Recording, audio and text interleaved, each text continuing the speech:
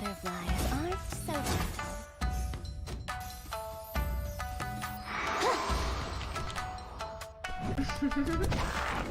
My butterflies aren't so gentle.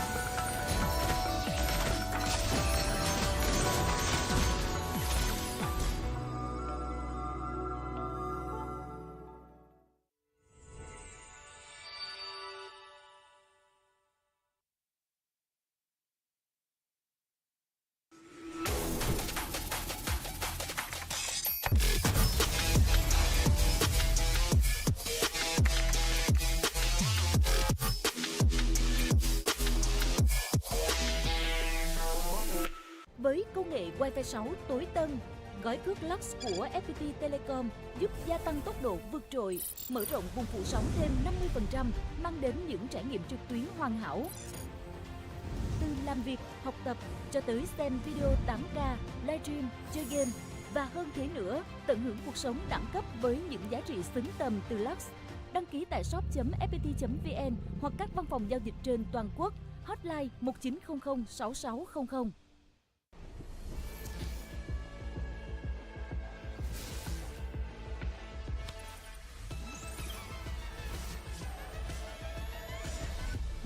Realme 13 Plus.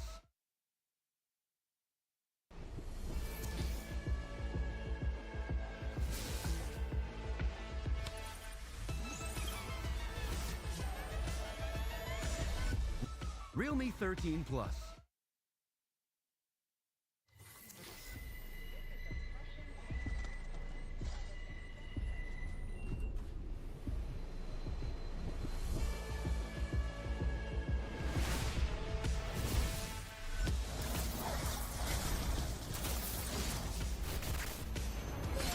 Eliminated.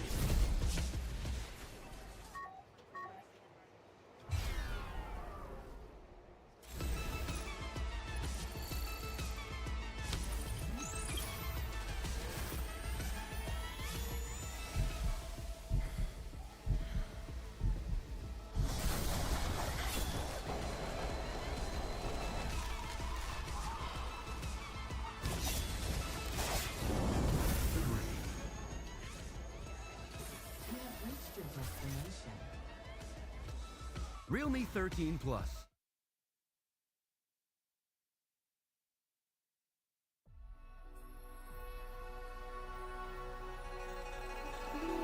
Among the legends of Zhuan, there exists a woman only known as Zhuxin. With lantern in hand, her butterflies flutter with purpose, seeking wishes to fulfill. Some say she grants the wishes of children with childlike whimsy. Some say she can reunite those parted by death, if only for a moment to say their goodbyes. Some even say she takes pleasure in exposing people's true intentions. Offer that which is most precious to you, and your wish shall be granted. Such is the enigma of mortal hearts. For millennia, Zhuxin's lantern has eliminated the night. Yet none have been able to see what lies in her heart.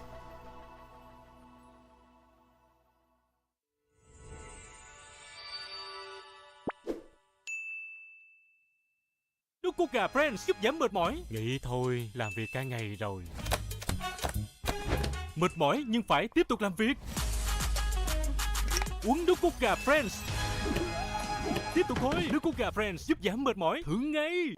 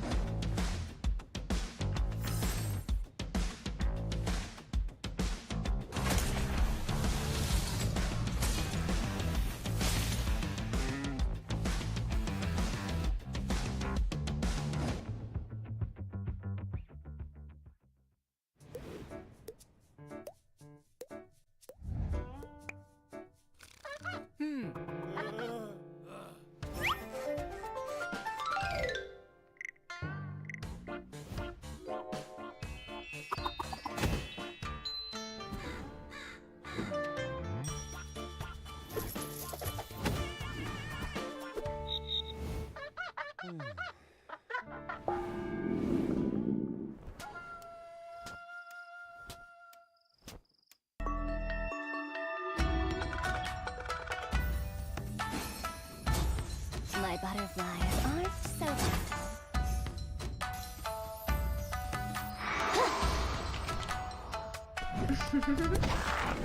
My butterflies are so gentle.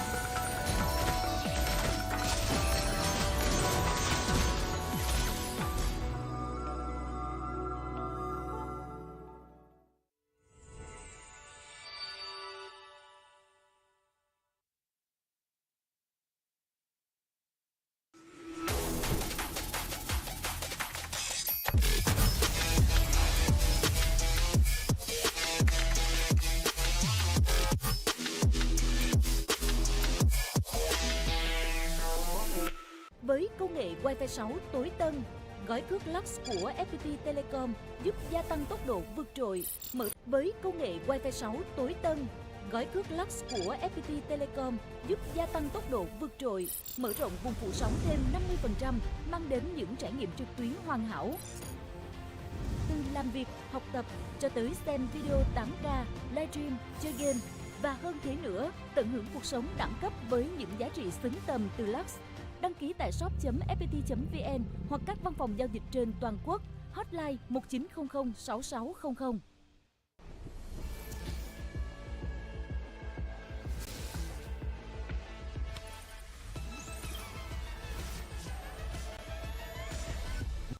Realme 13 Plus.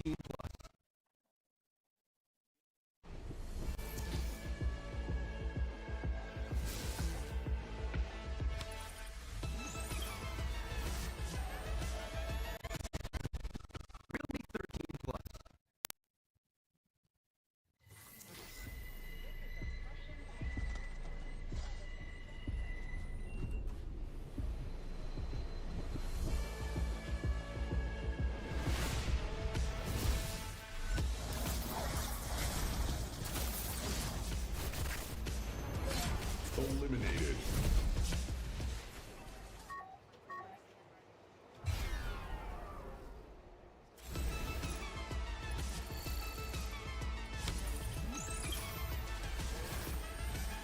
Chỉ còn một phút nữa thì giải đấu sẽ chính thức bắt đầu. Ngay bây giờ xin mời tất cả các bạn hãy chọn một vị trí và chỗ ngồi của mình.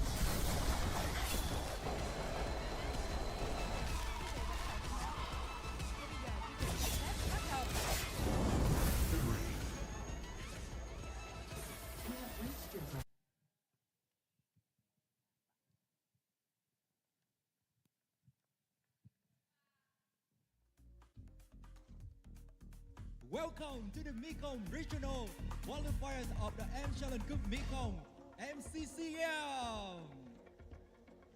My name is Kimdo and my beautiful co-host is Tamvi. We are so excited to be here. First of all, we would like to extend a cheerful welcome to all of you. Chào mừng quý vị và các bạn đang đến với MCCM. Quý vị và các bạn thân mến, nhằm xây dựng một sân chơi chuyên nghiệp và đẳng cấp quốc tế, đồng hành cùng sự phát triển của thể thao điện tử Esports, công ty cổ phần dịch vụ trực tuyến FPT, FPT Online, Hội thể thao điện tử giải trí Việt Nam, Visa và nhà phát hành Untitled Chapter đã tổ chức giải đấu Challenge Cup Mekong. Đây là một trong những giải đấu của bộ môn Mobile Legends Bang Bang MLBB có quy mô lớn và được mong đợi nhất tại khu vực Đông Nam Á, đặc biệt là các quốc gia của khu vực sông Mekong. Giải đấu này không chỉ đóng vai trò quan trọng trong việc phát triển Esports tại khu vực Mekong mà còn giúp nâng cao trình độ của các đội tuyển, tạo ra một môi trường phát triển lành mạnh cho những tài năng trẻ trong ngành công nghiệp thể thao điện tử. Trong buổi sáng và buổi chiều ngày hôm nay, chúng ta sẽ cùng trải qua những trận đấu vô cùng nảy lửa và kịch tính đến từ 8 đội tuyển, đến từ các quốc gia khác nhau: Thái Lan, Lào, Việt Nam, Brunei và Đông Timor, để có thể tìm ra 4 ứng cử viên sáng giá nhất tranh chức vô địch và Á quân để có thể tham dự giải vô địch thế giới M6 Championship. Ladies and gentlemen, to build a world-class professional playground and support the development of esports, FPT Online, in collaboration with the Vietnam Recreational and Electronic Sport Association (VRESA), game publisher Funtap Games, is organizing the M Challenge Cup Mekong MCCM. This is one of the most anticipated Mobile Legends band tournaments in Southeast Asia, especially for countries in the Mekong region. This tournament not only plays a significant role in advancing esports, but also helps improve gaming skill for players and create a healthy environment for young esports teams. And now we're gonna witness intense, thrilling matches among 8 teams from various countries: Thailand, Brunei, Laos, East Timor, and Vietnam. This team will battle for a spot in MC Championship, where only 4 teams will emerge victorious. And now, ladies and gentlemen, we are honored to say thank you to our sponsor. Và để cho giải đấu được diễn ra, chúng tôi muốn được gửi lời cảm ơn chân thành đến quý nhà tài trợ.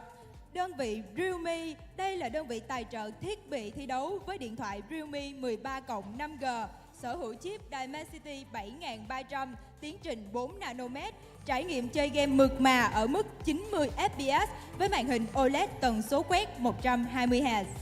Realme, the sponsor providing competition devices with the Realme 13 Plus 5G, equipped with the Dimensity 7300 chip built on a 4nm process. It's the first smooth gaming experience at 90 FPS on an OLED display with a 120 Hz refresh rate. Công ty cổ phần viễn thông FPT, đối tác cung cấp đường truyền Internet chính thức của sự kiện, FPT Telecom cam kết mang đến trải nghiệm kết nối ổn định, phủ sóng rộng khắp và bảo mật cao, giúp các tuyển thủ thi đấu thăng hoa. Partner FPT Telecommunications Joint Stock Company provides the official internet connection for the event.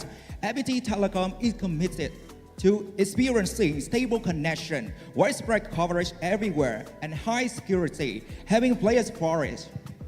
Nước cốt gà Brez có chứa carosin, được chứng minh khoa học hỗ trợ sự tập trung, tăng cường sức khỏe trí não. Brain chicken essence containing carosin is scientifically proven to support focus and enhance brain health. Vian Travel, công ty lữ hành top đầu Việt Nam, đưa bạn đi muôn nơi, khám phá thế giới theo cách của riêng bạn. Vian Travel is the top travel company in Vietnam, taking you everywhere, exploring the world in your own way. Một lần nữa xin được chào mừng tất cả các bạn khán giả đang xem livestream cũng như tất cả các bạn khán giả đang có mặt tại khán phòng của vòng sơ loại giải Mekong Untitled Cup Mekong MCM. Chương trình hiện đang được phát sóng trực tiếp trên landing page của VN Express Esports VMC và truyền hình FPT Play, YouTube Viresa cùng với các trang fanpage Vietnam Gamers, MLBB Esports Việt Nam và Mobile Legends Bang Bang. A warm welcome to all of you joining us with the MCCM. Ladies and gentlemen, our competition live stream on the official landing page, vnexpress.net/esports/VMC, FPT Play, YouTube Viresa, and the following fan page, Vietnam Gamers, Mobile Legends Bang Bang, MLB Esports Việt Nam.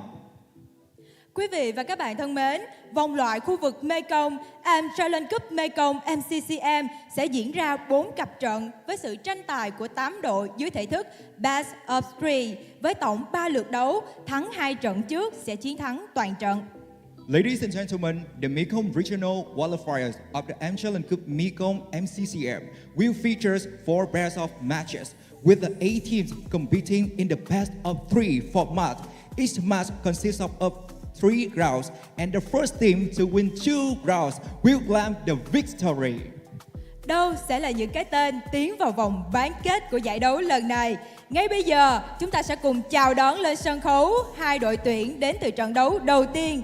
Vampire Esports đến từ Thái Lan và Niightmare Esports đến từ Lào. And now, please give it up for match number 1 with Vampire Esports from Thailand and Niightmare Esports from Laos.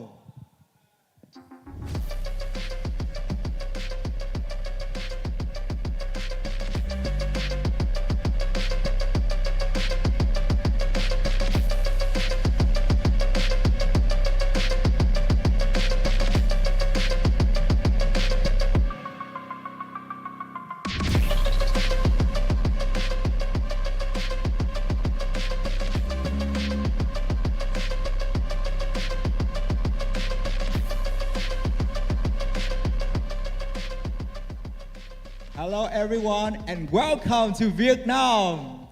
So, and now, I really want to keep team's leader beside with us, and other teammates, please come back to your playing position and have preparation for your match, please.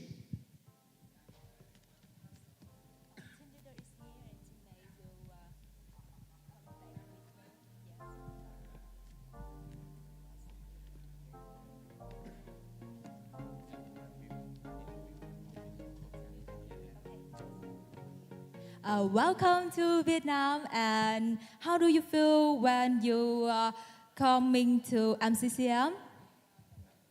I think it's good. The weather is good too.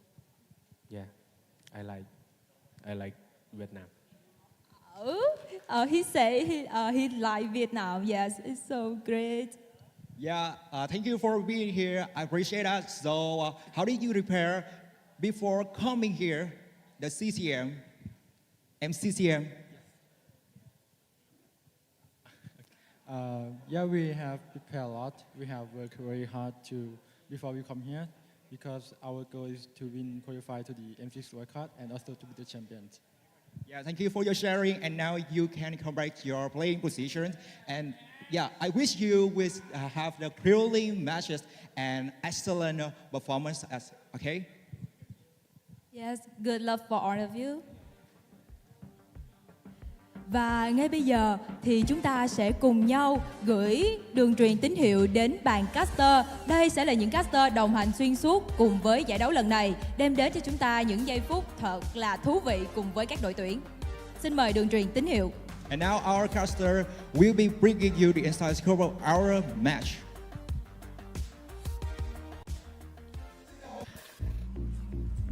Yes, thank you very much to our lovely host. This is the M Challenge Cup Mekong Season 4, where the journey will eventually lead to the M6 wildcards in Malaysia by the end of the year. And my name is Husky alongside Lafayette. We're going to be starting the day off with Vampire Esports against Nightmare Esports, man. I gotta say, that was intense. You know, Husky, that was intense. That's gonna set the tempo and mood for all the games for today.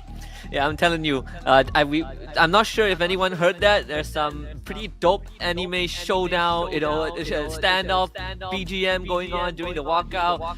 The teams look incredibly zoned in, super focused, very short and simple answers. No, they're not giving away anything. They're just letting each other know if we've done some prep. We're very ready to take on the challenge. Every single game matters, right? It's the best of one in the group stage. You lose this series, you are out. Yep. Shout outs to our sponsors, FPT Telecom, Vian Travel, Brands, as well as Realme. By the way, we're checking out, at least for me, I'm checking out the comments here at Mobile Legends Bang Bang. So shout outs to the chat.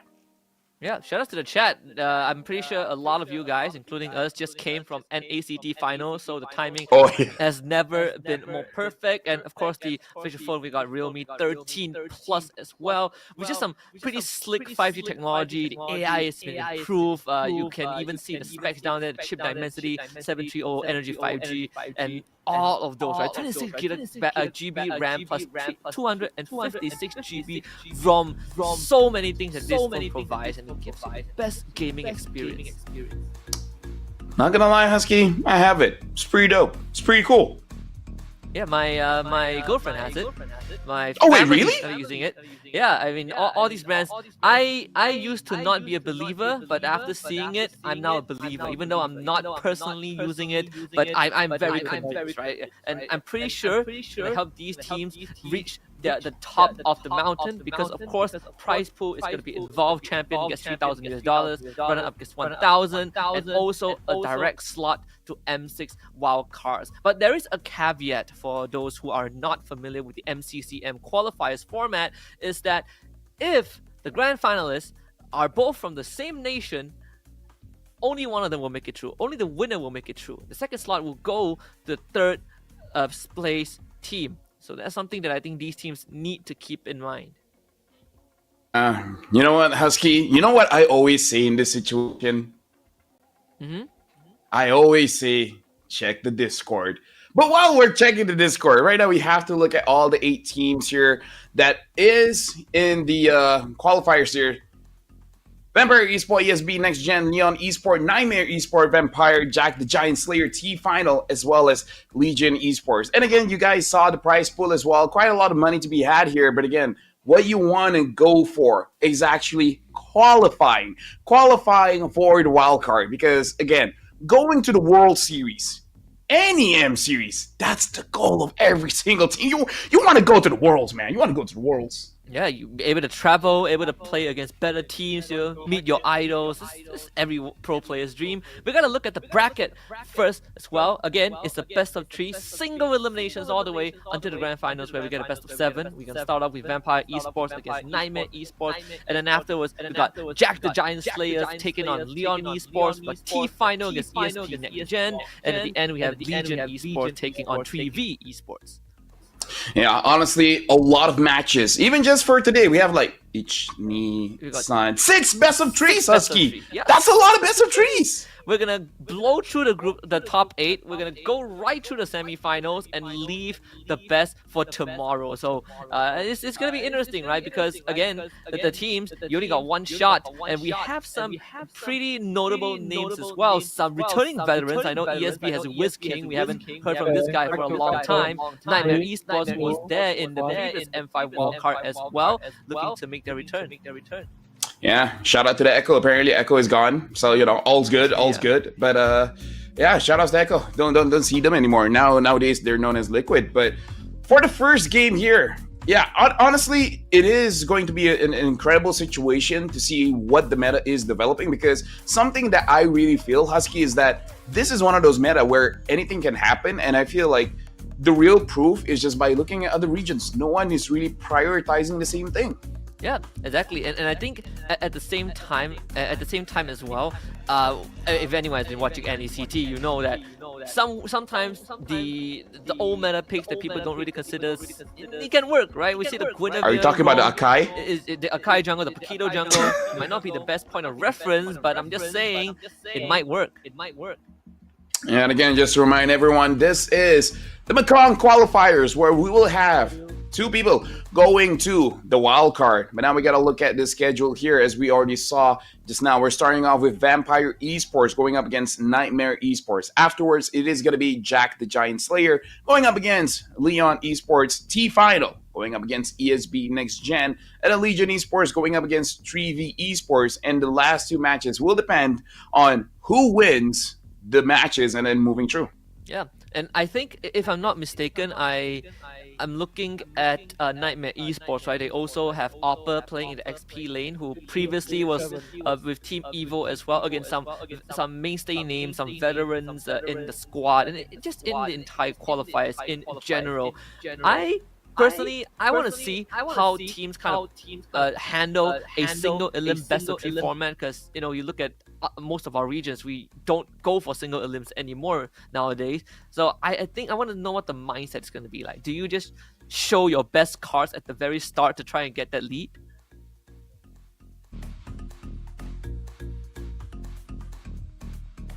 Sure, because I didn't hear your question. What did you say? What did you say?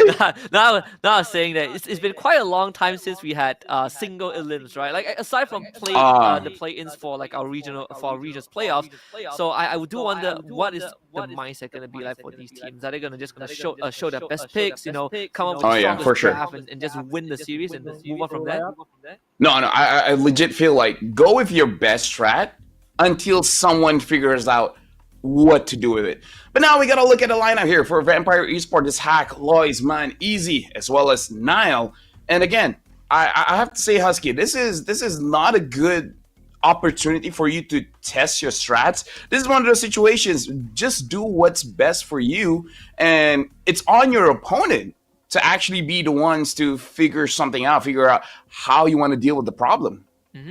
And we also have I think 3 of the players from Vampire Esports were previously from IDNS also. I think Lois, Easy, and Nile, yeah, both, all 3 of them were from IDNS, but again, they're up against Nightmare Esports, right? Previously, M5 Wildcards, they were there as well. Didn't make it through, but at least they stepped on that stage and now looking for a return. They even added in Opper from Team Evo, I believe on loan. Correct me if I'm wrong about that, but either way, I think Nightmare Esports looking pretty stacked with this lineup. Yeah, and honestly, in terms of the matchup here, this is just a small thing. But honestly, looking at how they're walked up on stage, for me, it does look like Nightmare Esports are looking more prepared for this. So, but again, talking about how they've been, I feel like they're more experienced, so it really should be on them to win this one. Yeah, I mean, again, I'm all for that upset, right? We just came off one. I don't mind. I just want to see not only having the best team wins, but I want to see some creativity, right? I want to see what Mekong has cooked up for us. Well, not just Mekong, but all of these regions that are competing in MCCM. What have they cooked up for us? What have they figured out in this current meta? Like, we've seen plenty of Suyo, in fact too much Suyo, and I want to kind of put that aside and see if they have any inventions that we overlooked. Gotta shout out my boy Helker. You see him back here. People know me as the Malaysian Helker, and we haven't seen him. And I don't know. I kind of feel like it's on most of the teams, because I feel like Helker is fine. Is a usable hero. You got burst, even though you build attack speed on the hero, and you could do the Beloyski, right? Just put Helker in Rome and use him more of a utility damage dealer. So yeah, I do agree that Suyo definitely has to be one of those picks that we really have to figure out, because people keep asking me what's the counter, and I don't have a direct answer. You only have skill matchups, right? Picking up something like the Nolan to match the speed, picking up the Alpha Matilda to match the speed, picking up something like the Fovea so that you can like force the fights and stuff like that. But you don't really have a direct answer for Suyo. So I'm actually looking at these qualifiers to see Suyo mostly getting banned out. If not, I gotta say, whoever gets the Suyo definitely has a big advantage. Yeah, and I mean, even when we saw the MPL Philippines finals yesterday, right? And there are a couple of examples on how Suyo was dealt with, but it's more of a team effort than a direct matchup. So I agree with that. I know we've been seeing quite some amount of Yeeth in that mid lane as well for all those team fight control. I do wonder if that is going to be the case. We didn't get to see much in NACT because that has been like a hot ban. It's like the ban of the season. So hopefully for this one, I want to see what the dynamic is, right? Because we've been having so much focus on that mid jungle roam trio. I want to see if it's going to be the same for this one. I feel like, if anything, for teams that people don't really expect a lot from them, I really feel like they should try out something like legit crazy, right? Mm-hmm. Bring up picks that we don't see, because I feel like trying to fight fire with fire is not a good idea against more experienced team, because they roughly know how to handle it, right? If you pick up something that they've never seen before, or they're really just not accustomed to, I feel like that's the right approach for you to get a surprising win, because everyone loves cheese, right? Yeah. And in a very short qualifier like this, it's only going to be 2 days. Maybe the cheese doesn't get spoiled in 2 days. So maybe you could just use whatever cheese you got and just keep piling it on. Yeah, if you want a cheese that can kind of technically, go a bit sour and still be edible, I think blue cheese is good. Never had it before, but it's based off of what I've read. I reviews like people eat blue cheese or whatever. There's this cheese with bugs. I don't know what they call it. But if I'm not really sure what the name, I gotta Google that name afterwards. It's not really bugs, but it's more like maggots. I'll give it. No, yeah, I'm not. Yeah, but I'm not making it up. I'll check the name. I'll let you know afterwards. What it was. I forgot. There's a term for it. It's very popular in the West because we don't really eat those things. But yeah, it's pretty interesting, right? Pretty interesting stuff. Just like how we did see picks like Mia being picked up in MPLPH at one point. It could be a cheese, It could be a cheese for these qualifiers. Chad, could you guys Google that for a bit? I mean, if there's something, I found it. It's Kazumatsu. Kazumatsu? Yeah, it's a CASU space MARTZU. It's called it's a traditional Sardinian sheep milk cheese that contains live insect larvae that you can eat. But it's also the most dangerous cheese in the world, so eat at your own discretion. Interesting. Okay. Well, so a great start. Talking about cheese. Yeah, I mean, we're in the pick and bands. Maybe we should, maybe you should talk about this now. I mean, like Matilda Band, that's solid husky, right? Yeah. Matilda is not a cheese, Oh, dude, I'm not gonna be eating cheese for a while. Don't worry, the ones you eat are fine. Matilda has been surging in popularity. Let me just say, I'm pretty sure the chat is pretty traumatized as well because I'm already seeing people talking about it and people are like, WTF. I'm sorry, man. It's a real thing, I don't make things up, but it's real. You can search it up if you want. I'm just saying, it's out there. We humans are pretty weird. Well, some of them. We get a chip ban. That one is a constant, thankfully. Still perma-ban across every single region. Okay, but again, I feel like second pick is honestly such a disadvantage at this point because chip is a perma-ban. And you would have to assume that even Suyo might be a permanent ban as well. And Alpha getting banned out, it kind of looks like Vampire. They probably want to prio probably something like a Phoveus. Yeah, I'm thinking that also. From what I've observed, I feel with the Alpha, we've seen a couple of matchups where if there's a Suyo on one side, you might see Alpha on the other. In this case, both of them will get banned out. But I think Alpha has definitely risen in value also, right? Like the stock market for Alpha is definitely going up. You have decent clear, decent damage, a decent objective take, but also an ultimate that can set things up, like a crowd control ultimate that has tons of damage built in. So Vampire, without the Alpha, let's see what they want to ban out, because they got the blue side. So plenty of great opening picks. I think for Niightmare Esports, it's a bit of a headache. The Khalid gets banned out. Honestly, very interesting bans here. The Alpha and the Khalid. Honestly, the Khalid ban kind of shows to me they want to pick up something like a Ling, maybe even something like a Hayabusa. They just want to make sure they don't get invaded, especially earlier on. I wonder what the last ban coming in from Niightmare is going to be here, because in terms of prio picks, it really is a regional kind of thing. Like we just saw MPLPH, Louis is a very good ban here. But it looks like they're banning out the Jushin. So it looks like Niightmare Esport will probably going for a composition that has 3 tanky heroes. And this is something that Vampire Esport could probably look to exploit by maybe picking up something like a 1-1 down the road. Could be. This does open up options for Hylos, Cho. I mean, if we even go down the list, maybe a Grok Gatot could be a possibility, right? Gatot does get picked up by Vampire, so decent flex opening. Nothing much is revealed thus far. See what Niightmare goes for. So they go for the Phoveus response. Yeah, Phoveus is honestly still a very good pickup here going up against something like the Gatokacha. But again, the Gatokacha is very, very strong.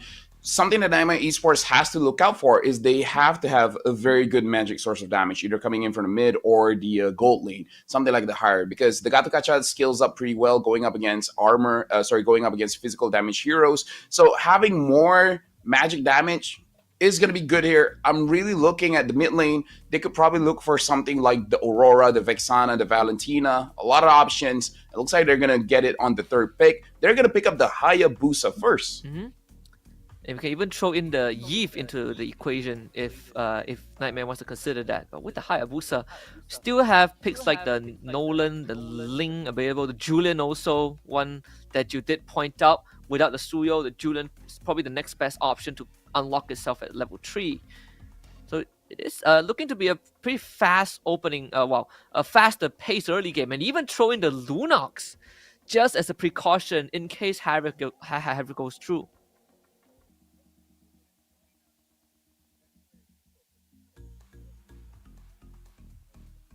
And that's a little bit concerning. It makes it a little bit easier for you to itemize against, because you roughly know that this Julian is going to the jungle and the Lunox. I mean, technically the Lunox can go mid. It doesn't have to go to the gold lane, but in most regions we see the Lunox going into the gold lane. Don't think we have seen it in other lanes thus far. I feel gold lane is probably the safest, right? Yeah, you do get that space to farm up a little bit. But seeing this Lunox, I mean, if Niightmare wants to kind of play into it, they can still be a bit stubborn and go for a Harif, or they could go for the Cho. Yeah, something that I was thinking. Get that roam first, some good pickoffs that can deal with the Julian, kind of slow him down. So Cho, pretty decent. Pretty decent pick, yeah. Yeah, honestly, the Cho is very decent here. I think especially going up against the Julian, because you always make the Julian a little bit paranoid, saving his second skill, the enhanced sword, to make sure you don't get caught by the Cho, because the Julian, if you go for the enhanced chain or the enhanced scythe, you make yourself very, very vulnerable to getting caught out. And something that Niightmare Esports is already having a good base here is that they already have a front line with the Phoveus, and they have flankers with the Cho as well as the Hayabusa. This makes it so that Vampire Esports, it's going to be very difficult for them to actually have a very good teamfight positioning, because front and side lanes, or front side and on the side, they're going to have problems. They're going to have multiple threats coming in through. So they do start with banning out the Yves, which we kind of talked about a little bit. So Yves, Tigreal, kind of both taken out. For Niightmare Esports, they want to start eliminating those teamfight setters, which mostly has been Tigreal, Arlet, Ruby. They themselves have taken the Cho away, so it's going to start limiting what Vampire can go for. So they are expecting this Gatot to be in that XP lane, or at least a safety measure just by taking out the Tigreal. Yeah, honestly, Tigreal is honestly very, very, very, very annoying. And I feel like Tigreal is one of those heroes that you don't always see, but you know that most people know how to use. So I kind of feel like the Tigreal ban is a very good ban, the high loss ban as well. But if they're banning out the Tigreal as well as the high loss, kind of does show that they're probably going for a composition that has a lot of burst, not really a lot of DPS here. See, so high loss banned out. Vexana is going to be taken out by VPE, so they are targeting the mid. This does feel like an Aurora for Niightmare. I don't see any other options. Aurora, Valentina, but Aurora does feel a bit better dealing with what Vampire has right now. Personally, I love Aurora. Personally, I do love Aurora because as a roamer myself, I find it very difficult to really engage onto anyone when there's an Aurora here. And I feel like it's the same coming in from the Gatot. If Niightmare Esports, no, honestly, Niightmare Esports already have plenty of crowd control here. They have the Cho, they have the Aurora, they have the Phoveus. This is honestly a lineup that if they want to invade the jungle, they honestly can. It really depends on the roamer that Vampire Esports pick up. I suppose they still have some options. I mean, Gatot can be a flex if they want to go for something like a Tempo Breaker, like a Arlet, Ruby, Grok, still there. So they take the Moskov. Wait, they take the Moskov? So this is a Lunox mid? Yeah, I mean, like, again, we kind of already talked about it. Oh, dude, there's so much magic damage here. Even the Edith. Even the Edith. So, I don't know. This, not really. It's all right. It's all right, right? Because it does show that they have a lot of damage in the early stages of the game. So this composition looks like something that they want to go through they want to get turtles, right? That's essentially what they're trying to do. They want to make sure that they are able to secure turtles. And I feel like that's a good idea, especially knowing that your opponent has a Hayabusa. And now Niightmare Esports, they're having the Natan as well. So I think this is a very clear sign that Vampire Esports, they're going to have major control over the turtle. And then for Niightmare, they got to scale up. The Hayabusa, if it gets a few kills earlier in the game, then they can start ramping up. But if they can't, they still have an option for the Natan. At the same time, when you look back at the draft sequence, the order of the draft, they pick the Julian and Lunox after the seeing Hayabusa. So you got two heroes that have iframes that can basically just kind of negate what the Ogi Shadow Kill can bring in these team fights. Some safety net for the carries, but at the same time, the abundance of damage that Vampire has. If they start ramping up in the early game, let's say, Lois gets off to a great start, Lunox gets the farm, it feels super scary when you go late. Is this the taunt enough to stand up against what Vampire has? I feel like it is going to be enough because if Vampire cannot catch onto the Natan, then that's going to be a big problem. Theoretically, the Julian can be the one, the Julian as well as the Lunox can be the one to actually go for the Natan. But you have the Cho there. So that kind of eliminates the Julian, where if the Julian wants to go in, then the Cho can just catch him. And then the Julian is a non-factor. So I really feel like this Cho pick is helping out the Natan a lot. Unless, of course, the Cho fumbles and unable to really do much in the game, then it's probably going to be Vampire Esports catching on the Natan. Oh, it's only one way to find out, is it? Because in this case, I mean, we are looking at Tempo Breaker in the Cho for sure. It's a pick that has been kind of so valuable across almost all of the regions, honestly, right? Sometimes even as a flex into the XP lane. But this game 1 is going to set the tone for the rest of the series. I mean, for Niightmare Esports, of course, they want to be able to make it to the wildcard stage again. They've been there once, so these more experienced players, let's see what Vampire can give it to them. Yeah, for now, again, it looks like both teams are going for the orange buff, so they're going for opposite jungling here. They're making sure that they don't actually meet each other. So I feel like for the Hayabusa, it's going to be a little bit harder for you to contest that little Wanderer. But we're just going to see, because I'm actually looking forward to the mid. I feel like Aurora should be the one bullying the lane here, and just because of that, Niightmare should have the advantage when it comes to the mid lane. And looks like the Edith tried to... Oh, so this is a Gato.eXp, and the Edith is going to be Rome. I thought it would be the other way around. Bit of a sandbag. Little Wanderer contest actually goes over to Niightmare. Flicker comes out, but too late. First blood, but too easy for Lexi. Yeah, this is one of those situations where I'm a little bit surprised. I really thought that but hold on. Looks like a Lunox dies. Huh. Oh boy. Also some fun stats on the screen for you guys. They have pretty 50% win rate for most of the heroes that they use, but at least there is a trade up top. They take out Upper. That one goes over to Lois.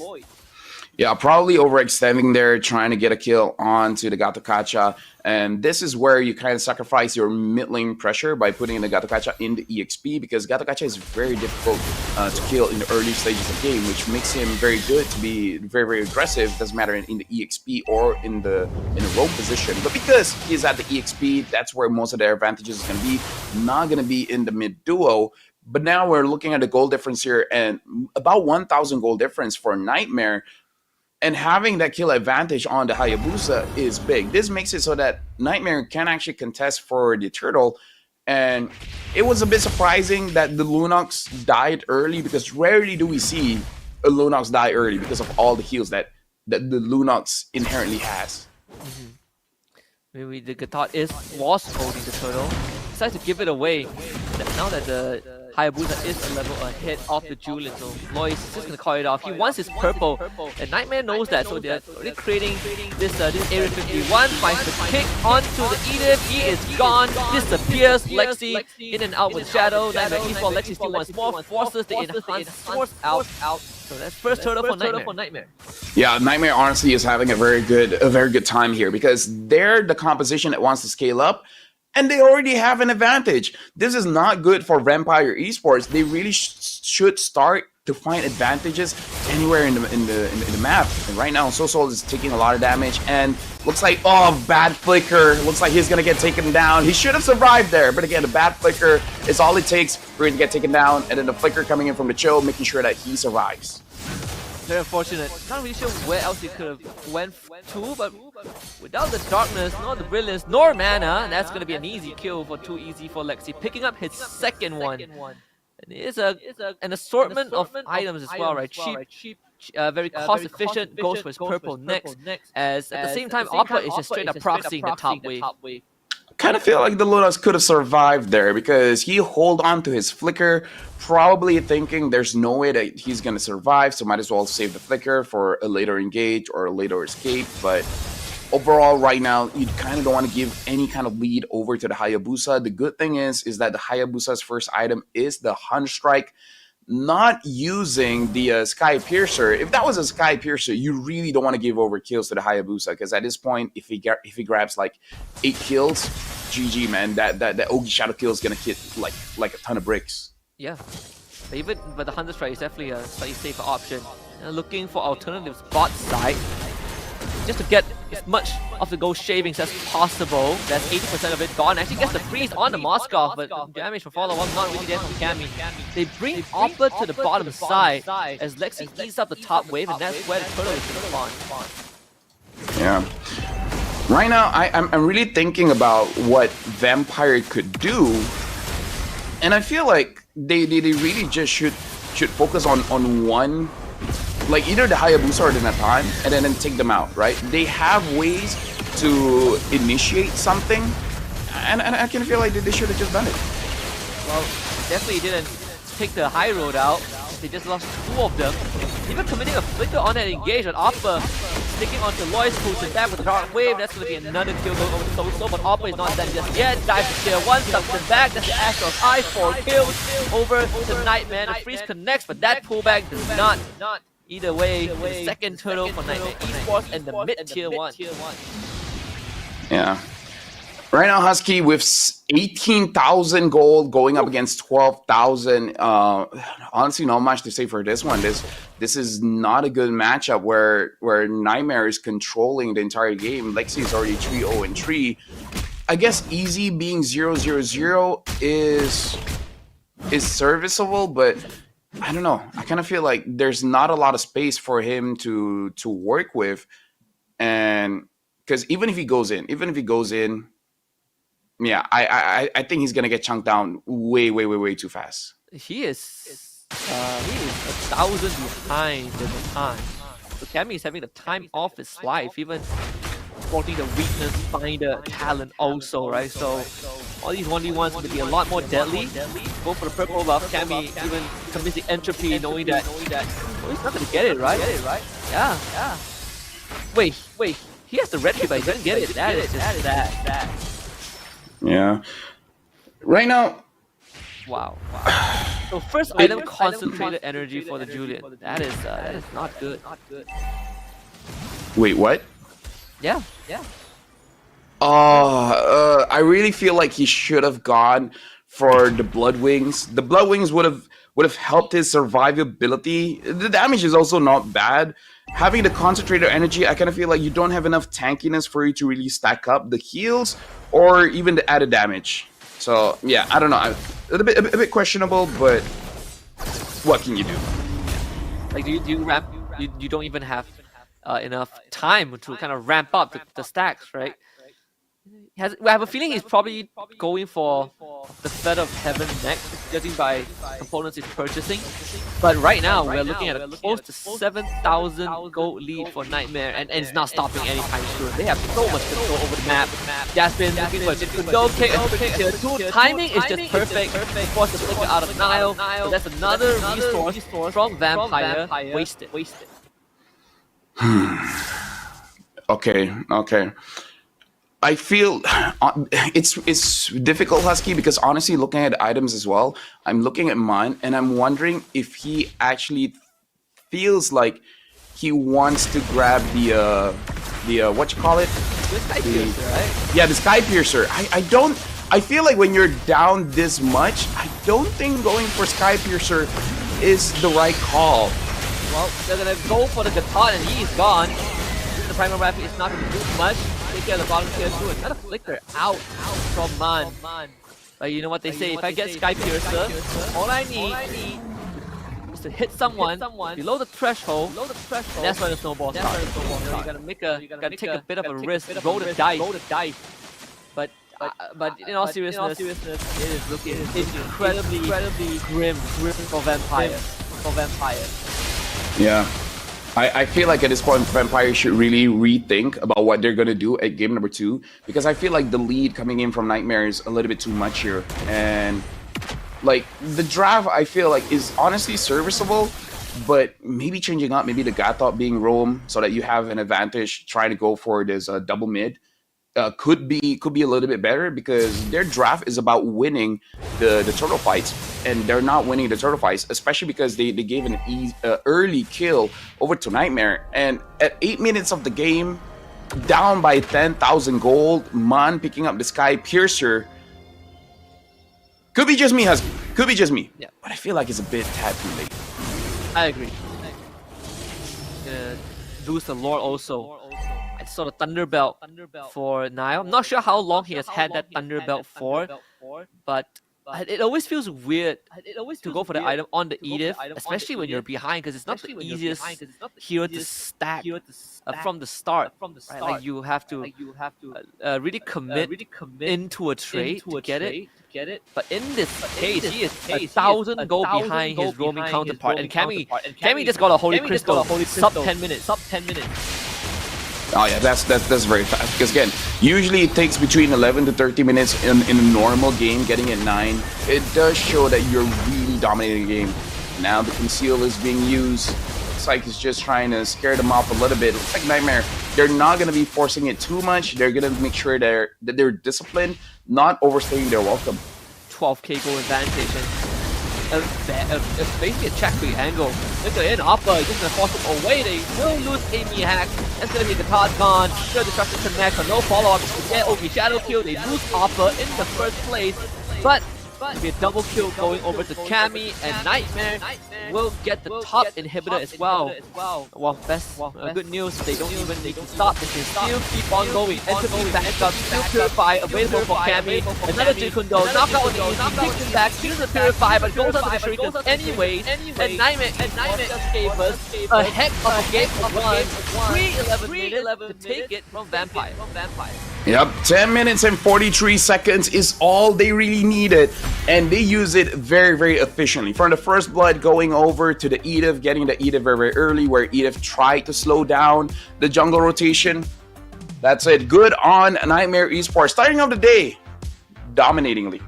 Just in such a incredible fashion also, right? Really gave Vampire Esports nothing to work with early until mid-game.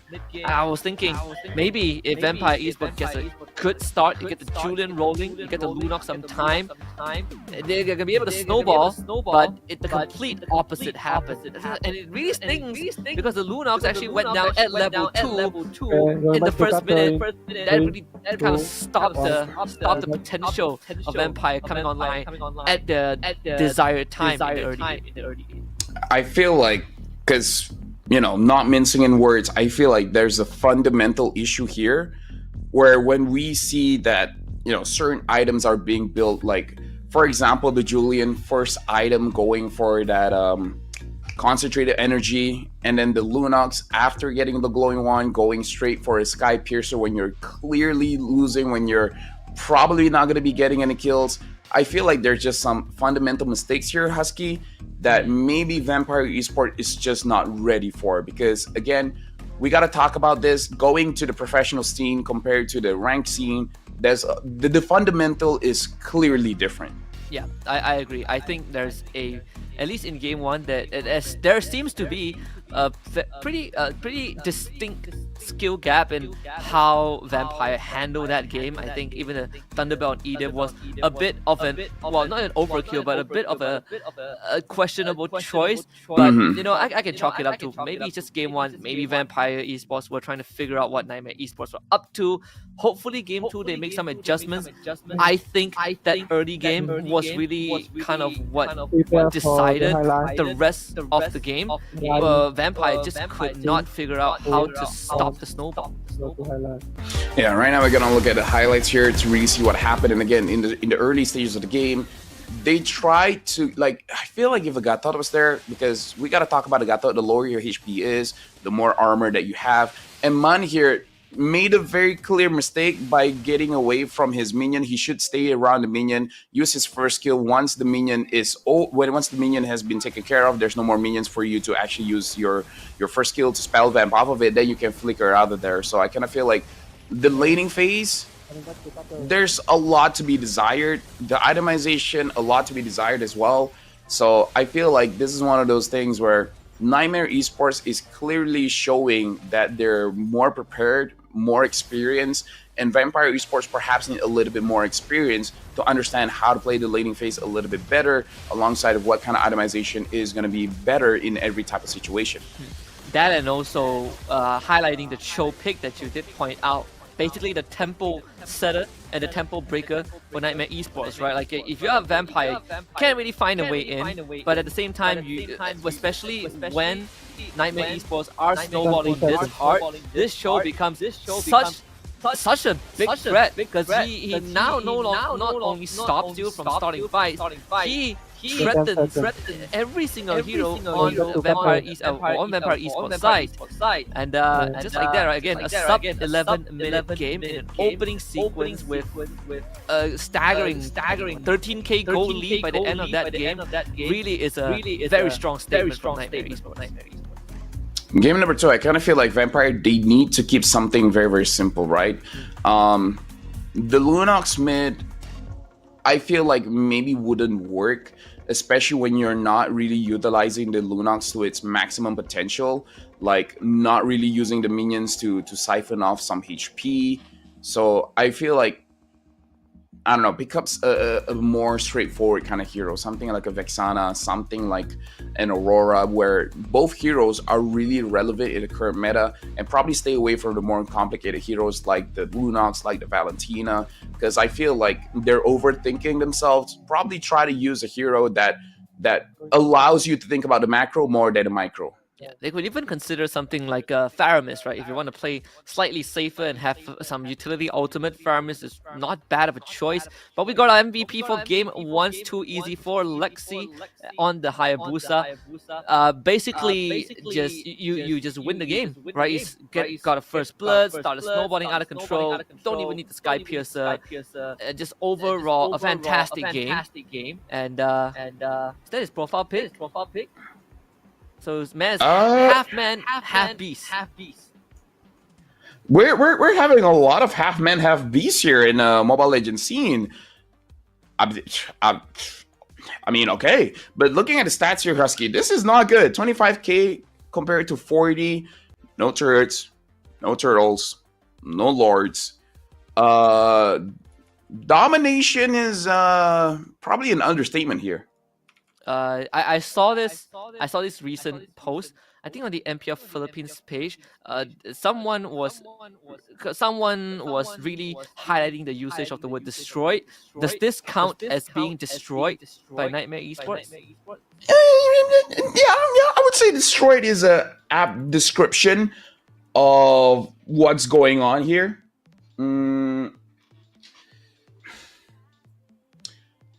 Again, Niightmare,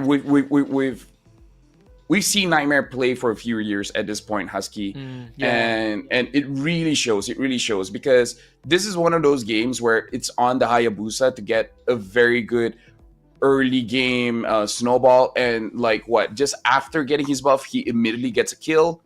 You don't usually see a lot of Hayabusas getting a kill that early. Usually you have to wait for level 4, maybe even level 6 for him to actually have a strong Ogi Shadow kill to catch someone, make a mistake, and then he gets the overall kill, overall damage for the kill. But in this game, he's just like, someone invaded my jungle pre 2 minutes, where he has less damage reduction, and then the Hayabusa just deals more damage, and then gets a free kill.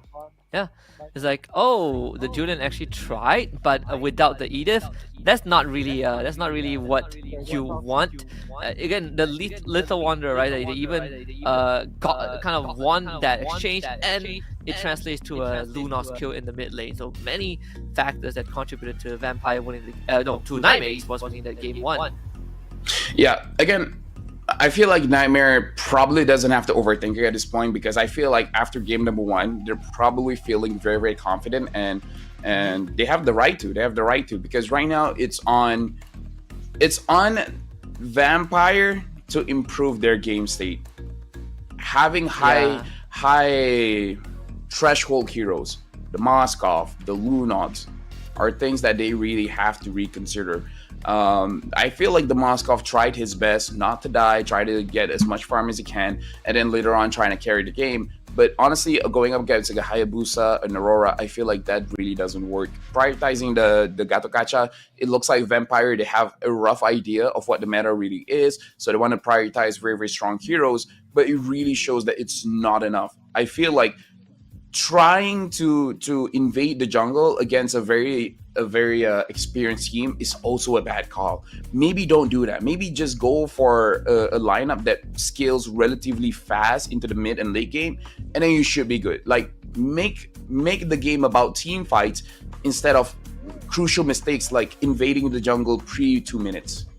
Yeah, I also do want to kind of look back at the ban phase, because I do wonder what is the thought process, right? What's the setup that Vampire was looking for? We saw the bans on the Khalid, on the Alpha, but what exactly were they trying to look for with those bans that translate into the draft? Because afterwards we saw the Gatot into the Julian, into Lunox, and then that's where the wild card of Moskov comes out that flex the Lunox to mid. So hopefully in that game too, like you said, keep it simple, pick strong picks that don't need too much of the technical executions, like nothing like a Lunox mid. Just find someone with a quick wave clear, play the lane, get the objectives, and hopefully just not get snowballed.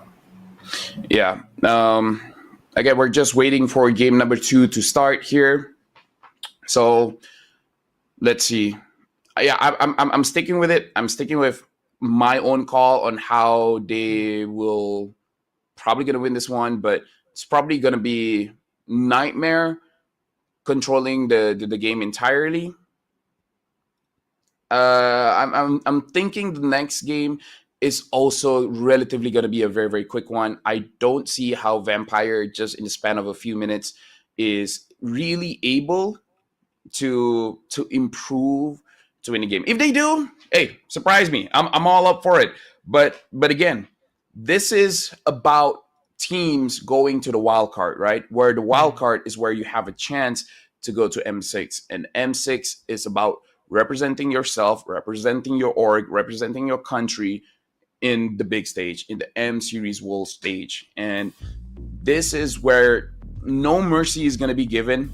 If you're not ready, it's not our fault. We're gonna bring our A game to shut you down. And at this point, you were talking about it earlier. Do they go for the real strat or do they hide some strats? At this point, I feel like Niightmare, they have the luxury. If they want to hide some strats, they're able to do it. Just don't pick a draft that has such a narrow win condition that you accidentally miss it. Yeah, I think at the same time, it's also the hyper focus on what Vampire put it in game 1, right? It's the kind of too much magic damage that we kind of talked about. So hopefully that one kind of gets adjusted. We'll see if that's going to be the case as we head into the draft for game number 2. So right off the bat, Niightmare Esports still remains, and they're going to be on the blue side this time, banning out the Hayabusa themselves as Vampire goes for the chip ban. Yeah, going for the Hayabusa ban, that is very interesting, but it looks like, again, Niightmare is the one banning out the Hayabusa, probably trying to open up some picks here. I wonder what hero are they trying to prioritize. I wonder if they want to go for the Gato Kacha this time, or perhaps they feel like it's completely fine giving over the Gato Kacha over to Vampire. Oh, never mind, they're banning out the Gato as well, so they don't want to first pick, but they don't want to give it over either. That is very interesting, considering what we saw from that game 1. I thought that maybe they themselves can take a thought, or you let it through because you have clearly found an answer for it. So playing it very safe. I suppose, I mean, if you are on blue side, we did see Vampire ban Khalid. I'm not sure if that is a pick the Niightmare would want to opt for, but if it is, then now there's a very good reason for Niightmare to consider an opening pick, using the Khalid. Vampire batting out the Alpha again. I wonder if this is a clear sign that they want something like a Julian, or perhaps something that's a little bit more tanky, because one of the good things about the Alpha is the true damage kind of counters a lot of tanky junglers.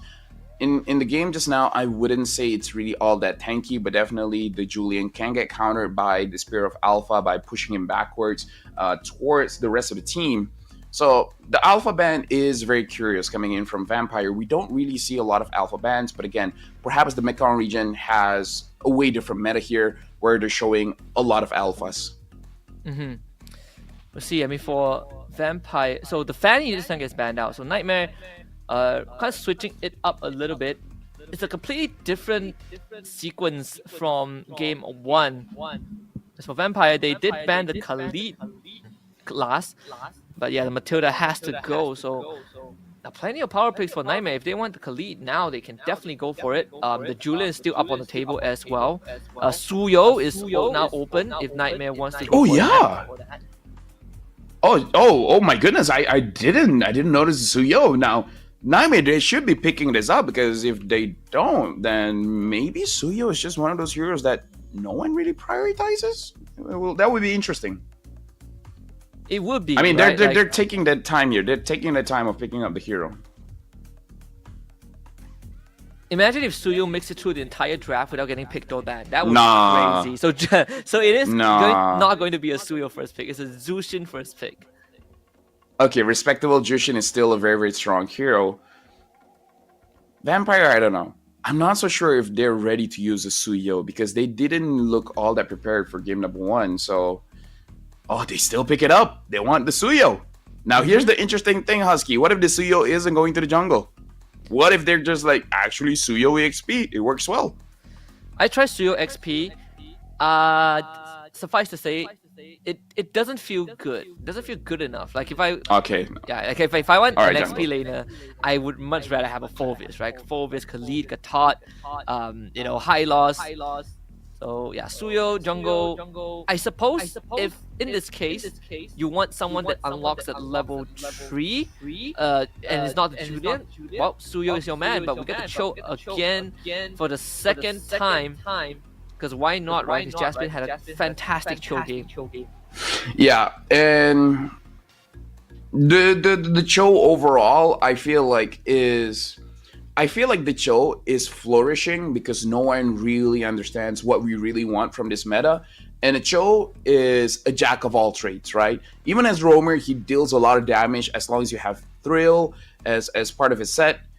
And then having the Julian, now Niightmare is the one that's a little bit more aggressive. The Cho, Jushin, and Julian, this is kind of a pick-off composition. So it is something that Vampire has to look out for, because if anyone is isolated, they're probably going to get taken down. That's true. So we see the Eve come out also, which was a hero that we kind of discussed a little bit when you are up against certain comps. You want to kind of go in deep. You want to create the box. So I am liking this draft a lot more from Vampire, right? We talk about keeping it simple. This one is definitely a lot simpler than the previous, than game 1. And at the same time, you got a lot more balance in terms of damage. You got some durability, great crowd control. So perhaps this is gonna give them a better chance against Niightmare. Even if they don't play as aggressive or mechanically not as advanced as Niightmare Esports, at least you have a draft that is very easy to pull off. You know what I worry about here, Husky, is actually the Eve. So the Eve is actually have a good matchup going up against the Jushin. You have the range, you have the damage, you have better poking. But you're gonna be status whenever you're gonna use the real world manipulation, and that gives a lot of time for the Julian as well as the Cho to actually cause some crowd control or extra damage onto you. So that's something that they really have to watch out for. I feel like for Vampire, they need really one more solid roamer, maybe even something like the Ruby to actually deal with the Julian as well as deal with the Cho, to make sure that the Eve actually deals a lot of damage. And this is something that honestly could work, that the Philippines have adopted, which is when you're having this very good scaling jungler and the Eve, you can pick up something like the Clint, where the Clint is more often than not is gonna win your lane, and then it gives a lot of poke damage. And looking at Julian, looking at Cho, looking at Jushin, they're all gonna get poked out. So you could potentially end the fight before it even started. So I don't think Vampire is going for a Clint, but a Clint would actually be a good marksman here for them. What about the Harriet for the Lunox? I mean, they're both open. We did see Vampire play Lunox, but it was in the mid, right? It's not in the gold lane.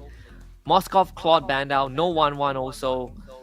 If we go down the list, we probably would end up with a carry, I guess. No, they take the Natan away, so deny it from Niightmare.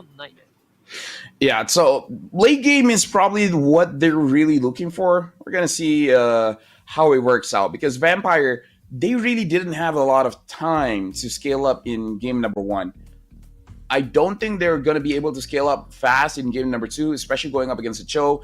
Cho players can really speed up the game, so I'm not too confident about this Nathan pick. In terms of poke, it does quite a bit of poke, so it can help out a lot. But I don't know if it's enough. Yeah. Let's see, Nightmare, they are still missing that gold lane. Now, okay, here comes the Beatrix as a response, and the Edith. So very straightforward. It's reminiscent of game one, but you minus the phobias, right? So you don't. It's not as durable, but plenty of control and that consistent burst damage that Nightmare can kind of utilize if they want to fight early. How's those objectives fight gonna look like though? Because it does feel like for Nightmares, this composition isn't as durable as what we've seen in game one. The Bellary comes up from Vampire. Now this is interesting. Ooh. I guess, I mean, like, they really needed something that's very tanky that has a lot of crowd control. So, in theory, it could work, but what they're really looking for is for the Julian and Cho to overextend, for Bellaric to catch them with the ult, and then everyone just dish out the damage. So, for Vampire, what they need to do is not lose early game, have a relatively safe farm state, and then later on just wait on Nightmare to actually start the fight. But the thing is, they have a Jushin and they have a Beatrix where the Jushin can isolate either the Phobias or the Bellaric, and then the Beatrix can just deal the damage either with the Renner snipes or going for the Bennett's Rage and then just dealing a lot of damage. So I still feel like Nightmare is probably gonna be winning this one, but Vampire definitely has an interesting composition where I can see it work. Yeah, I'm interested. I mean, last time we saw Bellaric was, I don't know, at least in MPL MY was quite a while ago by Zorn, right? And it was kind of an answer to heroes that want to dive in, you know, like they want to be in your face, you just eat the Wrath or Dryad and you disappear. Not to mention, Vengeance on top, it is a nightmare for a lot of these close ranges, in-your-face heroes deal with. So game 2, kicking off Nightmare Esports, find themselves on blue side, Vampire Esports on red. Yep. So right now, looking at how they're gonna play, I'm looking at Vampire. Don't make any kind of risky moves, and farm up safely. We gotta see how the Suyo is gonna play out because itemization for Suyo is still subjective. Husky, we've seen 2 different types of full damage build. We've seen roughly 2 types of fighter build as well, where fighter you're really utilizing the War Axe, and then you're probably gonna have 2 defensive items. And then when it comes to the damage build, oh, it looks like Sosol is actually doing a lot of damage onto Mun. Nile was trying to make sure that the jungle is safe, but now Sosol having to use that flicker. Inherently, it does give an advantage to Vampire, but it looks like Vampire is not able to take the advantage because Sosol is gonna be able to secure the minions quite safely.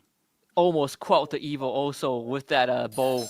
That's the level 3 spike. At least you unlock the entire kit, and pretty crazy. You see the Stuart just walk up through that mid lane and almost finding a first blood, but that will be flickered out for so already. And this Bellary is just gonna hold that lane, wait for one to come back. That's a good roamer right there. They do lose lane priority, but at least Lois has just hit 4. So Vampire off to a good start. Yeah, again, they just need to be safe. You know, they just need to be safe, and then you'll be A-okay. And right now they're actually invading, trying to vertical jungle as well, trying to get a little bit more advantage. But yeah, it looks like Lexi is still able to pick up that one. So Lexi is going to have a level advantage when it comes to the turtle. As long as they don't rush the turtle just yet, try to pick up an extra level first, and then it's going to be even more safer. Easy going up against Cammy. So far, it looks like the lane, the Natan, is actually holding it quite well. Looking at the turtle, 3 members of Vampire is there. And looks like Loy secures the turtle. Gets out without any casualties also. Way better start. Way better. Vampire. I mean, the benchmark is pretty low, but I'm liking what they have right now. You know what? I love your honesty, Husky. You know what? That's what I find refreshing about you. You don't mince words. Anyways, right now for Vampire, Something to take note as well is that Nile is using that vengeance, so he's not using a flicker, so he can't engage out of nowhere. So it really is on Nightmare to be the one engaging. Looks like the Cho is trying to look for a target. He just has to be careful not to accidentally kick over the Belleric, because, like I said, the Belleric doesn't have a flicker, but sometimes a Wave the Dragon is a good substitute. There it is, flicker with the dragon. They find the Suyo. RWM is out. Belleric ultimate also used Lois. Walks out with his life. And first blood goes over to Amy hack on this Phobia. So Nightmare Esports makes the move but loses the fight.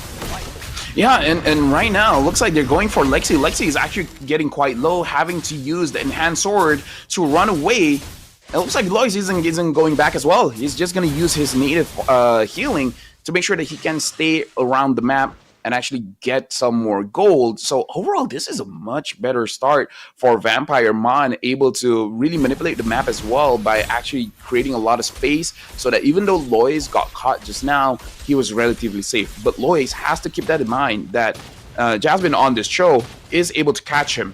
So if he's not ready, if he's not prepared, he's going to be one of the main damage dealers at least until 8 to 9 minutes. For that, oh, looks like someone's going to get caught. Purify out. That is going to catch Justin off guard.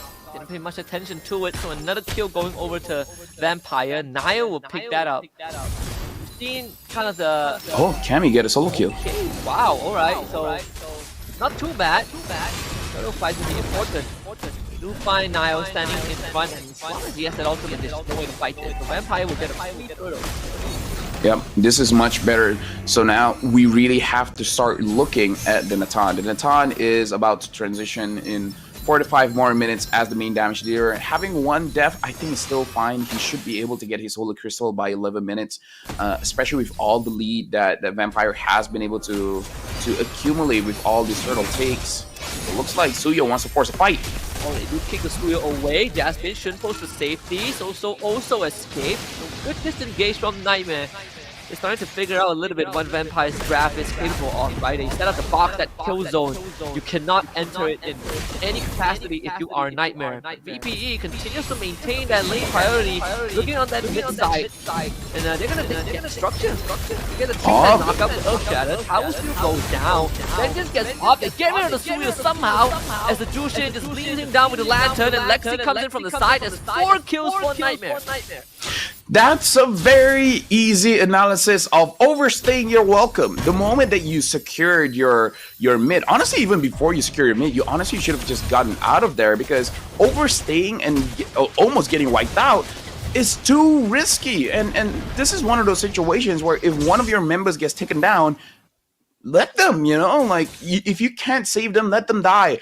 Don't everyone die at the same time. You got to save yourself. You got to be selfish sometimes in this game to make sure that no extra resources is taken away from you. And a very clear resource of the mid lane was taken away from Vampire, and now perhaps even their purple buff as well. That was a very big mistake coming in from them, where they got a little bit too excited by having the opportunity to grab the mid lane turret. Yeah, the idea was good, but shout out to Oppa for setting it up. The 3-man Earth Shatter, without having to even expend a flicker to make it happen.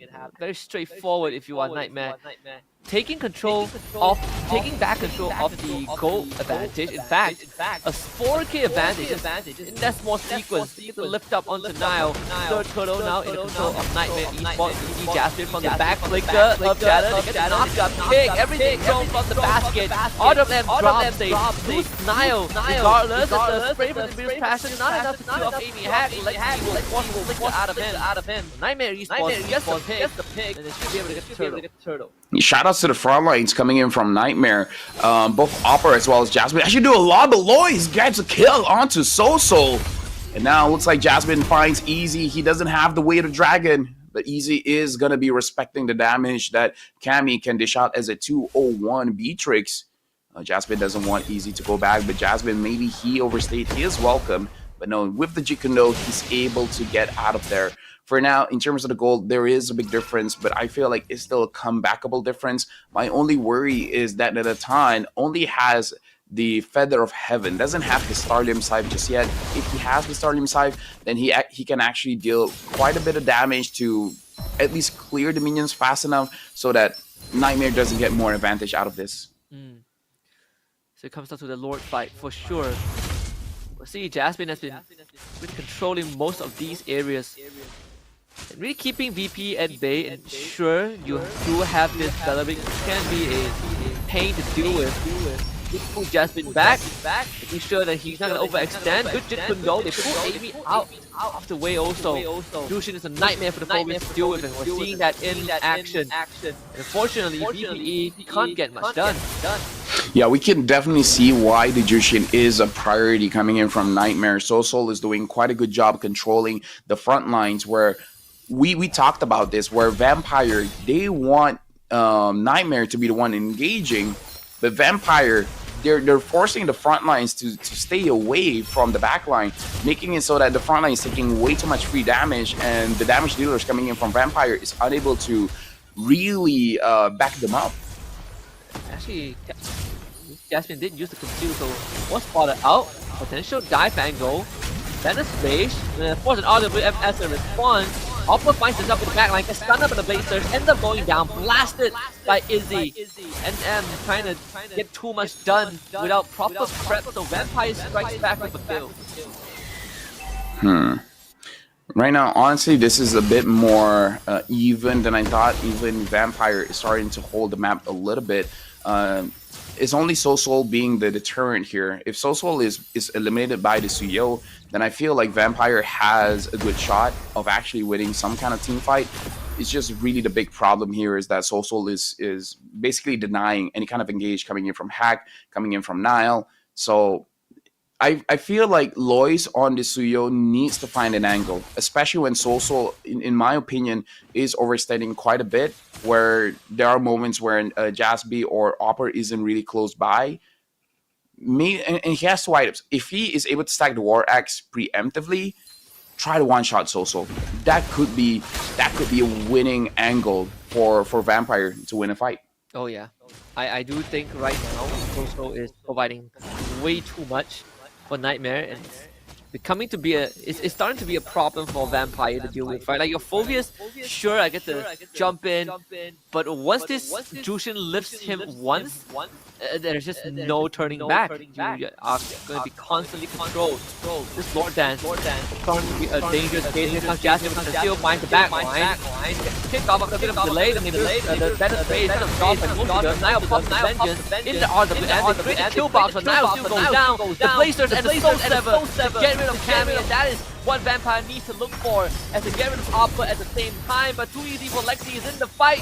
The Purify used by Man, but Loris wins it, turns around, doesn't get in range, gets thrown into his own teammate, but finally picks up the kill at the very end. So both teams trade even for the 4.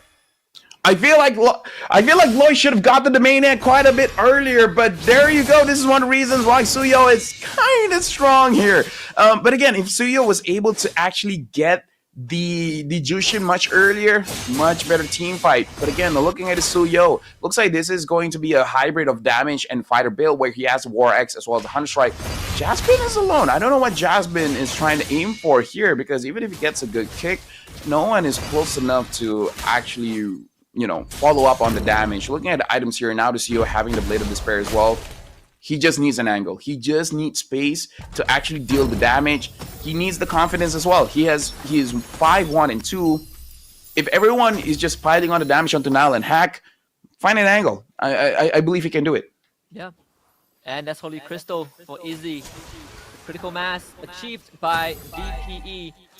At the same time, we've seen a couple of occasions where Nightmare Esports, they really wanted to fight Vampire, but they fight into the kill box. RWM, Raffle Dryad, so tough to manage. And Vampire now, they gained almost full control of the Lord, but there's not really a need to commit to it, right? They can do this dance forever. Right now, looking at the Lord is being controlled by Nightmare. Right now, it's on Vampire. We've seen this dance before, where the Suyo can actually deal a lot of damage, especially onto the damage dealers. The Lord is going pretty low right now in terms of healing. Only the Suyo can really heal. He's even poking them up quite well.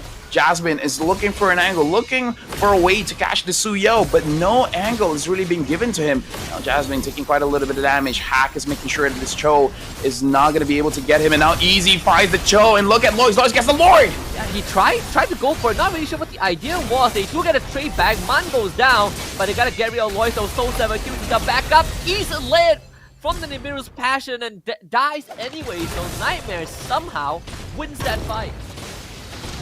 Yeah, honestly, that looked good for Vampire. But things happen, man. Things happen. They were able to get the Lord, and Easy was having an okay time dealing with the Cho. But again, Nightmare just has the better experience, Husky. We're gonna turn your attention to the net worth, right? The most net worth, 10.6, 10.9k on both Julian and Beatrix. Those are the only two holding the net worth. I think if VP can take out both of them, they just straight out win the fight. And then even in that Lord fight just now, Man didn't get to use the RWM because too easy for Lexi, just 3-shot at him. But so overextended. No, this is what I've been saying, Husky. Like, honestly, I feel like Vampire should be able to punish Sosol because there are times where he overextends. But very smart itemization here, where Sosol on the Jushin is using the Wishing Lantern, making it so that it actually deals quite a bit of damage onto Nala as well as Hack. So really, like, this is a good example of what one hero is able to do, where you use one to counter two.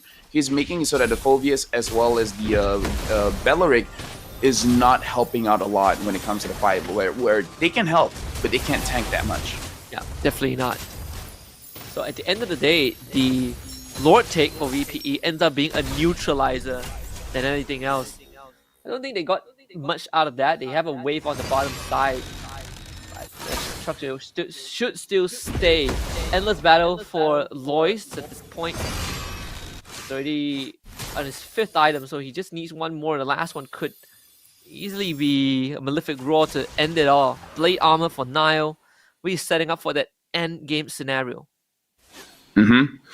Vampire, I feel like they still have a shot. Jasmine is really just looking for a target. He just has to be careful. He has to keep in mind that the Eve has to Purify. He has to keep in mind that the Natan has to Purify. The one that he really wants to kick is Lois. And looks like the Beatrix is close enough to actually deal the damage. But he's using the Conceal, but looks like he's not going to be able to catch Lois. And Sosol already taking a lot of damage, has to Crimson Beacon out of there. Wait, got the Purify out of Man. So Man tried to walk up and zone him away, but ends up losing his battle spell. At a very crucial moment, we are 10 seconds away from the next Lord. And without a Purify on this Eve, positioning has to be just pixel perfect for Vampire.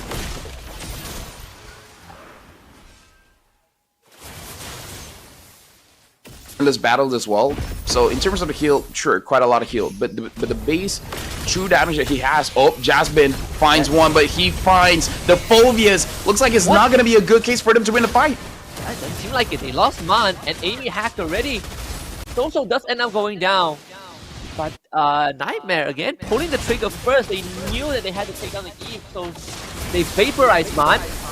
Jasmine does end up going down, but Lord will go over the Nightmare. So it's a worthy sacrifice. VPE. Let's see if we can get more though. Blasters from Lois. Actually gets stunned on the Cami and now turns around with the Soul Saber. Too easy for Lexi tries to fight it out. They missed the taunt. Easy now has to take over, but will be able to get rid of the Julian. So end of the day is again an even trade 3 for 3, but Vampire have to take care of the Lord. Easy is trying his hardest, man, to actually carry the team. Like, he's trying to force fights when even the fight is already over. Very good idea coming in from Lexi is that he probably understands that the CEO wants to go after the Beatrix. So waiting in that bush to use the enhanced chain to stop the movements coming in from the CEO and hoping that they're gonna have enough damage to burst him down, and they do. That was a very good idea. Now, honestly, I still feel like Vampire having this Natan with a full build, they can out-damage Nightmare as long as they get Kemi. Because, again, a full itemized Beatrix is very strong. One thing that you have to be glad for is that Kemi didn't opt for a Sky Piercer, because if this is a Sky Piercer Beatrix that has a lot of kills, Yeah, it won't look good, especially for the front lines. You get hit by one random apathy, you just disappear. For sure. Wow, I mean, much closer, right? Essentially, at this point, net worth don't really matter anymore. Both teams have reached that 50k and surpassed the 50k threshold. Really comes down to who makes the first move, and so far, Niightmare have been able to find those engages. The flicker kick from Jasmine, the flicker earth shadow from Oppa, catching VP off guard. So Vampire needs to be a lot more prepared for these engages, because Man, he has been the anchor for the team, but both fights that they lost, he was the first one to go down. Yeah, no, I agree. If Man is able to survive, then it's gonna be looking good. So I really feel like one of them should be tasked to take care of Man. Maybe let Hack open up the map and then now just taking care of the backlines, especially because Hack is the one with the flicker. So if things go south, he can get out of there. And we also saw that the Cho is willing to kick Hack.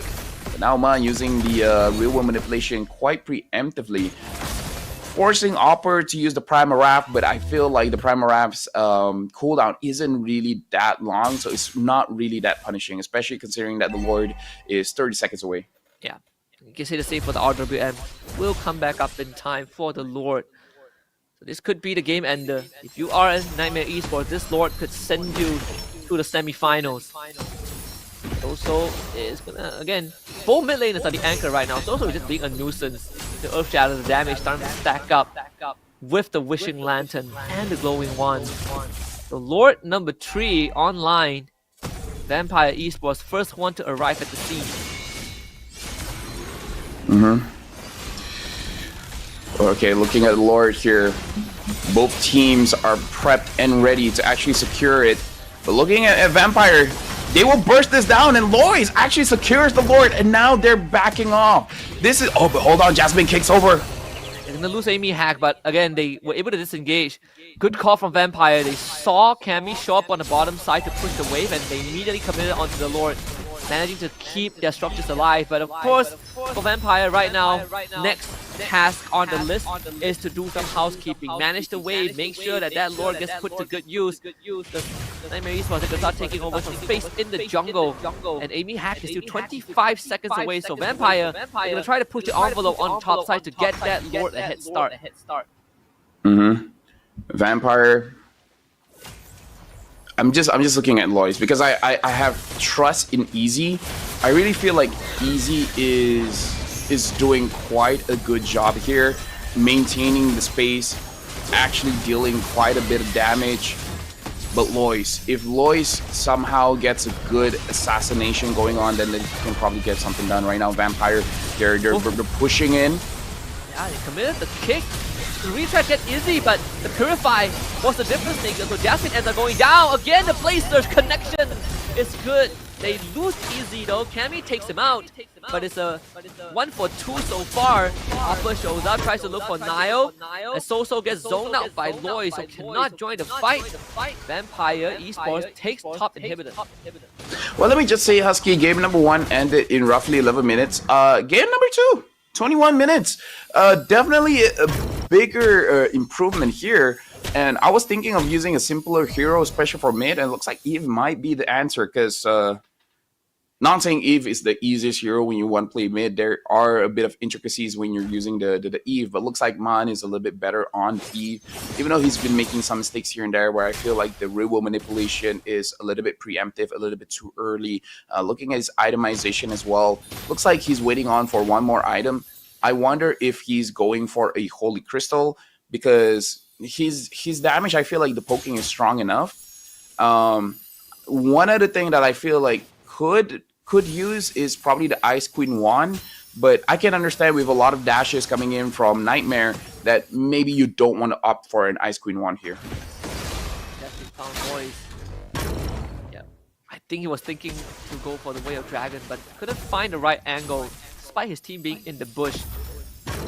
Yeah, I do like how Vampire has been able to adjust to the circumstances so far. We see the Winter Crown out for Phobius. Seems like they want to make the initiative, but onto Soul will be a tough call.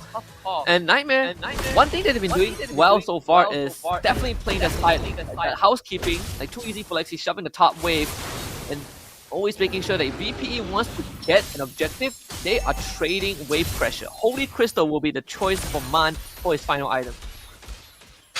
All right, so we're gonna see if Vampire is able to actually burst down the Lord again. This time it's 22 minutes, so the Lord is quite a bit tanky. It's gonna be quite difficult for VPE to burst it out, especially with Soul playing this way. Again, I'm just looking for someone to punish Soul. Soul so far has been doing this and no one has been doing anything about it.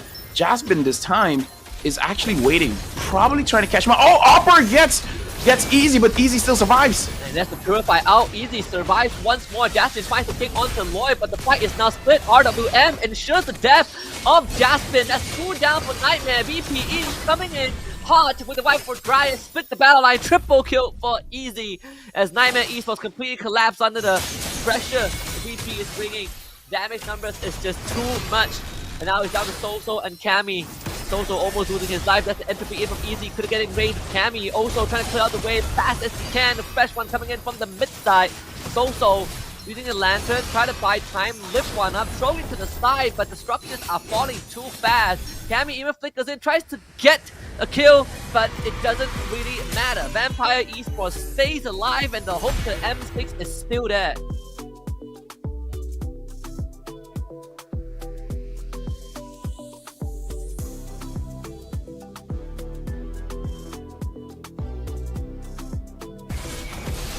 This is just a bad trade coming in from Niightmare where they were banking on they probably can't use Suyo, so might as well we just secure the Jushin. But to be fair, the Jushin really worked out well in game number 2. It's just that, you know, given opportunity, given space, the Suyo just deals a lot of damage. I'm really looking forward to see the nerfs coming in for this hero, man. Yeah, I can't wait for that. Can't wait for at least the second skill nerf. You know, like it is so strong. Yeah, Soul Sever does too much damage. Way too much. It's disgusting. They gotta really work on the numbers, right? At least give a cap on the amount of damage it can do to camps, to Lord. You know, like there's no limit to it right now, which makes it incredibly hard to deal with. But you know, crazy thing is, I mean, Vampire Esports definitely struck back. I think Niightmare got a bit sloppy in that late game, really trying to force a lot of fights and not keeping track on, you know, Purify 2 times and trying to go on Easy when he had Purify, and that kind of backfired. But at the same time, it also sets up for a very interesting chain of events that there's a possibility that Vampire Esports wins the series and we don't see Niightmare Esports at the M6 wildcard. Yeah. Again, I feel like the decision making is definitely the big one here, right? Because again, the moment they found Easy, they try to force it, which I can respect. But then kicking the wrong target, props to Lois as well, probably just body blocking the way of the dragon, because if Lois wasn't there, probably the kick would have gone through over to the Natan, and then they would have won that way. So Easy is, like, I feel like Easy should be the MVP of this game. He definitely hard carried that game. That's a 1v9 if I've ever seen one, Husky. 100%. Even in game 1, right? If only he was given a lot more space, but I would want to give special shout out. Lloyd did step up this game. Sure, there were some moments where, you know, you desire a bit more, but I think this was a very kind of game defining moment, right, where Izzy single-handedly was not only able to get the kill, but surviving in these fights, making sure that Niightmare Esports, all these commitments onto Izzy just were not paying off. Husky, I'm just gonna let you know. I trust you, man. I trust you. I feel like you can tank this for a while, because you won't be hearing from me for a bit. Oh no, what happened? All right, okay, I'll take over. No worries. But yeah, I mean, so far I'm looking at this series, I am liking what VP has shown. I mean, this Belleric pick is definitely interesting. I'm not really sure how to put my finger on it, but I would say the Belleric overall did its job, and I think for game 2 is good enough. And yeah, Lefebvre is correct. I'm gonna be here. I'm gonna be alone for a while, but don't worry, the show is gonna go on. We will get a game 3, which is in of itself pretty fun. Ready. I think, you know, looking back at the series so far, I enjoy what Vampire has been able to bring out. They still stick to some of the innovations that we have seen. I want to take a look at the post-game stats and see how that game really turned out, because I do feel like a big chunk of how this game kind of turned out to be in BP's favor was just primarily the fact that they have a draft that essentially creates a kill box in Area 51, right? You try to fight me in our RWM, in the Wrath of Dryad, there is just no way out. Difference Maker would be so-so on the Jushin. Problem is, he wasn't able to do as much as he wants to because you have Lois diving him. And at the same time, I think as the game progresses, Niightmare got a bit sloppy with the decision making, trying to go for those flicker kicks, flicker Earth Shatter that were not paying off. MVP for game number 2, gotta give it over to Lois on the Suyo. Special mention to Easy on the Natan. Both of them did fantastic from that early to late game, and especially in these team fights, right? Both of them having crucial clutch moments to not only keep the team in the game, but also making some very crucial decisions of, taking the Lord, which was something that I was worried from the start, especially when looking at how Niightmare Esports has been playing the side lane macro. I was worried that the housekeeping for Vampire needs a bit of work, but they pulled through at the very end. So I do enjoy what Vampire has kind of shown us thus far. But with that being said, we got one more game left in the series, and that means it's do or die for both teams. Loser will miss their chance to qualify for the M6 wildcards, and if Vampire takes this, it is going to be a heck of an upset because we won't be seeing the return of Niightmare Esports to their wildcard stage. So I think that is something that I don't know what to feel about it. I personally would want to see Niightmare again, but I am giving lots of respect to Vampire Esports for being able to kind of pull it off. So game 3, I'm expecting Niightmare Esports to go back onto the red side. To stay on the blue side, and Vampire Esports on red, and just get those prior picks and making sure that they can get that early snowball going. And when the game goes late, most importantly, I think for Niightmare Esports is just to identify the resources that Vampire still has. The crucial thing about game 2 was that they were not keeping track of crucial battle spells, and they were getting a lot more desperate for those pickoffs, and that kind of resulted in Vampire Esports able to punish them over and over again. So something that Jasmine and Opera have to keep in mind heading into game 3. But aside from that, I think they don't really need to adjust too much, because that mid lane has been a very crucial anchor for his team, especially on the Jushin, which I feel like if you are Vampire, you would probably be looking to ban it out. But this is my theory crafting, right? I gotta wait for my boy LaFell to come back and see if he can give us some info. Wait, is that LaFell? Hello, is that LaFell? Wait, no, that's. All right. So I'm cooking some good theories. But yes, game 3. Just want to see what Vampire has. I'm at a state now. I am just going to come in with a clean slate, because I think Vampire has really shown us some very good creativity. Right, we've seen the Belleray, we've seen the Lunox mid. I do wonder what else they have left in the tank. Where's for Niightmare? Maybe not the Lunox just mid, say maybe not the Lunox mid, I'm thinking if aside from that, perhaps we also have not the Lunox mid, perhaps for I don't know, maybe the Akai. Though Suyo did go through, so that is also very interesting. The fact that Niightmare Esports prioritized Jushin over the Suyo, which it was very interesting, right? We saw the Alpha ban out for 2 games in a row, so I do wonder if the Alpha is going to go through again. Yeah, is going to go through for game 3. The Khalid also, which has been banned both games. Game 1 by Vampire in phase 1, game 2 by Niightmare in phase 2. So there is a bit of some interesting development. The Gatot also for the side of for the side of Nightmare Esports, where they were banning out Go into unpacking. Gatot. No. Inactive crafting. Let's see how this draft is gonna be. We got Vampire Esports on the blue side, Nightmare Esports on the red. And just to do a quick check with Zipper, is the fill back? Why do you keep calling in Zipper? Is this are you back? Ah, all right. I think you're back. I think so. Maybe. Yeah, I think I'm back too. With quite a few things going on here, but either ways, Alpha getting banned out again. This time, Nightmare's like, you know what? Maybe Suyo is a pretty good hero. Maybe Suyo is a pretty good hero. So still gonna ban him out.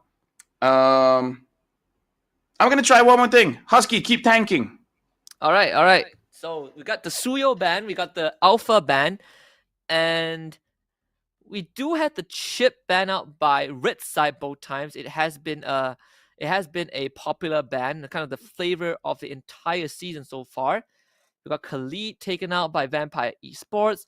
That's something that we did see in game number 1, where they were on blue side. The last ban that they had, I believe, was the Jushin. We'll see if that would be the case. Let's see if Nightmare Esports. They did ban the Gatot Kacha in game number 2, but they were on blue side. But again, on red side, you have to consider the chip, and it's too big of a risk to let the chip through on your game tree. So they are taking the time to think about this. So they banned the Jushin themselves. So far, we have seen some constants. Alpha, Khalid, Jushin. So chip still up in the air. I do find it pretty interesting that red side so far, or at least for game 2 and 3, the chip wasn't literally the first ban. So still holding up in the air. Let's see what VPE has in mind. The fact that they did pick the Gatot means that they probably won't ban out the Gatot Kacha. They probably would pick it for themselves. So they banned the show, which is something that I was looking for, as Jasmine has been quite the stylish player on this hero and has been very effective. So you take out the show, you are forcing Nightmare to reconsider. Chip gets banned out. This could be a Gatot next. Let's see. If it's a Gatot first pick. No, they take the Hayabusa first. Okay. It's a bit of a switch up. So the Hayabusa was technically a denied pick from Nightmares. They did pick Hayabusa first, but that means Matilda goes through. So Matilda gets picked up. Phobius becomes the option once more for Nightmare. I'm here, Husky. Now let's see how it goes. Hopefully it's a bit better. Hopefully it's better. So Gatot and Zast. Alright. A lot more straightforward this time. I feel like the Zaz is a pretty okay pick. I'm just wondering what kind of marksman that they will pick up, because I'm worried if they skill a little bit too much. But again, it's like it's favorable. You know what? Oh, chat says is okay work. I re-rigged my setup, Husky, so it should be okay. I threw away one portion of my setup, but you know what? It is what it is. It is what it is. So we talk about the Fire Mist, right? And we talk about the Fire Mist for Vampire, but Nightmare is the one that gets it. So this is pretty interesting. Plenty of utility. You got 2 layers of life, big shield, huge mobility, into a team comp that essentially has some nasty zone control also. I mean, how do you feel about this Fire Mist when there's still Vexana, Aurora, Yve available? I really feel like for Nightmare, they want to fight fire with fire and see how Easy was able to kind of like 1v9. They kind of want to do the same. And I think what they're really looking for is for this Fire Mist to actually deal quite a lot of damage to the backlines, because I feel like the Fire Mist is relatively fine. The thing is, here's my personal experience, Husky, when it comes to Fire Mist going up against the Hayabusa. I feel like their own idea is for the Fire Mist NetherRealm to actually counter the Hayabusa. But very good Hayabusa players, just before any big neutral objectives like the Turtle of the Lord, just shadows inside of a Fire Mist, force out the NetherRealm out first, and then make it so that the NetherRealm has like 1 minute of cooldown, so you're not going to be really all that effective. So the Faramis pick is really depending on this Hayabusa. How is this Hayabusa going to play his matchup? If he's going to be ganking mid a lot, this Faramis will be kind of useless. If the Hayabusa does nothing to the Faramis, eventually the Faramis will have enough damage towards the point where Easy will not be able to stay in the team fight. So Niightmare do go and ban out the Tan. Really paying a lot of respect to Easy. Hylos also banned out. So the final two bans for VP are both assassins, right? No Ling, no Nolan, no Alpha, no Suyo. What is left on the board for Niightmare? Julian, right? Yeah, Julian is probably the last one left. Also, quick shout out to whoever is updating the stats on Liquipedia, because we are already able to see the hero pick and win rate. Oh, for real? Legit? Yeah, like Natan, 2 games pick, 100% win rate, played by Niightmare and Vampire once, and played with heroes like Phobius, Aurora. The whole list is there. So someone is working overtime. Oh yeah, for sure. I'm even surprised they have my name. But anyways, looking at his draft here, Alice picked up Alice Golin. So now the Faramis makes much more sense.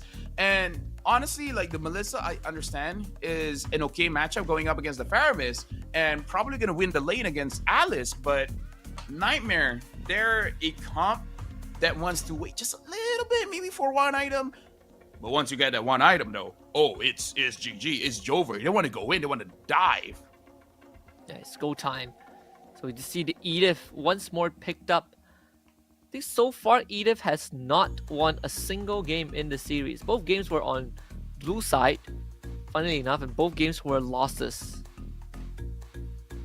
So let's see, the last pick, we're still looking for a mid lane, jungler for Niightmare. If it's not the Julian, who else? I don't feel the Julian is... Oh yeah, the Fanny is still left there. I completely forgot about that. So there it is. We got Fanny out in the most important game in the series for Niightmare Esports. Okay, so the Fanny is quite a brave pick because level 3, Zas has no way to protect himself. But once Zas is level 4, it's going to be much more difficult for the Fanny to actually take him out. Hayabusa is a 50-50. I've seen Fanny wins. I've seen Hayabusa wins. The Melissa, you can burst them down fast. But honestly, I feel like the Fanny is the oddball when it comes to Niightmare's draft. I feel like other picks might be a little bit better, but it's definitely spicy. It's definitely spicy, and I want to see if Lexi is going to be fast enough to actually gank Mon in the mid, killing him off before he gets level 4. Because if he is able to do that, then I feel like Niightmare will have a better chance throughout the rest of the game. There's only one way to find out, because this is going to be the last game for one of these teams. They're going to be packing up. Unfortunately, there's no do-overs anymore. VPE, Vampire Esports up against Niightmare Esports. We got VPE on the blue side and Niightmare on the red side. This time, we got the Gatot roam, just like what you asked for. Yeah, now Jasmine is trying to put a little bit of pressure, but it looks like Boyce is a-okay, able to get that orange buff without really any issues. So for both junglers, probably not going to be a little bit, not going to be too aggressive here. Oh, as I say that, looks like the Matilda tried to steal a camp away, unable to do so. And very interesting that a lot of Fanny players nowadays opt to actually go for the orange buff first, because there's way too many invades in the purple buff level 1. Oh yeah, for sure. This guy, they find the pull onto Nile. So there's plenty of mobility from Jasmine and So-So. The Shadow actually sticks on the So-So, forces the flicker out. Almost the first blood. Little Wanderer goes over to Lloyd, and VPE off to a good start. This is why they're pro players. If it was me, I would have sticked. I would have just attacked for a few times, get the first blood, and then get out of there. But this is where decision making is really crucial. Actually opting to go back to his other Shadow and continue farming when he has full HP is actually more beneficial for the Hayabusa, because you're able to farm up more consistently compared to So-So. Even though, yes, he survived, but he had to go back to base, so his farm is a little bit slower. So overall, good call Fanny missed the cable. And when you miss a cable, no gangs is gonna happen. Right now, mine is level 3. Lexi is level 4. This is prime time for Lexi to actually gank the Zaz. I wonder if Lexi is gonna go for it. The Hayabusa showing up also. Well, let's really think of the cable, right? Once the camp finds it, now able to cable back to safety. Gotta get the recall first. Objective has spawned, so it's all about taking that purple buff, which will be spawning for a while as he did start at the orange side, but Niightmare Esports regardless will still kind of get control of the turtle first. While not much is happening, let me just tell you, Husky, do you know that Fanny might get a buff soon? What, serious? Yeah, gonna make the Fanny more energy efficient. So you use lesser energy. Exactly, yeah. And now the turtle looks like it's gonna get started by a vampire here. Looks like they're gonna secure it. So what do you think about the Fanny about to get buff? You know, pre M6. No, I ban Fanny every game, so I can't relate. But respect. Man, that is gonna be a Fanny player's wet dream. Oh yeah. Imagine having extra cables. Yeah. The bushes though, I want to see that change. Now, this is actually good for Niightmare, Husky, because look at all the non-pressure that the Alice has, all the non-pressure that the Faramis has. This comp doesn't want to interact much in the early stages of the game, and I feel like Niightmare isn't doing much, but they're getting what they want. Not a lot of action. This is good for the Alice. I think so too, right? Especially when we said that they need some time to get that items. So if you are in Niightmare Esports position, being able to farm up without much interference, I think it's great for them. But I do wonder if Vampire feels the same thing. Like my Hayabusa isn't really contested, right? I got the first turtle. I'm gonna keep on power farming. My lanes aren't pushed up so much. It's a neutral state across the board at this point of time. The question is, who is the true winner? Is it more a favor for Niightmare or is it more favor for Vampire? I feel like it's more of a favor for Niightmare because I feel like Alice is a very strong scaler, and the problem with an Alice is that she doesn't get a lot of opportunities to actually grab her levels, her farms, her stacks, and in this game she's able to do so. Because try to imagine this, where looking at the lineup coming in from Vampire, a lot of their damage is going to be coming in from the Zaz, coming in from the Melissa, and coming in from the Hayabusa, where Hayabusa and Zaz you can argue to be quite bursty heroes, but I feel like Alice is able to tank up those damages, especially when the Alice is able to build up her Winter Crown, able to sustain so long in the team fight, and I feel like the continuous damage coming in from Niightmare is just a little bit much. So for me, I kind of give it over to Niightmare, where their scaling might be a little bit stronger because they're a dive composition, and there's not a lot of ways that Vampire can save themselves from that kind of dive.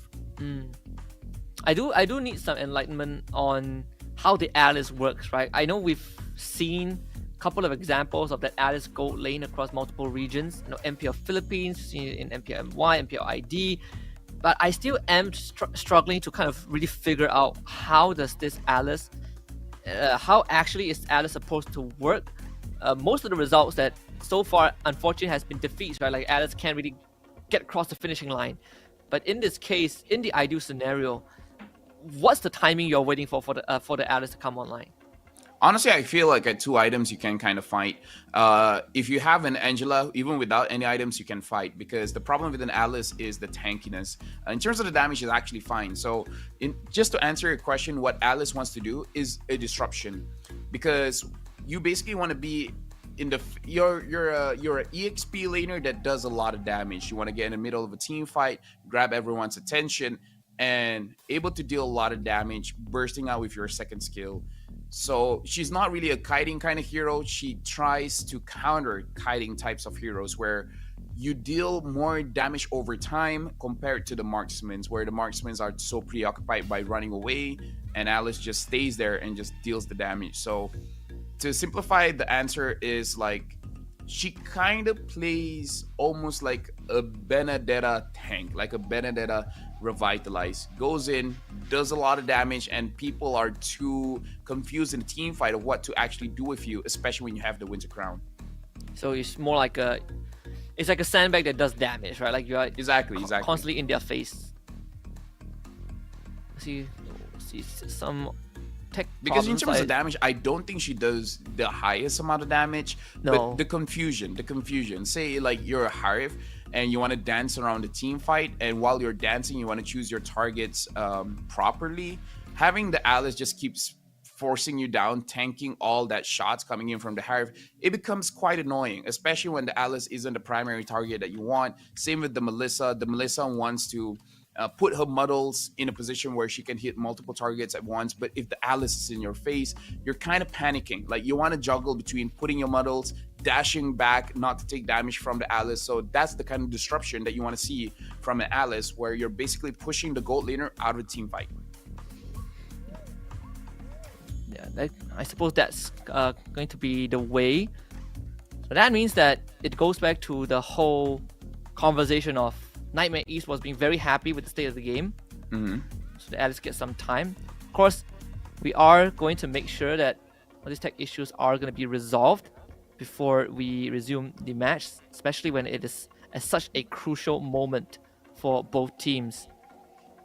It would be sick, right, to see some of the ex-players from IDNS to make it back to the world stage again. It's been so long.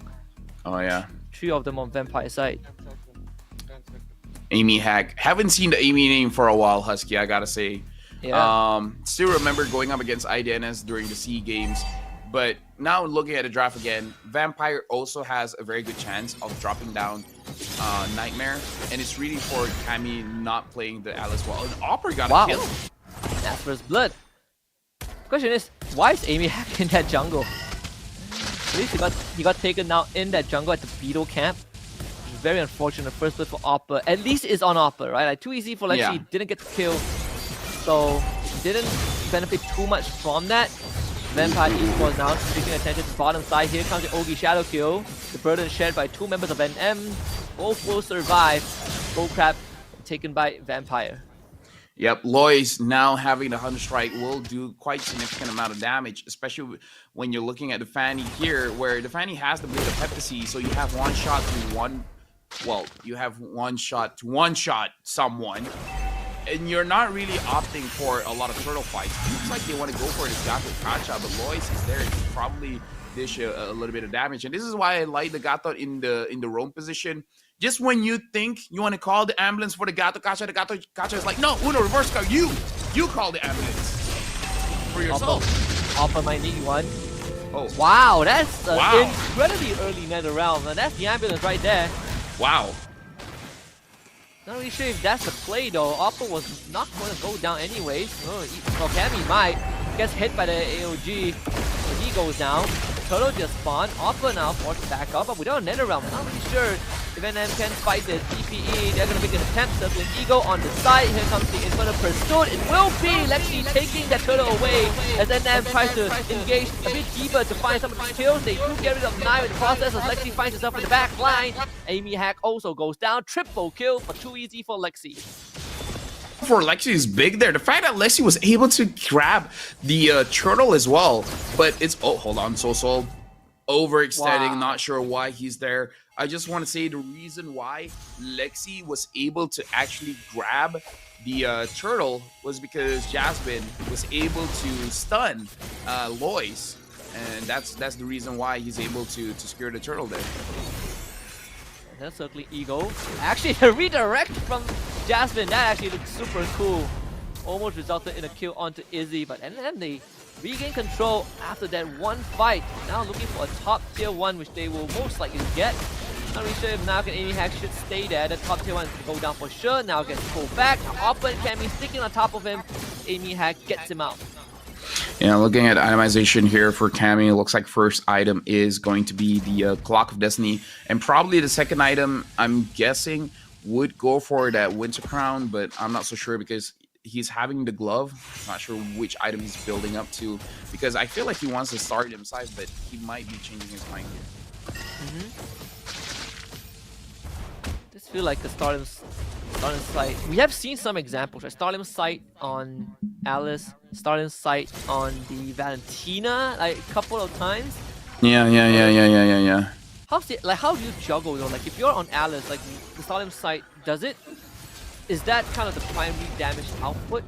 I mean, like, have you ever played a high loss? Yeah.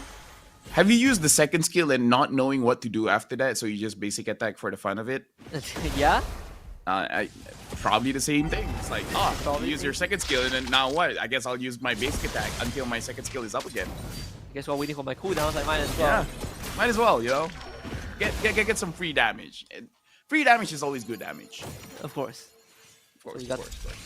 Turtle number 3, I think. Gonna be a knockout, circling eagle. So much pullback. Life is tough as a guitar. I mean, you are durable, but you can only be toyed around so much like a rag doll. And Amy Hack now also forced to retreat. Again, him and Guitar both get pulled back. Flicker is expanded. Turtle goes over to the side of Nightmare. Yep. Right now, Nightmare looking very good. Easy, you're a bit too in front there, Easy. Hey, man has to inspire, man. He's going in with the muddles. Damage actually is a bit overwhelming. Jasmine has to get out. Almost goes down. So the defense from Izzy, you think he's a madman, but actually pulled it off and defended his structures. Can I just say that was surprising? I did not thought, like I 100% thought Izzy would have died there. I can't. He positioned himself that I can get a kill, but at the same time I'm probably gonna get taken out. The fact that he survived, you know what? Shoutouts to Easy, man. Shoutouts to Easy. I just realized that they have a Melissa with the get away from me. So you have this bubble, this safe space to keep basically everyone from Nightmare Esports away. And they don't necessarily have the burst damage unless Lexi gets on top of Izzy. So it does feel like Izzy is in a position to kind of solo carry the team if needed once more. Alright, so looks like they're waiting in a bush. They found Man, but Man still has the Dominator's Descent, so if anything happens, he can save himself. So, I don't know. Looks like for now, both teams are trying to catch one another, but the catch isn't really happening here. It's gonna be a way slower game compared to what we've seen so far in the series. Like NM consistently wants to look for a fight, but just could not finish it off, right? No, it's easy around the corner. This Muddles is a bit of a headache. The first lord up, we're seeing some housekeeping done by Nightmare, camming on the bottom side to shove that wave in. And having Oppa consistently being that front line to keep VPE away. Now I'm just looking at the Fanny. I wonder if he's going for the route of, I'm just going to split here.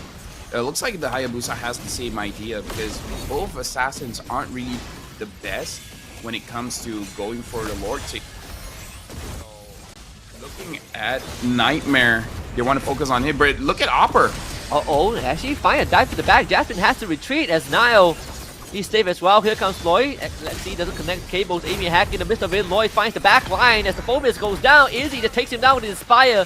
They do lose Amy Hack in the process as Lexi now finds the back line. Finally, assassination on Man. 3 kills going over to Nightmare Esports and a double kill for Cammy. Overall, very, very good trade here. I'm really just looking at Lois. It doesn't really seem like Lois is able to do much in this game. And now Cammy is very, very low. Lois has the get a kill. And just baited Izzy into his death. I suppose at least they took out Cammy. It's not the best case scenario, but it's a consolation prize. I mean, I'm just flabbergasted. I kind of feel like there are a lot of opportunities where Lois could have possibly grabbed the kill there. Like, I don't know, but Hayabusa's basic attack does a lot of damage. I don't know. Maybe I'm alone here, Husky, but I kind of feel like Lois is playing a little bit too careful. I feel like there are moments where he can take a little bit of risk and he won't really get all that punish. But so far, he's he's threading the needle here. He's really worried about doing the bad move that now it looks like he's not doing anything. There really isn't too much crowd control on the side of Niightmare that can easily catch him, right? Like unless you shadow in and you just get stunned up by the Phobius, the monument he's carrying. Essentially, you have a lot of freedom to move around, especially if you get to force out the net around first. So Niightmare Esports finds themselves controlling the Lord right now, with too easy for Lexi on that bottom bush towards the mid side. But they have ample intel on where VPE is at.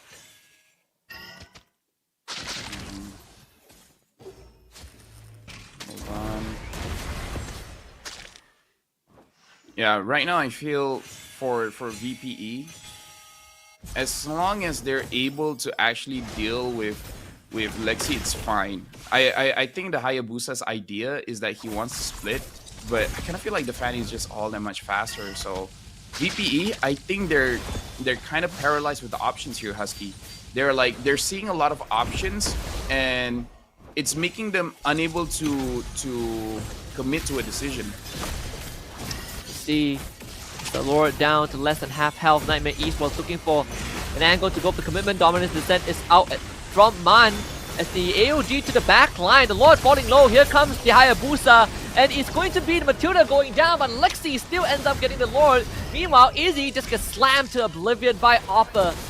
Earthshatter does connect. Lois re-engages, finds the kill. Execution retrieved, and VPE finds 3 kills but lose the Lord. Yeah, but Social is already up. Cammy so far has been doing quite well. And VPE, this is where I kind of feel like, yeah, the Hayabusa should have done a lot when it comes to the earlier stages of the game. Lexi is the one that really hasn't got punished just yet. Lois having 4 items. He has a lot of damage. He has to see that. Oh, yeah. Lois right now, him and Man trying to mount defense mid-side. Here comes Lexi. He almost finds a one-shot onto Lois. He was able to get out in time. So mid-tier 1 for VPE finally falls. Lord still coming in from the top side though. So VPE have some tasks that they need to organize. All right, Lord now for a Nightmare. Now taking a bit of damage from Jasmine. So far, Lexi again has not gotten punished at all. And this might be the end for Vampire, where this game, they're too paranoid to make a mistake that they are unable to do much. Yeah, time to play the win. That's the pull. Nile able to barely escape. They still lose the inhibitor top side. Pretty unfortunate as Lois was not able to keep that mid-tier 2 up. And finally catching a big break in this game. Cammy eats the shadow kill, but has the Winter Crown, so survives that. Flickers to safety. They want to chase after him, but the Cyclone Eye gets Cammy out.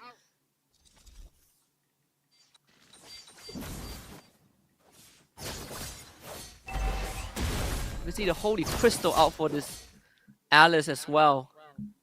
Yeah.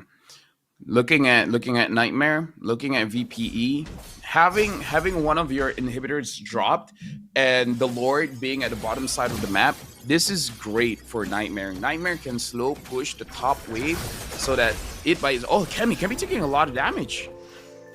But Cammy was still able to get out of there.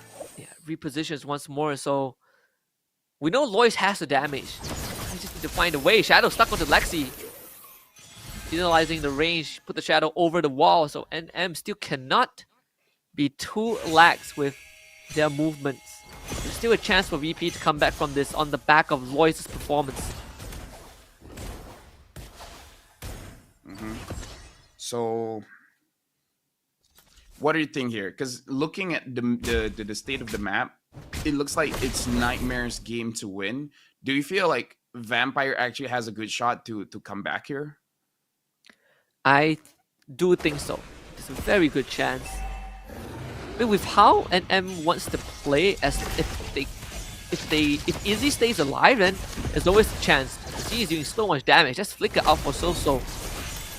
Lois has been doing a great job. Lexi haunted out by Nile. So there's no engage with the cables. He has to retreat. That's Netherrealm out for So. Yeah. Right as the Lord is up. Oh, but they want to go for a fight. Even though the Netherrealm is down, they want to go for it.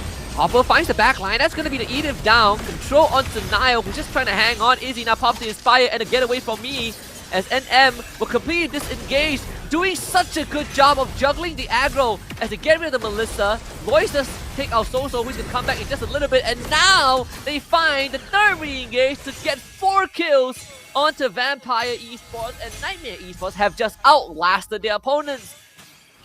Yep, only Niall alone. I don't feel like Niall is gonna be enough to actually protect the base. He's gonna try though, but looks like he's gonna get taken down. And looks like game number 3 is going over to Niightmare. Niightmare Esports survives the first leg of the gauntlet. The run continues for them to go towards M6 wildcards. They just need minimum 1 more series win as they've guaranteed themselves semifinals. But for Vampire Esports, this is the end of the road. I gotta say, LaFell, they came pretty close. They showed some great innovation, some great decision makings, some last minute on the fly adjustment that honestly could have given them a win, but I do feel like the experience is what allowed Niightmare to edge out in the series. Yeah, I feel like they're talking to each other, trying to figure out where they went wrong, why wasn't the game plan, achieved. And overall, I feel like Niightmare really surprised them with some of the picks, like the Alice gold lane. It really threw them off for a loop, to the point where I feel like the problem is coming in from Vampire is that they can't really see an angle where they can really go in for the fight, where they're like, if I go in, the chances of me getting killed here is very low. So rather than risking it, I'm just gonna wait for a better opportunity, but the opportunity doesn't show itself. I think so too, especially when they start losing despite having this Melissa essentially online. They just couldn't really find the cohesion in this team fights, right? I think also it's props to Niightmare Esports for being able to split the battle line. Like Jasmine on this Melissa cannot really overstate the work that he's done, being able to always bring his teammates onto Izzy. And once that getaway from me expires, you essentially have a free access onto the Melissa. So Niightmare Esports really directing their team fights incredibly well to push and pull VPE, understanding that there are very crucial abilities on the side of VPE that once expended, Niightmare Esports can just keep re-engaged, and that's why the mobility of this Alice, of this Fanny, of this Faramis, the Matilda kind of bring to the table. Right now, I'm actually wondering, is the Melissa the best pick for this kind of situation? Because I feel like we still have a few gold laners in the pool, maybe even something like a Harif, which is quite surprising that both teams in this entire best of 3, no one really picked up the Harif, even though the Harif has been proven to be a very stable gold laner. Maybe again, my theory is that they want to pick up the Melissa for an answer going up against the Faramis.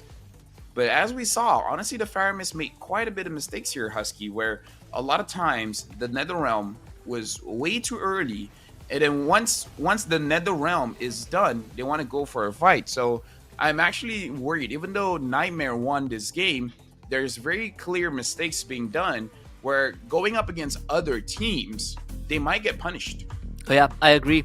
I think this is definitely not the best showing for Niightmare, and there are I feel like there were a lot of sloppy gameplays, right? Like you compare game 1 to 2 and 3, it felt very different, and game 2 and 3 really shows the true power level of where Niightmare is at. A lot of things can be polished, and hopefully there are future opponents that's watching this will have figured out a thing or two. MVP for this game, we're gonna give it over to Jasmine on the Matilda. 1-1 and 13, super performance as the support. Yeah, 93% kill participation and 31,000 damage. Del? I feel like that's damage dealt, not damage taken. I kind of feel like he took a little bit more than 31,000 damage, but overall very high damage coming in from the roamer. And again, Jasmine is able to be the one to engage in the fights. And as we see, 31,000 damage for a roamer is relatively high, making it probably one of the reasons why the Hayabusa was very hesitant to actually go into the fight, because he's scared that he might get caught by the Circling Eagle. Yeah. Then also being able to get a pick that has been kind of first phase ban out in both games in the last game really was kind of a defining factor for Niightmare Esports as well, right? Especially these extended team fights where you have to keep disengaging and re-engaging. I think Niightmare Esports kind of found the formula, and I feel like without this Matilda, this game could have gone a lot more different, right? Especially looking at the draft with the Melissa, that feels like you could just keep everyone at bay. Didn't really work out the way I thought it would be, especially when the game ended with Niightmare Esports seemingly having a landslide victory despite it not being so. Yeah, right now we're looking at the stats here, much more compelling. 43,000 compared to 50,000. I believe is only relatively at the end where we see a bigger difference when it comes to the goal difference here. But again, Lois 2-1-4, 6 kills participated out of the 8. He's able to do a lot, but I feel like not enough still. We're looking at the rich guy as well as the damage dealer. It looks like Lexi is the one that farmed the fastest and able to deal the most amount of damage, which personally for me is a little bit surprising, because I would have assumed either the Faramis or the Alice actually dealt more damage. Yeah, I agree. Especially maybe I'm wrong, because it's no secret, but I don't speak Vietnamese. I know. To be fair, I mean, Lexi has been kind of trying to go for a lot of these assassination attempts, right, throughout the game. And I think for the Faramis and the Alice, they've been trying to go for these standard team fights a lot more. I don't know. But I want to hear what the winners have to say about the series. So let's straight to the stage and talk to Niightmare Esports. This match was so crazy and amazing. Congratulations, Niightmare. So after this match, how do you think about your opponents, Vampire? Yeah, of course, they are pretty strong. We all know that it is not going to be an easy game for us. We have fight against them for a lot of times, and every time it's always an easy game for us.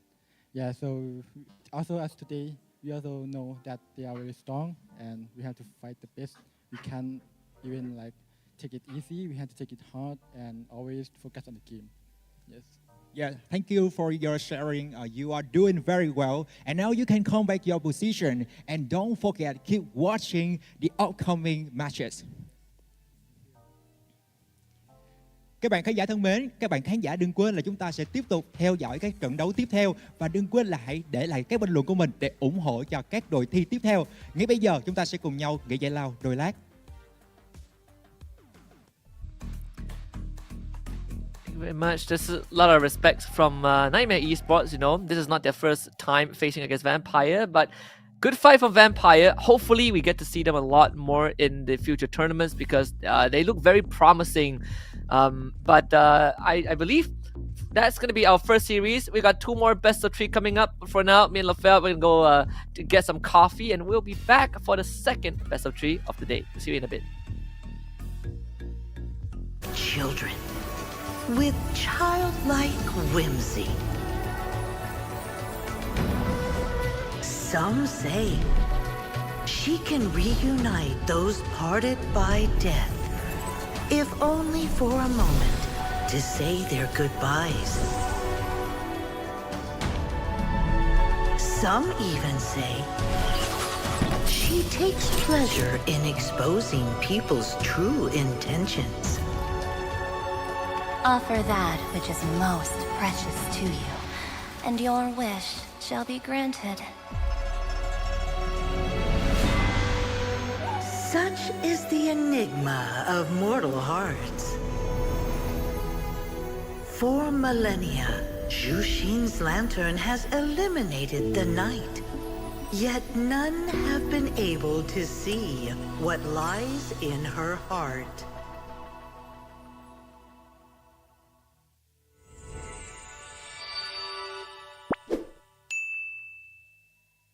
Nước cốt gà Friends giúp giảm mệt mỏi. Nghĩ thôi, làm việc cả ngày rồi. Mệt mỏi nhưng phải tiếp tục làm việc. Uống nước cốt gà Friends. Tiếp tục thôi, nước cốt gà Friends giúp giảm mệt mỏi. Thử ngay.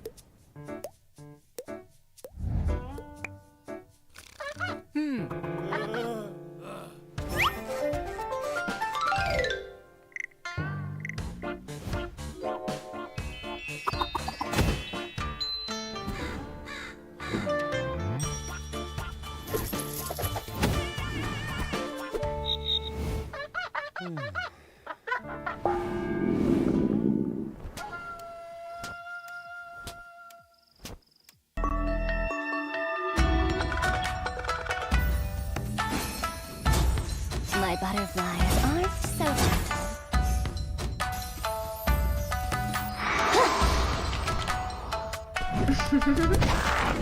My butterflies are so gentle.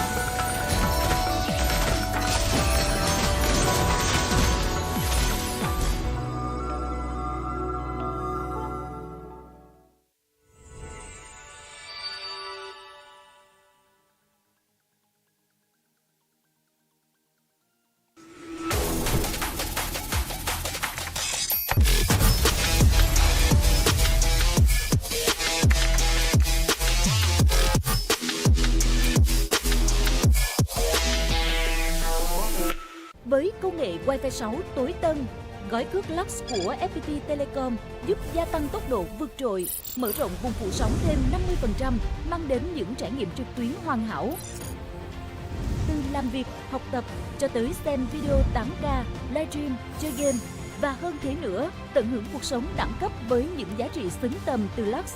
Đăng ký tại shop.fpt.vn hoặc các văn phòng giao dịch trên toàn quốc. Hotline 1900 6600.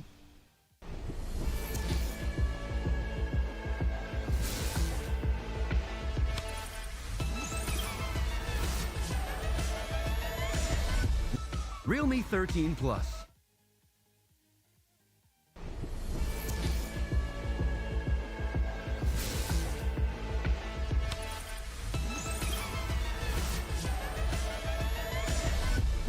Realme 13 Plus.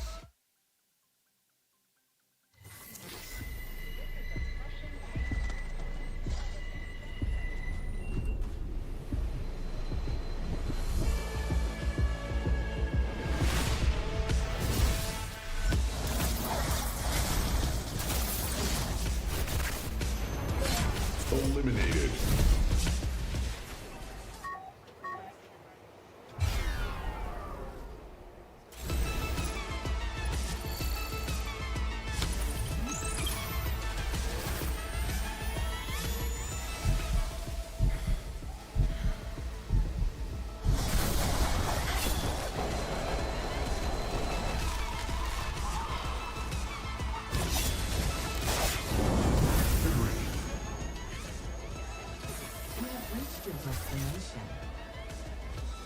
Realme 13 Plus.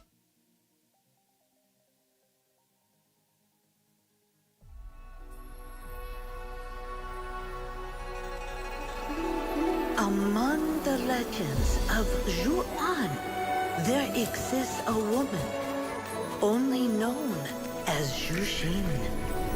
With lantern in hand, her butterflies flutter with purpose, seeking wishes to fulfill. Some say she grants the wishes of children with childlike whimsy. Some say she can reunite those parted by death, if only for a moment to say their goodbyes. Some even say she takes pleasure in exposing people's true intentions. Offer that which is most precious to you, and your wish shall be granted. Such is the enigma of mortal hearts. For millennia, Zhuxin's lantern has eliminated the night. Yet none have been able to see what lies in her heart.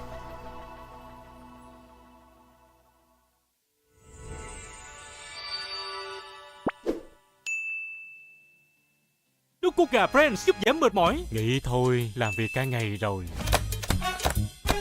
Mệt mỏi nhưng phải tiếp tục làm việc. Uống nước cốt gà Friends. Tiếp tục thôi, nước cốt gà Friends giúp giảm mệt mỏi. Thử ngay.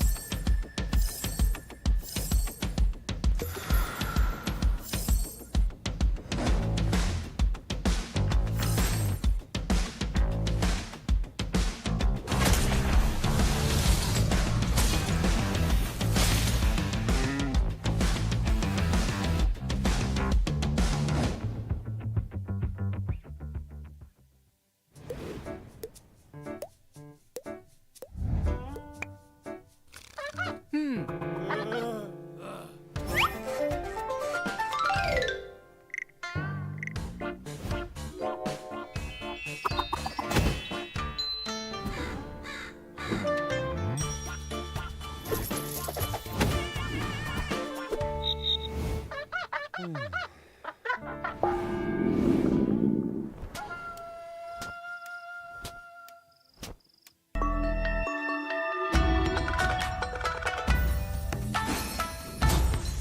butterflies are so gentle.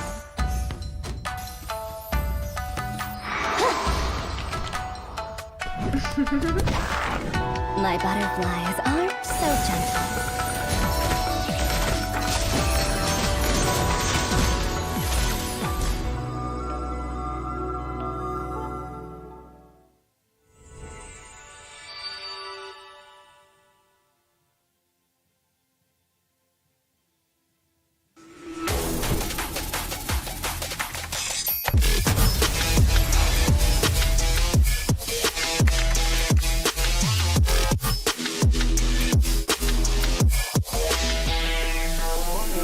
Với công nghệ Wi-Fi 6 tối tân, gói cước Lux của FPT Telecom giúp gia tăng tốc độ vượt trội, mở rộng vùng phủ sóng thêm 50%, mang đến những trải nghiệm trực tuyến hoàn hảo.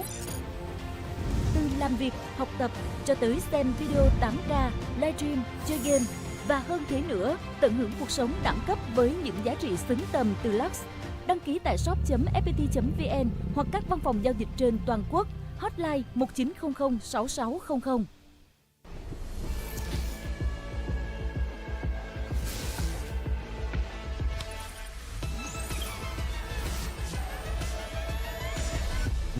Realme 13 Plus.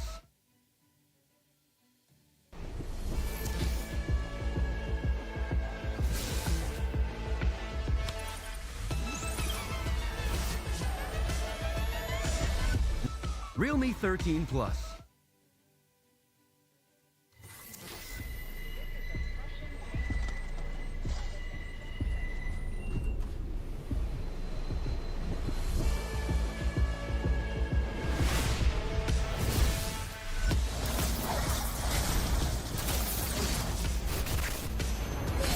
Eliminated.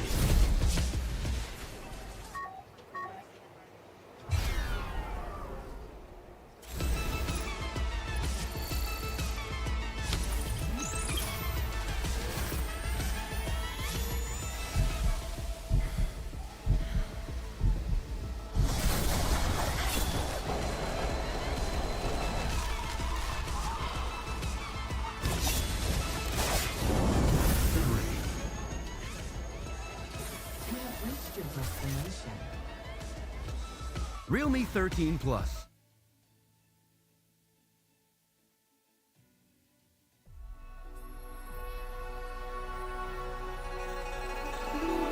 Among the legends of Zhuan, there exists a woman only known as Zhuxin. With lantern in hand, her butterflies flutter with purpose, seeking wishes to fulfill. Some say she grants the wishes of children with childlike whimsy. Some say she can reunite those parted by death, if only for a moment to say their goodbyes. Some even say she takes pleasure in exposing people's true intentions. Offer that which is most precious to you, and your wish shall be granted.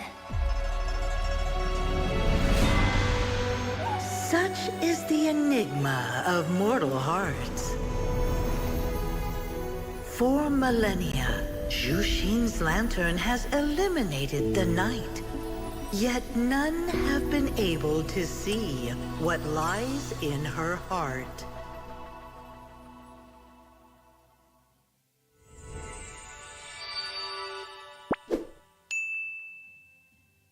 Nước cốt gà Friends giúp giảm mệt mỏi. Nghĩ thôi, làm việc cả ngày rồi.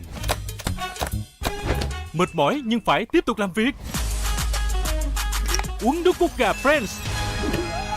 Tiếp tục thôi, nước cốt gà Friends giúp giảm mệt mỏi. Thử ngay.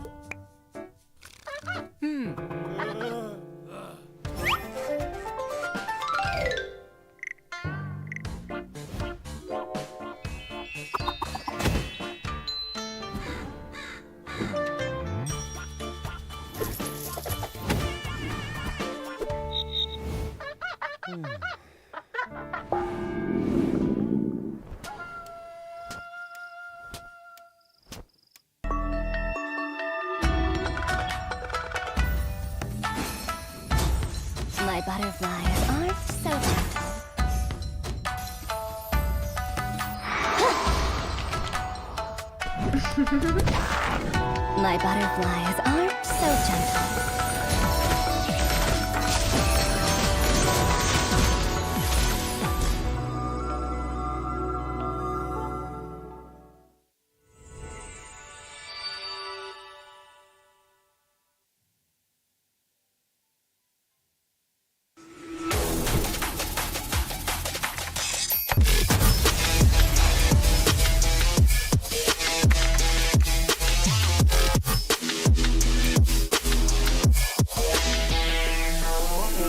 Với công nghệ Wi-Fi 6 tối tân, gói cước Lux của FPT Telecom giúp gia tăng tốc độ vượt trội, mở rộng vùng phủ sóng thêm 50%, mang đến những trải nghiệm trực tuyến hoàn hảo.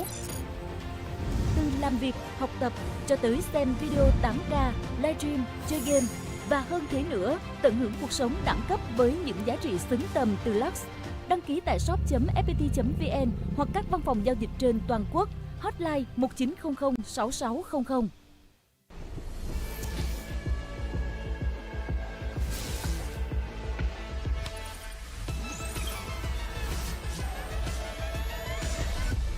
Realme 13 Plus.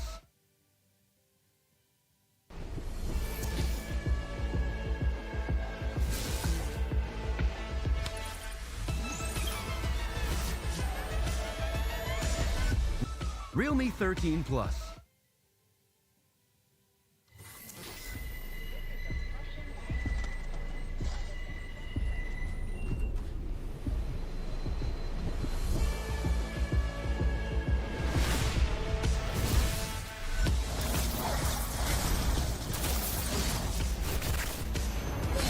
Eliminated.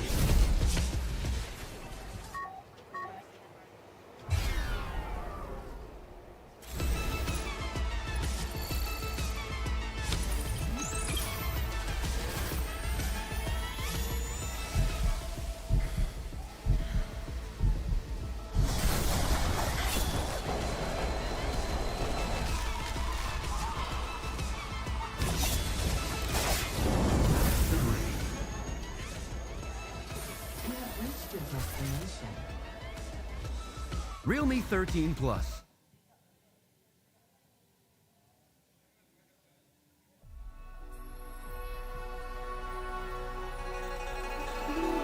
Among the legends of Zhuan, there exists a woman only known as Zhuxin, with lantern in hand. Welcome back to the Mekong Regional Qualifier of the M Challenge Cup Mekong MCCM, and now it's time for the second match. Chào mừng quý vị và các bạn đã trở lại với vòng loại khu vực Mekong and Challenge Cup Mekong, và ngay bây giờ chúng ta sẽ cùng nhau đến với trận đấu thứ hai. Với trận đấu thứ hai, chúng ta sẽ cùng nhau chào đón trên sân khấu. And now, please give it up for Jake the Giant Slayer from Thailand and Leon Esports from Laos.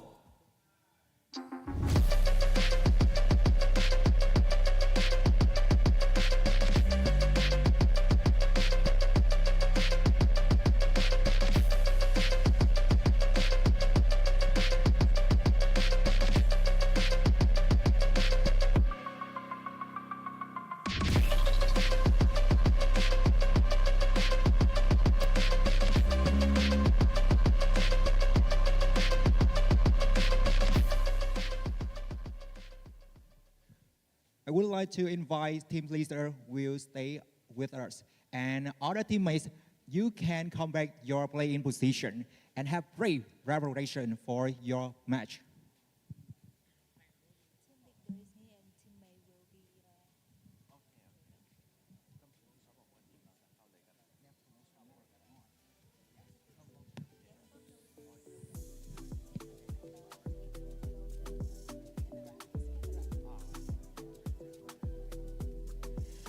Hello. Yes.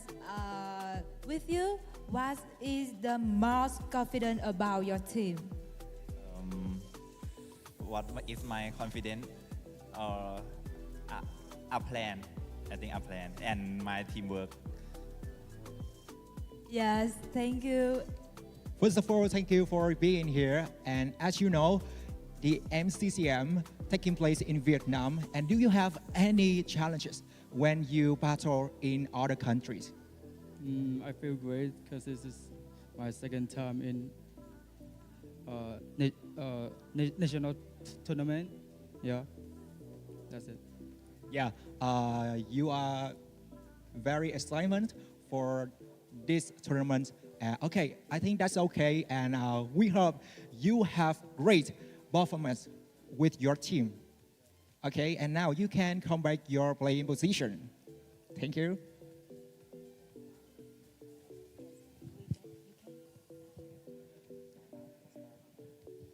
Và để bắt đầu với trận đấu thứ hai này, xin mời đường truyền tín hiệu sẽ chuyển đến caster. And now our caster will be bringing you the inside scope of our match. It's the second best of 3 coming up, this time between the Lions of Leon Esports against Jack the Giant Slayer. My name is Husky, and of course, it's going to be LaFell alongside me again to bring you guys another best of 3 to see which one of these teams will continue their journey to the M6 wildcards. Yeah, and again, Husky, just before we will start the match, we can see they're very confident. A little bit of nervousness because, at least for one of the teams, is the second time here. But I gotta say, the host's eye contact, man, is intense. The way that he looked at the players, it's like he's staring in their souls, and he's like, "Are you ready? Because I am." Oh, that's intense, man. If it were me, I'd be like, "Woo, bit too much, buddy. A bit too much, buddy." It's I wasn't ready, but now I am. I guess I have to be. But the teams have to be ready because, again, we have this. It's a pretty brutal format for qualifiers. You know, you only got one shot. We saw how that panned out. We've already eliminated one team, and we're about to eliminate a second one by the next 2 hours. Again, we got JTG, Jack the Giant Slayer, a team from Thailand, and this is their lineup. I believe for this squad itself, they don't think they've really been on the international stage as much aside from the Thailand Open qualifiers itself. So this is kind of like the next step where they have to go through. It's like the next hurdle. But I know that this org, albeit not as big as some of the names we have heard, is a name in Thailand itself. So I'm happy to see them kind of branch out into ML, and hopefully this is going to be kind of that next step to their development in ML. Speaking of names, Husky, good luck to us pronouncing their names because a few of them caught me off guard. R5? Rough? Rife? 5? R5 Square. We gotta be a little bit more creative about this. And again, I feel looking at the state of the game after game number 1, the meta is still up in the air for the Mekong region. Now we have Leon Esports, Juviana, Euromine, Jack, Super Era, and Super Nemo. At least when it comes to Jack, definitely heard of his name before. Overall, we've seen Juviana where he said this is the second time, at least for him personally, participating in the regionals qualifier for the world stage, and he's a little bit nervous, and I can understand going into that, but you gotta keep a good mindset, isn't that right, Husky? Like you gotta have the mindset is like, this tournament format is easy, just win. Yeah, just win, right? Like, yeah, just win. Yeah, I mean, if you don't want to lose, just win. Exactly. It is his second time because he was previously with Niightmare Esports.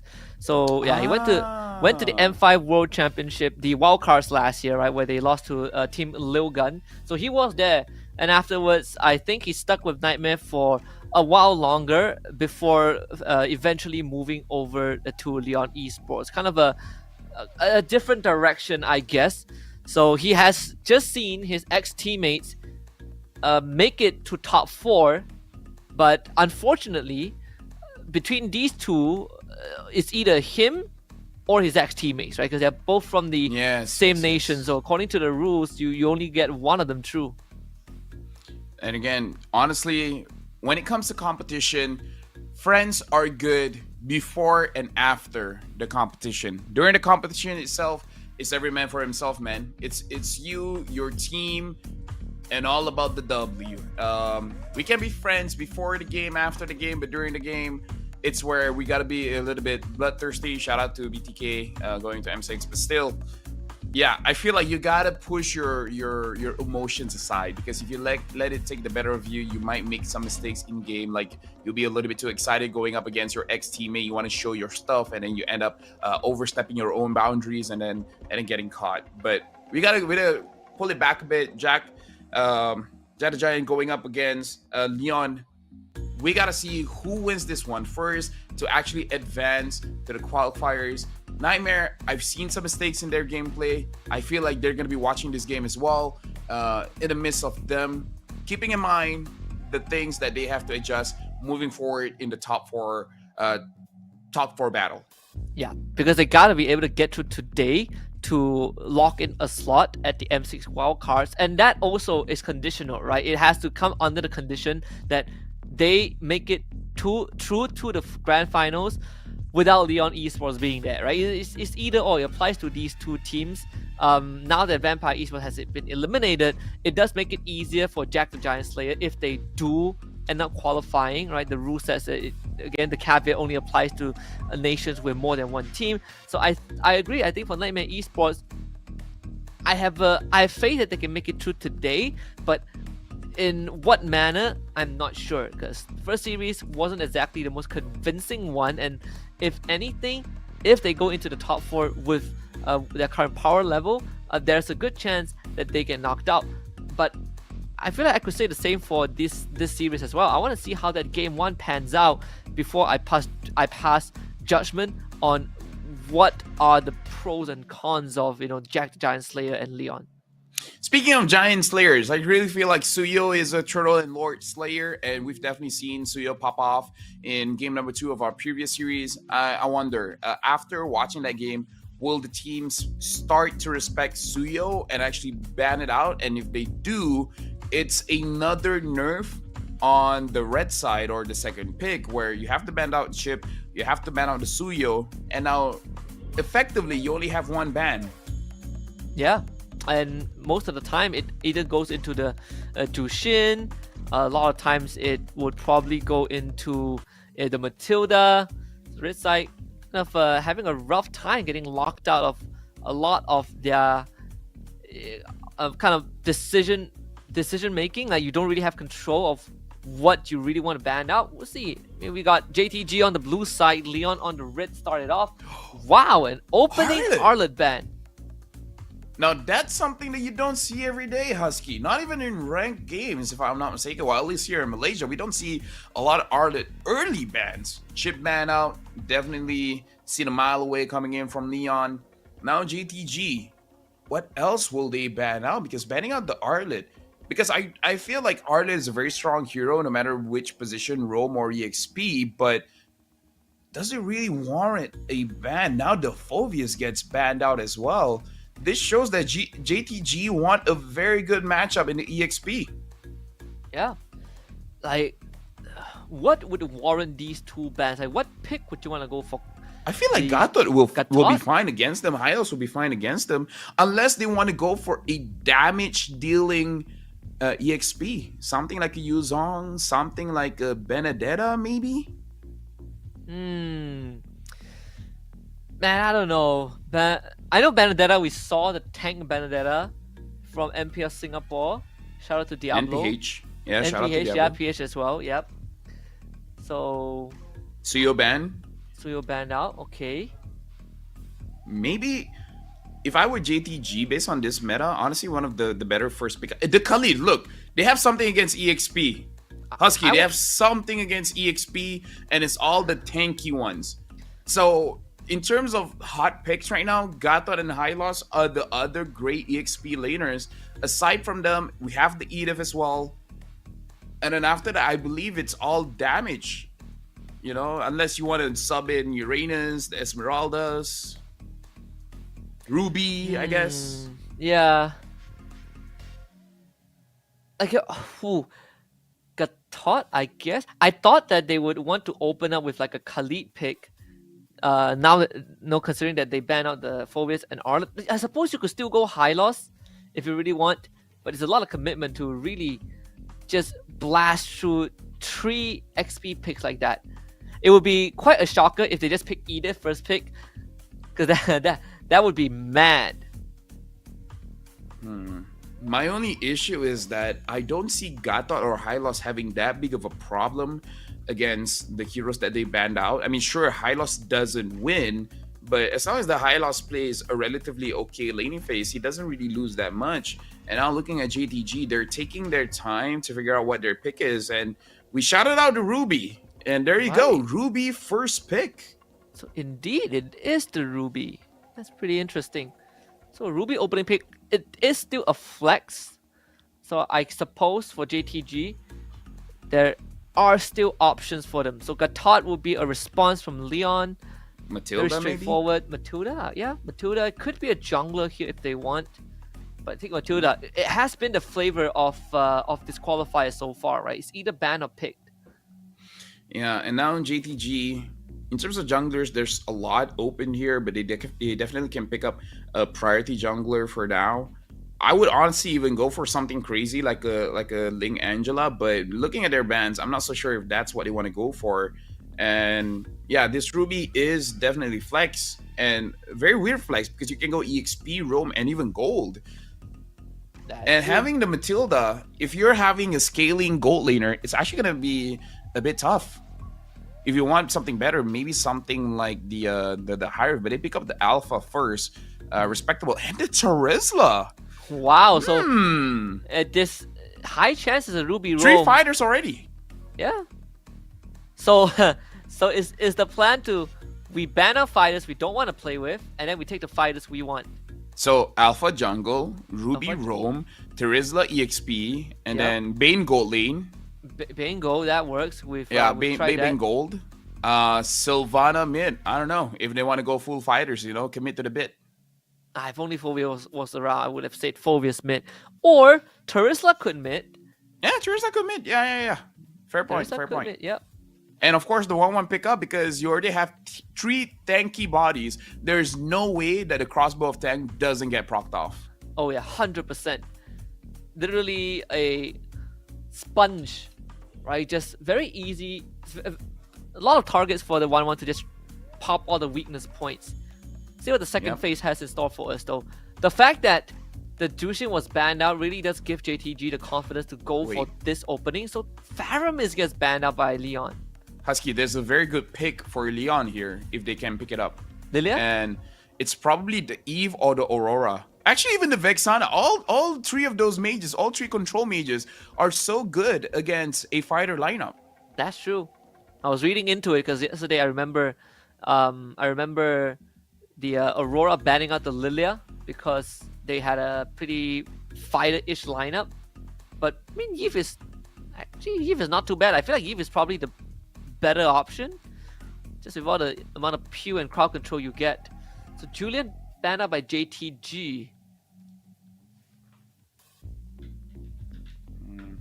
So now looking at the bans here, I feel like both of us have an agreement here that we're liking Leon's draft so far, and I feel like the Aurora getting banned out just means that they want to opt for an Eve or a Vexana. If they want to go a little bit crazy and they want to have more damage, they can go for his ass, but I personally don't favor his ass going up against very tanky lineups. So I'm really looking at Leon to secure either the Vexana or the Eve. The Eve actually looks very good here because the Alpha, once he commits to his ult, there's no way for him to escape. Compared to a Vexana, the Vexana, once the Eternal Guard drops down, a lot of damage, a lot of CC, but everyone can escape from it. So personally for me, I would prefer if Leon picks up an Eve. I agree. I think if they want a bit more flexibility, I wouldn't put it past them to go for the Valentina. Oh, we just got banned out by JTG, so it is a read from JTG themselves. I wonder if the Valentina ban means that they want to pick up an Edith. So another fighter. Another fighter, yeah. So it could be Edith, Roam, Ruby. Wait, no. Ruby Go, I guess. Yeah, Ruby Go. Maybe even Edith mid. I know we've seen Edith mid before. Was it by Warlord back in like season 12? Oh, yes.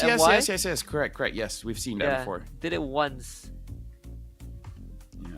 So yeah, I'm really looking for a Eve pickup here. and then see the rest of the lineup for JTG and then pick up the jungler. But if they want to pick up the jungler here, I guess it's fine. The only thing that you have to consider is that they're very tanky. So they're going to pick up the Nolan. Not a lot of people to burst down, but at least the Nolan could, in theory, farm relatively fast, faster than the Alpha. So maybe a lot of jungle invades here. They do have a pretty good draft to speed it up also, right? You know, Matilda, Gatot, Nolan. Yeah. JTG might have fighters, but the damage early on to deal with the Gatot, it doesn't feel as much as it seems. So the Zas would be picked up. You did call it earlier for JTG. Yeah, but I still don't like the Zas so much here because it takes some time. I mean, it makes sense. You're fighters, you don't need time. Whoa. We talk about cheese picks, off-planet picks, big creative. We got the Layla of all things. Okay, Husky. You know what? A part of me is digging it in a way that, in a sense that, eventually she's gonna outrange everyone. And you got 3 fighters to frontline. She should win lane. She should win lane. Yeah. She should win lane. Range is great. If I was crazy enough, Eve is a good pick here. Just pick up the Eve. If you don't want to go for an Eve, wow. Sicilian, you know what? Fair. Fair. There's a lot of ways for you to stack up as well. So Leon has a draft that wants to stack up, and JTG has a lot of walls, and the Layla is just gonna be dishing out the damage. Yeah, I had Sicilian in the back of my mind because I was thinking that okay, he might not be able to burst through the fighters because they would have Athena's very early on. But hey, that's infinite stacks, right? It's like stacking Thunderbelt. But instead of Thunderbelt, you're stacking your bad impact on these guys. First of all, Husky, shout out to the chat. This is a father-daughter rivalry here, Husky. We got Nolan going up against Layla. Oh, yeah. This is personal, Husky. This is personal. Yeah, lore. Oh, yeah. All these lore readers. I love you guys. Yeah. You're correct. Shout out to the chat, man. So if I know if you quote unquote take out your own father is patricide. What if it's turn around? What is it called if the dad takes out the daughter? I don't know. We'll figure that out. It's horrible. That's what it's called, Husky. It's horrible. Why do you need a scientific way to no, it's not scientific. Justify There's a term for it. There's a term for it. There's an official term. I'm pretty sure I'll figure that out someday. I'm sorry, like my First partner. you come up with the cheese and maggots, and now you're figuring out what is it called specifically when the dad takes out the daughter. Wait, no, not that way. Not that way. My partner studies law, right? So I need to know the term. Gotta know the law to break them. I see. So now it looks like Leon has advantage. Okay, let's look at the lineup here. So it looks like Zas mid, and it looks like it is going to be the Ruby Roam. Terizla is going to be the one in the EXP, and of course we've seen that this is going to be Alpha in the jungle. For the side of Leon, it is as we thought it would be. It's going to be the Gatot on the EXP and Super Nemo on the Matilda. We're going to see how this, in theory, if you have a Matilda and you have a Nolan, there's no way the Layla survives, right? Yeah, no way. I mean, at one point, once the Sicilian stacks up enough bad impact stacks, you can technically two-shot the Layla. I mean, we saw yesterday also, right? The Aurora into Fnac will decked out Sicilian, almost two-shotted Kelra. So that could be a possibility. And I just noticed, when you were doing the intro for Leon, you said that the IGN for jungler is Yurmin. I think it's your mind. Oh my god. Don't worry. It took me a while to see that. Or maybe you will be right. Maybe I'm just overthinking it. Who knows? First turn of fight though. See, they see this happening. But the ultimates are online for JTG. Actually, first blood down mid. Sicilian gets the first blood onto the boss. And he's going to use AOG a bit late to party. Alpha will get the turtle, finds the pullback, but the damage not really there. And Jackie just straight up destroying them with bad impact. 2 more kills for Leon and a double for Your Mind. I can't even blame JTG because looking at their draft, fighters, right? what do fighters do? They fight. But maybe for that one, the moment you see that the Sicilian with the Sanguine Claw already catching a majority of your members, maybe that's a good cue to get off the fight, and Layla's gonna get taken down, right? Yeah. Yep. You know, it would be nice if she used that that ult to clear out that wave. Okay. All right. It's cleared out anyways. And she tried to outplay that, but in a it's like you would expect her to clear the wave, but then she doesn't do it. Always expect the unexpected. Maybe that's the angle here. Yeah. I mean, even for JTG, if you get caught by a Sanguine Claw, especially your fighters, without flicker or any ult, you're not getting out of the fight, right? They just stick onto you like glue. Alpha, Charisla, it's all about full committing into a fight. Speaking of which, Husky, this has always been in my mind, but I feel like if we're looking at a composition that has a lot of melee heroes, it really depends who engages first. Because I can see a world where GTE wins the fight if they engage first. I agree. If you can land your crowd controls on Leon and you actually just destroy them, AOG to the back, Sanguine Claw, that's the cashback. Fortunately, this Alpha will not survive. Layla trying to pump up the damage, and Super Era, he's just gonna clear out the way. Meanwhile, Zaz taken now, Your Mind finding the third kill, circling Eagle, Super Nemo on the escape, gets out, but finally gets hammered to the grave by Mai. But unfortunately, Mai survives, but Kan cannot. And they even lose Layla at the end, so Leon finds another 4 kills down in the bottom lane. We've seen twice that the Layla ult went straight somewhere else, not the minion. I have a theory, Husky. It's auto aim. I think you just aim for the heroes. So she just tap on the skill and it auto aims on a hero target. That's my current and working theory. Because I don't see other reasons for it. Alpha already has the War Axe, so that's interesting. So again, JTG. Let's look at Ruby or the Charisla, right? If they engage first, there's a chance because whoever makes the first move, they get to tango. Wow, you can't say the same about this Layla. Sanguine Claw, circling Eagle. My goodness, disgusting control and damage. And again, Kan goes down, so that's Flash of the Oasis up for Super Nemo. Leon is just bulldozing through JTG. I feel, Husky, because of your comment about what does it make it when Nolan kills Layla. Nolan hasn't touched Layla at all this game. Just like in the lore, he's completely ignoring her. Yeah, we're flying a bit too close to the sun with that. I'll say the same for the Alpha, who also overextends. And just like that, mid-tier 1 has just gone down. I mean, Leon is really speeding up the pace of the game. The I'm offended offends no one. So that's going to be a disengage. Yeah, so far Nolan has been farming out very fast. Looking at the gold here, 4,000 compared to 2,000 of the Alpha. If he keeps this up, he's going to have double the gold of the Alpha. And if you're looking at the gold lead here, it's only 14,000 for JTG and 21,000 for Leon. So quite a big difference there. About 7,000 difference. Penalty zone into a spear of Alpha. Man, they just do not have the damage. I'm offended, finds the pullback. Juviana somehow just eats up all of that and walks out with his life. That's concerning when you would use all of your strength and then he doesn't even auto attack you to heal back. Right, so I mean, to be fair, the Gatokacha already has the Thunderbolt. Perhaps he already has maybe 7 or 8 stacks on the Thunderbolt, so that's 8 hybrid defense, and that does help a lot. And now he has the Warrior Boots as well. The defense is going to scale up, and something that we haven't talked about is that the Zaz is a scaling mage technically, because it's more about damage down more than control, and because it's single target. So whenever Leon goes for a fight, they won't get taken down that fast because there's just not enough damage. There's not enough damage, man. I mean, he doesn't have enough time to just sit there with his Nightmare spawn on the Dominus Descent to do enough reasonable damage to threaten Leon.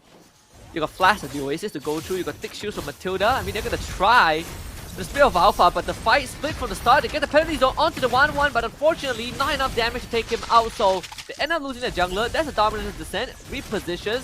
Juviana just eats it up like a champ. And Leon ends up getting away with 2 more kills. And this Layla is just not having a game at all. I just realized this Layla is 3 levels behind Super Era's 1-1. Oh my goodness. Alright, she has 1 item, the 1-1 has 3. To be fair, 1-1's items are a bit more cheaper than the Layla's items, but it really doesn't help when the ratio is 1 to 3. She has 3,000 gold. The 1-1 already has 6,000. And when we look at the damage as well, the Zaz barely did damage onto the Gato Kacha, and it's concerning because he doesn't have magic resist. No. Even his boots is armor. Went full armor into a Thunderbelt and still has no concerns dealing with the Zask.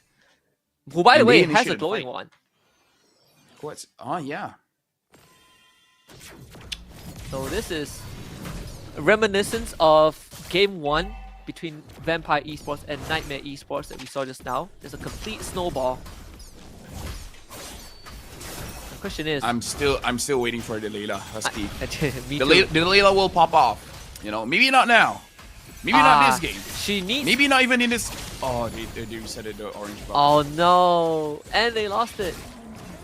She needs her secret weapon. And it weapon. went over to Sicilian. Great.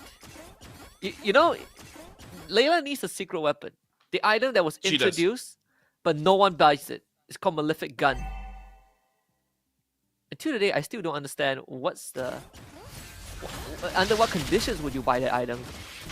Do you know that actually 1-1 picks up the item nowadays? Except for 1-1, right? Because you get the extra range.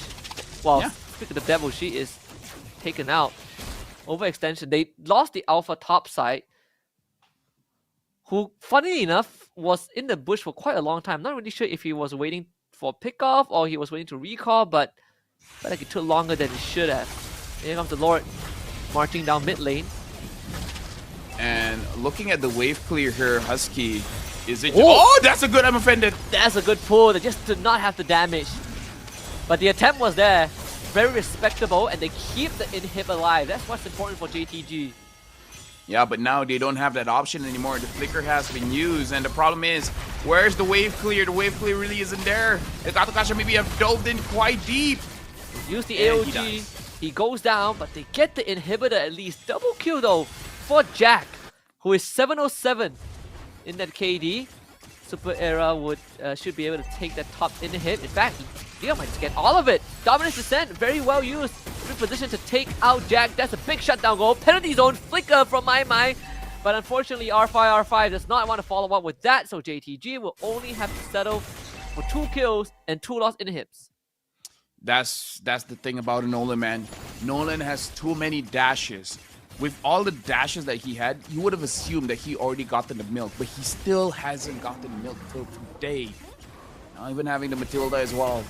This is a jungler that doesn't need flicker and yet always has flicker. Yeah, it's a jungler that is it's a pretty diverse kit. At least JTG will get the purple this time. Now the question is, how long more does it take for JTG to come online? I really want to see this Layla in action. I mean, she just got the Berserker's Fury. It's 11 minutes. You know, if they can hold out until 18, I'll tell you, man, you'll get your wish. You'll see this Layla pop off. Yeah, holding out until 18 seems like just the right number. Super Era will lose half his health bar, which, to be very fair, right now the damage from this Zask alone is it's kind of nasty. Genius 1, Glowing 1. If Layla gets to level 15, that's going to be just infinite range for her. I mean, I feel like, just for respect, maybe Super Era should be thinking about getting a Rose Gold Meteor to be able to tank a lot of the damage, because, again, no one else is really doing the damage. It really is on R5, so you got to be respecting that. And the Layla is 1 more level to get level 12 to get maximum range. Oh my goodness, that is so much damage from the bad impact. They got the AOG, connects onto Can, and Fufu, and they will both be dead. The penalty zone shows up, but unfortunately, My will say bye-bye. Crossbow attack in the air, triple kill for Super Era, and is about to go for the Savage at this point. Layla doesn't want to give it to him, and his team ends the game before he gets the Savage.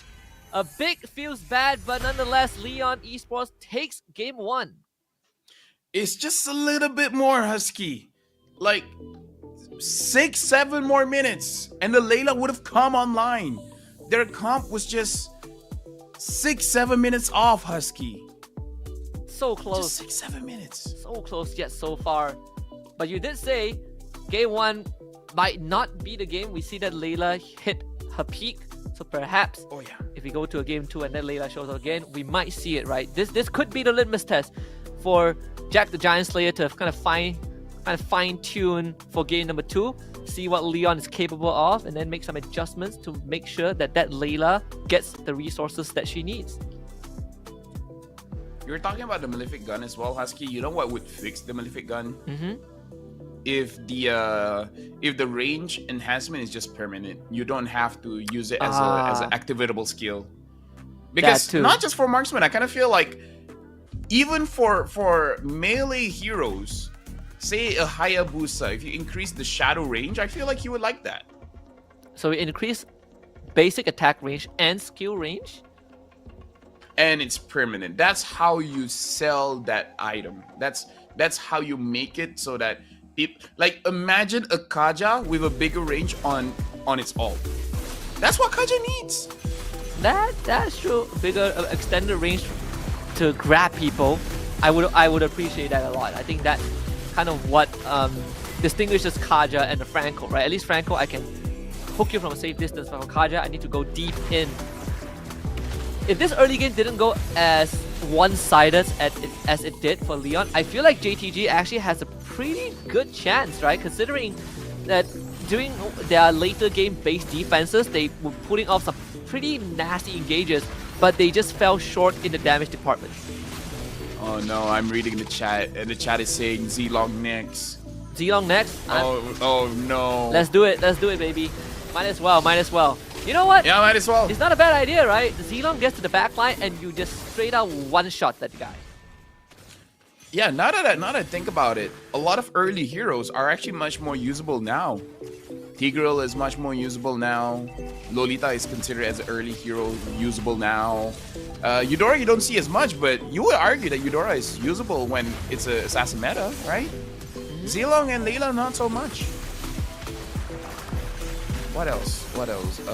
Clint is usable now. I mean, if you want heroes with like instant or near instant but guaranteed lockdown, there's always the Eudora. I mean, it's the point and click, point and tap. You have the Cyclops, I guess.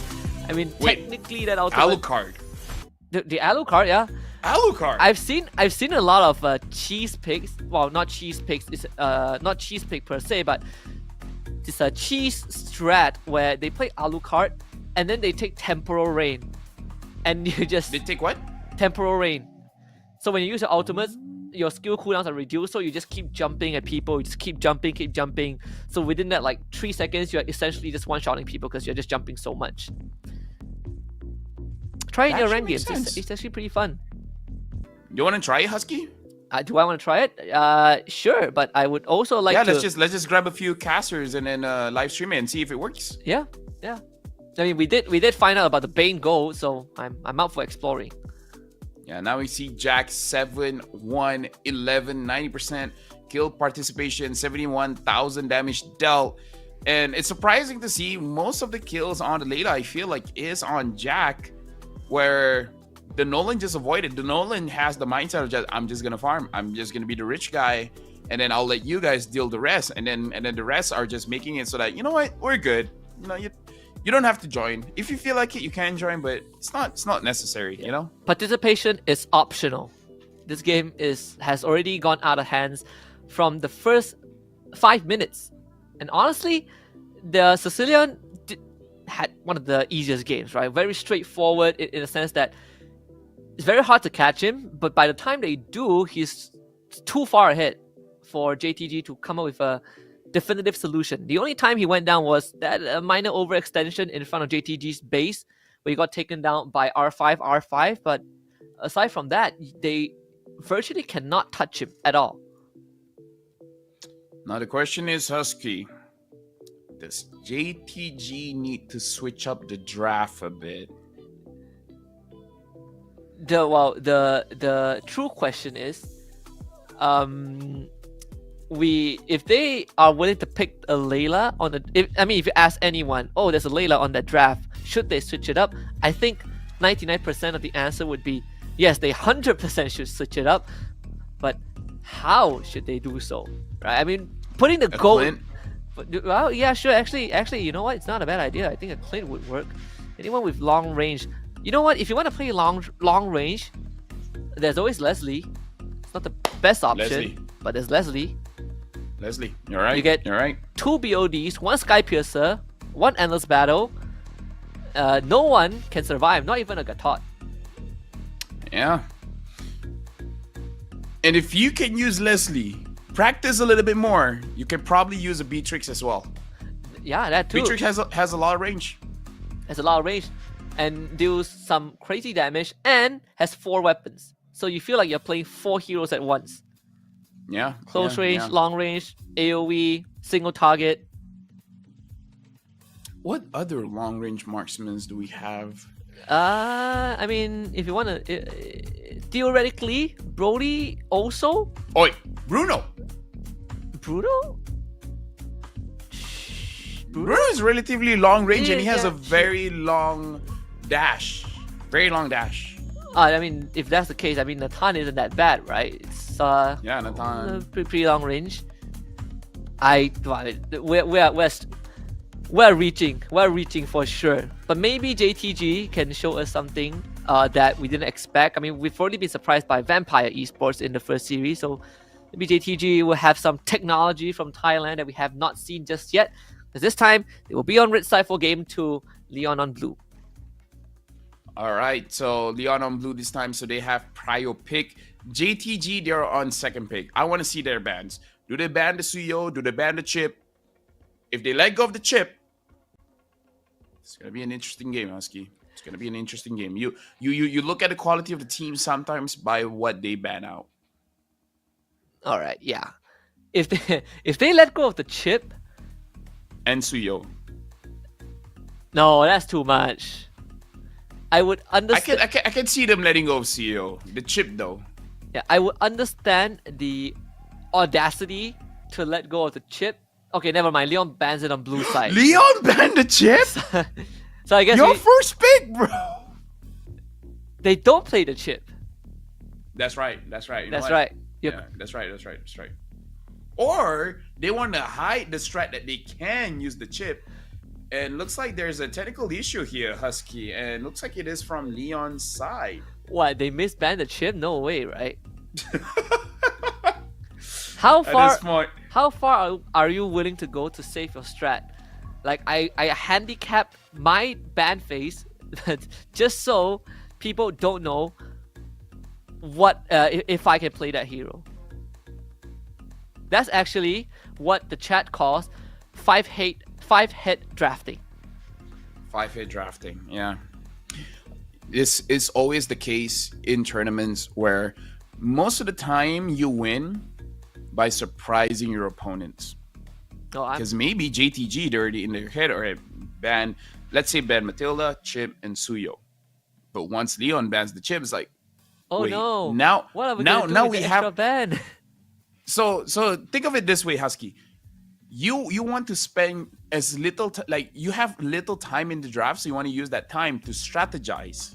But now, since they ban out the chip, now you have to talk about what to ban instead of what the strategy is. Do you see where I'm going? So you're diverting the attention of your opponent. Exactly. Wow. Diverting the intention. I love it. That's the kind of mind games I like. That's the kind of mind games I did before. You know, as a coach, you know what I did? They already pick up their jungler. You ban the jungler again? And then I banned junglers. And then after the game, I looked back at the draft and was like, what was I doing? But did you win though? And then my team didn't notice, and then they were like, yeah, what were you doing? I was like, oh, dude, I was on to something, man. I was on something for sure. Definitely on something. But how did that game turn? Did you win that game? Yes, we won. We didn't deserve it, but we won. It's the end result that matters. Exactly. It's all mind games. It's all mind mind games. You know, like what we always hear, right? If you don't know what you're doing, your enemies won't know what you're doing. Suyo is open, by the way. We're gonna see if JTG will ban it out, and if they don't, considering your mind could use a Nolan, I would assume that he can use the Suyo as well. Yeah. You have to ban. Okay, it's open. It is open. It's open. But to be fair, the previous series, Suyo was open by red side, but it was not first pick. But okay, Leon hopped on it like instantly. Yeah, and now that the Cho and Matilda has been banned out, those are like very prime ways for you to fight against the Suyo. If JTG wants to contest in terms of the farm, they need to pick up a Nolan or a Hayabusa, preferably a Nolan, but I'm not so sure since they pick up the Alpha before whether they are comfortable or not on those assassins. And if they're not comfortable on the assassins, then maybe instead of a fighter, maybe pick up a tank jungle. We haven't seen a lot of tank jungles, Husky, because of the meta, but again, it might be crazy enough that it could work. If there's one tank jungler I could think of, it's probably the Akai. I don't know, Akai, There's more like Baxia, Angela. Jushin. So we get the Jushin and the Hylos. Good, I mean, good sandbag, right? You could technically catch the Suyo, and once you, and again, you gotta literal. You don't even have to target your Law and Order. You just need to stick it onto your target. You know, honestly, what's a good matchup against the Suyo, Husky, where the Suyo has a lot of mobility, but the Suyo will still die because that hero has a lot of burst and more mobility than the Suyo. More mobility than Suyo and a lot of burst. Nolan? Julian? Nolan? It's the Fanny, Link? man. It's the Fanny. Oh, yeah, and the Fanny, yeah. Yeah, the Fanny can catch up with the Suyo. The question is, JTG, do they have it in them? They pick up the Nolan. That was a fast pick. We were talking about the Nolan. This time, GTG is coming in with the draft. Jushin, Hylos, Nolan. Promising start. A lot better. Just don't Layla at the end, right? Like, this is looking very good already. So they even ban out the 1-1. Maybe I like JTG it. was saving strats. I mean, it could be the same scenario as the first series where, you know, like game 1 was basically a steamroll, and game 2, suddenly you see the evolution of the draft, which kind of makes you rethink whether that game 1 was a fluke or not. They went from using a Layla to a Claude. Imagine that, Husky. Imagine that. Oh, I mean, Claude isn't that bad of an option, I guess. No, it's good, but it's, you know, like compared to a Layla, Claude is more difficult to use. It's more flashy for sure. Layla is a warm-up, you know? It's a warm-up. Like, how much can I get away with playing the Layla? And if I can't, then it's time to take off the weights, you know? So the Harif banned out. I was about to say, I haven't seen a Harif so far. Harif finally gets banned out, so Leon is smelling something fishy here. And they're not at the supermarket. No, not at all. Interesting. That's actually a good line. I might use it for M6. That's actually low-key a good line. I want to use that. Wait, so if I just want to get your opinion, if the Suyo and Jushin were both open, right, and you're blue side, Suyo, who do you baby. take? Suyo, baby. Every day? Every day. Unless my jungler really isn't good at the Suyo. Because the Suyo provides a lot when it comes to the neutral objectives. The Jushin provides a lot in frontline control, right? If you pick up a hero that can flank, the Jushin will be paranoid. Something like a Cho, something like a Khalid, even. So I'll pick up the Suyo. Suyo is a Balman, an Alpha, a Matilda, a Julian, a Yi Sun Shin. What else is he? He's just too much. He's just too much. He's too much. Like, he's a jack of all trades and a master of everything. He has range, he has burst, he has mobility, he has damage reduction, he has heal. Yep. He has quote unquote execute. He has two forms of weapon. Yeah, and he has iframes, yeah. Honestly, you know, he has a bigger bow than Yi Sun Shin. I think so. Valentina is looking at him and she's saying, "You're too versatile." I cannot be you. I am not you. I am not you. I am not you. And look, a carry pickup. You went from one of the longest range marksmen to one of the shortest. JTG is cooking this time. Actually cooking. Putting up a show at least.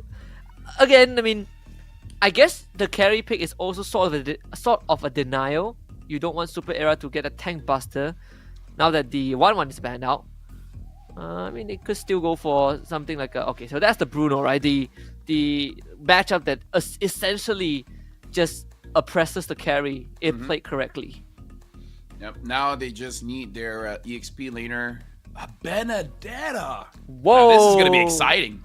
Benedetta Revitalize or Petrify? Which Benedetta are we going to get? Are we going to get the tank Benedetta or the...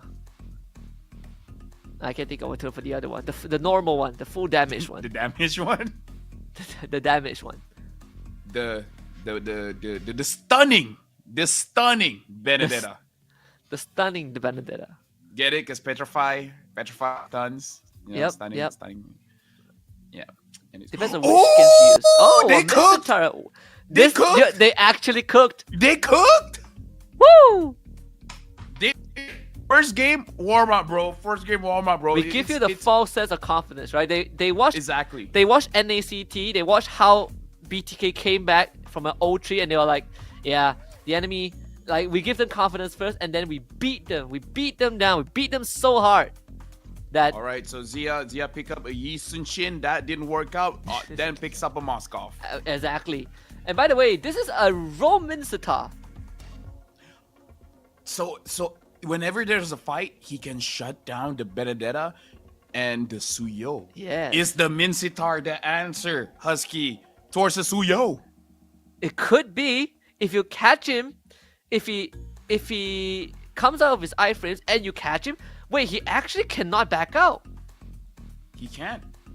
There's finally a way for you to fight him.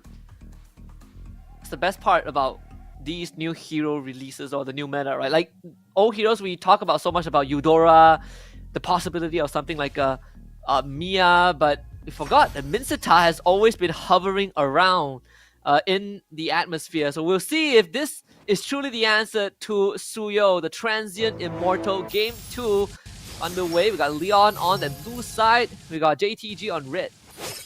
Well, all I'm gonna say, Husky, make sure you silent your phone, because this game, there's gonna be a king's calling. Oh, I butchered that.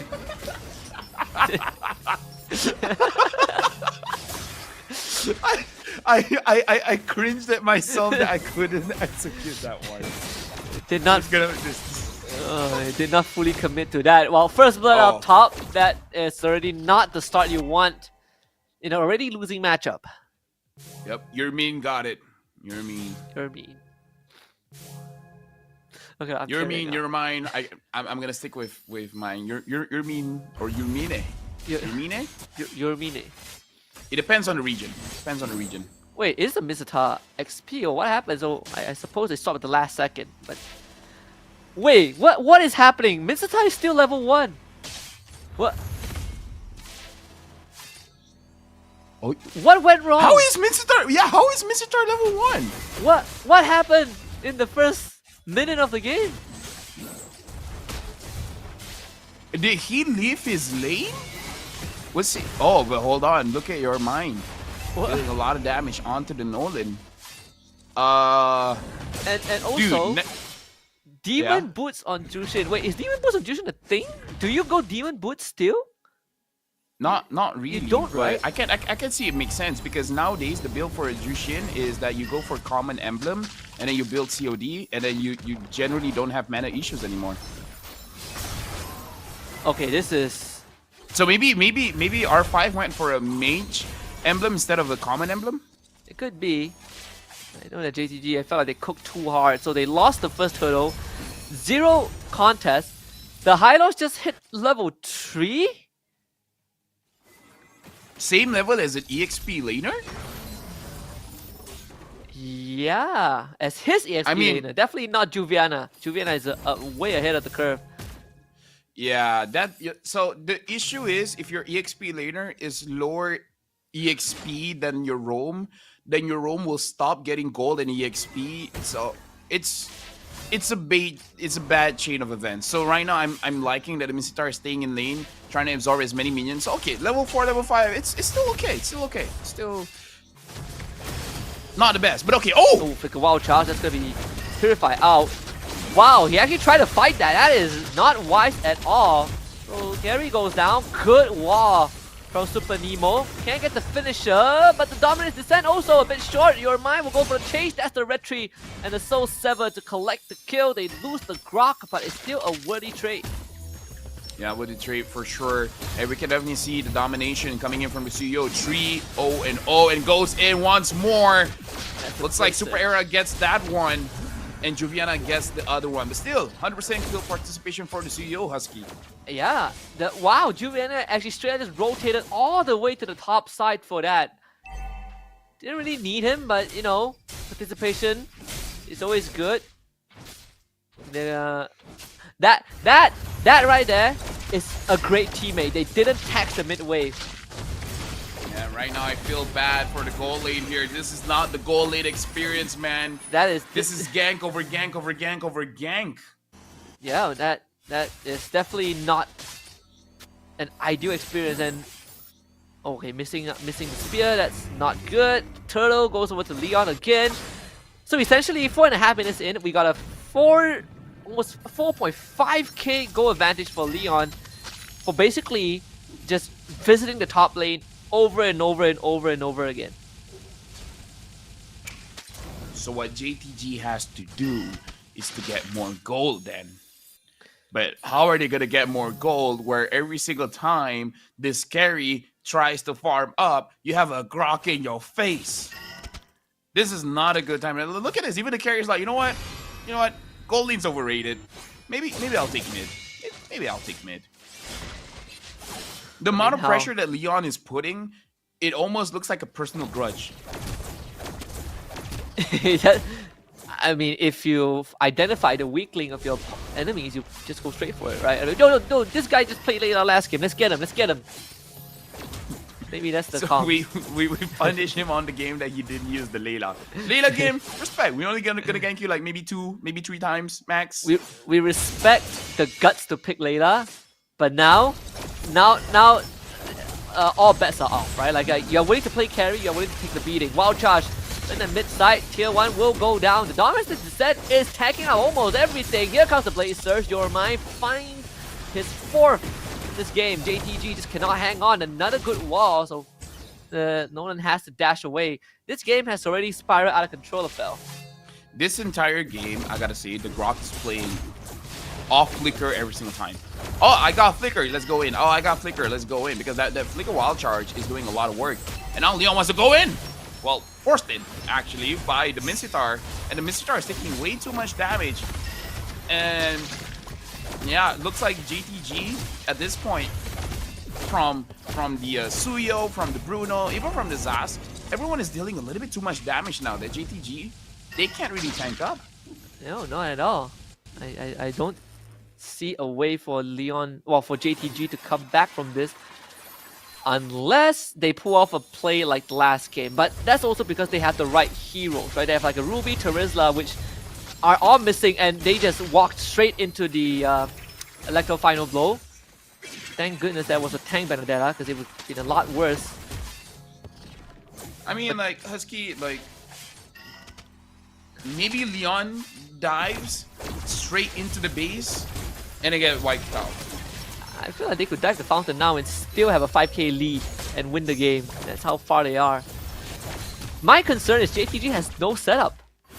Unless Mai could get some crazy like hook or King's Calling, which he's not going to be able to do because he just got caught. Doesn't go down. What a flicker wild charge again. So well done, but follow-on wasn't there. So no kills for Leon.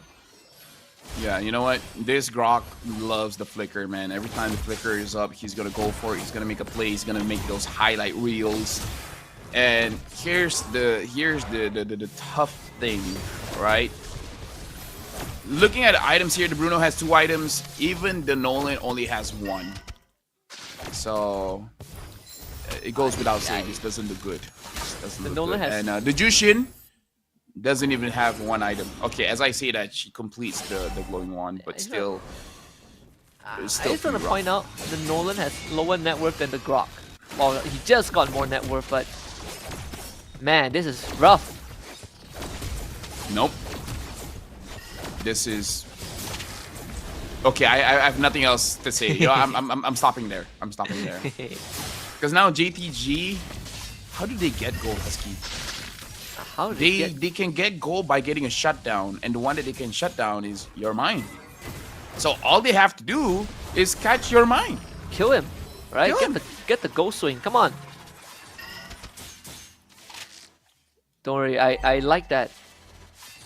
Even though JTG are on my the mine rope, is 0-0-0. He just needs to hook your mine and then King's Calling and then that's it. That's it. You know, just proper mindset, Husky. You just do that one thing and then you're fine. You got it. just one good Spear of Glory. Just one. Yeah. Maybe like 3. Maybe like 7 good Spear of Glories. Maybe that will do it. But Yeah, start with 1. Let's start with 1. Yeah. I mean, he did like some good penalty zone with the Terizla, so this one is a lot more technical for sure. Right, the risk and reward ratio is a lot more skewed. So I can understand why it's harder for him to do so. Every Spear of Glory he misses is an opening for Leon. Like the final blow just to split that defense line. So Leon gets the first inhib. And to be very fair, this this entire game, majority of this game, nothing much is happening, right? This is just natural selection. It's like Darwin's theory that the strong shall live and the weak shall die, and my is gone. They almost took out Super Era, and the wild shots again, that angle from Super Nemo to really set his team up for success. Your mind wants to look for Can stun under the crystal, goes down anyways. Finally, Carry finds the first kill, but I think it's done and dusted. Leon will slay Jack the Giant Slayer and proceed to top 4. I mean, we were talking about maybe they should kill the Suyu. I mean, they did. So they got something, right? They got something. I mean, kill the Suyu. They killed the Suyu, Husky. Have you ever had those games where the enemy is snowballing so hard, you feel hopeless, and then you tell yourself, it's okay if I lose the game because true victory comes from killing the guy that is snowballing? I've played a lot of ranked games, Husky. So the answer to that is yes. Yes. I've been in those games. If I feel like my opponents are legit smurfing. I feel like I'm facing professional players. They're just using a different account. If I can kill that Suyo, that's a win for me. If I can kill that Fanny, you know what? I'll take it. I'll go 0-10 as long as I get that Fanny. Yeah. If I kill that 15-0 Fanny, that's good enough for me. My ego can stomach it, right? My pride can stomach the loss because I know I've just ruined that guy's KD. Exactly. That's the kind of rank mindset that we adopt, Husky. Maybe not for the professional scene. No. But when it comes to ranked games, that's how you do it. Especially EXP laners. I feel like EXP laners have that mindset. I can lose game, but I can say I won lane. Yeah. I rather lose lane, win game than win game, lose lane, right? That's why certain XP laners, sometimes you have a less than satisfactory laning stage. You go like 0-3, 0-4, but you get some great setups, you win the game. The death don't really matter, right? You get that license to feed, or license to die in this case. But if you want my honest opinion, this game was a blowout. Because Leon didn't really have to do too much to win the game. Chat was asking, Husky, is Leon too good or JTG is not there yet? I feel like JTG is not there yet. Yeah, I have to agree with that. There's a lot to improve. I feel like second game, they showed up with the draft, right? But maybe it's like they just have to master, especially the laning phase, because was it about to be 2 minutes and the Mincetar was level 1? Yeah. I honestly don't know what happened. Something must have happened. Yeah, I gotta rewatch that. I gotta look back at the VOD because something horrible must have happened, like catastrophic, on a catastrophic scale. But I do agree, I think props to JTG as much as they got rolled by Leon. They have certain understanding of the draft, or at least the Game 2 draft looked really promising. But everything else is what's lacking. But I guess if you have the baseline of knowing what works or what kind of rolls with your playstyle, the rest is just improving on the fundamentals, right? Which will take a long time. But they are here for a reason. I wouldn't put it past them. Just hope that JTG will come back stronger next qualifiers.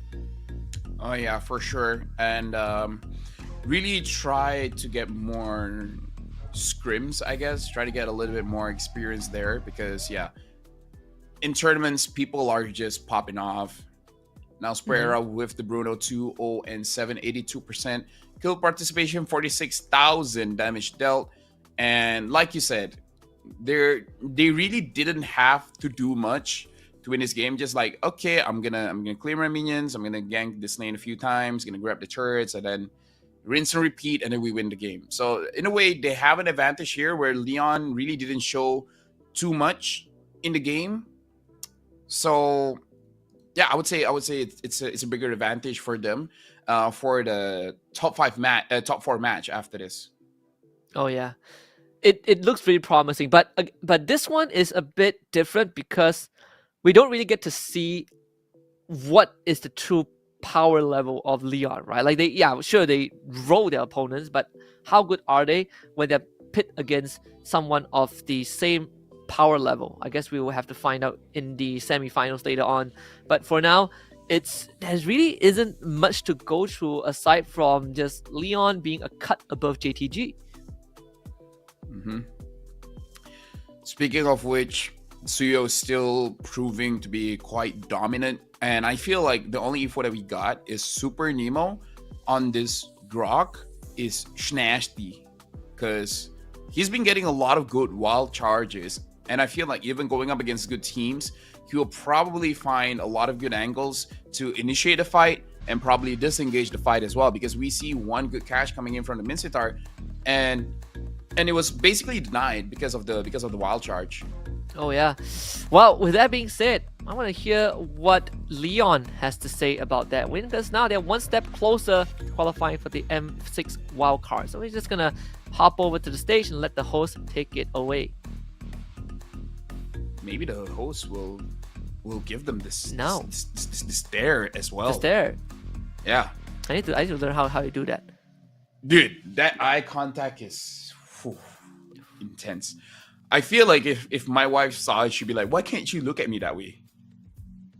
You want someone to look at you that way? Nah. Some people might, Husky. Some people might. Not me. I can't. Don't go there. Don't go there. You know, like that is just through the screen, and I can't take it. I can't imagine in real life. Well, we'll see if that happens. Thank you, Caster. This match was so crazy and amazing. I really love that. And now I'm standing next to the leader of Leon Esports. Hey, you are doing very well. And how do you feel about your performance? Since we played, we feel like comfortable and confident. Yeah, we feel good. So, what do you want to share with your fans watching you online? Just a little thing that just be disciplined and work hard so you can be confident with your performance. Yeah, be confident, and you look so confident right now. And now you can come back your position, and don't forget, keep watching the upcoming matches. Quý vị khán giả thân mến, các bạn nhớ là chúng ta sẽ còn rất nhiều những trận đấu tiếp theo, và đây sẽ là những trận đấu rất là căng thẳng và nảy lửa. Hy vọng rằng tất cả các bạn sẽ tiếp tục để lại bình luận, chia sẻ livestream và đón xem những trận đấu tiếp theo.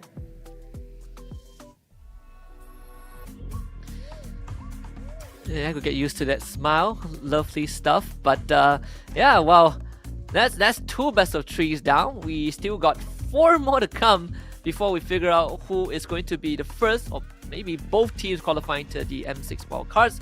Coming up, I think we have T final up against ESB next gen. So it's going to be Vietnam against Brunei. We're going to give them some time to get ready. For now, I think it's a bit of a break time, because coming back, I think this series will be a banger. We'll see you in a bit.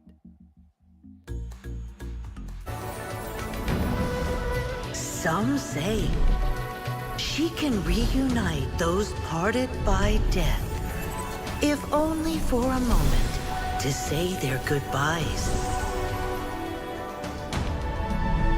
Some even say she takes pleasure in exposing people's true intentions.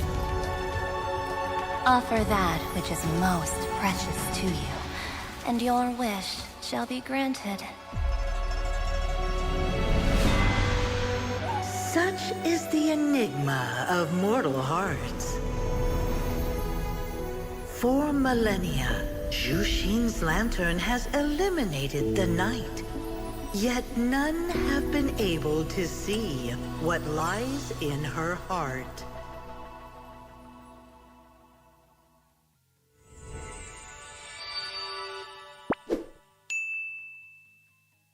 Nước cốt gà Friends giúp giảm mệt mỏi. Nghĩ thôi, làm việc cả ngày rồi. Mệt mỏi nhưng phải tiếp tục làm việc. Uống nước cốt gà Friends. Tiếp tục thôi, nước cốt gà Friends giúp giảm mệt mỏi. Thử ngay.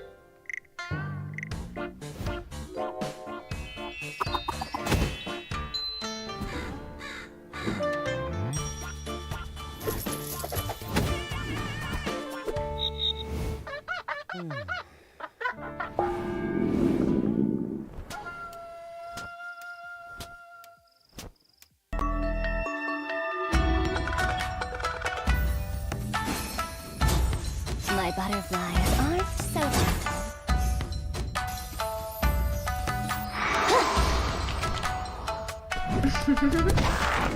My butterflies aren't so gentle.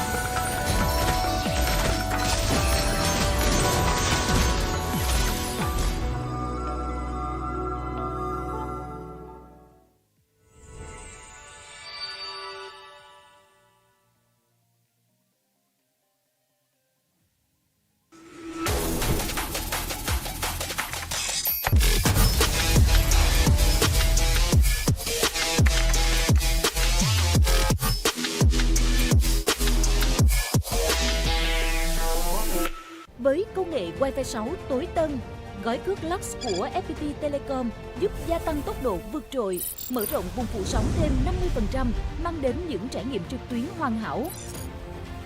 Từ làm việc, học tập cho tới xem video 8K, livestream, chơi game và hơn thế nữa, tận hưởng cuộc sống đẳng cấp với những giá trị xứng tầm từ Lux.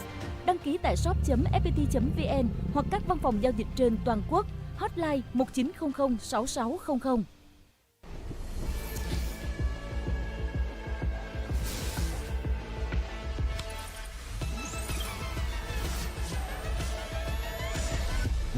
Realme 13 Plus.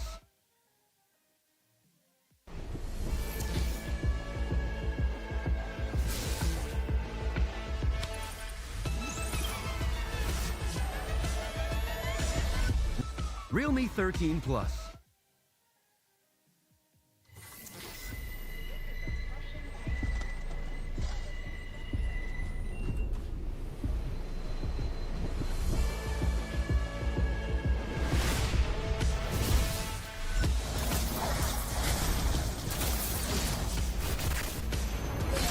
Eliminated.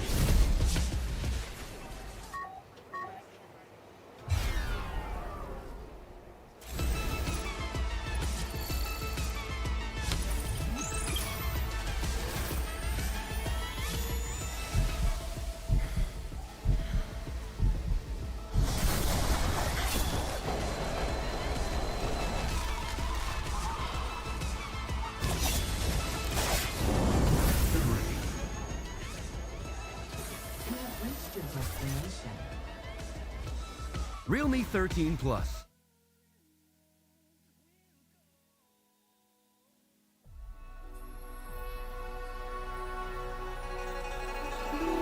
Among the legends of Zhuan, there exists a woman only known as Zhuxin.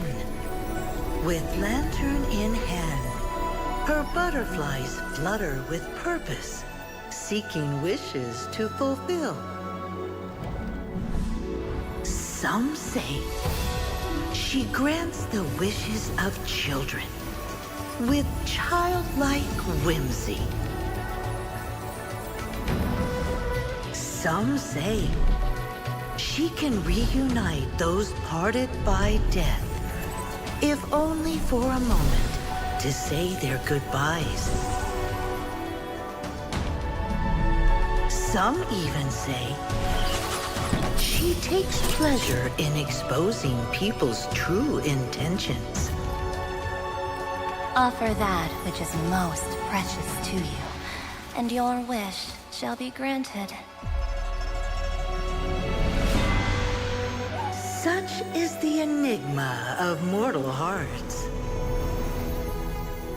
For millennia, Zhuxin's lantern has eliminated the night. Yet none have been able to see what lies in her heart.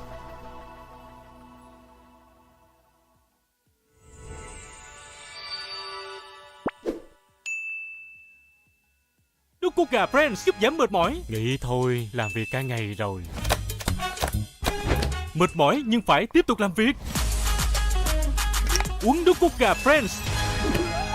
Tiếp tục thôi. Nước cốt gà Friends giúp giảm mệt mỏi. Thử ngay.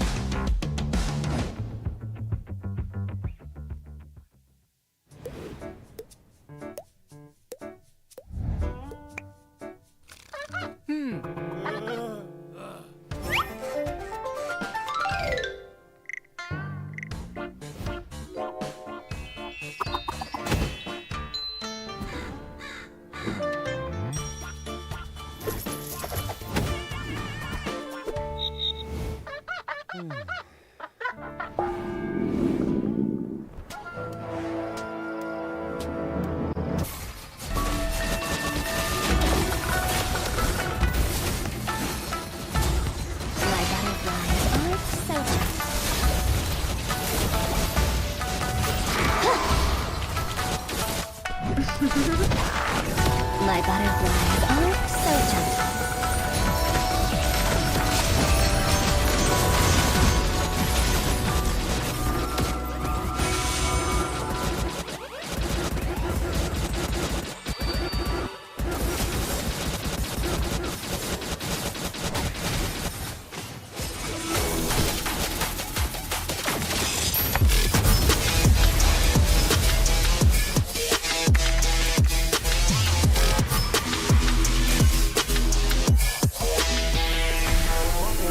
Với công nghệ Wi-Fi 6 tối tân, gói cước Lux của FPT Telecom giúp gia tăng tốc độ vượt trội, mở rộng vùng phủ sóng thêm 50%, mang đến những trải nghiệm trực tuyến hoàn hảo.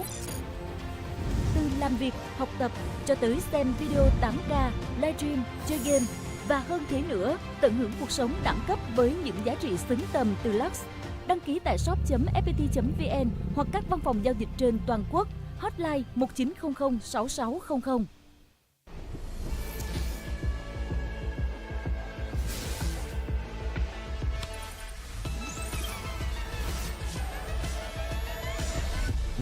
Realme 13 Plus.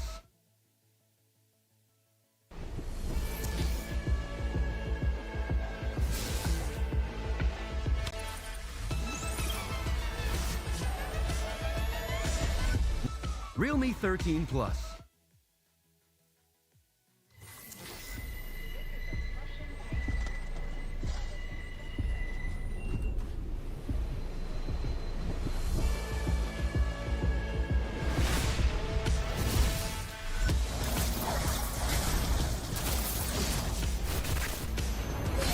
Eliminated.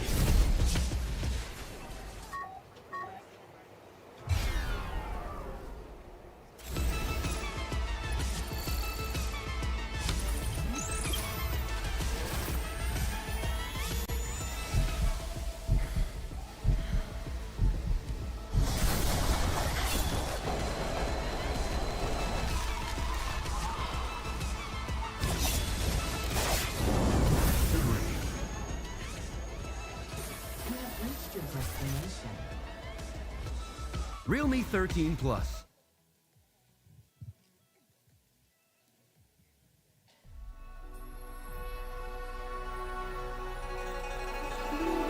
Among the legends of Zhuan, there exists a woman only known as Zhuxin.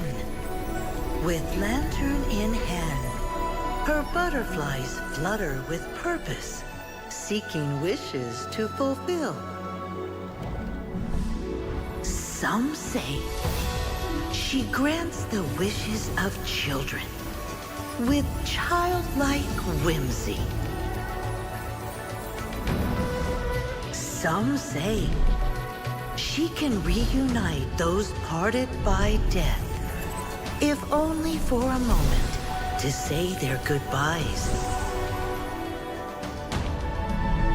Some even say she takes pleasure in exposing people's true intentions.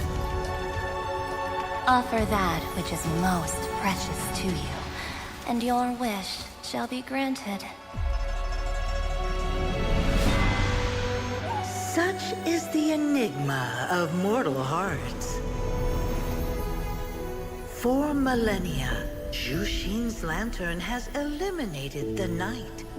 Yet none have Guys, been able to see. we are here with the MCCM. I'm so excited for the upcoming matches. How are you? Oh my God, Kim Do, I also feel excited now. I can't wait. Yeah, that's good because right now we are gonna witness a thrilling match number 3. Give it for Team Final from Vietnam.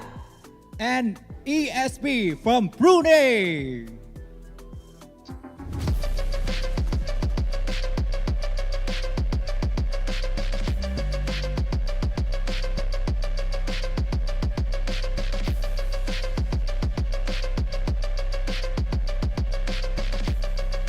Please come closer. We are gonna have a small conversation with your team leaders and other teammates. You can come back your playing position. Thank you.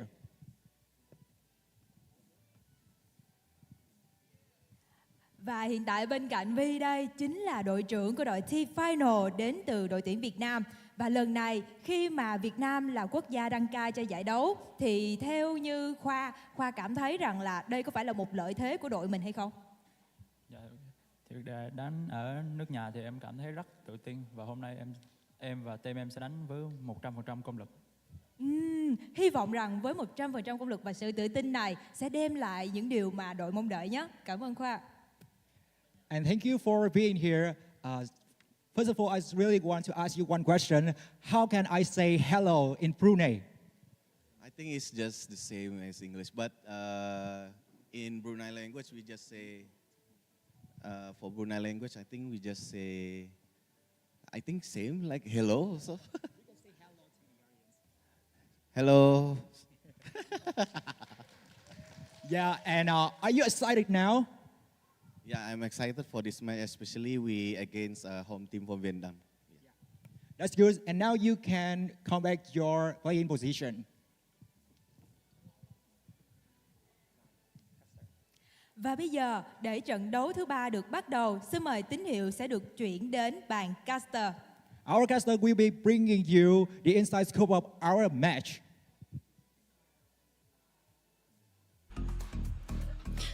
Thank you very much to our host once more. We are now going to get ready for our third best of 3 of the day. At the halfway point is T-Final against ESB. And I see a familiar name on the stage just now. It's Whisking from used to be from RRQ. Won 2 seasons at MPL ID. Took a break. Now he is back on the stage. You mean there's a chance we get to see him back on M6 stage? That's crazy. Oh yeah, that would be insane. Speaking of which, the comment section has been hyping up this match, and this is gonna be the match where Vietnam gets to show their stuff going up against Brunei. And like you said, Whisking has been off stage for quite a while, so we have to see whether he has some rust on him or is good to go. So I feel like for this kind of matchup, we shouldn't be seeing a lot of draft shenanigans, where I feel like both teams should have a rough understanding of what kind of lane matches is good against each other and stuff like that, because I feel like both teams have scrimmed quite a lot. Oh yeah, and I really want to see how this is going to pan out, because again, it's touted as one of the more anticipated matches, and the fact that you have T-Final on the other end of the aisle, and there isn't really too much info about this team. I know they came into VMC, which is the Vietnam MLBB Championship 2024. T-Final actually were the second seed from the tournament. They lost 0-4 to Legion Esports. So this makes it a lot more interesting with the current lineup that they have coming into this. Yep, for sure.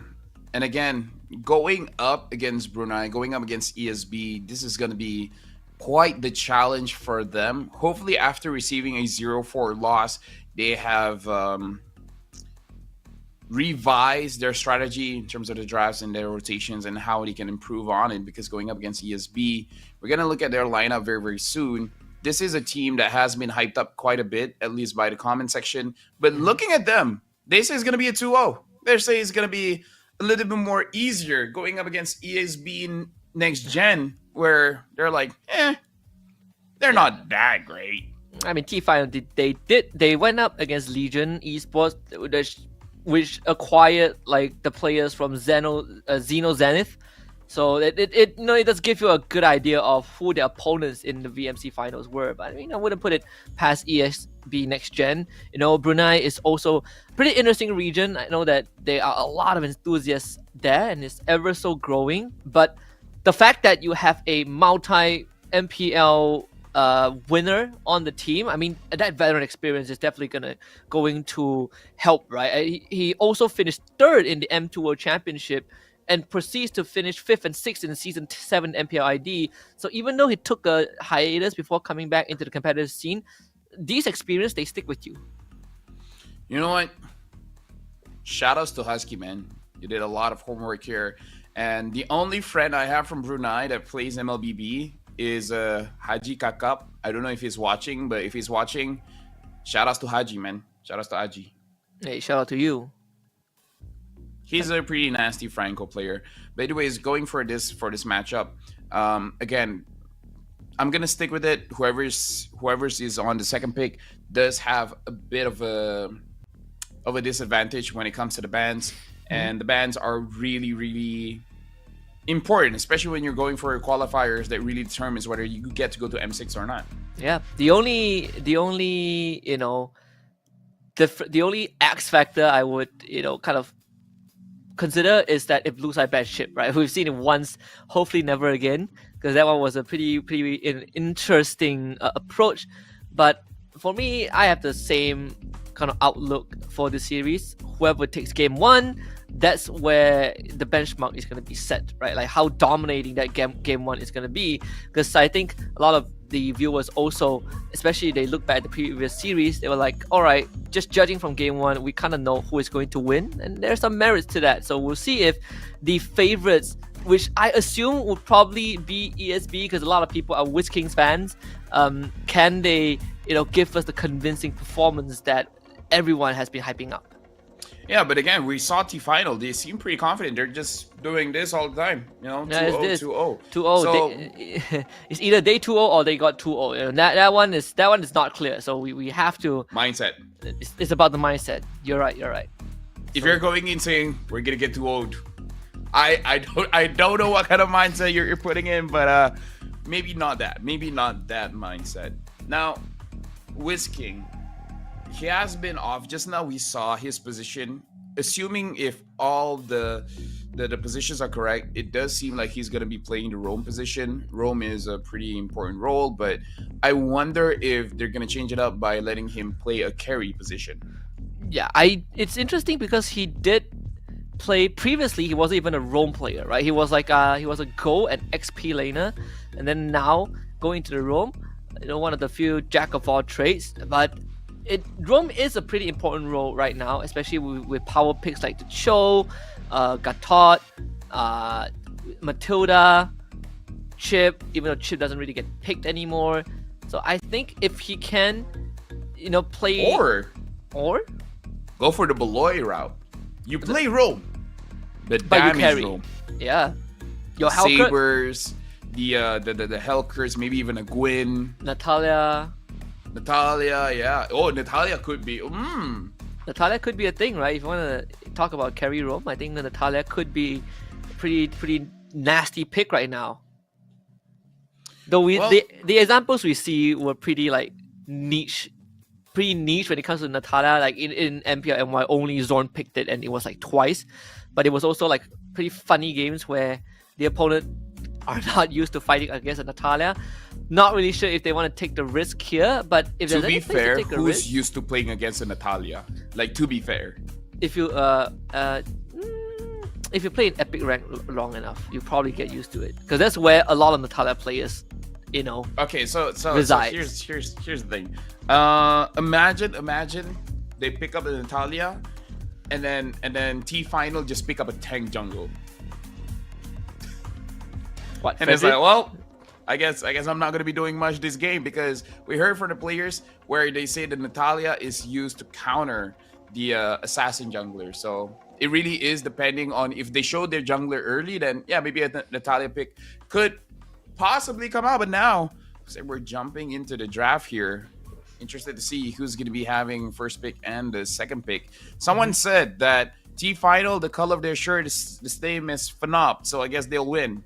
And looks like ESB is going to be first pick, but they are the one to ban out the Chip, and T-Final ban out the Fanny. Man, that's so weird. So you ban Chip blue side. Are they not confident? Unless it's reversed. Unless it's actually T-Final with the first pick. We're going to see the next ban to see if... Oh, no, it's correct. It's correct. Whoa. Sicilian ban? Whoa, Husky. We were talking about not getting funky drafts here. Maybe we spoke too soon? This is... you have to be some giga hard read. So double assassin ban so far by... I mean, if you are T-Finals, you are so happy that the Chip got first ban by blue side, right? Because now it relieves you of a lot of that responsibility. In fact, but what about the Suyo, though? That too. They could ban the Suyo third. Unless ESB bans it, then that would be next level. Honestly, if Wusking is a roam, he honestly could pick up a Gatot Kacha and probably still carry the game because Gatot does deal a significant amount of damage. What? Freya. Okay, is this a T final special where they're just so good on the Sicilian and the Freya? But looking at the players' faces, it looks like even they're questioning the Freya ban. Maybe they played in scrims and Freya was the kryptonite. So it's gonna be a Phoveus first pick, nothing out of the ordinary. We got the Suyo ban by TF. So there's 3 assassins banned now at the start. Could pick the Julian now. So they go for Was the that Haji at the back? wow. You look like Haji. 1-1. A 1-1 1-1 Benedetta early? opening. What? Hold on. You usually pick up a 1-1 if you see minimum 2 tanky heroes. You see Phoveus, that's good, that's good. But if you see something like a Hylos, like a Gata, then like, okay, pick up the 1-1. But now, here's the thing, Husky. 3 junglers have been banned, and they haven't prioritized the jungle. Unless this is a Benedetta jungle. Yeah. This is crazy. What an opener. What an opener from TF. It's either comfort picks or it's just incredibly hard read. I don't even know how to predict a draft anymore. So the normal pick comes afterwards. So they take the Gatot for themselves. Imagine Gatot being the 3rd pick. Wow. So they're still not showing where this Benedetta is going. It could be XP, it could be jungle. Okay, why do you ban the Nolan when ESB has already picked up the Hayabusa? Yeah, what? Hey, they heard your comments about your story about your game, you know? And then you pick the jungler, but you still ban the jungler, you confuse everyone, and then you win the game. I don't know, chat. Something is getting cooked, but I feel like it's getting overdone. It would be so funny if they ban Nolan and then they realize that wait, the enemy picked Hayabusa. What? And then wait, Lolita, we need to ban a tank. We need to ban a tank. And this is definitely now I understand why this is anticipated. Like this series is people are excited. I mean they're excited for very many different reasons, but I am excited seeing the ban so far. I am. ESB, will they ban out like a Vexana? Or Eve? Eve is also a pretty good ban to make sure that the or Faramis respectable as well. Alpha. So now what other junglers are open? Okay, they pick out the Matilda first. So does Gatot is going EXP? So that means the Benedetta is jungle. All right. They just don't have the mid now for T final. So if you're ESB, I feel like Vixana is probably the pick to go for. No, EXB already has their. Oh wait. Oh yeah, my bad. So Claude, Tigreal. Do you go Tigreal if you are? Tigreal seems solid. Grok seems solid as well. Cho is open if they want the Cho. Cho is open. Why did they pick a Mincetar? Roam. Tigreal. Stick with Tigreal, right? Yeah. Okay, so the picks from ESB make sense. And now a Vexana. All right. So prioritizing the jungle Benedetta here. We've seen Benedetta revitalize, but now we got to look back at Benedetta Retribution, which I don't know how this will turn out. I gotta be honest with you, Husky. I haven't seen the Benedetta jungle for the longest of time, so I can't really tell you how it's supposed to pan out. I know she has decent clear, and you know the added mobility is always great, right? It doesn't feel like it's the easiest hero for the Hayabusa to. Yeah. What if the Benedetta goes first item Sky Piercer and just rack up the kill with the Claude or Jushin? Because in terms of protection, the Tigreal is there, but if the Vexana can control the Tigreal, boom, bang, bada, bing. maybe that's the way to go, because this is technically a first pick Benedetta. Maybe a Sky Piercer Benedetta just takes over the game. That could be true. I mean, we'll see, right? Benedetta with the retreat instead of the Petrify. We do lose out a bit of that initial control. So game 1, ESB, blue side. Then we got TF on the red side. Right off the bat, where is the... Let's look where the Matilda is. Does see the Hayabusa. Force out the early retreat. That's always great. But, yeah, had to use the Purify. Yep, and now looks like the Gatot is there providing the backup. She's dead. But still, Matilda taking a lot of damage, still able to dash away, but Flicker goes in, and the kill is secured. Jushin gets first blood. A bit of an overextension there from the Matilda. She had pressed the Purify before she got lifted the first time, because it really does cut off the retreat a little bit. So already a good start for ESB. The fact that your mid lane Jushin just got a free first blood. Yeah. Right now, looking at a matchup here in EXP, looks like the Phobius is doing quite a lot against the Gatot. But again, this feels like a non-action EXP. We're not going to be expecting a lot coming from here. And yes, Whisking is going to be the roamer using the Tigreal. And in terms of the spells here, only the Vexana has the Purify. Though with that being said, the 1-1 has an inbuilt Purify, so the 1-1 should be able to protect herself as well. But it is something to take note of. Oh yeah. Let's see, this first turtle is going to spawn just a little bit. Depending on where, if ESB wants to fight for the turtle, Tigreal is still quite far from that force. Gonna eat up this wave. Bottom side, that's a dark wave pool. Get the lift also, Mukri with the lift back. No kills yet. The Gatot still fairly tanky. And by the way, this Gatot is running Vengeance instead of Revitalize. So he's probably thinking about tanking the damage. I feel like the Revitalize is for the Claude, but now looks like he has to pump the Revitalize early. The Phobius goes to the back line. Gonna be the Infinite Pursuit, just chases him on the tower. Gives out his life, of course, to the Vendetta. Because the rest of the F, Guiding Wind, that's the Vengeance pop, the Tokacha right in the midst of things, the Hayabusa, Tigreal, good push by Whisking. They do end up losing the Tigreal at the very end, but Ash somehow finds a kill, 2 of them in fact. TF respond in kind, so both teams actually ended up trading even. Yeah, even, but definitely the win goes to the T final unless they don't secure the turtle here. No way. Looks like the Phobius comes by trying to save the situation, but unfortunately isn't gonna be enough. So good team fighting from both teams, but ESB definitely made the mistake by overextending, because I feel like the Phobius just, you know, pushes them away, not really going for that kill. He would have been available for the turtle fight, and then perhaps they could have waited for a better opportunity to actually capitalize on an actual team fight. Instead, letting go of his HP down and then dying in the first instance of battle made it so that ESB didn't have the man advantage. Now it's going to be a flicker into an impotent stray. Whisking instantly controlled by every single spell under the sun. The arsenal of TF, a bit too much. Control Tank does expire at the very end. Electro Final Blow, trying to chase Ash down. Lethal Ignition, cut at the edge of the blade. TF finding 2 more kills on top side. Now ESB really feeling the heat a little bit. How is this Paul going to get out? Does have the BMI going to reposition with the Blazing Duet. Gets jumped on and just solo killed by Forever Love. They finally lose their jungler, but it's just a small price to pay.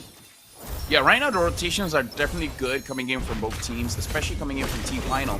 They're very much proactive all around the map. It's only 4 minutes in, but they're already rotating as a team. Even the Gato Kacha abandoned the EXP lane to be able to cover up for his team. So this is a good sign that Team Final is really looking for more aggression in the map, trying to give more kills towards the Benedetta. The Benedetta does not have a Sky Piercer, but still, the same idea applies. Giving her a lot of kills, even though she died once, that's probably not part of the plan, but it's a very good start for T-Final here. Incredibly good. Their lane swap out as well. ESB switching the clock to the bottom side. Unfortunately, this Gatot's too tanky for the Hayabusa to deal with. Top side, Sacred Hammer doesn't really get the push off, sadly. And T-Final. Yeah, looking at Roamer coming in from T-Final here, he looks very confident, Husky, you know, emoting and everything. So I would say T-Final so far, they're playing very confidently. high in spirits for sure. Second turtle on the board. T-Finals will get this uncontested. Can only further their lead. Just a measly 1k. Now the Matilda having the flash of the Oasis as well, so a little bit more coverage. Looks like T-Final, they're moving as a 4-1, letting the Gatot absorb the waves for a bit, while ESB is trying to give as much farm as they can towards the Claude, but it doesn't look like the Claude has been given that much farm. Top side. Oh no, Implosion actually just vacuums the air instead. The atmosphere does not need much more control. TF basically just not even having to dodge the bullet, right? The bullet missed. Yeah, maybe Whisking is a little bit nervous, perhaps. Yeah. Like, it was a good play in theory, but again, in terms of the execution, it wasn't really there. If he misses a couple more times, he's gonna change from Whisking to Whiffking, and that's not the moniker you want. Oh, Husky. Oh, that was good, but you know. Woo. Just once, Nice. just once. Yeah. So repeat itself. All right, able to get the Benedetta, and the Benedetta is actually quite low, still able to run away. And yeah, honestly, looking at this matchup here, the Jushin probably can pick up the Gatot Kacha, but other than Gatot Kacha, everyone else has a lot of dashes, so it's probably going to be difficult for the Lantern Flare to actually connect onto anyone, Husky. Top side, they get the lift again. The Echo Overlord is going to go down. Unfortunately, overextended. Even the Purify cannot get him out. Now ESB got a good... AOG, final blow, eye for an eye. Ranger just eats up all of the damage. Again, Benedetta have to fall back. But thing to be safe for the Gatot, who is just soaking up like a sponge. Yeah, right now ESB doesn't look like they have enough damage. So they really need Ash in the fight. Oh, but before that, Whisking gets taken down. Whisking goes down. That's the lift again. Mccm finds the trade back on the Gatot. But TF be on the third turtle. Circling Eagle just to buy a bit of time. Steppy Boy jumps in front of Pursuit. Crossbow tank in the air. They get the turtle for themselves, and TF collects another kill onto this Phobius. So TF slowly extending that lead. Yeah, it looks like ESB, they're trying to figure out ways to give farm towards the Claude and the Hayabusa. And this is the traditional problem of before that Kal-El gets taken down as well. The Claude is 1, 2, and 3. This is why I don't like compositions with hard carry assassins being paired up with a carry marksman as well. I would prefer if they pick up something like a Clint that does well even without items, or Bruno. Having the Claude, you're kind of fighting for farm here for both the jungler as well as the gold laner. See, TF is just gonna keep on snowballing this right now. ESB needs to somehow slow it down. They do get the flicker implosion, but instant counter engage from TF. Just so much crowd control from T-Finals. Nothing much that ESB can do. Crossbow tank in the air. That's gonna be a backline exposed. Mukri getting chased down. Lantern Flare. Not enough to grab Forever Love, but enough to get him out of the fight. So at the end of the day, TF finds 3. Yeah, Ash trying to clear, but looks like he finds the Gato Kacha. The Gato Kacha tries to take him down. So far, Ash looks like he's able to run away from this situation, but TF is just going to make sure that he takes his time. He's going to go down. Oh, just there you go. Can't even take the shadows back. They were waiting for him. Looking at the gold here, Husky, the Benedetta has 6,000 gold, and Hayabusa is hovering around 5,000 gold. So a solid 1,000 gold difference just from the junglers. Looking at the gold laner, 8,000 for 1-1, 6,000 for the Claude. So 2,000 gold difference between the gold laners. And this is not what you want to see if you're an ESB fan. No, not at all. This has definitely kind of made me readjust my expectations, especially looking how the early game went. Right, we said that people are more favored towards ESB winning the series, but considering the opponent that TF had to face on their way here, it is a tall mountain to climb. First Lord most likely guaranteed for TF. TF can lose the Gatot. Wow. Yeah, they finally killed the Gatot, but that took a lot of time, and Whisking had to use the implosion to stop the movements. And looking at ESB, they're really not moving as a team. But again, to be fair, they're just looking for farm. But the Hayabusa is never around. The Claude is never around. It feels like playing with your dad. Yeah, I understand. It's like playing with Layla's dad. Yep. Shoutouts to Layla and Nolan. Yes.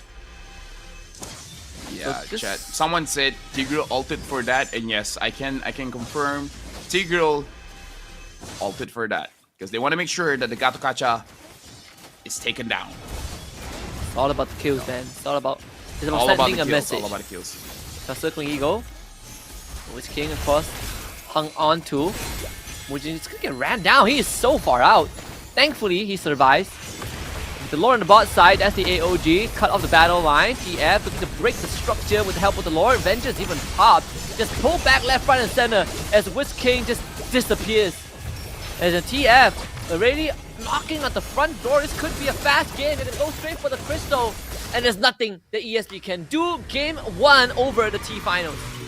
It was barely 11 minutes, but T-Final showing the confidence, saying this is going to be a 2-0, already shouting out, this is not going to be a problem. And ESB got to go back to the drawing board. Looks like they couldn't handle the Gatot, they couldn't handle the Benedetta, they couldn't handle the 1-1, they just couldn't handle T-Final. Yeah, none of it at all. I mean, the first few minutes were looking okay, pretty even. And then it started snowballing out of control, right? The Claude got ganked, and then T-Final just kept on stepping on the gas. And it felt like there was not really any answers from the side of ESB, which is unfortunate. But for T-Finals, that's the confidence boost you're looking for. One more game to send yourself to top 4, and one series away. In fact, if you get to top 4, you just need one more series to put your country on the map. Yeah, you know, and shout outs to Vietnam. T-Final is looking pretty good. Even though they banned the Nolan when the opponent already has a Hayabusa, it's all in the strat, Husky. It's all in the strat. Make them overthink. Make them look down on you. I can't believe it. I cannot believe that it somehow worked. Right, it's considering that the bans were so Husky. I did the same mistake, and I also won my match, Husky. So you know. Yeah, they heard you. They heard you. They heard me. They did the same thing. Honestly, this one is also more of a landslide. But I would say that that I would echo what you mentioned. ESB didn't really feel like they were playing too much as a unit, whereas for TF, they just kept on giving pressure, right? Like, our Benedetta is strong, our 1-1 is strong, let's just keep going. 4 minutes in, and T-Final already started ganking, while ESB, 10 minutes into the game, they're still farming, Husky. So I feel like the adjustment that I would make as a coach is that, all right, guys, T-Final moves around the map a little bit too much. We need to be able to respond. So our drafting is going to be a little bit more different, where we're going to make sure we only have one farmer. Because going up against a team that moves around the map too much, you can't afford to have 2 or 3 farmers in this game. So if you want to pick up a Hayabusa, pick up a marksman like like Bruno or Clint. If you're going to pick up a Claude, then maybe go for something like an Alpha that can fight relatively early on. You know, Alpha, the Julians, those kind of junglers.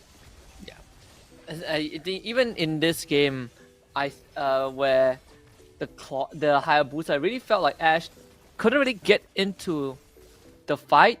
You can see that Jushin was doing her very best to try to kind of control the front line, but it's so hard to do that when you have a Gatot that's just cutting through your front line.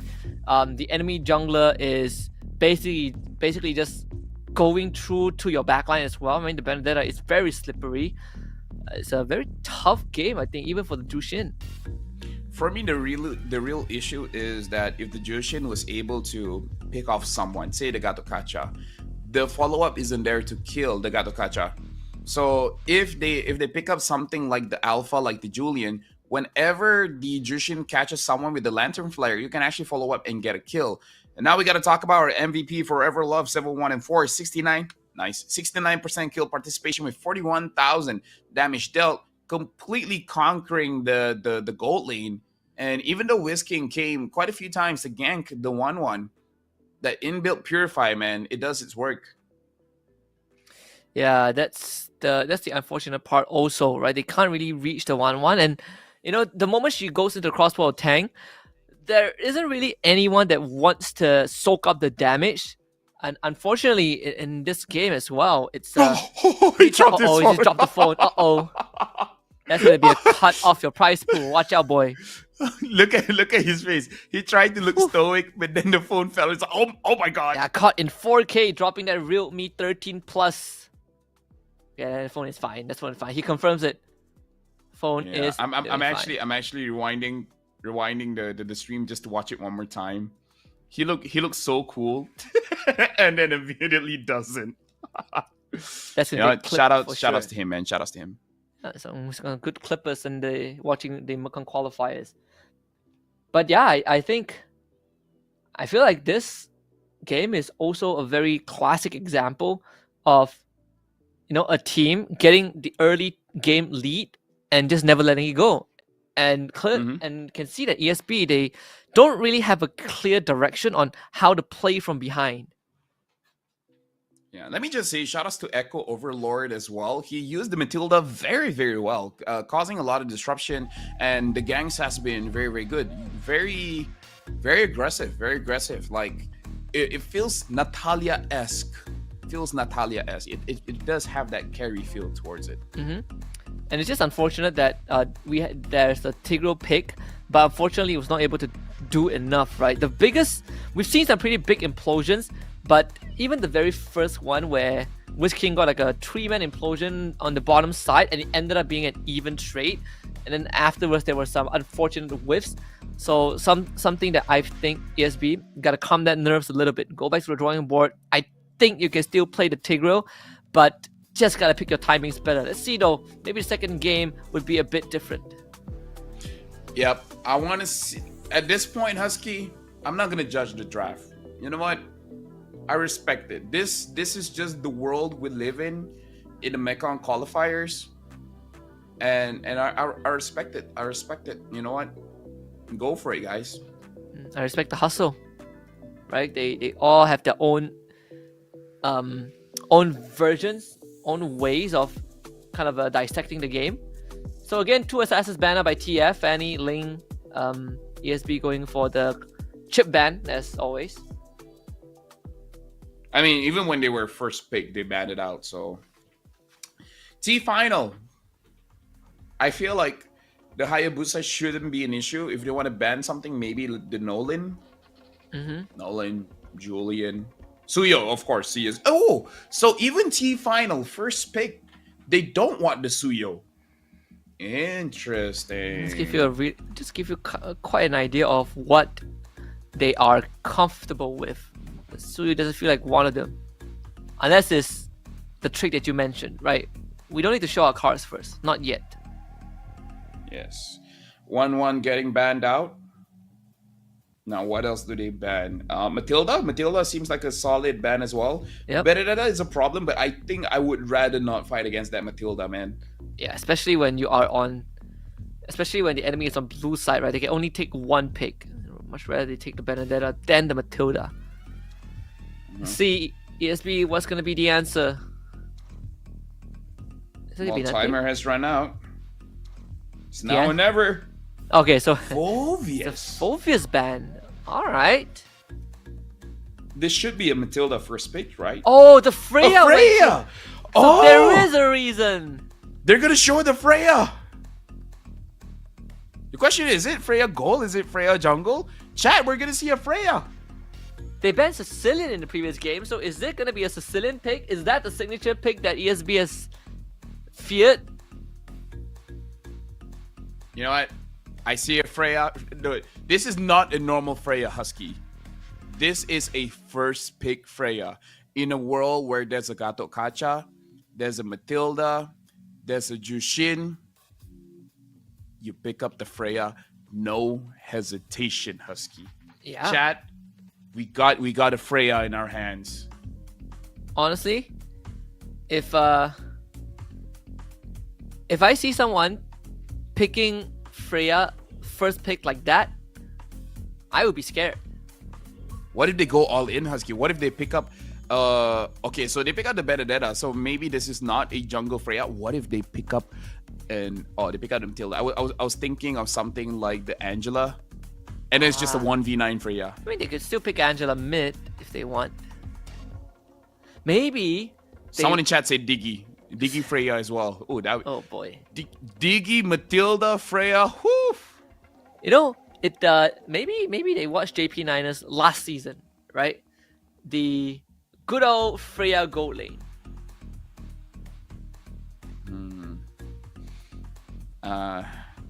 I'm uncomfortable and excited at the same time. So now ESB, pick up your jungler. If not, it's definitely gonna get banned out. I feel like take something early here.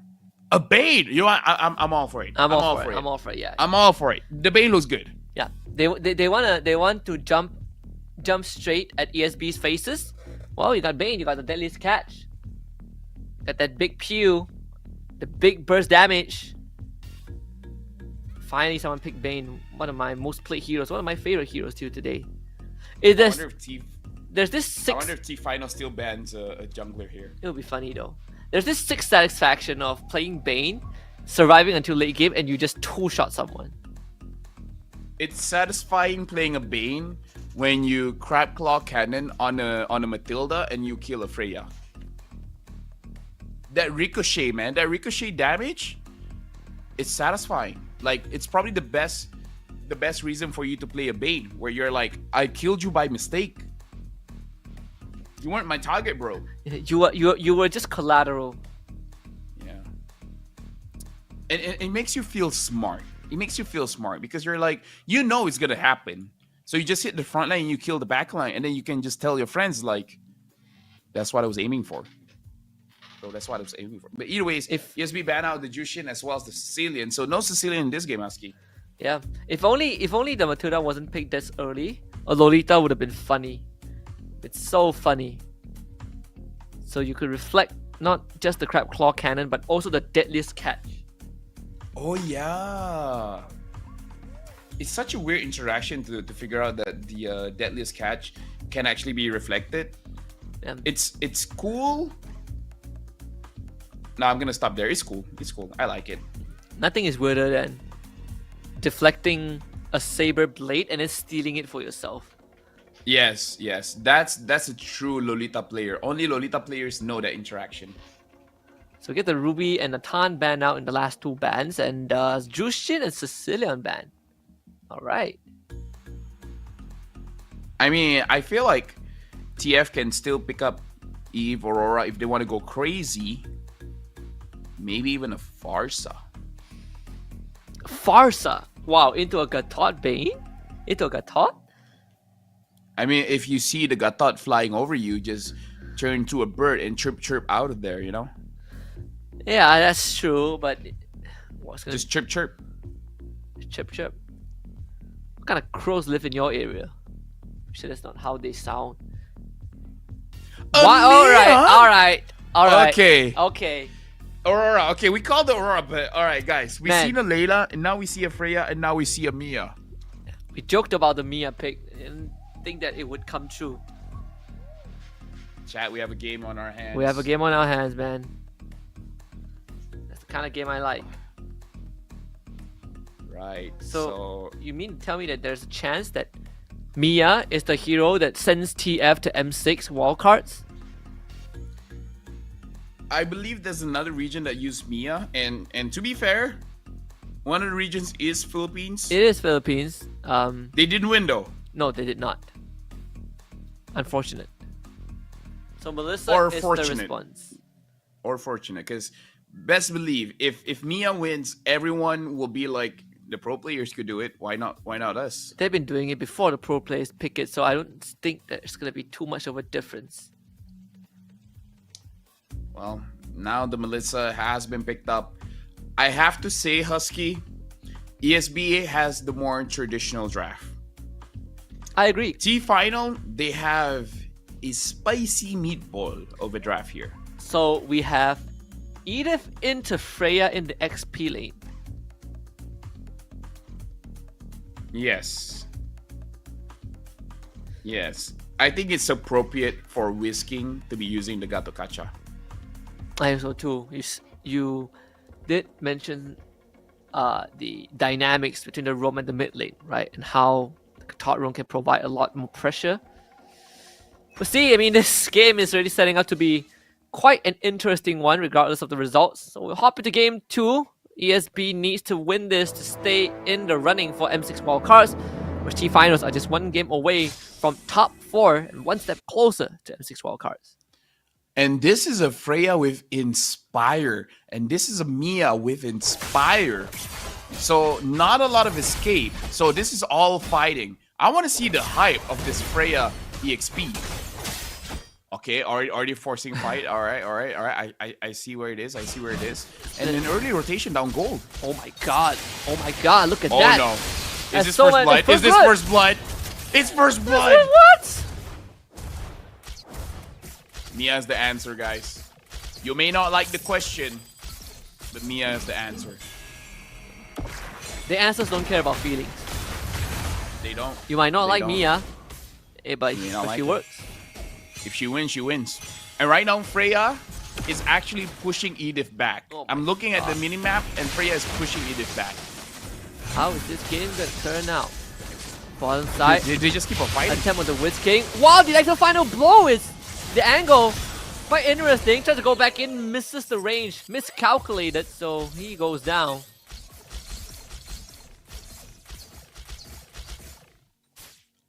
My commentary brain is just shutting down because I'm trying to enjoy this gameplay for now. Okay, so Freya is already building a Legion sword. So is she going for a Hasclaw or going straight for damage with the BOD first item? This is by the way War Cry. Actually, now that I look at the starting build, no wonder you dominate the lane. You have War Cry, you have Inspire. That's a lot of damage. Yep. Now with Matilda showing up also, right? You can't really do much against the Freya. You leave your lane once, that structure is gonna go down. First turtle fight, is gonna jump onto the Aurora first. The Matilda steals the turtle of all things. They get rid of the Bane, actual final blow was used. Both junglers go down, but the trade favors TF. Double kill for the Aurora. Did you see how fast that Edith went down? That burst coming in from the Freya, man. TF is all about damage. They're like, we don't know how to set up and all those kind of things, but you know what? The damage is going to be there. Even the Roamer. It's a Roam Matilda. The Roamer has damage. Now it's really on the mid lane to start it up for the team. It's like, okay, I'll provide a crowd control. You guys just do your thing. It looks like it's going to be a BOD first item on the Freya. Of course. You know, quite far ahead. Oh, 600 ahead of the Edith, but then again, the Edith can't really fight you. The bottom side, you've already found victory. The Guitar can't leave the Melissa at all, and TF kept bringing people down here. Circling Eagle. Right now, Matilda. Circling Eagle. Okay, brings the Benedetta in, and it's cash. Kind of whiffs a little bit, so the Benedetta finds the kill. Very straightforward. Melissa with the models, AOG connecting on the Benedetta. Eye for an eye, looking to get out of this. Just one last dash will do the job. Whisking could not collect the kill. And TF once more gets something for nothing. Right now, the tempo being set by TF is just absurd. I feel like ESB is not prepared for this kind of speed. Game number 1 and game number 2. Like, they want to play a relatively... Like, you know how the Philippines, they play the laning phase for 3 minutes, maybe 4 minutes? TF is just like, 1 minute feels too long. Let's go. Just send the mid lane to the gold lane and then get a early first blood for the Mia. I feel like everything that TF sets to do, they've been doing it. Yep. Get this Mia ahead. I mean, this double Inspire is gonna become a problem in a little bit. Let's see. With the flip, fake crowd control, AOG. This Benedetta actually still gets to use the ultimate. Does go down. The junglers again both die. Passive Aurora is gonna be used. Try to back off, gets the freeze off before she goes down. And here comes the Freya. Damage runs out at the very end. ESB claps back, finds 3. Yeah, I feel like the downfall of that is because the team fight was separated, right? Where the Freya dealt with the backline, and then she had to move forward, and then by that time, the Inspire expired. So his life, same thing. So this Mia, is she gonna be a problem in the late game? She's not a problem right now. Definitely not now. Definitely not now, but I feel like she's the cleanup crew.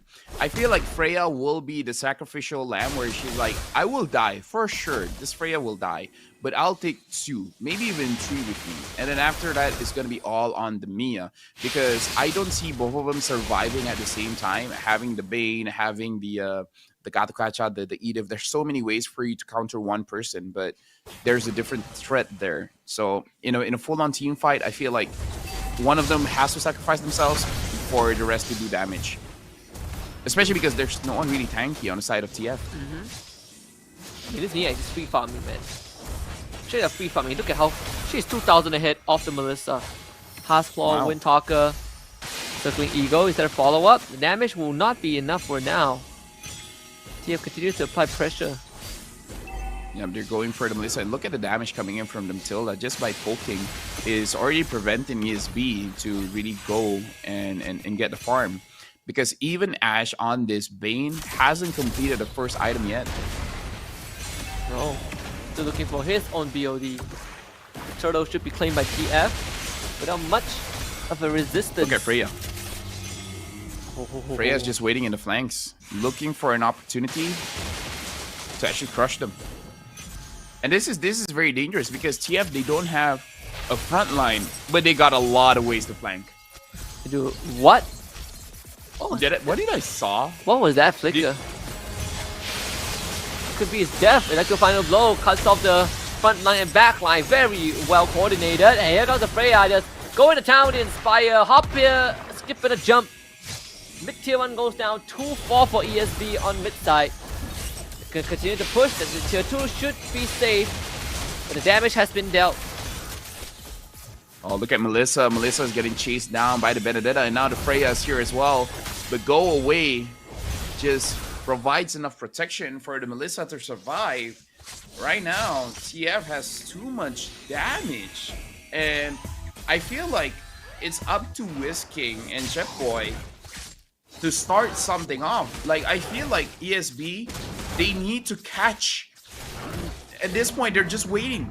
And I feel like waiting isn't what you want to do going up against crazy damage dealers like this Freya, like this Benedetta, where they are the ones that want to be in charge. Don't let them be in charge. Put your foot down. Take control of the situation. Start something. Take control, exactly.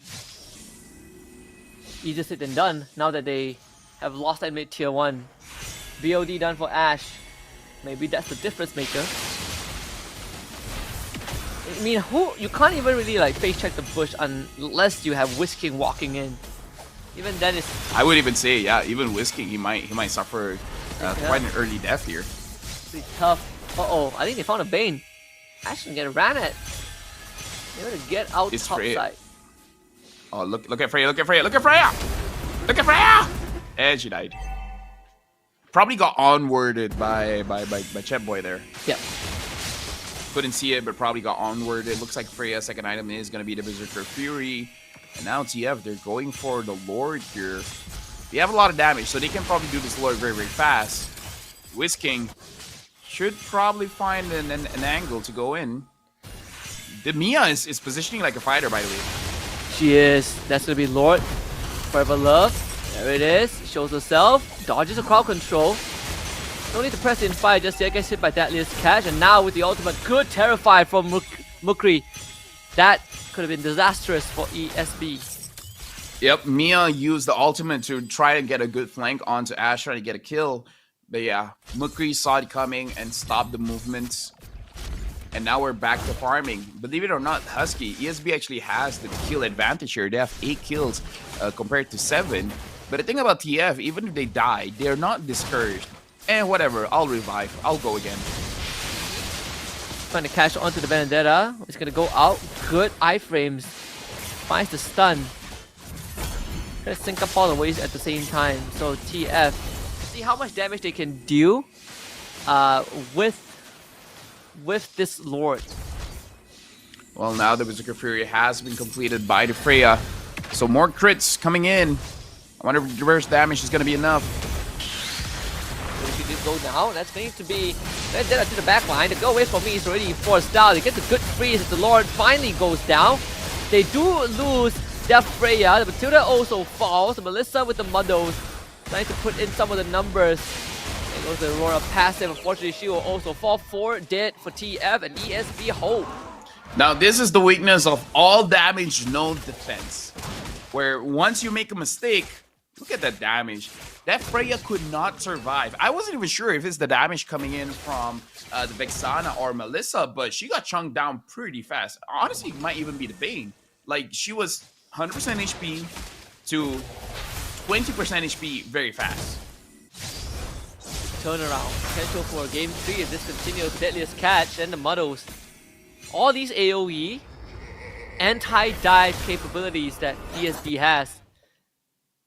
I feel like so far TF hasn't really been respecting the space that ESB's draft provides, but after that fight just now, they better start putting some thought into it, because it's starting to look a bit dicey. Now, Husky, I just saw something that I feel like we should talk about, is that TF might have a hard time ending the game. Because that draft, I think it's going to be quite difficult for them to force a fight inside of the base without sacrificing a lot of people. And it's really going to be on Aurora to set things up. If the Aurora doesn't get a good Frigid Glacier, then ESB is just going to, I guess, out-sustain TF. I agree. At least there is some hope right now for ESB. Man, this Vexana is 5-0. I didn't even realize that. CTF, what's going to be the game plan? Now Circle Eagle. It's all about the purple buff, and it's pretty plain. Who got it, though? I don't see it on B. Oh, Mukri got it. Mukri got it, yeah. But they're going to lose the Lord for sure, so ESB is all about defending against the Lord push. Second one will be a bit stronger. You know what? TF is just about boom, boom, boom, boom, boom. Fight, fight, fight. Damage, damage, damage. And then just think about the consequences later. This is like the Langar mentality, Husky. Where if we have an opportunity to fight, don't second guess yourself. Hit first, regret later. Do it as a team, you know? Best case scenario, we take them all out. Worst case scenario, we get taken out. Yeah, and then at least we show that we are brave. You know? Yeah. So are we really losing? Like, you know, if we get wiped out, are we really losing? Right? Yes, I think the answer is yes. Just putting it out there. Synced up all the way.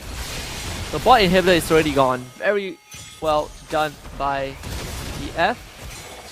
The bot will be taken care of for sure. See if they can get the mid inhibitor. Let's see, look for that. It's gonna be a full engage by the Freya. Deadliest Catch pushes him back. Oh my god, that's so much damage to the back line. They've already taken out Wiz King. And now straight onto the crystal. They don't even care. Forever Love will just go straight for the win. And TF, in a blink of an eye, finds the 2-0 that they've been telling us about. That was so fast. Nemia hit the turret so fast. It looked with the Inspire. It looks so funny to me. It's like it looked like a straight up machine gun. Yeah, she's like stash the bow. I'm bringing out the big guns. Let me just load up my LMG. Man, that Mia players rejoice. That is a interesting experience for sure. The whole fight was a bait. The entire fight was a bait, but unfortunately for ESB New Gen, the journey ends here. Man, it must be a weird feeling, right, to go down in this manner. I mean, you are fighting against whose country, I guess? I don't know, but they played really well and showing respect. to the opposing team. It's a combination of ESB not being ready to go up against the aggression coming in from T Final, but T Final really showing up how they can have. I would describe them as reckless aggression, Husky. Reckless aggression sounds about right. Sounds about right for sure, especially I know it does make you feel a special kind of way, after that game. But kudos to TF somehow making it through. So they are going to be our third team to make it to top 4, which means we need one more team. We're going to find out in the next series after this. But for now, it's a bit of a highlight reel of what we just witnessed. The unbelievable performance of TF. And when I say unbelievable, is less of like, oh, there's some we don't even see it, play, man. some godlike mechanics, and more of like, man, what did I just watch? That worked. Dude, you know what? Shout outs to TF, man. WTF. You know what? Really, WTF. That's a type W in the chat for TF. Type in W for TF, guys. W for WTF. WTF. That was amazing. Yes. So I'm trying to process. I feel there's, it's a feeling of there's a lot to break down, but at the same time, there's not really much to go to for TF. But it's such a weird feeling seeing this work out when all sense of logic says otherwise. But I suppose it's their flair, right? This is exactly what they are comfortable with, and they have found a way to make it work. Yeah, but this is like this is their way of expressing themselves. Where we usually say like, oh, you play games to express yourself. I feel like this is the most genuine way you're expressing, and the expression is aggression. And I just want to see how fast the Mia just went onto the turret. Like, hold on, let it show. That's so fast. That is so crazy. That's so That fast. is so crazy. Oh. The best part was that she popped Inspire and she was healing off the crystal. Sandy. That was satisfying to watch. It was. But yes, just pure unadulterated, just the true identity of the team, right? Like, that they are playing as themselves, they're having a lot of fun. How far they would go, obviously only they can answer, but at least for now they get to celebrate this win, where we have our MVP. Even though on the losing side, you gotta give special shout out to Mukri for trying to really hold it together. Just very unfortunate that she could not have anticipated the Mia endgame. Yeah. You're the real MVP, even though you lost. We're shouting out your name. Mukri did his best, 33,000 damage dealt. But yeah, like, do you feel like we're gonna see more Freya, Husky? No.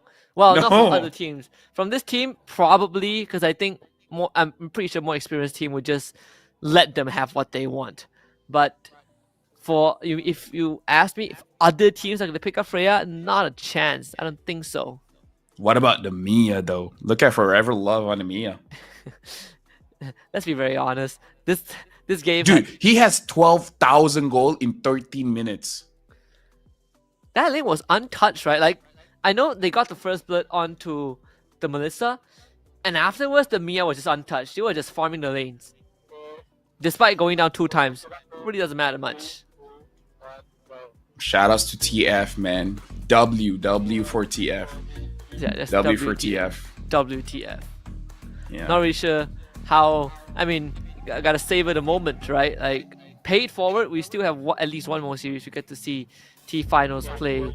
But for now, let's hear what TF has to say about their win. Headed to the stage. Take it away. Thank you, Caster, and congratulations to T Final. Xin chúc mừng T Final với một chiến thắng rất thuyết phục với tỷ số 2-0. Và bên cạnh Vi đang là khoa 1-2-3 đến từ đội T Final. Thì vừa rồi chúng ta đã có một trận đấu rất là tuyệt vời. Thì hiện tại cảm xúc của Khoa là như thế nào? Dạ, thì đây là lần đầu tiên em đại diện cho Việt Nam để đánh giải quốc tế, thì giành chiến thắng trước đội team bạn thì bản thân em và team em rất là vui.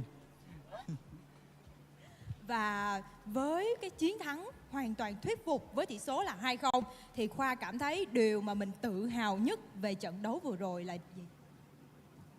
Dạ, điều em tự hào nhất về team em có nghĩa là chiến thuật và những pha giao tranh tốt của team em để giành tới chiến thắng hôm nay. Cảm ơn Khoa và hy vọng rằng là Khoa cũng như là đội của mình vẫn sẽ giữ vững tinh thần này để tiến vào vòng tiếp theo nhé. Cảm ơn bạn và xin mời bạn sẽ về vị trí của mình. Quý vị khán giả thân mến, chúng tôi vẫn còn những trận đấu rất thú vị. Chúng tôi cần ít phút để giải lao và chúng tôi sẽ quay lại nhanh thôi. Đừng rời khỏi livestream này nhé. Cảm ơn và hẹn gặp lại. Once more, thank you very much to our lovely hosts. We've reached the halfway point, Lafel, in this day one. We've got 3 more best of 3s coming up, but it won't be us after this. So, any last words before we sign off? Let's see. Make sure you turn off your lights and unused electronical devices when you leave the room. Yes, very good advice because electric bills ain't that cheap. But for now, we're gonna go for a break. And when we come back later on, it's going to be our buddies Leo and Renma taking over the broadcast. So enjoy the rest of the show. We got a lot more Mobile Legends Bang Bang action coming up after this. Death, if only for a moment, to say their goodbyes. Some even say she takes pleasure in exposing people's true intentions. Offer that which is most precious to you, and your wish shall be granted. Such is the enigma of mortal hearts. For millennia, Jushin's lantern has eliminated the night. Yet none have been able to see what lies in her heart.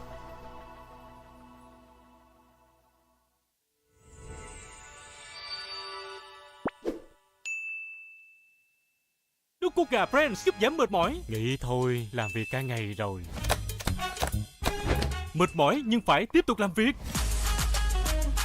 Uống nước cốt gà Friends. Tiếp tục thôi, nước cốt gà Friends giúp giảm mệt mỏi. Thử ngay.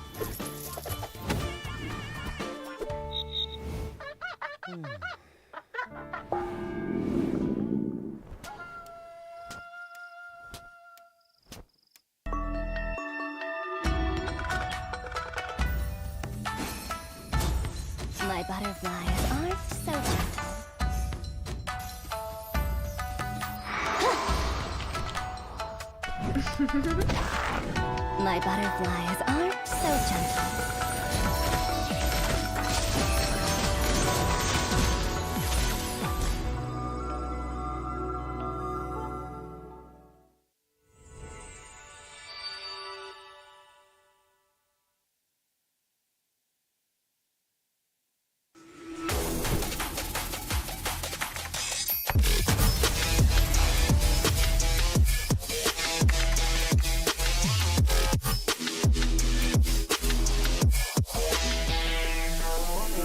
Với công nghệ Wi-Fi 6 tối tân, gói cước Lux của FPT Telecom giúp gia tăng tốc độ vượt trội, mở rộng vùng phủ sóng thêm 50%, mang đến những trải nghiệm trực tuyến hoàn hảo. Từ làm việc, học tập cho tới xem video 8K, livestream, chơi game và hơn thế nữa, tận hưởng cuộc sống đẳng cấp với những giá trị xứng tầm từ Lux. Đăng ký tại shop.fpt.vn hoặc các văn phòng giao dịch trên toàn quốc. Hotline 1900 6600.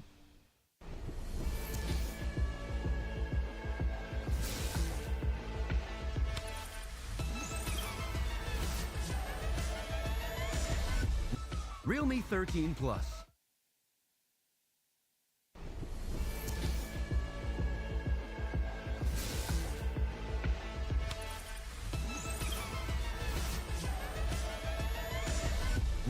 Realme 13 Plus.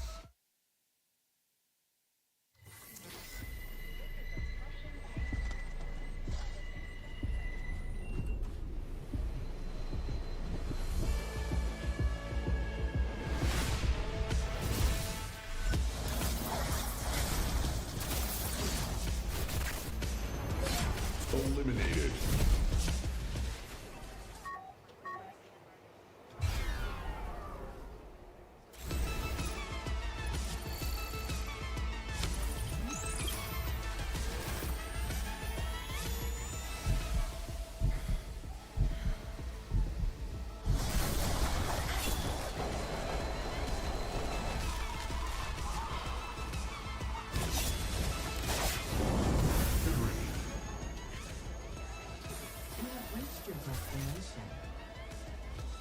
Realme 13 Plus.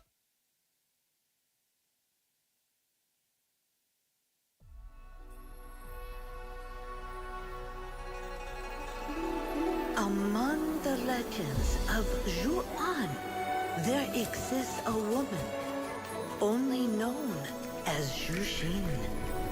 With lantern in hand, her butterflies flutter with purpose, seeking wishes to fulfill. Some say she grants the wishes of children with childlike whimsy. Some say she can reunite those parted by death, if only for a moment to say their goodbyes.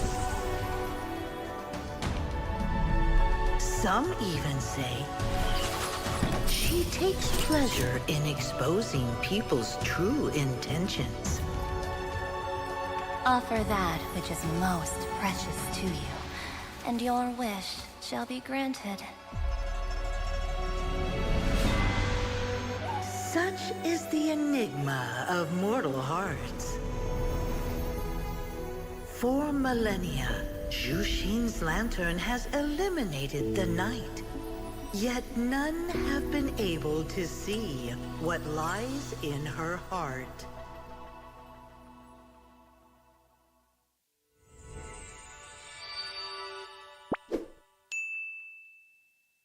Nước cốt gà Friends giúp giảm mệt mỏi. Nghĩ thôi, làm việc cả ngày rồi.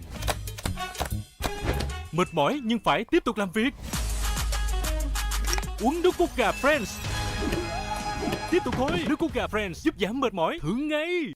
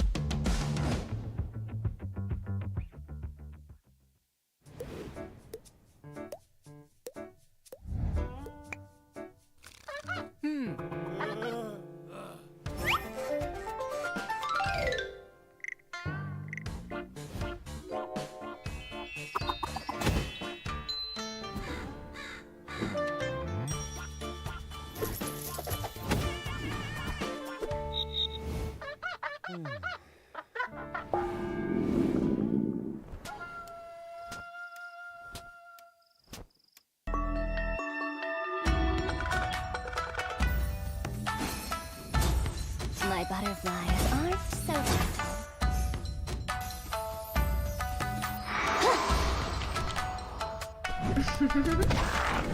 My butterflies aren't so gentle.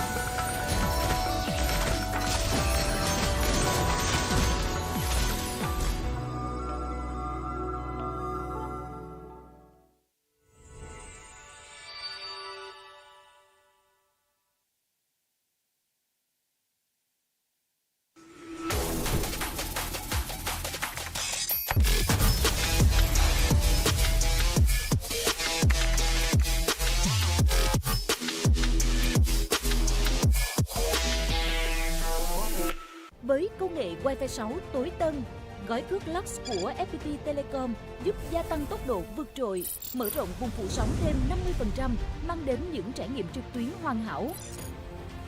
Từ làm việc, học tập cho tới xem video 8K, livestream, chơi game và hơn thế nữa, tận hưởng cuộc sống đẳng cấp với những giá trị xứng tầm từ Lux. Đăng ký tại shop.fpt.vn hoặc các văn phòng giao dịch trên toàn quốc. Hotline 1900 6600.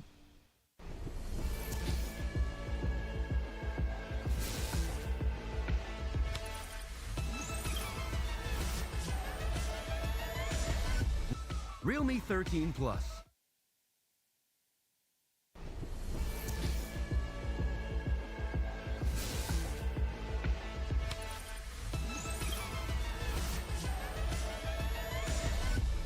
Realme 13 Plus.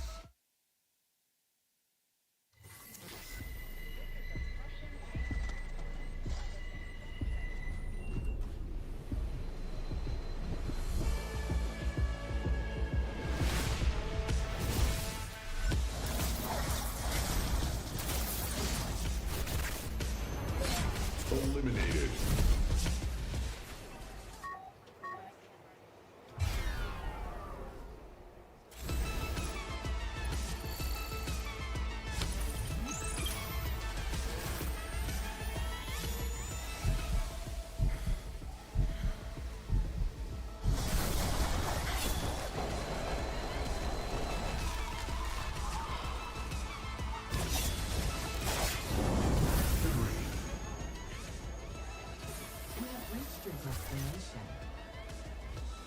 Realme 13 Plus.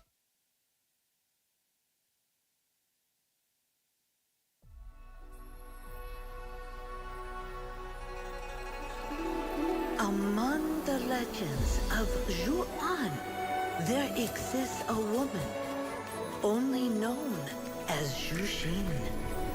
With lantern in hand, her butterflies flutter with purpose, seeking wishes to fulfill. Some say she grants the wishes of children with childlike whimsy. Some say she can reunite those parted by death, if only for a moment to say their goodbyes. Some even say she takes pleasure in exposing people's true intentions. Offer that which is most precious to you, and your wish shall be granted. Such is the enigma of mortal hearts. For millennia, Zhuxin's lantern has eliminated the night. Yet none have been able to see what lies in her heart.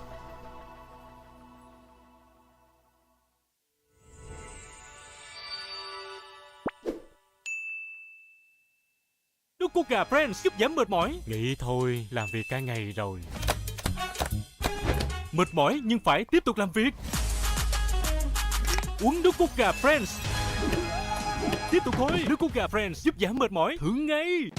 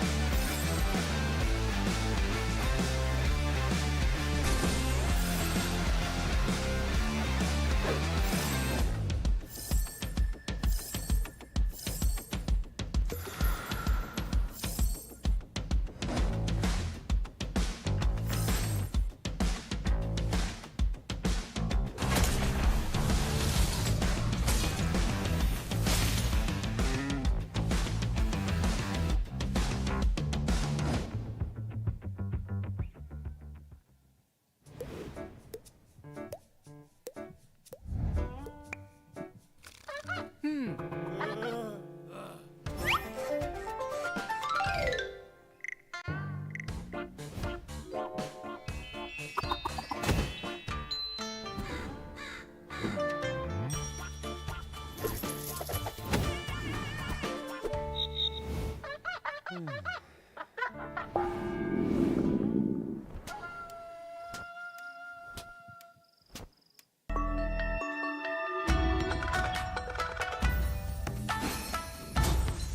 butterflies aren't so. Chào mừng quý vị và các bạn đã trở lại với vòng loại khu vực Mekong Mccm. Và quý vị thân mến, chúng ta vừa trải qua 3 trận đấu vô cùng kịch tính và tìm ra được 3 đội sẽ tiến vào vòng trong và đâu sẽ là đội cuối cùng sở hữu chiếc vé tiến vào vòng bán kết. Ladies and gentlemen, after 3 thrilling matches, we finally found out 3 excellent teams moving on to the semi-final. Which team will make it? Because there is only the last chance moving on to the semi-final. And now, welcome to the stage, Legend Esports from Vietnam. And 3V Esports from Timor-Leste.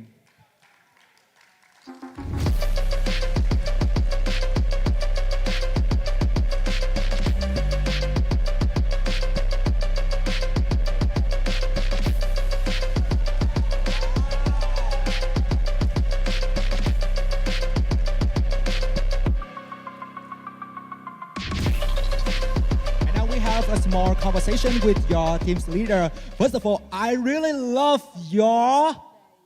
Can you share with that? Yeah. You? This our country flag, then this our team flag.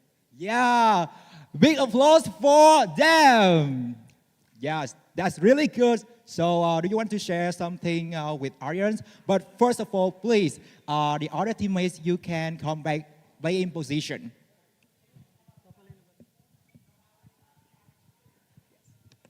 So how do you feel right now?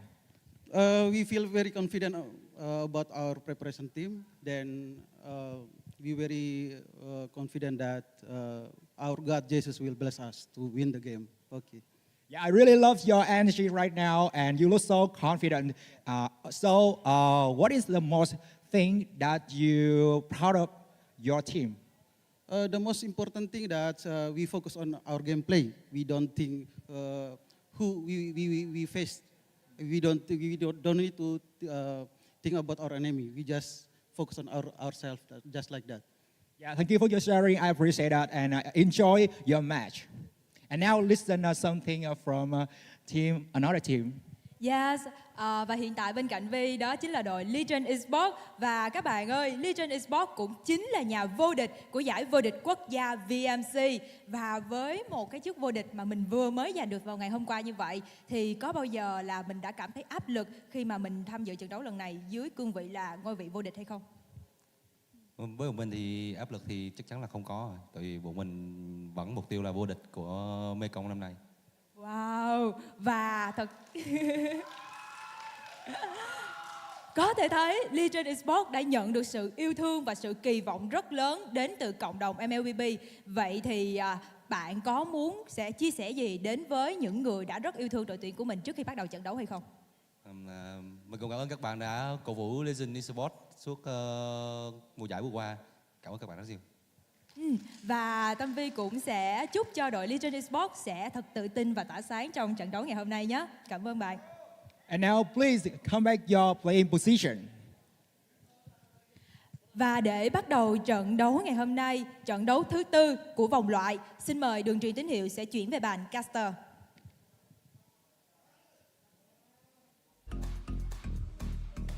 And welcome back to the M Challenge Cup Mekong Season 4. My name is Renmar, joined here by Leo. We're going to be your casters for the last few sets of series that we have. We have one more match here in Group B and 2 semifinals later on. Leo, I just got to say, it's been a very interesting day of Mobile Legends.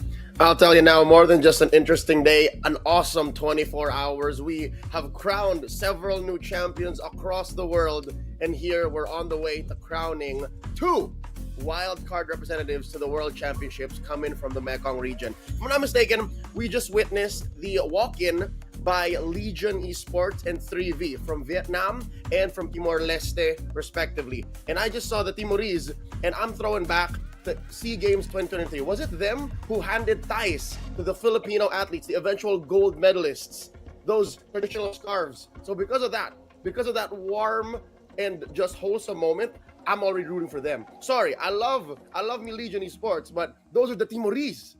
Yeah, no, I get you, man. I remember that time too, and a lot of people in the comment section then gave a lot of respect for the Timorese, but they're gonna be going up against Legion Esports, Titans from their region, formerly known as Xeno Zenith, or made up of members of that team, team that went on an MSC 2024 run earlier this year in Riyadh. But here they are. I feel like the team from Timor-Leste, 3V Esport, they are going into this with the right mindset. If you try to outthink and outgun, outdraft this experienced squad, probably not going to go well for you. I like their approach of let's focus on us and what we do best. It's a losing battle to try and match what Legion Esports bring to the table, not just in MSC 2024, but even as far back as 2.5 years ago, 3 years ago. I remember these names. I remember these faces. Look at that gentleman, their coach. He's rocking that EWC 2024 jacket. So he's flexing that experience, Renmar. I would not want to step up to that, at least on the same plane. So with that said, 3V Esports. Whoa, wait, hold up. Whoa, that's a prediction.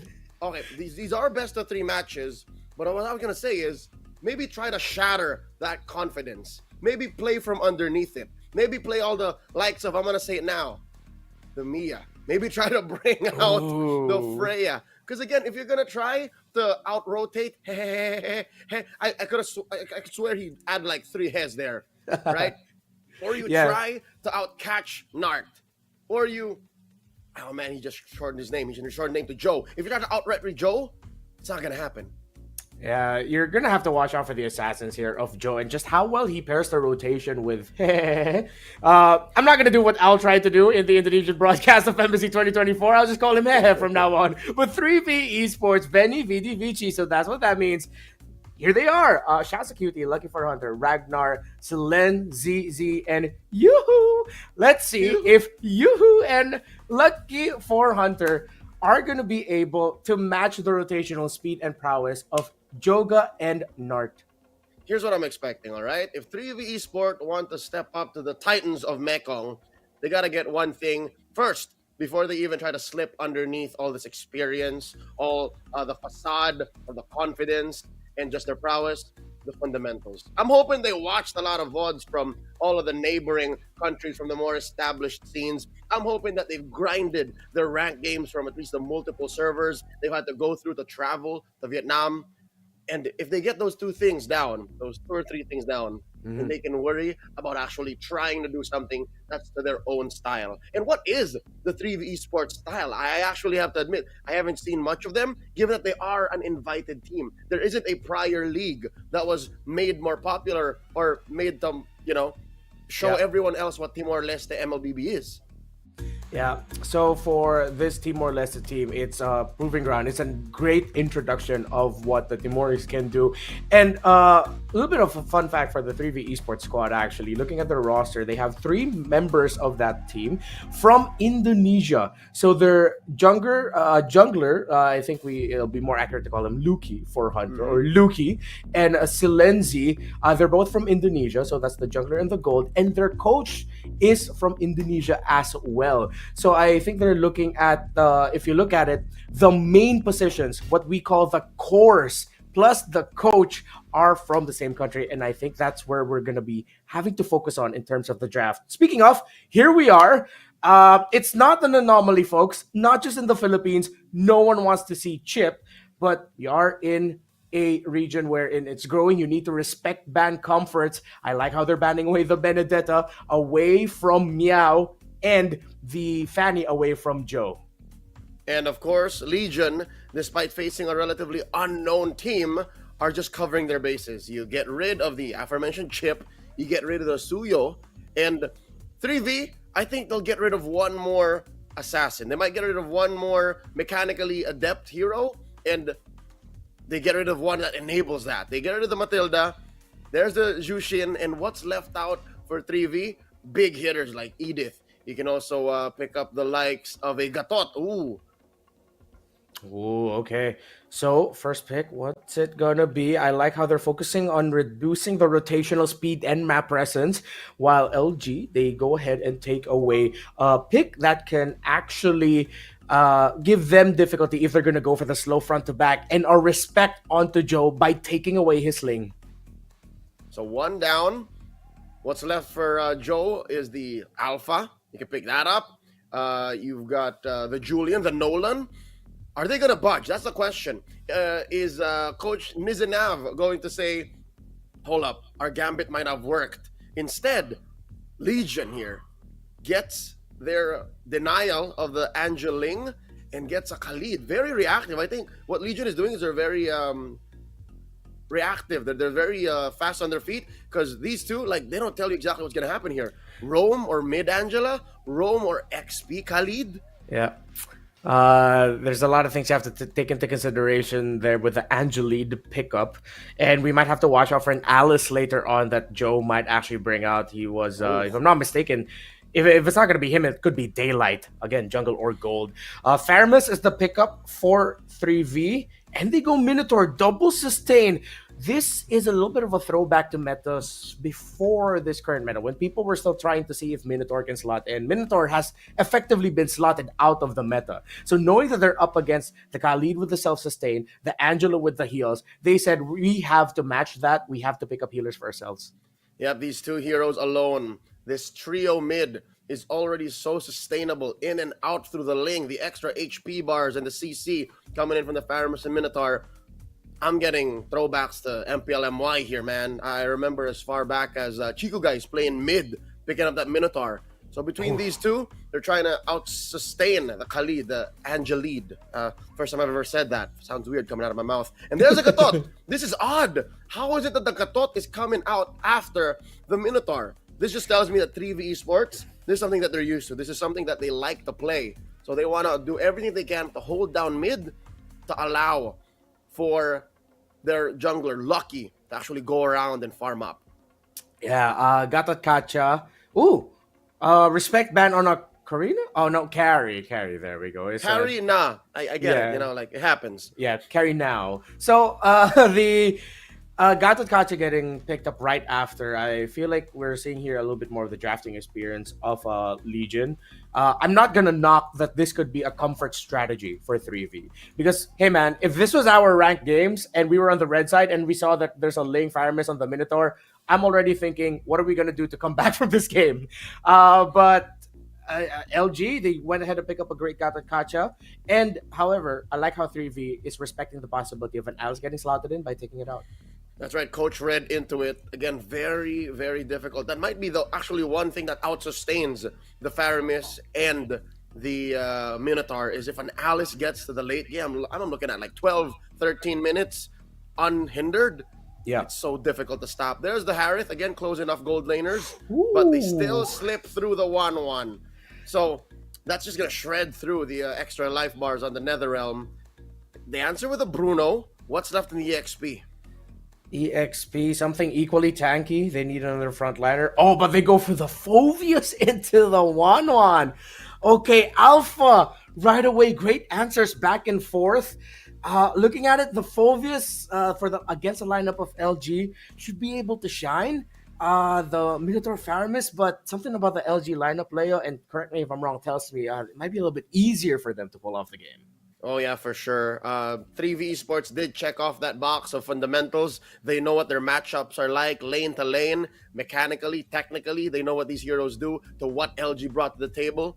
But if you're just talking about execution, you know, not minding any gaps and just going for what you want, especially with that Khalid and the omnipresent Angela, I think LG should get this. I think the if they somehow get into 3v Esports' minds, then the 2-0 that was forecasted might actually be a thing. There you go. Confirmed. Yeah. Meow getting his hands on the Khalid in the EXP.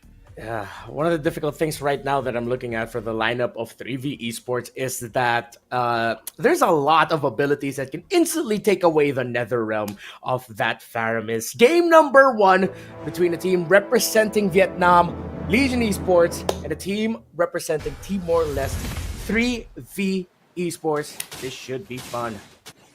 All right, you're seeing a impure rage on Ragnar in mid, and it's been a while since we've seen Minotaur, so he's rocking. Oh, here we go. Nart. Ragnar has to be very careful with those pokes, but Nart feels it back just a little bit. So LG threatening the jungle for Luki. However, it doesn't look like they're going to be able to get anything out of that. Leo, it is an EXP Angela, by the way. It's Bruisers in the mid as Yu takes a lot of damage from the Khalid and the Gatot. Mad swerve by Legion. They understand the situation. They got to get a level 4 early on Hehe. So they're going to put him, plan him in EXP, and then from there on, like, those two bruisers can just rotate however they want. Yeah, quick level 3 already on this Angela. That was a great read there. Deciding to put it in the EXP lane first so that it can get it heart guard quick. And then eventually maybe Meow would be going back into the EXP lane. But now this changes the dynamics of the fighting around the mid because, again, bruiser weights could be difficult here for this Faramis to deal with. Yeah, already you saw how Ragnar was forced to use a Purify early. New Catch Republic almost got him down. First Blood. But at least 3v Esports are keeping up with the economy, right? There's barely 100 gold between these two teams, and there's not much pressure on Silenzi. Silenzi here, you could say with the Flicker, is the more mobile hero, but he doesn't have the Purify, the Cleanse that Daylight has on the 1-1. So if they get caught, it's over. Turtle fight started. All right, 3v. They're going to have to do a lot to somehow break the formation here of LG to get this turtle. Luki for Hunter getting pressured already by the Khalid and the Alpha as well. Here comes the combo coming in from the Angela. Steps of Blades. Luki gets away. The turtle isn't barely down low yet, but Yu with a massive knockup, leading to nothing as Joe somehow walks away with the turtle. All of these bruisers, a little bit too much to handle in the early game for 3v. Daylight adds a little bit more by soloing, or rather getting soloed by Silenzi. Was the Bruno taking down the 1-1.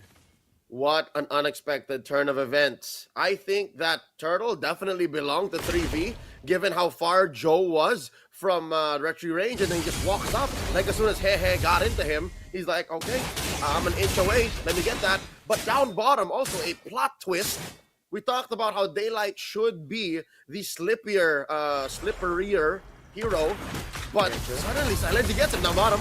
Okay, Spirit of Alpha already committed, as well as the ultimate of the Kali. Raging Sandstorm out. Lots of pokes. This Minotaur, again, one of the reasons why Minotaur fell out of the meta is, yeah, he provides the sustain, he provides the healing, but this Minotaur needs to be well done, and as much as we love medium rare steak, you don't want a soft frontliner, you want a hard tank.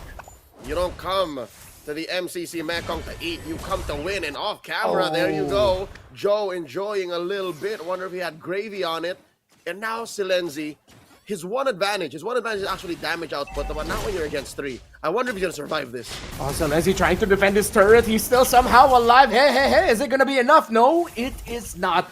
The Bruno holds on and is able to clear the wave. 3v Esports, they were even able to equalize this rotation of LG by going up top. Again, it's still gonna be hard for 3v, but you gotta appreciate what they're doing around the map. 3v, definitely calling the shots, but that's coming at an economic cost. They got first blood.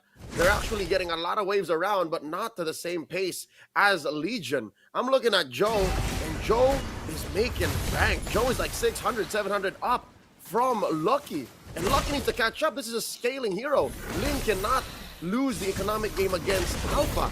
And now the second turtle's up. It looks like Joe is planting himself here, and they're throwing Hehe up. He has a heart guard.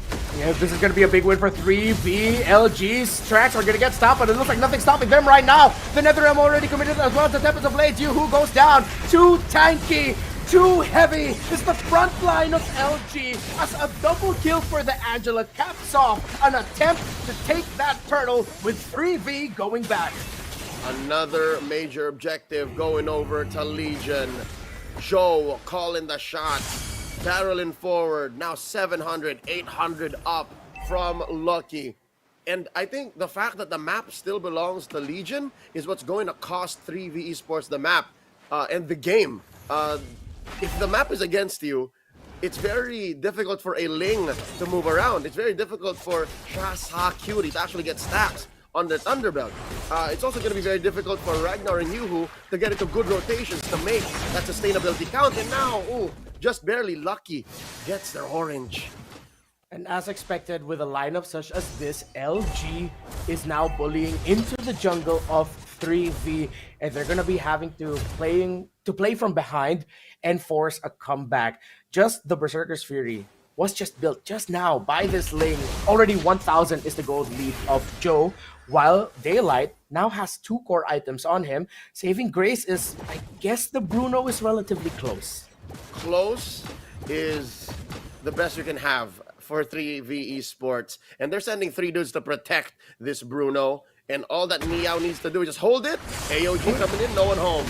Raging Sandstorm already committed. The Angela looking for someone to target, and looks like Meow is going to get punished here. Joe trying to come in from the flanks. Here comes Daylight as well. Big Spear of Alpha. The damage coming in from the 4Vs looks like it's not going to be enough as Joe is trying to hold on, but he eventually falls to the 4Vs. The massive pull by Ragnar. Daylight falls as well.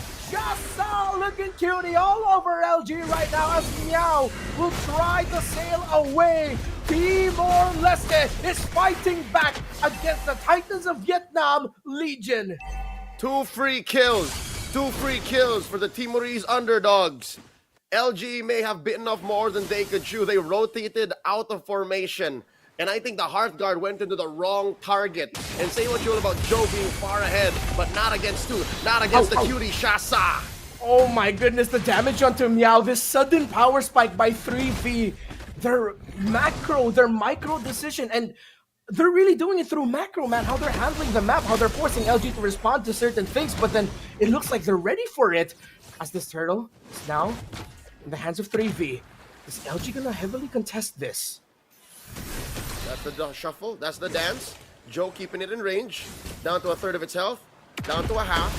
They're forcing this push in mid, and now they're just leaving Daylight in. Oh, just like that, Luki gets the turtle. After our Guardian entry is not going to commit or convert, rather, into anything for LG, as they will back off 3v. Just when we thought that you can count them out of this early to mid game, they come clawing back by punishing the aggression that LG's lineup is good at. And I hate to say it, but I'm right. I told you so. This is how 3v Esports gets one over Legion. How they start this off with an upset. They got into LG's skin. They thought they were in a winning position, but LG bought into the bait. They said, all right, we can do this. And then 3v just clapped on him top lane. And now suddenly the map is blue. Down bottom, ooh, what is this? I don't think Luki can deal with that. Yeah, big carry counter rotate by LG. Decide to commit the Alpha and the 1-1 into pushing down into the bottom lane. Great macro, I have to admit, that we're seeing from these two teams. Anything standing out in terms of the items? Oh yeah, for sure. There's a Haas Claws now onto Luki. And over on the other side, Daylight, he is still up ahead of Silenzi. But here's the thing. LG, they had a very strong early to mid. Now that we're going into late, and Luke is getting his items, Silenzi has 2 core items. I think it's a matter of time before 3v are the ones who start hunting for fights. When it's 3v Esports who's hunting for fights, and they send over Luki for the 1-in-4 split, it'll be more powerful than LG's 1-in-4 split. Because yeah, LG can still do it. Hehe is an Angela. But once 3v get their mojo like this. Oh, Dart initiating already. The Netherrealm obviously committed, and the Raging Sandstorm into the back. Joe is trying to hold on here. The Gata falls. Yuhu falls as well. Ragnar will be able to go back, but the damage coming in from Luke. Hey, takes down Joe. Silenzi gets taken out by that 1-1, but it's a double kill for the Ling. Make it a triple. Triple for 3v on the hands of Luki. Skywalking right now. Meow, meow, meow. Meow is the only one left. I don't think there's a Khalid can do to steal this Lord. I'll take that trade any day. 2 for 3, 2 for 4. Doesn't matter. 3v Esports got there. I was gonna say, what the hell is Silenzi doing that deep into mid? But he was pushing them all away, pulling these bruisers, pulling what's left of LG away from Luki so that he could clean up. And Luki held onto that Tempest of Blades to the very last moment that punished Daylight. The damnedest thing I've ever seen. That Luki didn't die from the bruiser weights up front. Luki telling Yoo-hoo, looking at me, I can save us here even though you're gone. Yoo-hoo, this Minotaur was able to dish out a massive ultimate as well. The Minoan Fury, it's been a while since we called a Minotaur game. And Shasa Cutie, weirdly enough, this lineup that is strong with invading and bullying in the early to mid, again for LG. The mid-game power spike of 3v apparently is just stronger. These frontliners, the sustain is getting melted. That's right. The mid-game to the late game is where 3v Esports lives. And the map being blue is the natural progression of this game, especially since 3v Esports found that window in mid, found that fight near the Lord down bottom, and then are now forcing their entry into Legion's base. Holy Shield's still standing. That means Legion are still in this game. Legion understand how to manage this defense. And they're gonna have to, because I'll tell you now, looking at their wave clear, this is one of the worst wave clearing drafts I've ever seen. And that's nothing against LGs because they expected to win in the early to mid. But now that they're on the defense, what are they gonna do? Manually punch every single minion? There's very little they can do here. And now we're starting to see also their wave clear. As you mentioned, it is risky. For the people asking, 3v Esports, they are a team from Timor-Leste with the help of Indonesian players and an Indonesian coach in their squad as well. They are representing the Timorese and they are putting on a show. Macro, micro decision making, the belief in their lineup. LG need to change their approach. Their targeting needs to change. But who do they target first? Well, number one, I think it would be best to force out another round. So that means targeting Ragnar. Second, target Silenzi Z. If you compromise Ragnar's positioning and you see Silenzi ZZ, Luki for Hunter's Gambit doesn't work as well. You have to ignore Shasa Curie, alright? I know that it's difficult and it's counterproductive to say you let the Phoveus go rampant and just start dunking on you, but I'll tell you now, that is the right thing to do. Take out Silenzi Z, take out Ragnar, and then deal with Loki. Loki alone isn't much of a threat, especially since you're all chunky, all right? Legion is chunky. They know that they can deal with Loki. So right now, the goal is to take down Silenzi, take out Ragnar. All right, 3v now, sending back LG. I think their lineup is also going to convert into essentially a 4-protect-1. Make sure Daylight gets set up properly. Whittle down the frontliners as much as you can so that one will be able to use a crossbow of time. Shasa Cutie getting melted really quickly. A little bit too early right now. Already committing the Winter Crown. There's no more focus. Knock up by Yoo-hoo, but it's a little bit too early for 3v to pull the trigger onto this team fight as LG look like they're fighting back. Daylight already to the back line. Committed the Wind of Nature already, and Yoo-hoo gets taken out by Joe. Luki for Hunter. Can he get this? Lord! He can! Secured by the Ling, but at what cost? As only the Bruno remains for 3v. That is a Pyrrhic victory for the Lord. 3v Esports. They got split up. It happened. Alright? They compromised Silenzi, they compromised Ragnar, push him all the way back, and that's what caused Shasa Cutie to overcommit and just step into a fight he had no business being alone in. That's going to make this Lord more of a liability, and that's going to put 3v Esports down. 200, 300 gold, their lead kaput, taken away from them. And now they have to consider, how do we approach? How do we recover from this? Because right now, the map has equalized. They need to work out the timing of the front lining from Shasa, from Yoo-hoo. Need to work that out. The Phoveus going out there a little bit too early, I agree with you. That cost them. We talked about LG and how risky their minion wave clearing is. I feel like it's the same for 3v, or is it just a little bit better for them? Oh yeah, no, 3v Esports is so much better. I'll tell you now, they have the cross-map play. Between a Ling and an Angela, the Ling will clear the waves much, much faster. You're talking about, again, technically their mid laner is the Khalid versus the Pyramid. Oh wait, might bring it out. Oh, from out of nowhere, Yoo-hoo gets jumped on. There goes the cow. As 2 fall for 3v, and it has turned into a disaster. But LG need to go back as there is a Link pushing in the mid, just trying to get a win out of a disastrous attempt to control the jungle by 3v, but it's more of a credit to the efforts of LG. This is what Coach Nizanav would call Ini Binchana. It's a disaster. 3V Esports were still recovering. 3V Esports were still looking for rotations on the map to try and equalize, make it a little more blue, make it safe for fights. But LG caught him. LG ran through him. 4v5, 3v4 is what happened. And now Luki fighting for his life. He tried to get the Angela, but he needed to get on out of there. The Angela is low, is able to heal through it. Luki is doing everything he can. A great stop, a great hold, and a great escape. Make sure that 3V can fight another day. And I gotta agree with you, man. I feel like Ranger M has felt a tingle in the back of his neck wherever he is right now. Probably on the way to Bandung and just going, Ini Benjana, something disastrous has happened. But here we are. It is still close in terms of the gold. How are we in the core items?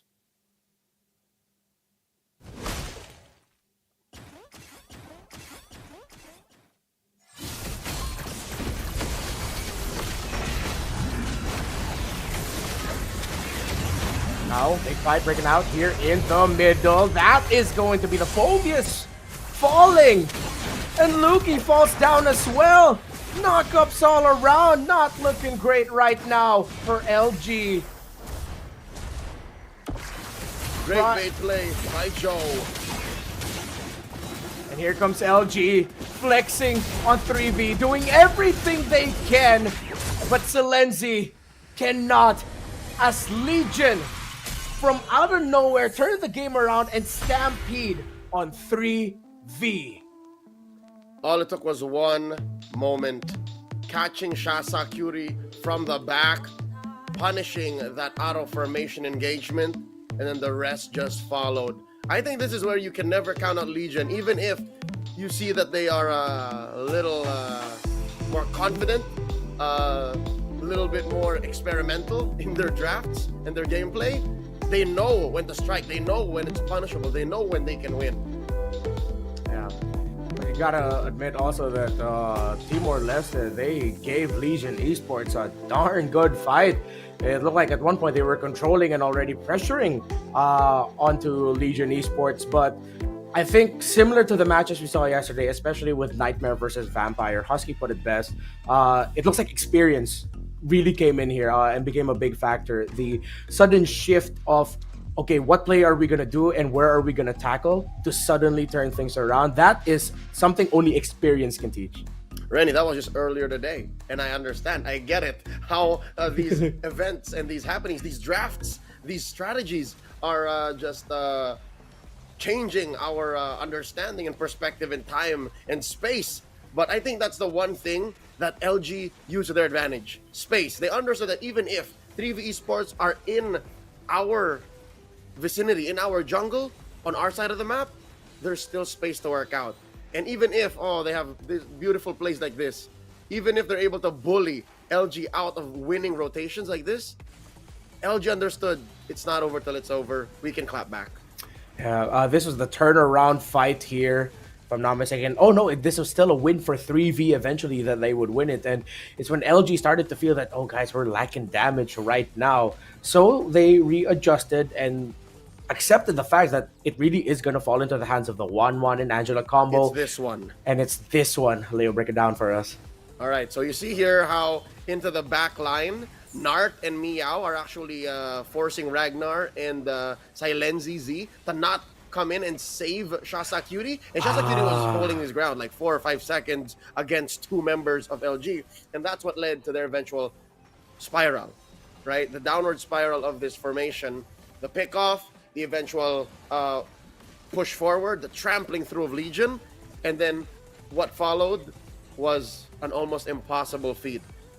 This was the second to the last team fight, and then eventually they would still find the win because it's again a good split. And then here, Joe baited him out. I think this is that moment where I cut out for a second, and Joe did an amazing thing. He just helped set up Daylight for the flight, and then the rest was history. Yeah, great on-the-fly adjustment by LG to say, wait a minute, let's just focus on our 1-1. And they were decisive. I think decisive is the key word here. The moment that they saw this Minotaur, the moment they saw that Phobius, they were saying, we can bring them down. We don't need to get the kill, but there's one ult that we're looking out for. It's the ultimate of the Theramis. As long as you force that out, then we're good to go. The 1-1's already set up because that opens up the crossbow of Tang damage. Tremendous performance by these two teams. Let's start things first off, though, with... We've talked about the victors, what eventually they did right, but let's now look at 3v Esports Timor-Leste. What can they do going to this game number 2? Number one is, I'd say, invest in a draft that benefits the map more instead of just fights. This draft was a very fight-centric lineup. It was a very, we will win the fight and then convert into something on the map, even if you do have the 1-in-4 split between Luki's Ling and everyone else. That's very surface level. I think what Legion did with their much more experienced lineup with Daylight on that 1-1, they were able to do both. They could win fights and they could convert from the map. And again, this was with very bad wave clear, all right? They had very difficult kits to work with when you're talking about clearing waves. And Daylight here still believes it's going to be a 2-0.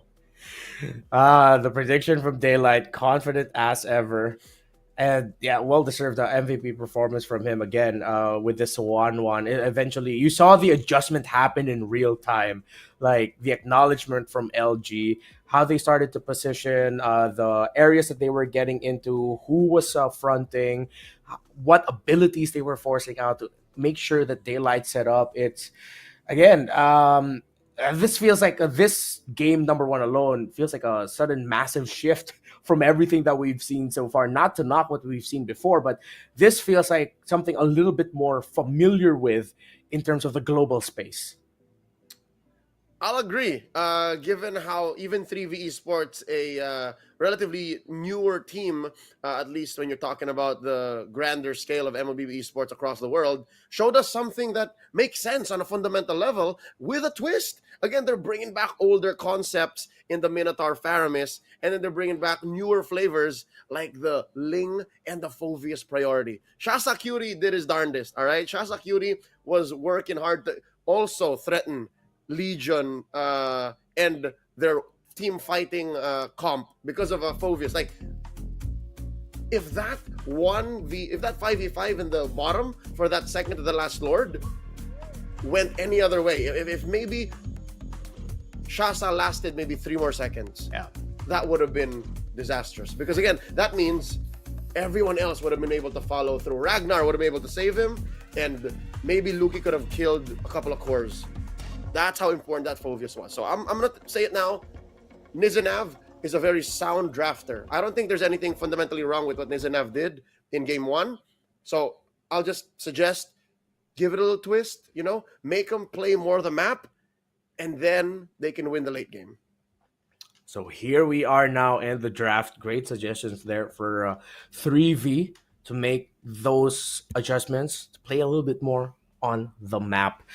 I was also looking at the draft earlier and looking at the picks for 3v. At first I thought, I feel like that Bruno could have been different.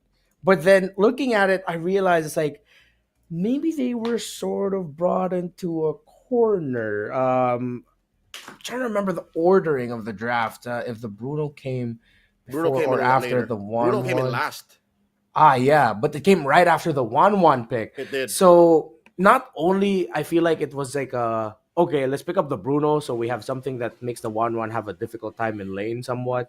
It's also like, that idea of, hey, this 1-1's here. Let's try to burst her down right away before she can crossbow of Tang. But I feel like that idea could have been something else. Maybe, I don't know. Do you agree with me here? Do you feel like that Bruno pick was okay? Should it have been something different? The Carry and Nathan were banned out by LG. Maybe a Lunox? Yeah. Was the Harith banned out? I don't remember. The Harith was banned out by them, on the blue side. There you go. See, so they took out the Harith, so they understood. They were going into this knowing, this is what's left. But I think if that is one solid adjustment, like a tangible suggestion, maybe the Lunox, right? Maybe a Mage would have been cool too, so that if ever they got to that point, they can still get rid of the Bruisers. Now come to think of it, the Bruisers would have really hurt from a Lunox. Yeah.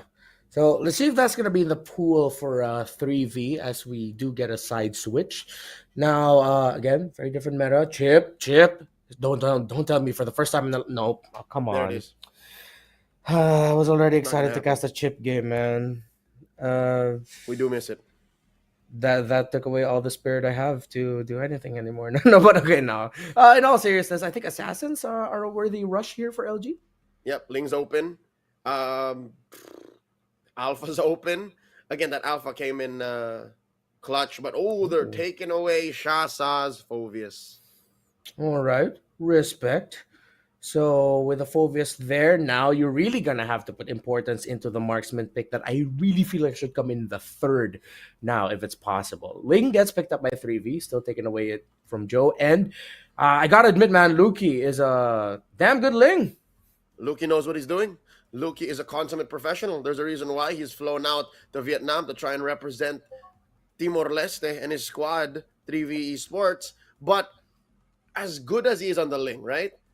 I think there definitely was room here in this draft for an Alpha. The Alpha kind of blocks out a lot of the Assassins, and also it blocks out the Phoveus, but it looks like this is comfort. 3v Esports are just playing what they know. Yeah, go for comfort. I mean, why not? That is what they said earlier in the interview, that 3v just wants to focus on their game. So LG, this is dangerous for a team that is experienced, has international playtime, to give them a lineup that handles the map so well. LG, great first 3 picks. And Leo, your suggestion for 3v earlier was that they play the map a little bit more, but it seems like they might actually get out-rotated with this Matilda. Yeah, I think they gave too much in the draft over to Legion here. Being in the red side, that is one of the main weaknesses of having the swing pick. You're allowing your opponent to get that power pick 1 and then respond to your 2 after. That's why blue side just wins a lot more everywhere, all around the world, all the time. I can't remember the last time red side was favored. So with that said, solid setup by LG. Their side lanes, 1 core already, a roamer that just supplements and complements everything around the map, and 3v Esports. There's that Minotaur. Are we going to see another Bruno? Or are we going to see, a very similar draft to what happened in game 1? Just might be. Alpha gets a respect ban here by 3v. Great call. But LG this time will take away the 1-1. I feel like this is also the knowledge of LG and comforts, or because they have the Phoveus. Even though you won't be able to hit the Phoveus, hit the 1-1 as a Phoveus, she at some point her basic attack is way too fast to get hit, that actually you're gonna end up helping the Phoveus out. So interesting choice there. I think it's more of a block for Daylight. Daylight says, I don't want to fight the 1-1, coach. Get rid of it.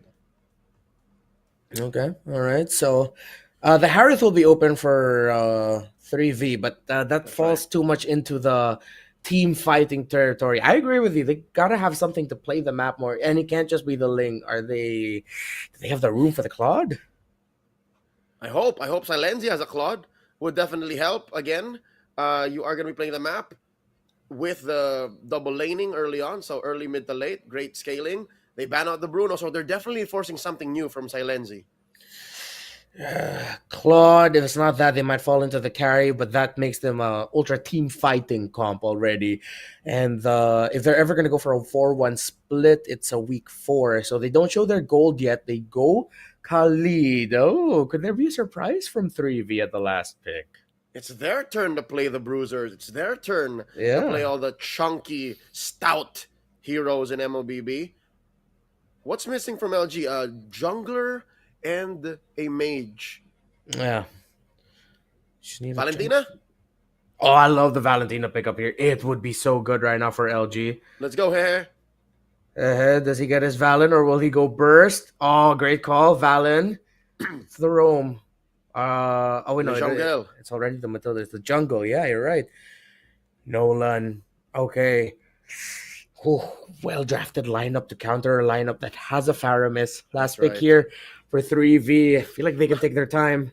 Yep, Silenzi, it's all up to you. Not only can LG steal the Netherrealm? They can also pop the Netherrealm real quick. Oh. Ooh, Sir, I have a question. Seems to be calling something right now. Just double checking on things. The Nathan. Does this come in large? Yes, it does. All right, so the Nathan does make it through. It's still a team fighting comp, Ranmar. Yeah, team fighting is the focus, but with the Nathan and the draft picks that 3V had, I feel like that Nathan pick was more of there's a chance we might have to make a comeback from this. So let's draft the best hero to make comebacks. So that means they're accepting the fact that Shasa will be playing to, reinforce the map and not to bully Joe. Because again, you have a Matilda. You can just easily pull someone out of the Scimitar's range. Oh man, 3V Esports, you're going to want to take this to like 15, 16 minutes. Could be a long game in our hands. Legion versus 3V Esport. Legion are 1 point ahead. Whoever wins this will face T final, which means we could possibly have a Vietnam versus Vietnam Group B semifinal, while on the Group A side, it's actually the two teams from Laos with Niightmare and Leon. We're going to be heading into Game 2 in just a bit. Leo, any other thoughts about the draft we've seen so far? I'd like to see 3V Esports take it the distance. I want to see them protect themselves in the early game. Like, nothing too heavy in terms of casualties and losses on the map until the 8th or 9th minute. And for Legion Esports, again, I think it's safe to say they won the draft already. All right, seeing what 3V Esports is capable of in Game 1 and how Legion Esports is always just so aware. Their game sense, their IQ. This explains why they are, top dog in Mekong. It's really all on 3V Esports now. Like, the ball is in their court. And you mentioned how the semifinals, those matches might look, how a Vietnam versus Vietnam match is very possible now, given that Legion is in match point. I think that single-handedly gets rid of the whole interesting rule we have for our playoffs, right? For our finals.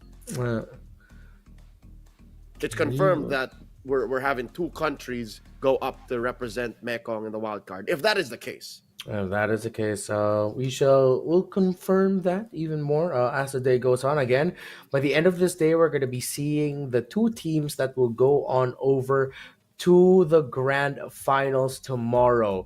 And in case you missed it, what Husky and LaFell mentioned earlier in the day was we do have that special rule that if the champion and runner-up are from the same country, the second MCCM representative at M6 wildcard will be the third place team. So we'll keep you updated in terms of what the matchups might look like in the semis and in the grand finals. We're just sorting a few things out. We did see the members of Legion raise their hand just like that. Leo's doing a perfect impression of what happened earlier.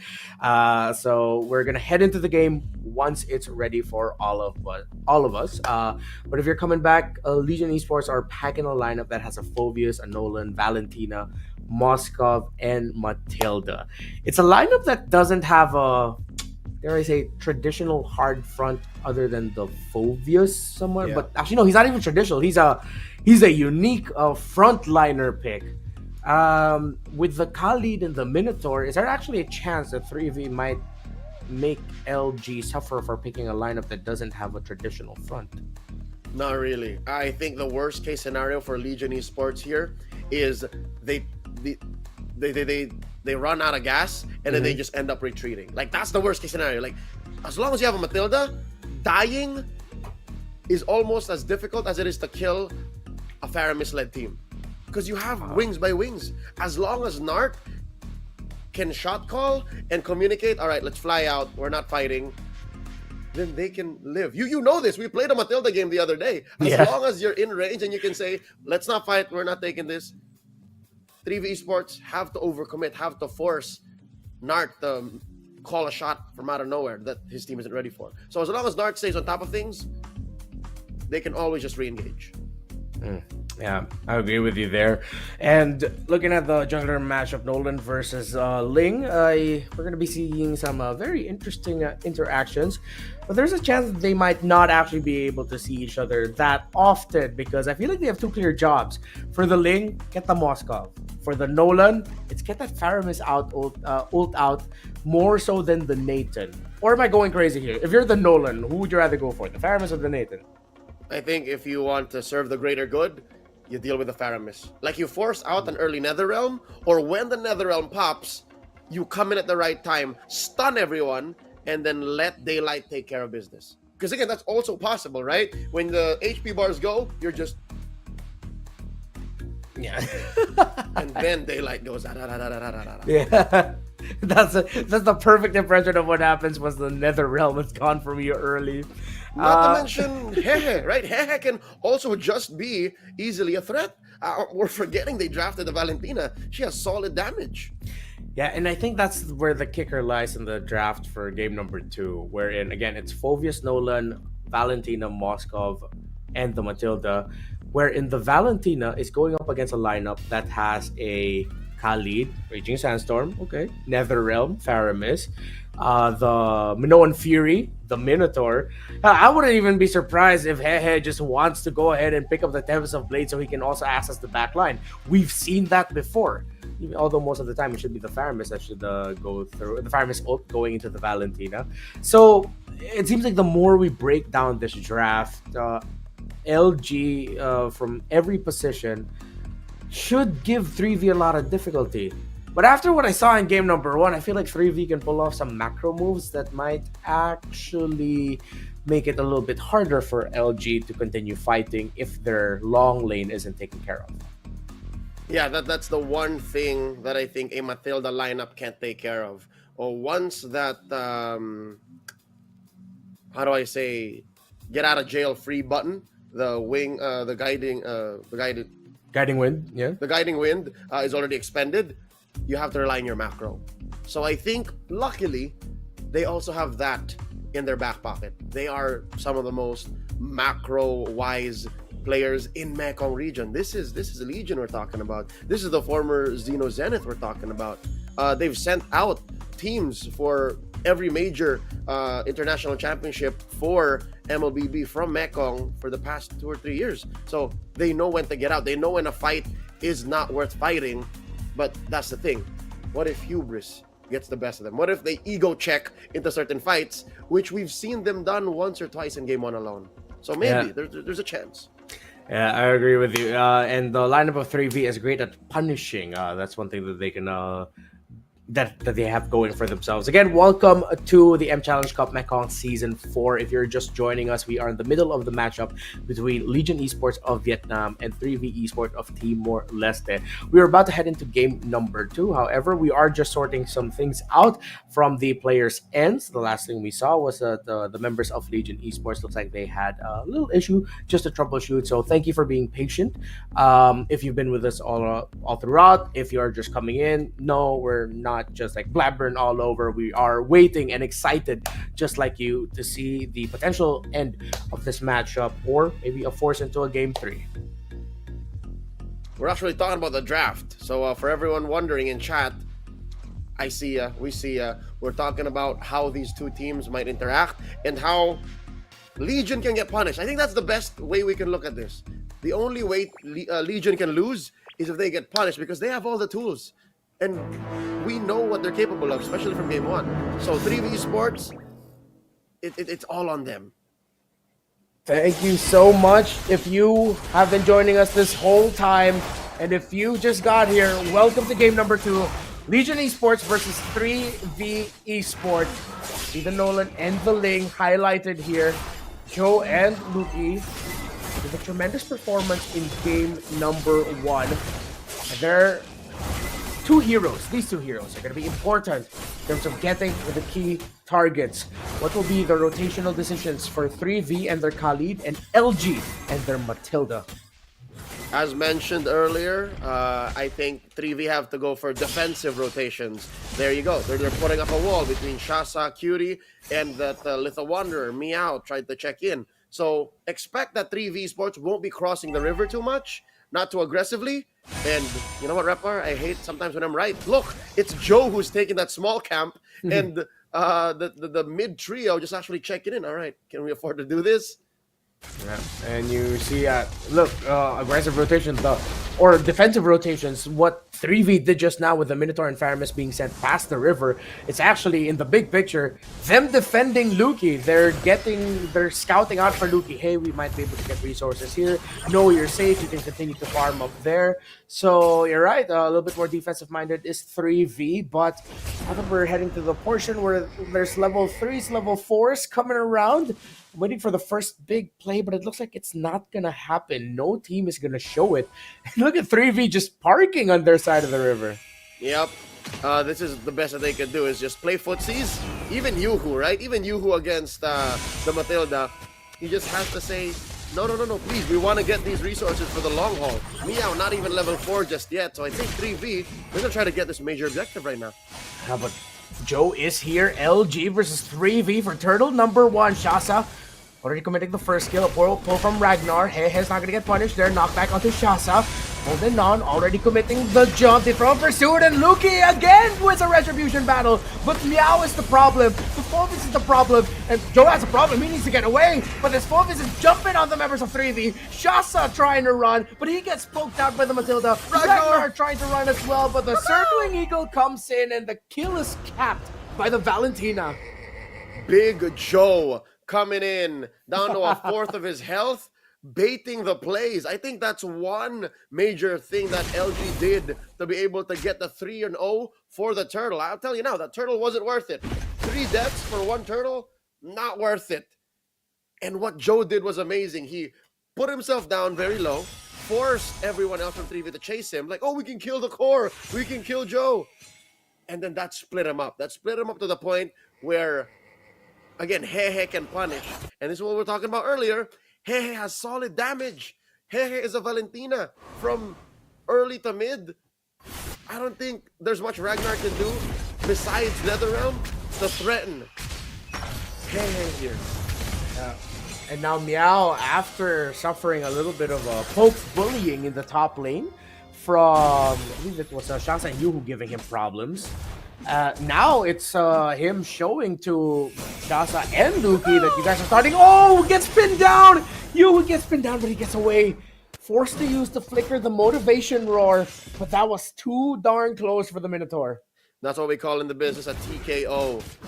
That rotation sent home both Silenzi and Yuhu. So that's going to give a little bit more window for Daylight to farm up. Luki defending against 2. Alright, Luki is going to be able to hold on to that. Turtle's going to spawn here. Orange side for LG's about to spawn. If 3v can play their cards right. Oh no, but the Khalid is forced to use a Raging Sandstorm to get away. That's already a loss of the objective as the Matilda chases after the Khalid. Raging Sandstorm by the Valentina. It's a Khalid cosplay plus flicker. And the Tempest of Blades will not be enough to weather the storm. That is LG. Nart caps off the fight with a kill onto the Minotaur. Legion Esports coming in. This is not the same Legion we saw in Game 1. They are taking this very seriously and all Daylight in too deep. Daylight gets his lights knocked out. Should have pressed the Moscow multi there, Daylight. Yeah, a little bit too eager. Not without Nart, right? And this is one of those things we were talking about, how as long as Nart has everything under control, no one from LG should die. There should be no punish from 3v Esports, but I guess Daylight had it on him. And if I'm not mistaken, Daylight's a relatively newer member of Legion Esports, or at least this 5-man squad. So I understand where they're coming from here. I understand how Daylight may have gotten a little too eager to get more kills. It's the veterans with that one young gun. That's what we're seeing in this lineup for LG. 3v are going to try to hold to their tower up top. No outer turrets have been taken down yet. Great gank and spank. Oh, that Nathan already hurts Nart a little bit too deep. That's going to be the Raging Sandstorm committed, but the knockout from the Minotaur gets to the ultimate of the Faramis gets committed, but at this point I don't know which Faramis that was, but that's a kill for the members of 3v. They get the Phobius, they stop the rotation, they punish. But the mid lane needs to get handled right now by 3v. Luki trying to defend, but Joe and Hehe threatening. Are they going to be able to break this? Shasa, the damage! Disgusting output by LG. All right, I'll tell you now, since we have a second to actually comprehend what went down. It wasn't a double Faramis, it was a double Minotaur. It was Hehe who stole the Minoan Fury. Hence why there was so much CC, so many heroes getting knocked up, trampoline. And I think the right call was to actually get the Netherrealm. But in the heat of battle, Hehe pressed the IMU, got his hands on the Minoan Fury, and that's what happened. Still though, great recovery by LG. Again, because of the veteran wilds of Joe, they were able to punish in mid. And as long as Hehe and Joe and Hehe, they're in control, and they can make these big plays, then LG should still be in good shape. Shasa already committing the Raging Sandstorm, not gonna land onto anyone. The Minotaur gets taken down quickly, bursted down by LG. And there is the Netherrealm committed just to save the members of 3v. 7 minutes. This is the timer of LG to spike. They made a move right away. And 3v now will have to play around their Nathan. All right. Despite the early game to the mid being very Legion-centric, I think 3v are still making good time. Again, I told you, 8 to 9. Whoa, wait, not like this. Oh, no, not like that at all. Just like that, Joe and Hehe. Joe gets punished, but it's the Nathan, the centerpiece of 3v, that gets taken out. Joe, well, you have been mentioning it, those little moments of overheat, but they traded it. I mean, Joe can come back. That tower and bot cannot. Yep, and of course, I was gonna say, as long as Silenzi Z don't die too much, nor Luki, it should be fine. And I think that was just the threshold. Right now, they're playing very close to the chest. This is borderline acceptable for 3v Esports because they are a late game lineup. They want to get to the hey, Luki. All right, so as long as they're able to maintain some level of the map, keep up some tier 2 turrets, have some farm on Silenzi and Luki, then maybe they can make it to the 15-16 minute mark. Looking at it right now, there is about 1,000 gold between the gold laners, and then 300 between Luki and Joe. So this is fine. 3v losing control all over the map. Yeah, I agree with you in terms of the gold. Still within we can claw back reach, but if LG win another big fight and bump the lead to them going above 30,000 while 3v is still scratching at around 25, might be a little bit harder. You see, they almost lost the tower in mid because they were trying to get that tower in bot, which they did, but that means the positioning for LG is in favor of them for this Lord. And key here right now, especially in this Lord take, is to understand that you're on the back foot. Don't force anything. Concede it if you must. Oh, look at the back. And they gotta concede. North not finding the angle. Again, that's the Khalid with a Raging Sandstorm, with a knock-up in the pool. Ragnar's able to take down North. Luki trying his best. He gets 2. Valentina falls. It's just the jungle down for 3v, but Ragnar is there as well. But it's gonna be a quick comeback for 3v, who actually got a 3k. That was a good exchange for 3v, but in the better picture, it's, I'd say, a macro mistake to turn like that. I don't think it was worth it to sacrifice Luki because, look, the gold lead actually grew bigger. You're going to lose more turrets on the back foot. Oh, yeah. Compared to if you just conceded the Lord. I in my personal opinion, they should have just backed off.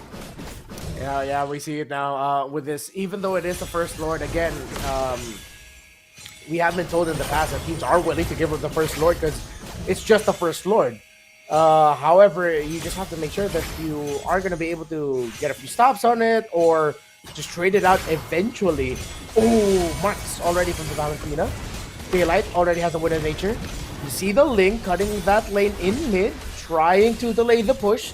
It's going to be successful. A bit of a scrap here. Shasa gets brought back, and the Netherrealm of the Faramis saves the Khalid, but that's a big ticket ultimate out as the Link continues to cut minion waves. That is a major objective that LG have pulled out. Again, I'm going to call that Netherrealm an objective now, is because it's technically an extra HP bar for everyone. So that's a green light for Legion Esports to actually force a fight underneath these turrets. They might even go for the GG push. Is it really endable? Is that the call for LG? 3V are pulling the minion waves off to the side to buy themselves a little bit more time. Minion waves in the bottom lane. Tower gone. Are they gonna just focus on the towers or do they want more? The Ling is here, 1v1, assassin battle. Joe gets solo killed by Luki, but he gets split from the rest of the party. This Ling needs to run. He's getting hunted down, but that looks like it's mission accomplished for now. But the Matilda and the Moskov, are they gonna be able to get to him? Oh, they get to him! They get to Luki! And Luki bites it. That is 10 seconds between Luki's death and Joe's. And wait, they're not done. Gaza, you look a little bit tilted, bro. Not like this. And he is able to sail on out. 3v. What a read to say that, hey, we can get this Ling. 3v. Well, they got the Nolan, right? But the Ling on Luki, I think he's playing very risky right now. They didn't have to kill Joe. I think Joe was just about to back off anyways, and they could have defended. And now, again, another macro step forward for Legion. That exchange and that whole sequence is going to allow Legion to get another Lord for free. Unless, wait, oh no. 3V's going to do it again. Renmar, 3V's going to try to force him. Don't. I think they're letting it go now. Yeah. Good call to not force and not try to get that Lord. Again, they have the Nathan, they have the Faramis. Yuhu and Shasa can time their entries. But really, as I say that, at the same time, it's like they need someone to peel for the Nathan, which can be reached. 13 minutes in. The Lord already in mid. I can smell it. It's got to be this. It's got to be the GG push. And the bullets the call for LG as they collapse. They go onto Ragnar. The ultimate is now being held on by the Faramis, but everyone's just throwing bodies straight into the base. But now a little bit too eager to end it. But Daylight able to free it. This Moskov, the damage, a double, the base, a kill, and the win will go to Legion, but not yet. I spoke too soon. The Matilda, North, can he end it? This Nathan holding on. No way. No way, Salenzi. Oh, wow. The miracle defense. 3v Minions, Sports still breathing. They're able to defend. Oh no, oh, this is cinema. They're making us look at North and not at the base. And just like that, 3v defend and hold on. We were talking about this. It's a Nathan, man. It's the Nathan, it's the Faramis. And again, you can only get one or the other. And it's just as clean a take. Ragnar or Salenzi. And they focused on Ragnar. They left Salenzi. Oh no, Legion now have a problem on their hands. They have to consider, we can't go in like this. So now maybe they change their priorities. Maybe they take down Salenzi first and the rest be damned. The rest follow through. Looking at the gold. Oh, wow. Luki is caught up with Joe. Looking at the gold. Salenzi has caught up with Daylight. And it seems like Salenzi is too much of a core. Luki doesn't even look like a core right now. Luki looks like cleanup. Luki looks like a way to take care of the map. This is all about Salenzi. 3v Esports, their backs on Salenzi. If in game number 1, Legion Esports changed their approach to the game and said, hey, let's focus on the Angela and 1-1 combo that we have. Farm up and focus on helping out our 1-1. Now 3v understands all is in the hands of Salenzi on that Nathan, pulling off that defense. And I've seen this before, MDL Philippines Season 3 Grand Finals. 2 great defenses on the back of a lineup with a Nathan. It is very possible that 3v can hold and punish. Again, this was part of what we could be looking out for LG, where they might overheat and overcommit and get a little bit too desperate. And all the more, 3v should maybe contest this one. This is the Lord that they had to contest. This very one right here. It looks like they're going to try. Shasha already going to be going in, but the stop by the Phobius Mao. Meow and his second skill single-handedly stopping the flow of 3v, and they will have to defend again against another Lord. of the three lords that have commenced, that have spawned and been taken in this 16-minute game, Renmar, that was the one I was expecting 3v to actually come in. That was the one that I were expecting for them to dance for, because number one, this is the closest net they've ever been to Legion, right? Number two, they need more time for that base to recover. There's like, what, a fifth of the health left still recovering? And now that the Lord is marching in, it's going to be left at that. That's what we're 3-4 basic attacks. Already entropy committed by the Nathan to clear out that Lord, but the knockup and the crowd control coming in from LG is massive. Who forced to use the Nolan Fury out. He's not able to connect, but look at that link happening to the backline to try and take down Hehe and Joe. He splits the focus, but the marksman of LG is still here, and 3V somehow still holding on. The damage by Joe, the knockup from Yuhu, not enough. Entropy yet again by the Nathan. It looks like the damage from the Nathan is not going to be enough, as LG will focus on the base, will focus on the win. And the Titans from Mekong, the representatives of Vietnam in multiple international tournaments, will move on to the semifinals.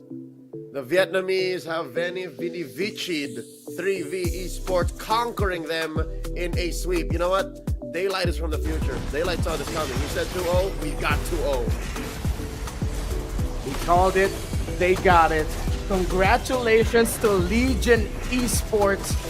Tremendous performance here. The former Xeno Dennis lineup from MSC 2024 with a new starring cast member in Daylight the Gold Laner. And you see them talking about it, how, hey guys, it could have been a little bit close and hairy there. They were holding on, defending real good there in the end.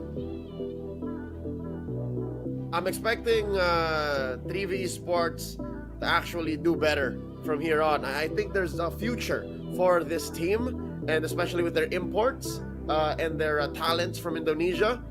I think there's a lot that they were working with, and there's a lot they can do to grow.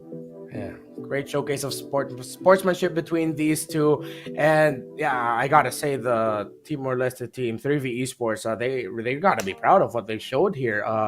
The evolution of what we've seen from a team representing Timor-Leste, and them having two Indonesian players and Indonesian coach does not take away from the efforts of the team as a whole, from the efforts of the Timor-Leste members in the team. And you gotta appreciate, that was again this was the most standout series of the day for me. Despite it being a 2-0, this stood out. Oh yeah, no, on a macro level, on a micro level, there's a lot of outplays, there's a lot of back and forths, even in game 1 and 2, right? You can't say that game 1 was a single-handed win by Legion, nor was game 2, because game 2, if you'll remember, there was a 1v1 win for Luki. Silenzi defended against three or four members and eventually kept his whole team alive. Yeah, no, if anything, 3v Esports, the Timorese, they're nothing if not persevering. They've got nothing if not heart. So this is definitely a great match to have watched. But I won't speak so soon, Reptar. I don't want to say that this is the best match of the night, because we got a couple more to come. Oh yeah, for sure. We still have two more semifinals matches. The Group A winners from Laos are going to be duking it out, unless there's going to be a cross switch. Again, we'll keep you updated on that. And the Group B winners as well. One of them here being Legion Esports, and this was the defense where I was already calling it. I was already doing that whole goodbye, this is the end storytelling thing, but no, the Nathan held on, and I'm trying to look at it. Oh no, this was the win. Oh no, it wasn't. See, no, it it's wasn't. It's like these two. the similarity of it. Yeah, they got us twice. Again, here we go again. Silenzi says, "Psych." Yeah, I got you again, Redmar. Well, yeah, there at the end, I think one of the biggest problems here was that the Minotaur ult, eventually who really was, I get him for flickering away, but a part of me feels like, what would this have been like if he just stayed there and hoped that he would actually get that knockup onto the members of Legion? I think this is where it comes in, that veteran wiles, the more composed team, and the team that have faced situations like these more times than their opponents. And it was in this team fight, right? They split them up, they forced out these ults, and you see how some way, somehow, it was Luki trying to make a play, that may have been a Hail Mary. That may have been like all that they've got. And if that failed, and if he wasn't able to kill who he was looking for in the back line, it was over. And that's exactly what happened. Congratulations again to Legion Esports. We're going to be showing you the MVP. My personal MVP here, honestly, that Valentino was the X factor. He rounded out that draft so well, and what he would do to turn it all around was just great. And it's not the Valentina, it's actually Nart on this Matilda, which I mean, to be fair, we already put a lot of emphasis on. Oh yeah, even when there were a handful of deaths for Legion Esports, I'll say that was just Nart, missing a spot because he had so much to deal with. And he still led his team to victory with a KD of 2-1-4, only died once, all right? And he was the last one standing in that moment against Silenzi. So that just shows that, he's the big brother from these 5. He's just, all right, fellas, y'all had a little too much fun again. Let me try to repair the situation. And that's where they found themselves. And that's why he's the MVP, is because no matter how far LG take it and how far these young guns go and overheat, Nard is always there to be, come on, wipe your tears, dust off your shoulder. Let's do that again. Nard was involved for 16 out of the 17 kills from Legion. 14 out of the 17. And this is why at the beginning of the series, we put a focus on to what they do together as the roam and mid. Nard and against the rest of the world, they've put on some great fights, but now here at home in Mekong, it's like a reminder to the young guns, as an invite to this region's tournament. It's, hey, welcome, but yeah, it's us. Confirmed, we are getting the best of 3 semifinals, wherein it's the teams from Laos, Nightmare Esports versus Leon, who also has an Indonesian coach in Coach Lionheart, and Legion Esports versus T-Final. And I love what Nightmare and Leon showed. But Leo, I gotta admit, I am a little bit excited about the LG versus TF matchup we'll be getting later. And before we talk a little bit more about that, don't forget we have a best of 7 grand finals at the end. Tomorrow, our finals will be best of 7. That's right. So tonight, it's the BO3 between Laos and the BO3 between Vietnam. And I guess that confirms it, no? Like, whatever happens, we'll have one Vietnamese team in the wild card and one Laotian team in the wild card. So all is well for Mekong. Yep. So we are not going to get that universe wherein the third placing team is going to be resting happy, while the 2 teams fighting off in the grand finals will actually be eliminating each other. We have our interview right now. Esports. Chúc mừng đội Legion Esports đã là đội thứ 4 ghi danh vào trận bán kết sắp tới. Và trong trận vừa rồi chúng ta cũng đã thấy có khá là nhiều diễn biến xảy ra mà chúng ta không lường trước được. Vậy thì đâu là điều bất ngờ nhất trong trận đấu vừa rồi ạ? Điều bất ngờ nhất của mình là đội tuyển Đông Timor rất mạnh. Tại vì năm trước mình gặp họ ở SEA Games 32 thì họ không mạnh như bây giờ. Có thể thấy đó cũng là một trong những điều bất ngờ và điều thú vị khi mà chúng ta có những trận đấu như thế này. Và cũng cảm ơn Legion Esports đã đem đến những trận đấu thật sự mãn nhãn cho khán giả. Và bây giờ thì xin mời anh sẽ về vị trí của mình để chuẩn bị cho trận đấu tiếp theo.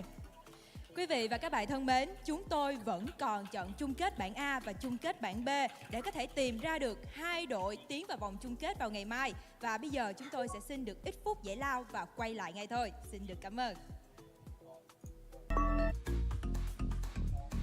Very happy to hear from Legion Esports, but again, we have more battles coming up. Quick reminder, it is the semifinals, best of 3. It's Nightmare versus Leon and T-Final versus Legion Esports. 2 more, baby. 2 more. The Laotians and the Vietnams. Only one team. The Vietnamese. Only one team from each country will be able to represent their country for the M6 wildcard. That's it for us right now. We will be back after a short break. The M Challenge Cup Mekong Season 4. We'll be right back.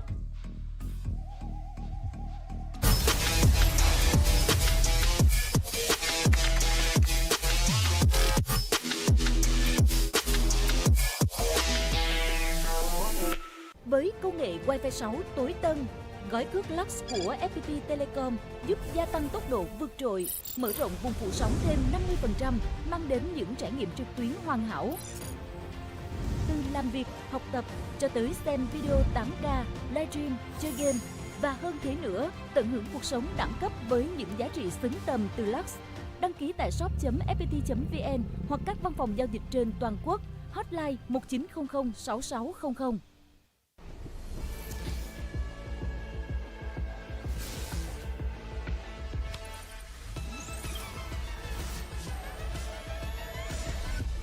Realme 13 Plus.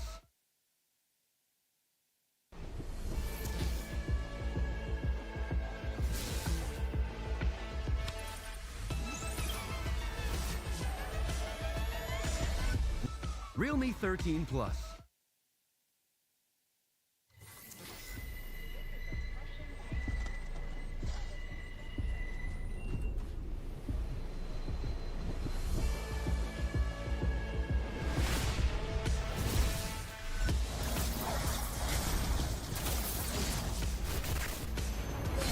Eliminated.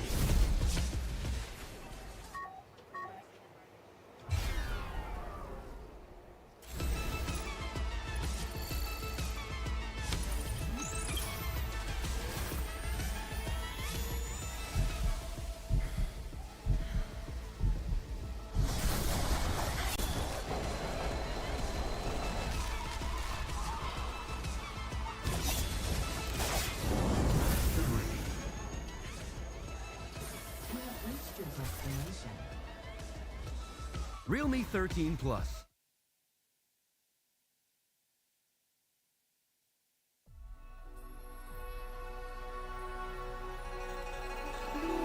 Among the legends of Zhuan, there exists a woman only known as Zhuxin. With lantern in hand, her butterflies flutter with purpose, seeking wishes to fulfill. Some say she grants the wishes of children with childlike whimsy. Some say she can reunite those parted by death, if only for a moment, to say their goodbyes. Some even say she takes pleasure in exposing people's true intentions. Offer that which is most precious to you, and your wish shall be granted. Such is the enigma of mortal hearts. For millennia, Zhuxin's lantern has eliminated the night. Yet none have been able to see what lies in her heart.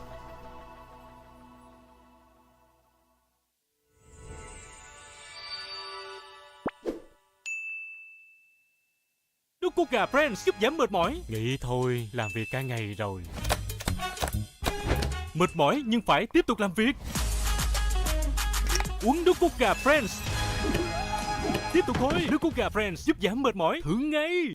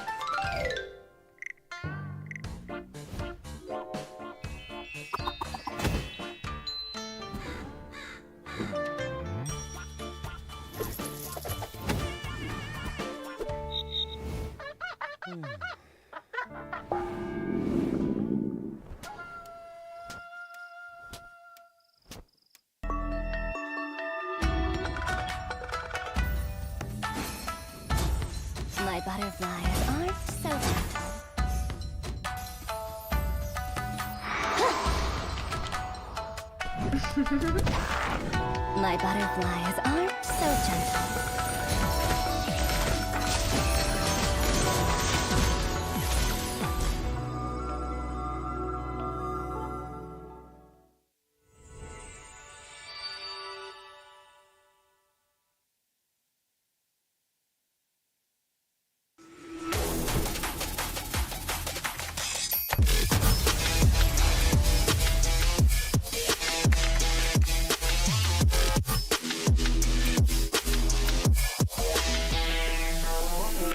Với công nghệ Wi-Fi 6 tối tân, gói cước Lux của FPT Telecom giúp gia tăng tốc độ vượt trội, mở rộng vùng phủ sóng thêm 50%, mang đến những trải nghiệm trực tuyến hoàn hảo. Từ làm việc, học tập cho tới xem video 8K, livestream, chơi game và hơn thế nữa, tận hưởng cuộc sống đẳng cấp với những giá trị xứng tầm từ Lux. Đăng ký tại shop.fpt.vn hoặc các văn phòng giao dịch trên toàn quốc. Hotline 1900 6600.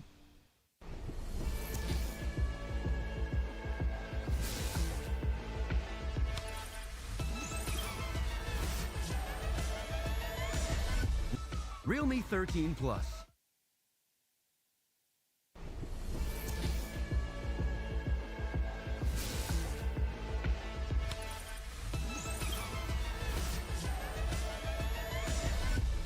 Realme 13 Plus.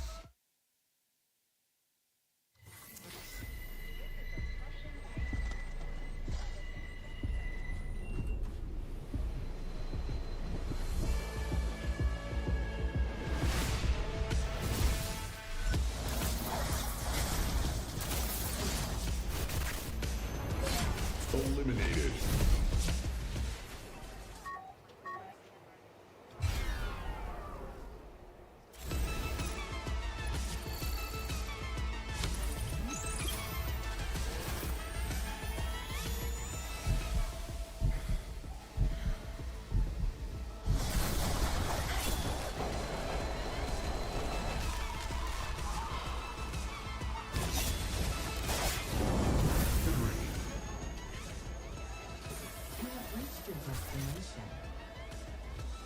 Realme 13 Plus.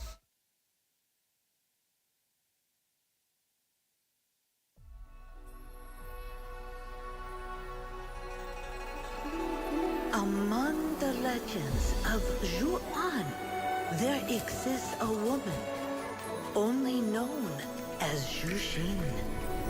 With lantern in hand, her butterflies flutter with purpose, seeking wishes to fulfill. Some say she grants the wishes of children with childlike whimsy. Some say she can reunite those parted by death, if only for a moment, to say their goodbyes.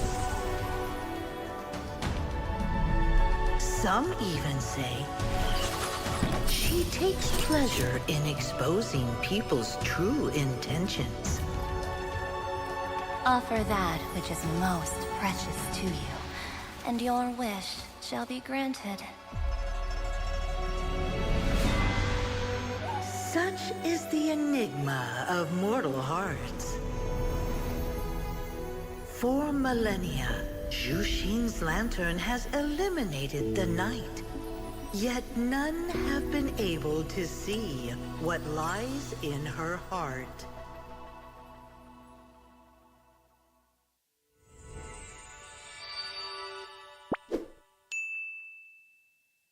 Nước cốt gà Friends giúp giảm mệt mỏi. Nghĩ thôi, làm việc cả ngày rồi. Mệt mỏi nhưng phải tiếp tục làm việc. Uống nước cốt gà Friends. Tiếp tục thôi, nước cốt gà Friends giúp giảm mệt mỏi. Thử ngay.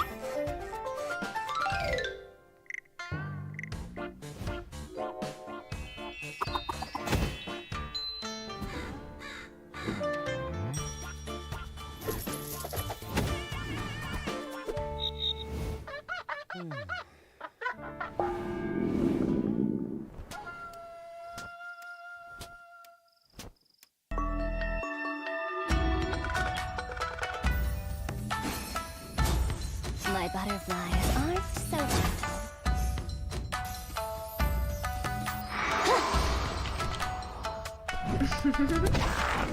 My butterflies are so gentle.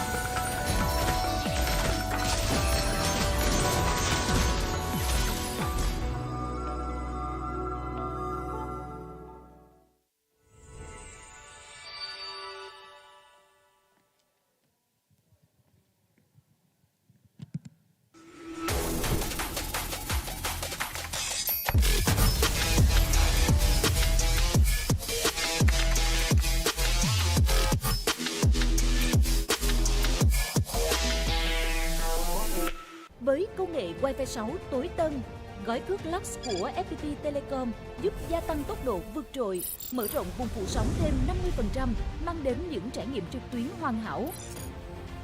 Từ làm việc, học tập cho tới xem video 8K, livestream, chơi game và hơn thế nữa, tận hưởng cuộc sống đẳng cấp với những giá trị xứng tầm từ Lux. Đăng ký tại shop.fpt.vn.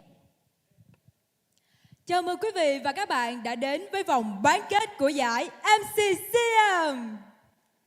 Quý vị và các bạn thân mến, chúng ta vừa trải qua những trận đấu vòng loại vô cùng kịch tính và cuối cùng đã tìm ra được 4 đội tuyển xuất sắc nhất để tiến vào vòng bán kết. Ladies and gentlemen, we have now identified the 4 exceptional teams that will compete in the semi-final. Once again, congratulations to Niightmare and Leon from Laos. The final and Legion Esports from Vietnam. We look forward to seeing their performances in the semi-final. Quý vị và các bạn thân mến, chúng ta chuẩn bị bước vào những màn đấu kịch tính và hấp dẫn, hứa hẹn sẽ tạo nên nhiều bất ngờ trong loạt trận đấu quyết định để tranh vé vào top 2, bước gần hơn đến với ngôi vô địch. 4 đội tuyển sẽ thi đấu theo thể thức Best of 3, đồng nghĩa với việc đội nào thắng 2 trận trước trong tổng số 3 trận sẽ là đội chiến thắng chung cuộc và ghi danh mình vào top 2 trận chung kết. Ladies and gentlemen, we are about to witness some exciting and intense matches with plenty of surprises from our players. In this crucial round to determine the top 2 teams, all 4 teams will compete in a best of 3 format. This means that the first team to win 2 matches will secure their spot in the grand finale. Và ngay bây giờ chúng ta sẽ cùng nhau đến với trận đấu đầu tiên của vòng bán kết đến từ 2 đội tuyển Leon Esports và Niightmare đến từ Lào. Và ngay bây giờ xin mời đường truyền tín hiệu sẽ chuyển đến bàn caster để trận đấu có thể được bắt đầu.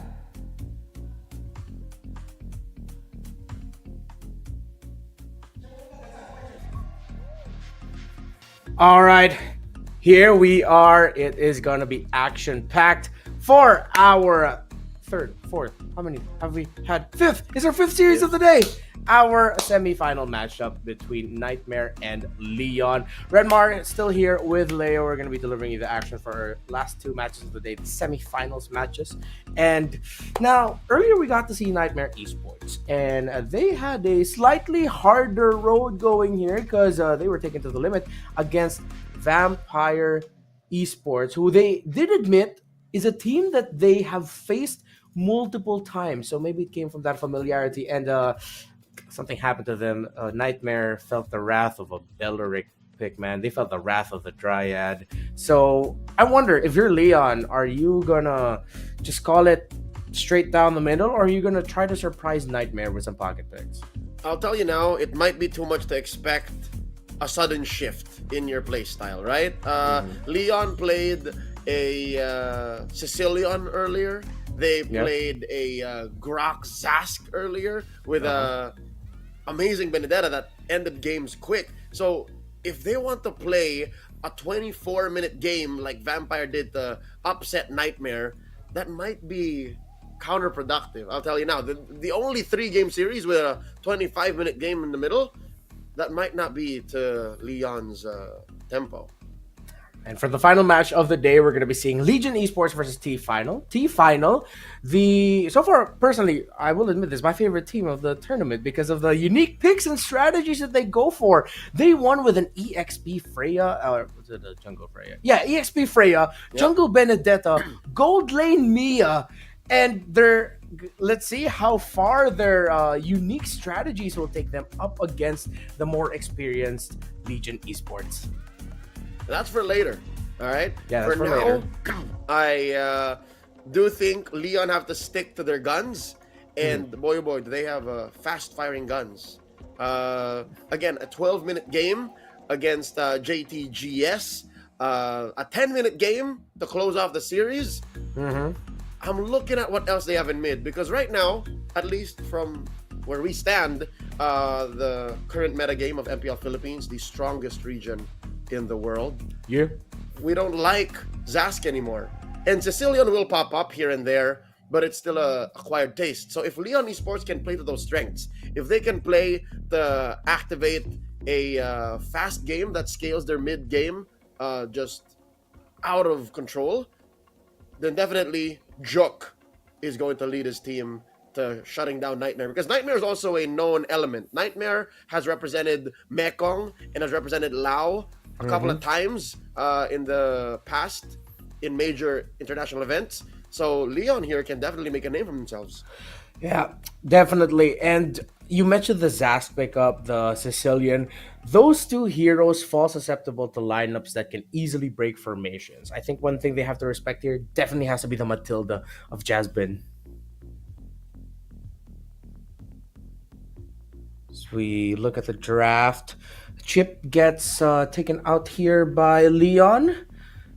So far, so good. Our lot has risen up as a first two picks on the red side type of pickup that does really well. So I would understand why they would want to ban that hero. Trying to look at the respects. Assassins are still on the board.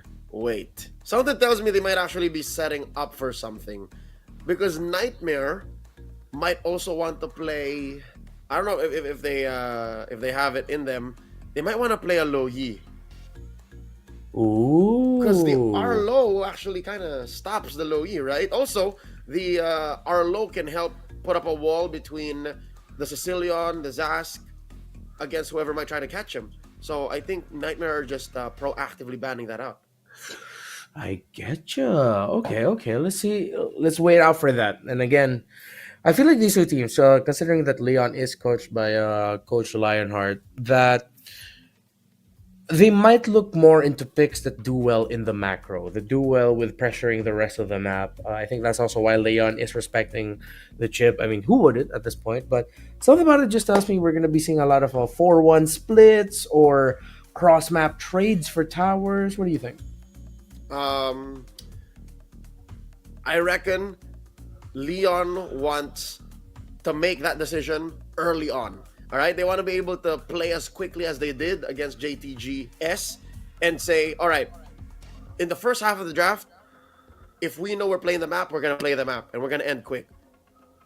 If we're going to play the field and go fight you, we have to draft that quickly. And I think on red, they're able to react quickly. So they're going to play a version of their game that allows for them to think on their feet. They're going to be able to draft to enable Jock. They're going to be able to draft to enable their XP lane, because I think Juviana plays a very specific role in activating Leon and activating them quick. I agree with you. So for Leon here, do you ban the Suyo? Because with the Alpha getting taken out, you already have one less good counter for the Suyo. You're just going to have to hope that you can outplay that hero. But yeah, Leon says, nah, we're not going to give that to you. Is Niightmare going to chase Assassins, or is he going to go for the off-kilter power picks such as the Edith, things like that? Lots of options available. There's a Gatot. Gatot and Phovius are open. Interesting to me that they would actually pick up the... I was thinking Phovius first pick too. But then when they saw them ban the R-Lot, or realized that they banned the R-Lot and thought about it, it's like, yeah, they're probably not going to pick up the Phovius. But then nope, they still go ahead and pick it up, and there's like a thought for Leon. In terms of the big macro, quite there, yeah. But it's just how strong Agata Kacha splits team fights that I feel like it's, considering that they play the Sicilian and the Zask, I know that's where we're basing a lot of our takes on them are. It's a great pick for their playstyle. Yeah, but I don't think they should pick it this early. They can keep that Sicilian pocket pick for later. Leon Esports know that, and they might actually go for a No. marksman soon. Oh, not if you pick your mid early. Wow. Aurora out of nowhere. Ooh, right out of the gate. So they want the post punish that's stronger than Aurora. Let's say Nightmare already commits. You have the Phoveus jumping around. If the Phoveus mistimes his jump, he's gonna land into the frigid glacier. So makes sense. Nightmare Esports. Hey, this drafting pattern a little bit more closer to home. It's the Cho and the Hayabusa. This was a pick from earlier in Nightmare's first opening. Well, save for the Aurora, that's on the other side now. But yeah, they played the very same Cho and Hayabusa. This was also a very quick game. This was a 10-minute game against Vampire Esports. How does Leon answer back? They pick up the Khalid. Oh, all right.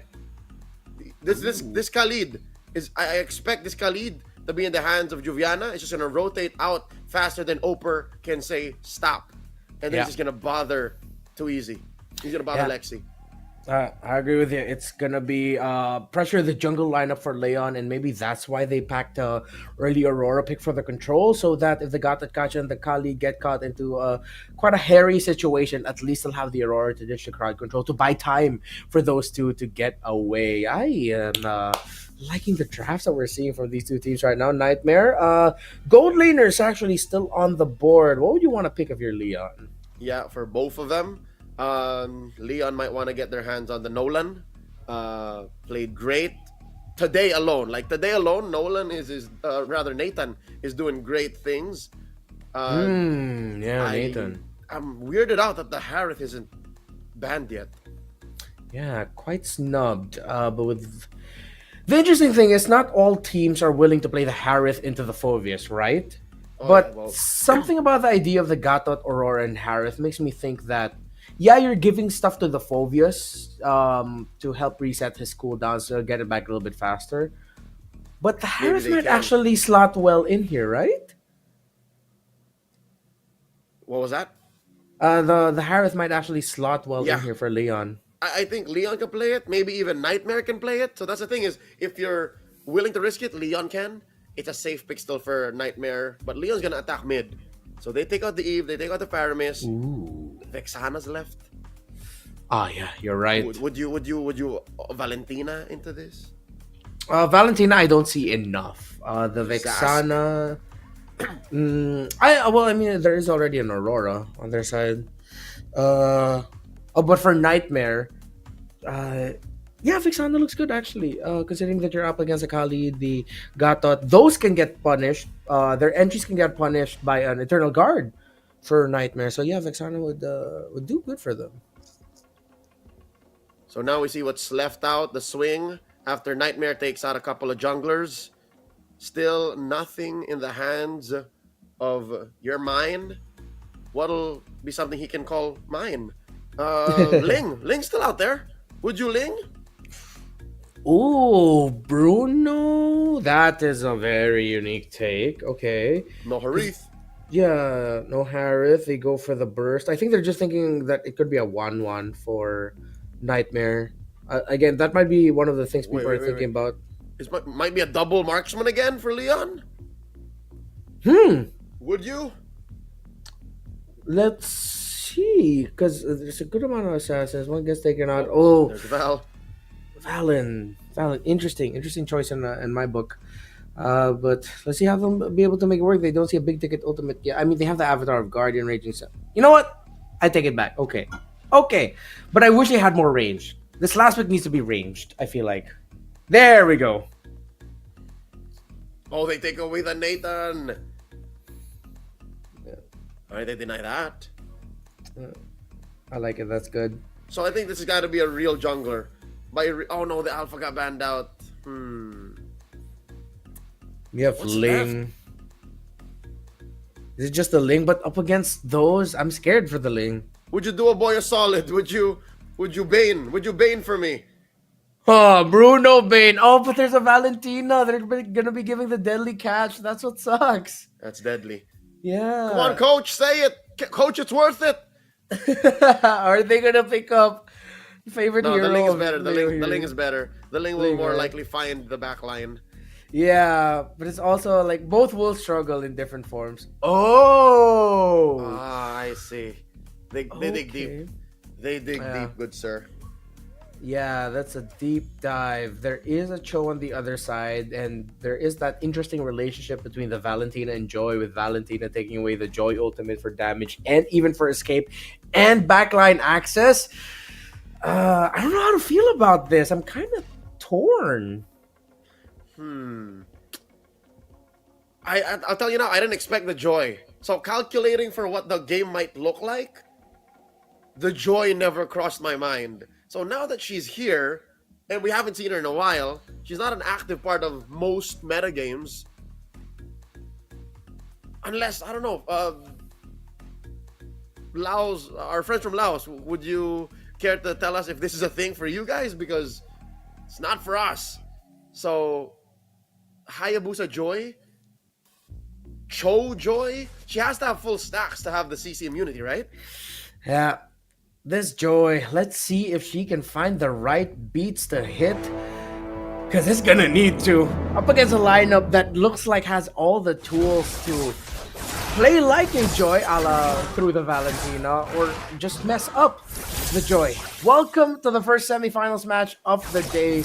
Again, it's Niightmare Esports and Leon, both from Lao. We're going to be looking at the two jugglers and their rotations. That's going to be my main focus, and especially the roamers. A lot of pressure coming in from Leon right now, actually. With the Kacha and the Khalid. As you mentioned, this is what the Khalid is just born to do right now against the Soviets. Yep. But he does put on the brakes. He controls how far he goes. And now he's going to check in. All right, I think he's aware. Juvie sees Lexi. Yeah. A lot of vision right now provided by that Khalid, as Juvie is going to go back to lane, fast clear, then go back into around the river. What this does allow for, again, the massive speed and velocity of a Khalid, is it allows for your mine to go ahead and cut into that small camp. But you can't say the same for Lexi. Lexi can't cross the river so quickly. Needs a little bit more setup, but that's why you have the Cho being the one crossing the river for him, and they get the vision. They're going to be locking into the Joy already. It looks like level 4. Retributions were spent, but your mine had to spend his Retribution to somehow get that Beetle. Jasmine gets punished by the Joy and the Gatot. While we look at the Juviana and Upper in the bottom lane, scooping it out. The rotations of the Kali just snuffed a little bit. Juviana Oprah, that's an old school Mekong matchup if I've ever seen one. Yeah. Turtle spawned up already, and look, Juviana just putting up a perimeter like thou shalt not pass. Yeah, great zoning and great formation actually by Leon, that because of the costly invade onto the top side to get the Beetle away from the Joy, they end up giving up their own Beetle here in the bot. They gave up a kill earlier, and Upper is now sandwiched and pincered between two members of Niightmare, but he's actually disrupting the Joy. From the steal. So it's a block. It's a block. So this is justice served. Leon can't cross his floor, and now Juvie. Oh, that's everything. Toss, a little bit of an early prediction there by Super Nemo, as Leon right now.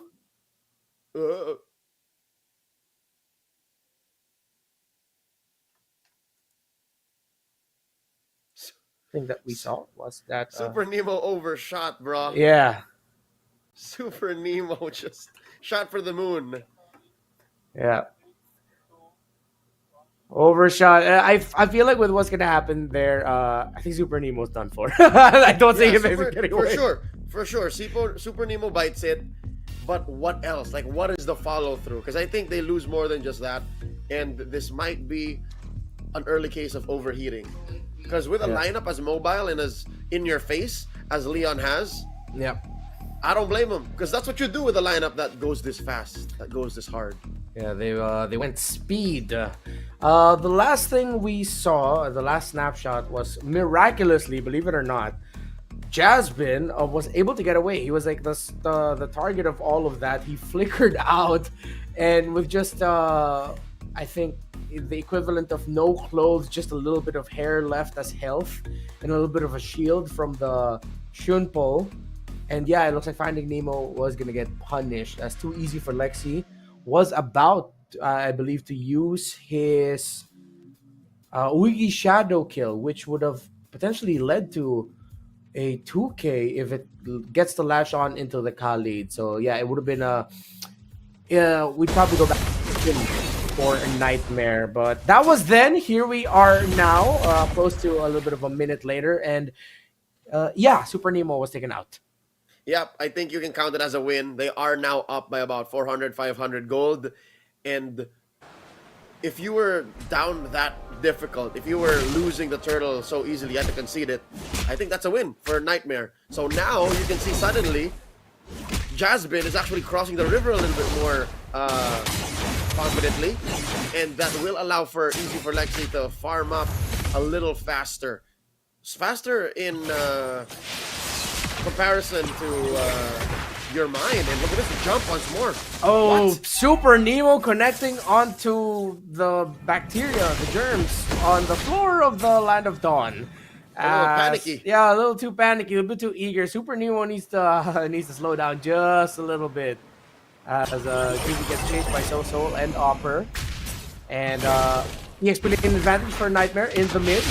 Leon spots out Jasmine, gets a bit of health down, so that's good for them for this turtle take. Okay, so definitely Super Nemo will get to regret AOGing into nothing because the turtle is up and it's going to be 1-for-1. I'm looking at it, definitely 1-for-1. Yeah. Look, back dive. Oh, that Joy just getting stopped. Everything thrown onto your mind, as Nightmare says, you're ours. To the turtle. They tried to get your mind, but he's going to be able to get away. This is a possessive matchup. 5 minutes in already, people are calling what's theirs. And I think Nightmare should play this way. I think they should definitely throw everything at your mind. And I don't know what they were doing that caused Super Nemo to just jump into the air, but they should do that too. Like, they should just keep getting in Super Nemo's face and saying, pop the AOG. I dare you, pop it now. Feel like a little bit of a miscommunication there. Super Nemo looks like he's going to get caught out. He couldn't go away. The dragon, rather, onto that Gatot Kacha. They threw everything. You know what? Include the kitchen sink as well. Whoa. All right. Drop. Okay. So, that's a pretty good side of ice. Oh, he gets away! And now Nightmare's going, what the just happened to us, guys? So gets taken out, but Juliana gets traded out. Mid for XP. I think that's a win for Leon. A small win at that, but more impressive is Jock juked them. Jock juked the hell out of Nightmare. Yeah. But I think there definitely could have been a cleaner engage, especially since they did that fight without Super Nemo. Oh, here you go. Oh, Jasmine goes in with the kick, and Super Nemo yet again. Another avatar of Guardian whiffed as Jasmine finds the kick, and they traded Roamer for mid, but your mind might find a better trade. They find too easy for Lexi. So in the long run, Leon got good kills, but the bad thing is they need to help their Bruno. This is a difficult tap to read. Calm me down. Wow, how the heck? A little bit too eager Nightmare to take down that turret, that they didn't read the rotational speed of the Kali. Leon, they turned it around. Yeah, see, exactly. This is why I'm saying it's so hard to read. Plot twist upon plot twist. This seems like the last few episodes of Game of Thrones Season 7, wherein things are just coming out of nowhere. Jasmine Pixel Brush. Do they know? Do they know this Cho is here? Is he gonna go into your mind? Oh, no, but no one's there!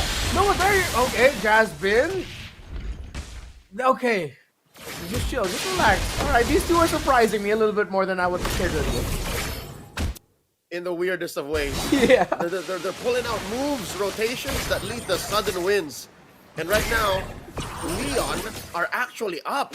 Leon scored that last turtle, and it's as if the last couple of Avatar Guardians, that's confusing. Yeah. Oh, these trades, man. No. The most confusing thing is, why would you suddenly IMU with no clear engagement? But regardless, I think this is what Nightmare wants to do, is also confuse Leon. Everyone's just confusing everyone, getting in your minds, but it looks like the Joy's gonna get into a lot of trouble here as he gets kicked already by Jasmine, and they take the Joy out. You're ours, says Nightmare. But they're gonna find another trade. Did they find the cut? Cammy, is he gonna be able to to get away? He does! Entropy! And they're gonna be able to turn the Cal lead out! No, I spoke too soon! Or maybe I did not, as Juvie gets taken out! It is a bloodbath here in the mid, and here comes the Hayabusa. He doesn't have the ultimate, but he doesn't need it. They find Super Era. The Bruno falls, and Super Nemo could be up next, but he's trying to get a kill! Not like this, Nemo! As Aubrey recalls on him, but Chuck almost took him down. The burn wasn't enough. What is this game?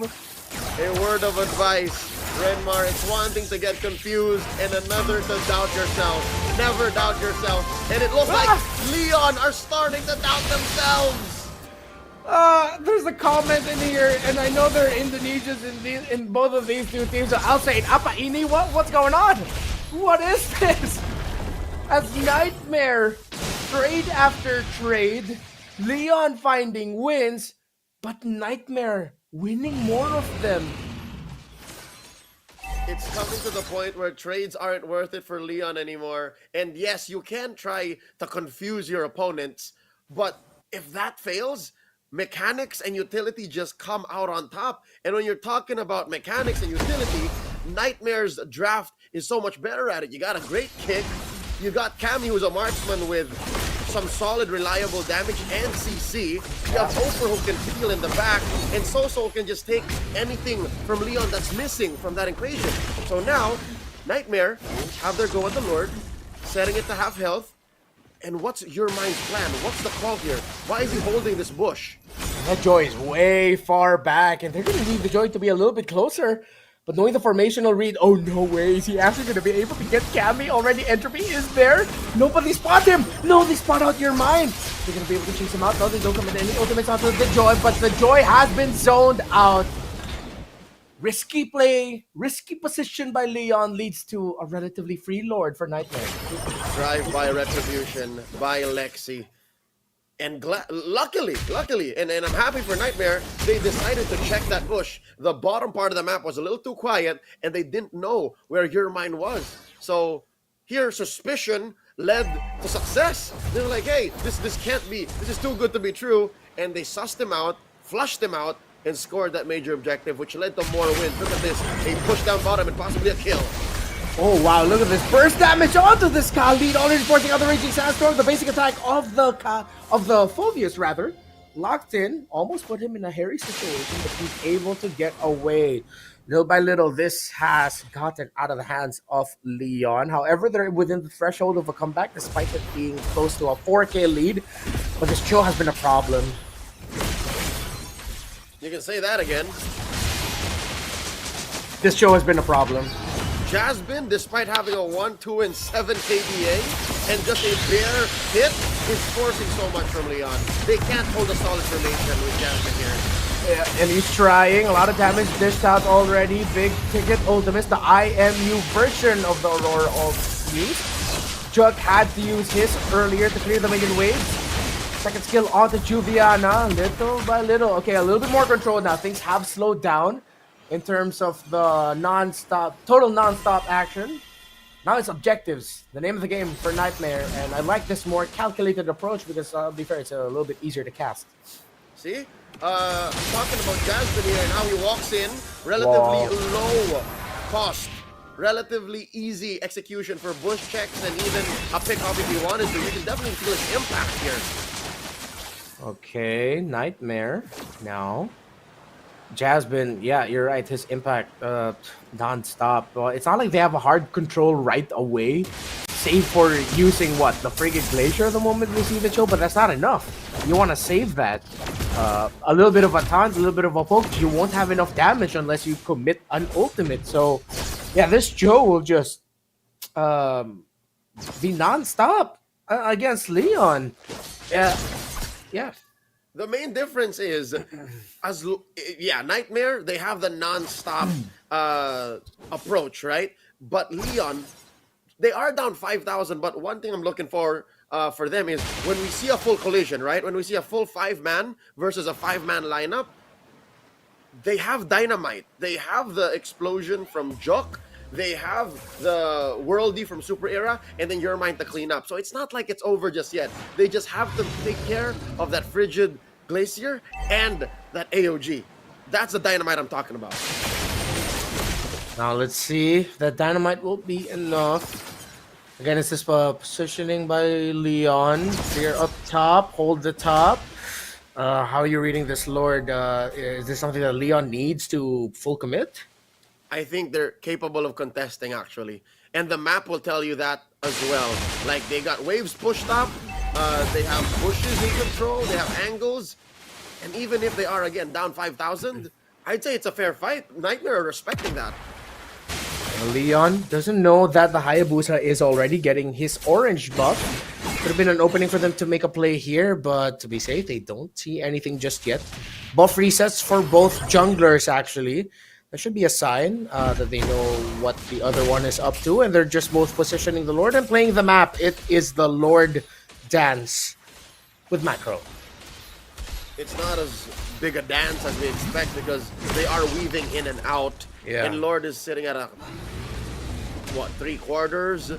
And see, they leave, they soft reset him, they leave him waiting, they leave him wanting, and they let him go completely.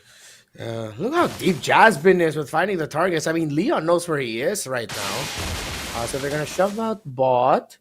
But since they saw the Joy, oh, that's good. It's a turn, I think. The call for Niightmare. Entropy already committed. They're going to be bursting down the Lord right away, just rushing it, knowing that the Joy isn't here. AOG entry. And just like that, the frontliners make that the gold laner taken out as well. 3 down, gone in an instant. Renmar, I didn't even see if the AOG hit anybody. Yeah. But safe to say it doesn't matter because there's 3 down for free and a Lord for Niightmare. Look at the confidence of Cammy. Despite almost getting taken out, he was thinking, what do you have, Jack? You've already used your abilities. Don't have enough to basic me. You're not going to flicker into this. The confidence of this Nathan. And what a call by Niightmare. This doesn't look good for Leon. And look, he's life-stealing out of the camp. I think he can join this push. And they'll be able to join in. They got minion waves in the bot and the top pushing as well. Electrifying beats already used by the Joy. Little by little, Niightmare. Oh, they find the Bruno. Is the Bruno going to be able to get away? No, he's not. Super Era gets dived upon by Niightmare for the Valentina and the Hayabusa offer. Pushing back Juviana. No more towers here for Leon. And it looks like the dream slips further and further away as Niightmare continues to fight into the base of Leon. Electrifying beats us up once again. It looks like Niightmare needs to back up just a little bit, but no, too easy for Lexi. As they find the Joy with the Nathan, they focus on the base. Minion waves still here. Leon holding on, but it's not enough. Game 1 goes to Niightmare. And they are 1 game away, match point from claiming their kingdom, their rightful place in the grand finals of the MCC Mekong Season 4. And all it took was a mid-game swing. At some point, Renmar was too much for your mine to try and hold those bushes and for Juviana to keep crossing the threshold and forcing something. And not to mention, Super Nemo's AOGs. They gotta work that out. Yeah, I gotta work out the timing with Avatar of Guardians, their entries. You know what that felt like? That felt like a team thinking, or maybe sort of controlled by the emotion of, guys, we're just, just get 2 wins. 2 game wins, and we're going to Malaysia for M6. Against the veterancy of Niightmare of like, guys, we've been in M6 in an M series or MSC before. So let's just chill out. You know what? We should be okay. And it got so scrappy, and I'm gonna say, man, it was messy. It was straight up messy. Yeah, for a while, and then suddenly they stabilized, and when things are stable, the more experienced team comes through, right? And that's where Niightmare comes in. And I hear you, that story and that mindset of, oh wow, we just gotta win a couple more and we'll make it to Malaysia. I could have sworn Super Nemo was shouting that while coming in with the AOG. Yeah. Right? He was going, Malaysia! And then just no one home. Like, right, I imagine he shouted it out before he pressed it, and maybe that's why Niightmare knew how to back off. Wild card! It's like, wait, oh, he's gonna AOG, all right. But jokes aside, there were, again, I like it when, especially in this meta, I like it when teams are willing to trade. Oh no, that hurts. No, Super Nemo didn't hit that AOG in the end. Cammy got the entropy away. But great trading by Leon. But it's like, part of me just wanted to tell them, I like how you're trading, but just a little bit more control, just a little bit. I think there lies the problem. Another one, wild card. All right, so here lies the problem. Sometimes Leon would force trades where trades weren't necessary. Yeah. Right? Sometimes you just need to let it happen and then defend or clap back how you can. So that's one way to look at things. But Niightmare knew that they don't need to trade. They don't need to force anything. So that's where their veterancy comes through. Yeah, okay. Well, when you put it that way, that I get. It's like maybe they traded a little bit too much, maybe they weren't looking at their minion waves, just their control of the map, where they were, where the others were in terms of the relative distance of the animation of the Avatar of Guardian and things like that. Quick clarification for the folks on chat right now. Whoever makes it to the grand finals, the 2 grand finalist teams are the ones who's gonna go to the M6 wild card. Confirmed. That is 100% confirmed. So, going back into this one, the MVP of the game, well, no stopping the Phoveus, the damage profile, besides the Nathan. That really was only it. Nothing could stop Upper. Yep. The stopper of Niightmare Esports. They put Leon at a crossroads. You answer me, you look for trades, or you get Jack. And because of what Oprah did, more often than not, Leon said, okay, let's go look for trades, because nothing was not gonna cut it. And that's what made this game scrappy in the mid game, because of how Oprah consistently was in Leon's face. And it's not just him, right? We talked about how Jasmine was also constantly in Leon's face. I think that was more in the late game because of how easy it is to annoy people with how slippery Cho is. It's those two things put together that gave Niightmare the win. Yeah. So then now I think we go into the idea of, if Leon can take the Cho away from Jasmine, I think that has to be like the main choice. Because right now, because of the veterancy, because of the experience, if Niightmare play a lineup that can just be in your face, that's actually their comfort. Are they always going to win the early trades? No. Will they suffer some early losses? Yes. But it's like, it never stopped. The vision Niightmare had on the map because of Jasmine's rotations, and eventually because the Phoveus can now help with the front lining and be calm and not worry about getting taken out, trying to get vision kicked in. Leon really needs to take away heroes that can just easily get vision for Niightmare. Yeah, so one is the Cho. I think they were on the right to take care of Matilda as well. Yeah. The Khalid, I think if they can also pick the Khalid, keep it on Juviana, take it away from Oprah, rather take it away from Jasmine, they're off to a great start. But that aside, I think, all right, would you consider the Joy to be less than, I don't want to say it's bad, but I don't think that Joy was where Leon wanted it to be. Yeah, it's not optimal. It wasn't the optimal choices. To go back into the draft to see if it's they had no other choice, because I for one am at the Ling. Yeah, they had a Ling option available. They had a Ling, they had a Bane. I get you. And yeah, you know me. As long as the Bane is open, they always have the Bane. That's always the option to go for if it's available for you. So now here we are, Niightmare. Oh, Leon. Still gonna be red side for them, and I wonder if we're gonna get a changing. Okay, weirdly enough, they can't ban any other way. Chip, Matilda, Suyo. I feel like going up against a team like Niightmare, that's perfect. That was all they had, right? So they were on the right track. It's just, do they pick the Cho and the Khalid in the first phase? Right away. You know what? At this point, I mean, desperate times call for desperate measures. Why not, right? So you're expecting Chip, Matilda, Suyo again?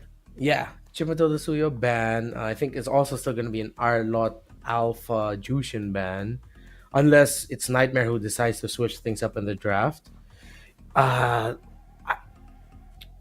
No, they should not ban the Phobius. I was thinking maybe ban the Phobius, but no, it's a little bit more stoppable. You just need to change your damage profile, especially in the jungle. Yeah. Liberty. Yeah, you need the Hey, Liberty. maybe let the Cho through. Don't mess with the Aurora. They first picked the Aurora, remember. Maybe you could switch that up. Maybe go for Vex or Val. Oh, yeah. Oh, okay. Here's another suggestion for Leon. Let's say in this universe, the first 3 picks goes exactly the same. Sure. What if in the 4th pick, they steal the Nathan instead? Instead of a Bruno. Yeah, instead of the Bruno. Okay. I mess with that, but that'll only really come into play in the late game. I want to see something that kicks in early. Like, I want to see them change up early, because if you continue to be messy in the early to the mid, no matter what the draft looks like, I think Niightmare will still come out on top. Because of their experience and their veterancy, that'll always kick in. Like late game awareness. Oh, they do ban the Phobius. Oh, they banned it. They were like, oh, we might not have enough tools for this. Okay. Which means that when it comes to predicting for potential gold laners for Leon, I feel like that's one of the signs that they might not be comfortable playing with a Beatrix. I feel like the Beatrix would also have been a really good pick in that scenario. Again, she's the hero with a really good 7-8 minute power spike. Pro gold laners know how to keep things close, and there you go. In deficits, yeah, Beatrix would be great. That's one to consider, right? The other core. I'm looking at your mind. He had a good conversation with coach just now, like a real quick heart-to-heart mid-draft. I think they're also considering a change on that Joy. Like they didn't like that Joy, I think. Mm-hmm. So they gotta switch that up too. I wonder if they're gonna be going for a burstier jungle, like a Bane. Just kidding, like a Ling. You really want to see that Bane, don't you?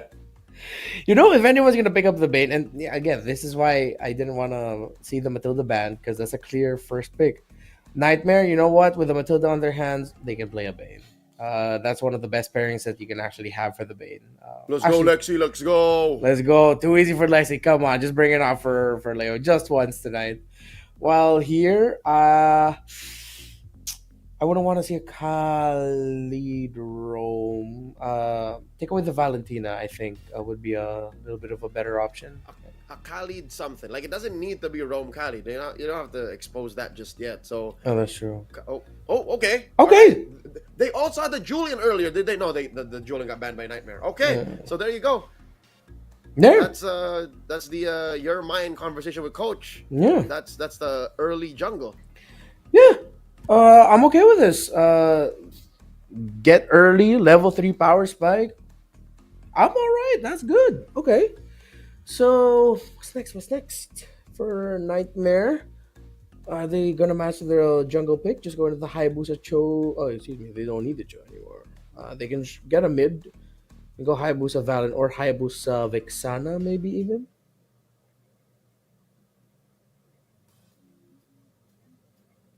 See, waiting for the pick for Niightmare Esports. It's I think they get a Hayabusa. jungle too. There you go. See. Okay. It's Hayabusa. Oh, they get the Khalid. How do you feel about this? I think this is gonna force Juviana to play something like a Benedetta. He did that against JTG earlier, so might come out now. If it doesn't come out now, it's gonna get banned. All right, yeah. I don't know if he can switch up too. He also played a Gatot in game 1 in that series, so I don't think they're gonna sweat. Yeah, they're not gonna risk. They're not gonna rush the XP here. Yeah, maybe Juviana has a. Again, he has been one of the names we've heard for a long time in the international scene when like MSC season rolls around. So that's right. I wouldn't doubt that he has a deep hero pool. They can potentially pick their gold laner now as early as now too. We are seeing not a lot of Hariths. Oh no, but they fall back into their comforts. They show their roam mid trio right away. Oh, there's Jux. Zask, his signature Zask. You know what, Reptar? I don't think this is a mid trio confirmed. Like, they still could go into the hands of Joviana, this Gatot. Yeah, okay, yeah, you're right. So we don't know. You don't know. I like this Nathan ban. So magic, they don't need any more magic damage. So for sure, lots of physical. I really wish Leon had a Beatrix in their books. The Beatrix would be a great pickup right now if they want that physical damage, basic attack lockdown type. Yeah. What if they do? They are first on the swing back, right? So they ban out the Nathan. Harith is still. What is up with Harith? Is old. What? Pick the Harith. Come on. Why is Harith snubbed so far today? No wait, Leon can't pick Harith. That's way too much magic damage. All right, yes, that's what we just discussed. Yeah, Nightmare can pick Harith. Yeah.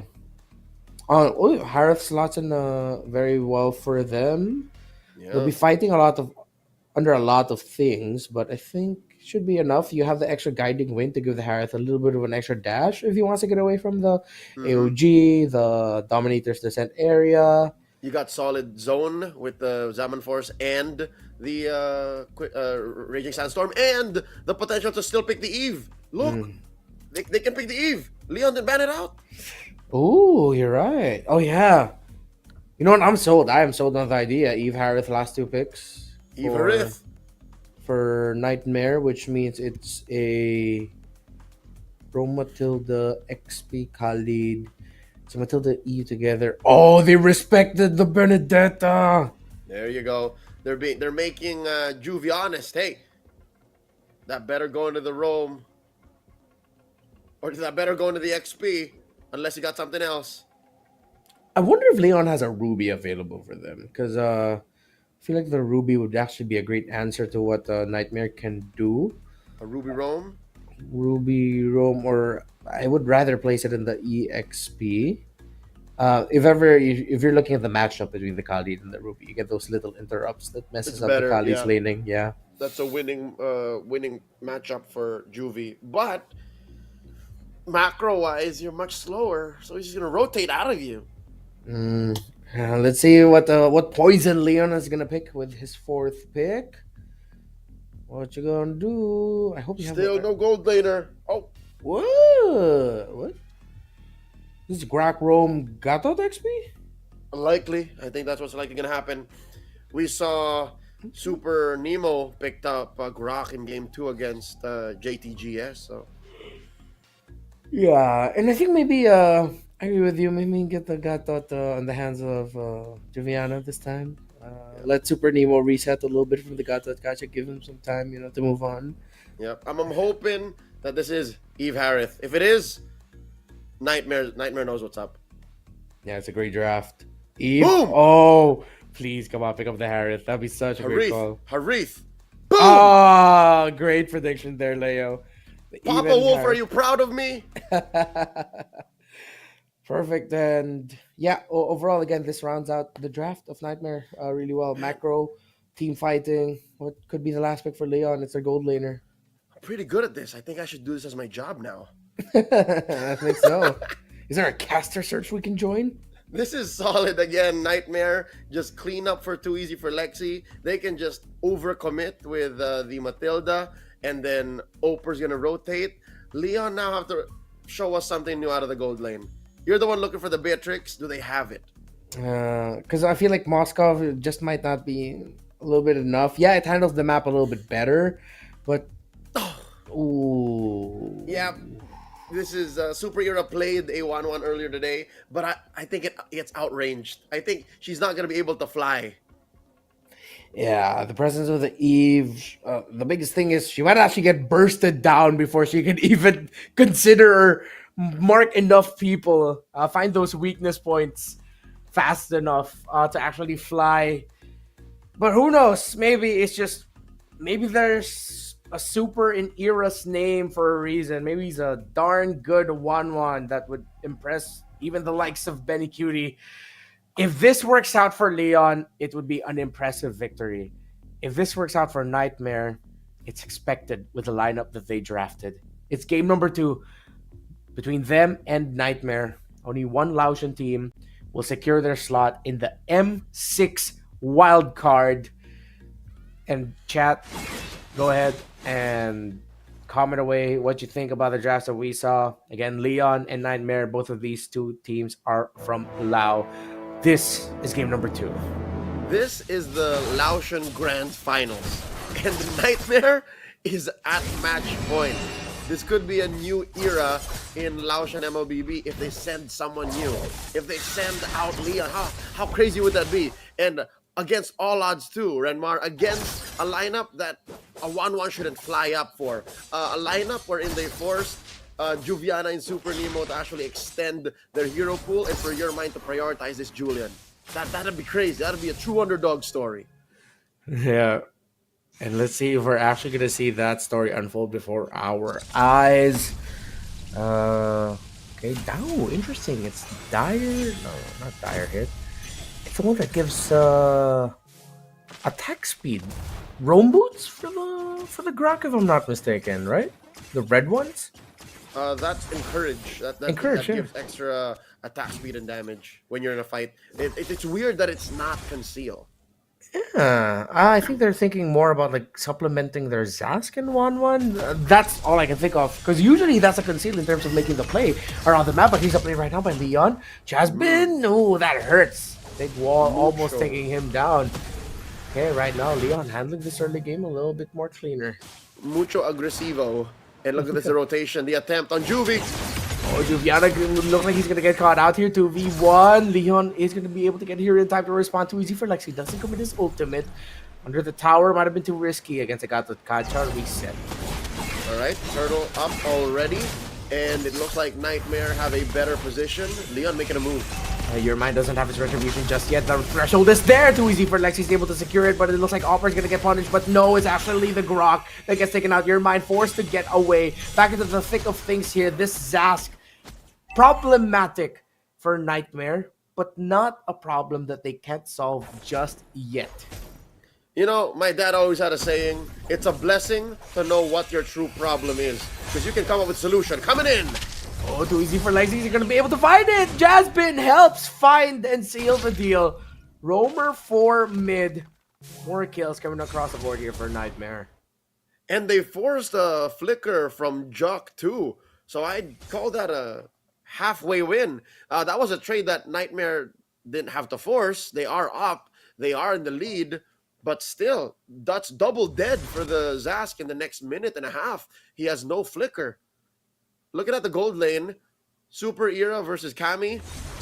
This is the right thing to do. These roamers need to babysit their gold laners. Because again, already, Super Era is not having a good time. Not even in the next few team fights. And look at how hard they're bearing on him. Again, this Matilda, that's one of the reasons why I said, don't get the Nightmare with how they play, with how they want to play. Super Nemo can barely hold on here. This Grok, supposed frontliner for Leon, but it looks like at the top side, too easy for Lexi. Caught being way too aggressive. If I'm not mistaken, this time Juliana will land the Avatar of Guardian, helping secure the kill alongside your mind. Punitive action against a trespasser. He was attempting Grand Theft Orange all by his lonesome. So, he had it coming, all right? He didn't have the shadow in the right place, I would assume. But I think that's worth it, given how disgusting that 4-man rotation was in the bottom lane. Kami got about 4/5 of that energy shield, Reptar. 4/5. That's a lot of money. So much resources for them, and now Nightmare looks like they will be able to extend this gold gap. Will be a bit too risky if Leon decides to commit it, but that's a good Guardian's Barrier. That increases their chances. Jasmine, oh, your mind gets spotted out by Opera, but Opera takes a lot of damage. Looks a little bit better here for Leon as Juviana just jumping straight onto Too Easy for Lexi, forcing the shadow out. Too Easy still dancing. Your mind getting pressured. They can't get the turtle down fast enough, and finally they do. The knockup coming in from that Grok is perfect. Jasmine gets taken out, and Leon, great call by Juviana to zone out Too Easy for Lexi. Juvie MVP in that play. His veteran wild showing. He knows that with his Thunder Belt, he can actually just live in Lexi's personal space. Like, I'm gonna get in your face, son. I'm forcing you to use a shadow kill. I dare you. But Lexi couldn't pull the trigger, rightfully so. And that's what allowed Leon enough space to give your mind that turtle free. So now they're going to close the gap, putting them within, what, 500, 600 gold of Nightmare. They've closed it. Take a pause to sort out and make sure that the competitive landscape for both of these two teams are fair and that they can play to their to the best of their abilities smoothly. Things have leveled out and balanced out. Now I feel like we're seeing more of the Leon that, yeah, even though up against Jack the Giant, you could say, as LaFell and Husky put it together, the Jack the Giant Slayer team that Leon faced off to get to the semifinals just aren't quite there yet, but they showed potential. But the fundamentals and the principles that Leon showed in that game, I feel like we're seeing it more now. Oh yeah, for sure. I don't think it's wrong to understand what LaFell and Husky said about Leon Esports. They got the moves. No matter who they're facing off against, Jack the Giant Slayer, Niightmare Esports, they have the moves from micro moments like that, where Juviana was denying Lexi any space, Yes. or even cross-map trades, right? How to recover from that early gold lane barrage, that assault on Super Era. I think Leon know exactly what to do now in the next few minutes. Yeah, and I think too easy for Lexi in some of the sequences that we saw. Need to really time out the shadow kill a little bit better, because if the Nightmare spawn is up, that's an extra thing for the shadow kill to actually proc on. So if Juck can just time things properly, that Hayabusa might get shut down. Speaking of, Nightmare trying to shut down the gold laner, but good rotation to protect by Leon. While it's a 4-1 split, while the EXP laner is what's managing it for Leon, while it's the Hayabusa, the jungler, for Nightmare. Another sign, Rennie, that I am seeing that makes me think Leon is on a league of their own and are deserving of being a wildcard team too, is the fact that they've denied Sosol any good real-world manipulation. 6 minutes in, can you recall a good play here where in the real-world manipulation came out? Leon are denying that just by being scattered all over. You're right. We actually have not seen that just yet. And I feel like that's also one of the problems for Nightmare in this Eve, that if when they're going up against something like a Gatot, when they're going up against the Zask, the Julian, you have so many heroes that can easily get out of your box, or actually initiate a team fight outside of your box majority of the time. So now Leon just gets spotted out there, stops Opper. Good chance for Nightmare to build the lead, but the gold laner not quite the healthy. It was Super Era fighting under it, and look at that, they're fighting under the real good manipulation, but just like that, they get out, but Super Era gets caught by Opper. Miscommunication, it looks like it, by Leon in terms of how to handle that team fight. They weren't exactly all in the right sides, in the right areas. Opper finding the kill to make sure that they have a good advantage here, but too easy for Lexi. Joined the wrong party. He said, hey, what's happening here? No, never mind, I'm out. As your mine and Leon actually get the turtle. All right. I'm feeling it now. Renmar, do you see it too? Is there performance anxiety for Lexi? We haven't seen a good real-world manipulation, well, save for one now, just about a second ago. But Lexi hasn't been pressing Shadow Kill. Yeah, he's really waiting for the right time to use it. Like I said, be cautious, but I feel like there are times where it's a little bit more warranted. However, the timing of Nightmare and the thick of things, yes, because of what Too Easy for Lexi was doing in the map, they were able to push top. But if they really wanted to like hammer down on their control, or make sure that they have a little bit more control in this game, besides that tower, was that they waited for the engagement a little bit better, because if Leon pushed out, you can play it in such a way where it's you can actually just bait out abilities and wait for Lexi to arrive. So let's see.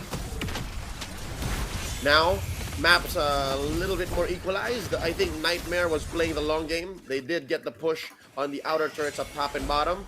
So one could say that all this conservative play from Lexi and Soso are coming from that. The fact that they're all in sync and they're all playing towards just one goal.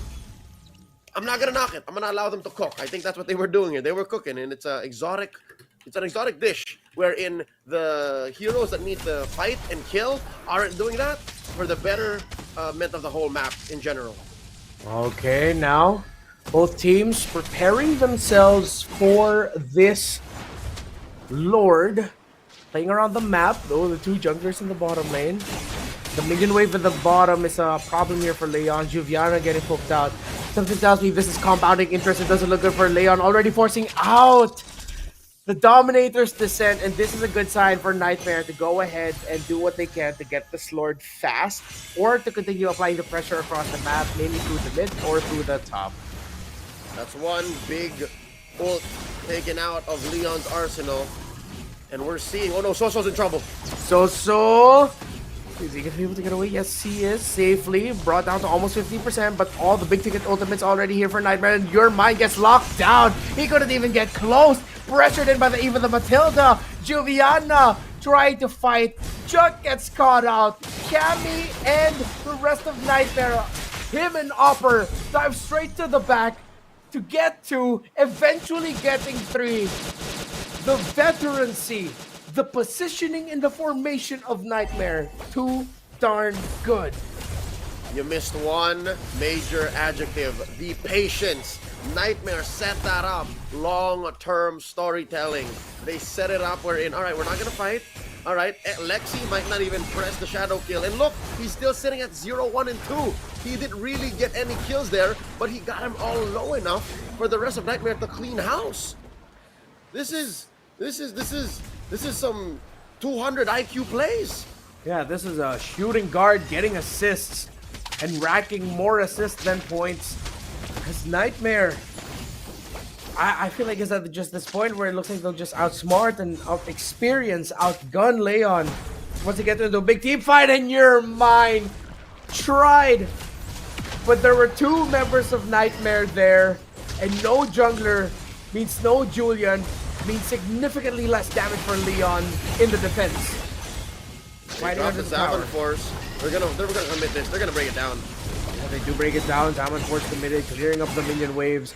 They break 2, and Niightmare just like that. Don't need to get too eager. They back off and reset. They're just gonna take resources away from the jungle. They got so much out of that sequence, back to back to back. Now they see themselves, what, 7,000 gold ahead from Leon. And that's coming from, again, their superhuman patience and their, what, super villain levels of planning. Oh no! Super Nemo put down a half health just from pokes. Still too much pokes. Oh, right at the tip of the real world manipulation. Niightmare traps him in the Starfield after Guardian gets dodged perfectly by Niightmare. But it looks like they're going to be able to take one Opper, healing through it. No way. Disgusting heals, and from out of nowhere, too easy for Lexi. Reads the position of the Zast. Finally gets a great shadow kill onto that Zast. And Niightmare will not fully commit just yet. They said, we've won this now. One more battle until we win the war.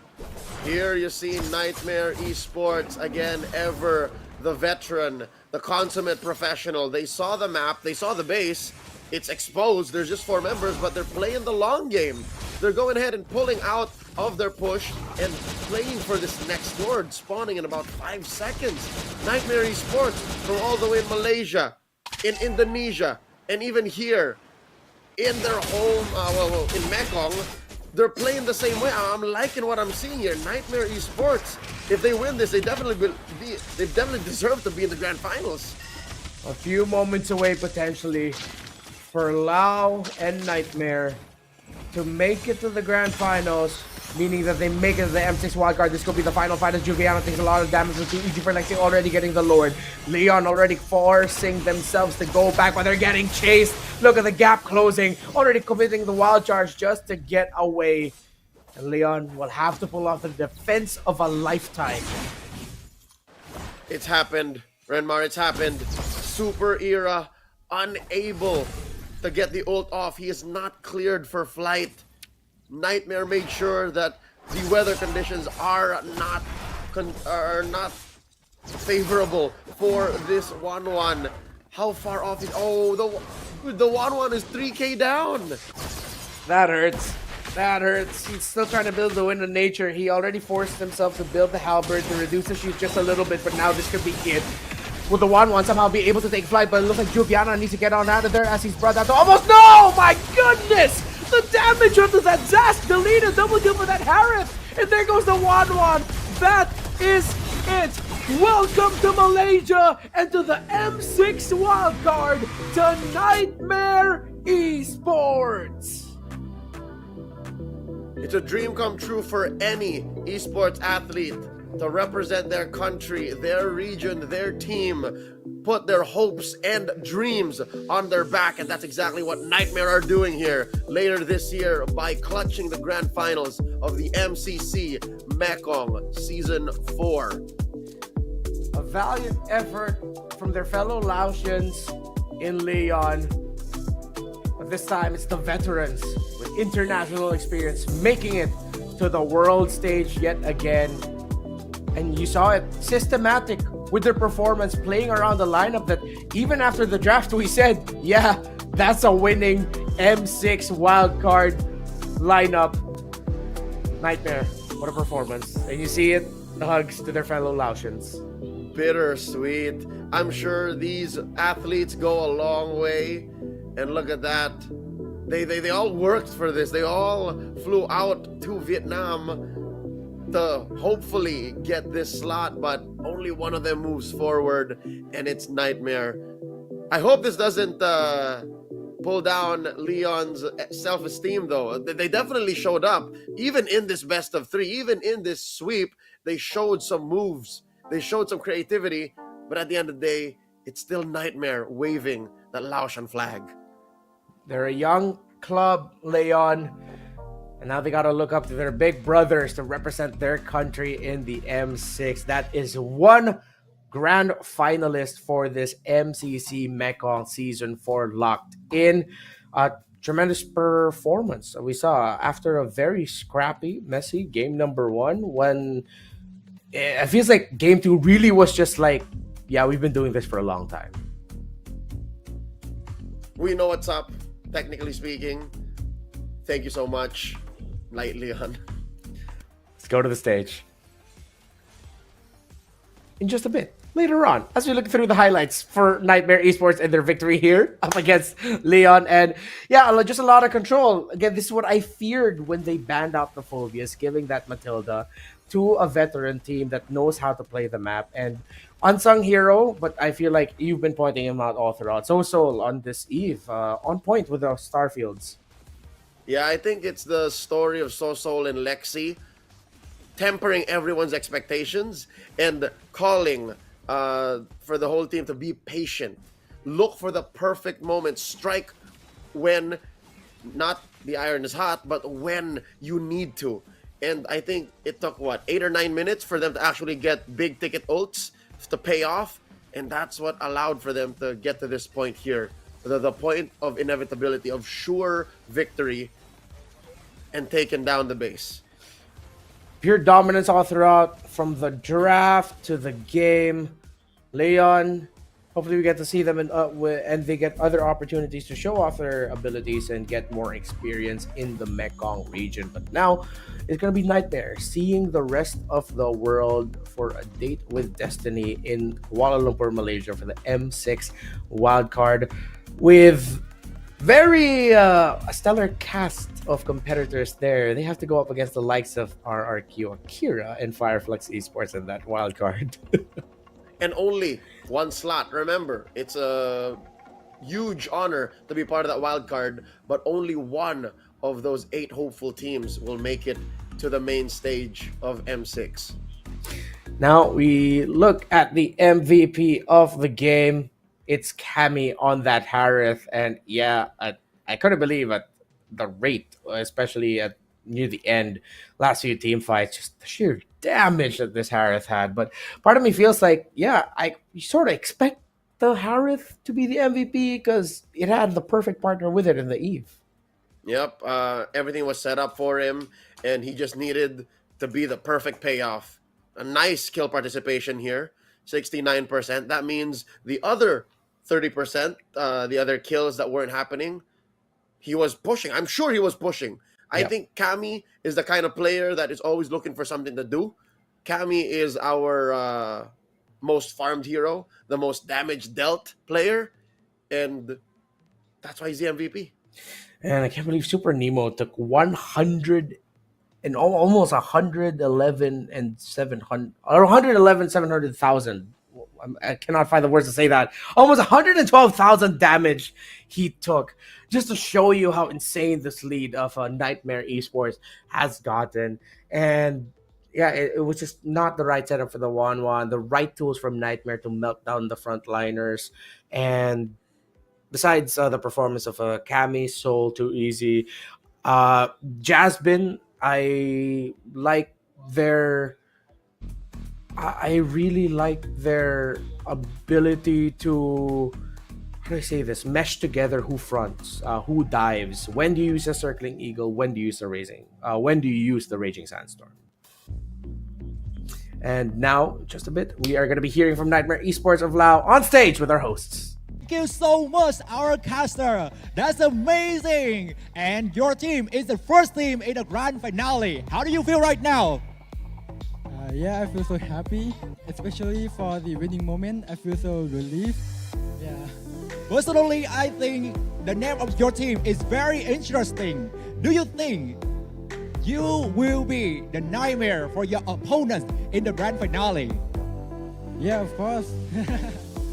Because every time I lose and I reflect and have a sleep, I always think about the lose moment. And of course, if we win, they're gonna think about that lose moment.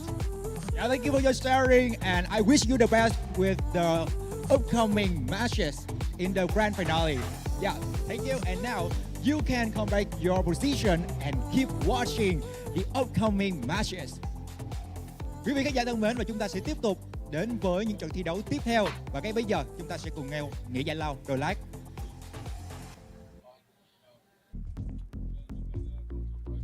Thank you so much. They said it. They want to be the nightmares of their opponents because they learn from their mistakes and they learn from their losses, but they are victorious here today. My name is Renmar, joined here by Leo. We will be back for the final match of the day to determine the next grand finalist. The second, it's T Final versus Legion Esports. We'll see you when we come back after a short break.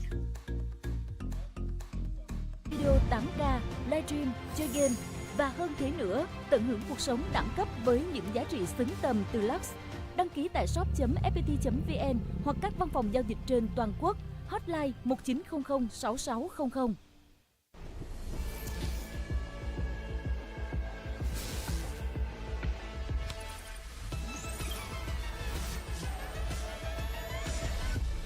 Realme 13 Plus.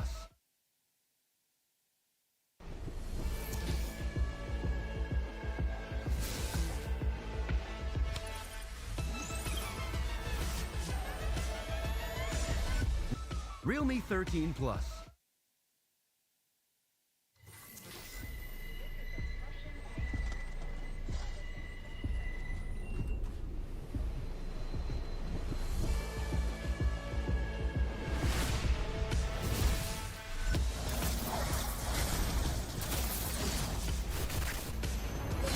Eliminated.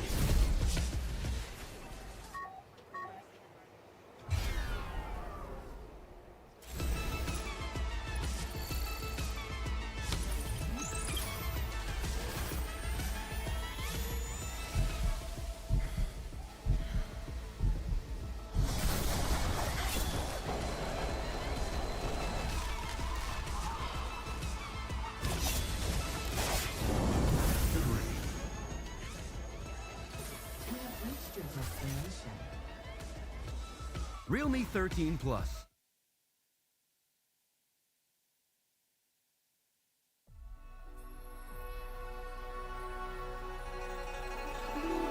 Among the legends of Zhuan, there exists a woman only known as Zhuxin. With lantern in hand, her butterflies flutter with purpose, seeking wishes to fulfill. Some say she grants the wishes of children with childlike whimsy. Some say she can reunite those parted by death, if only for a moment to say their goodbyes. Some even say she takes pleasure in exposing people's true intentions. Offer that which is most precious to you, and your wish shall be granted. Such is the enigma of mortal hearts.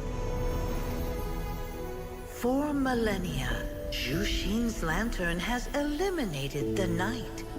Yet none have been able to see what lies in her heart.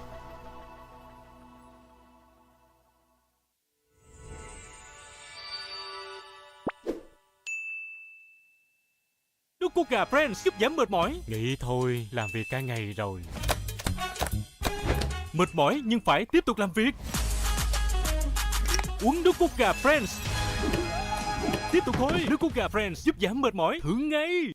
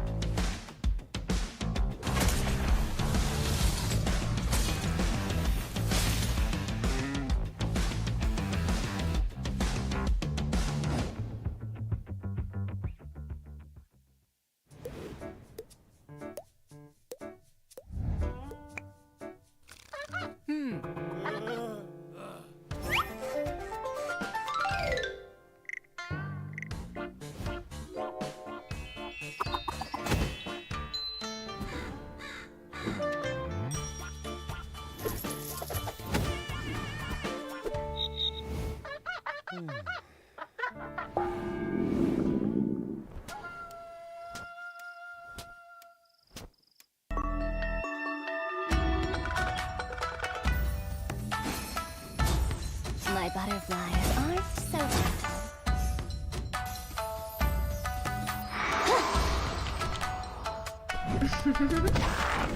My butterflies aren't so gentle.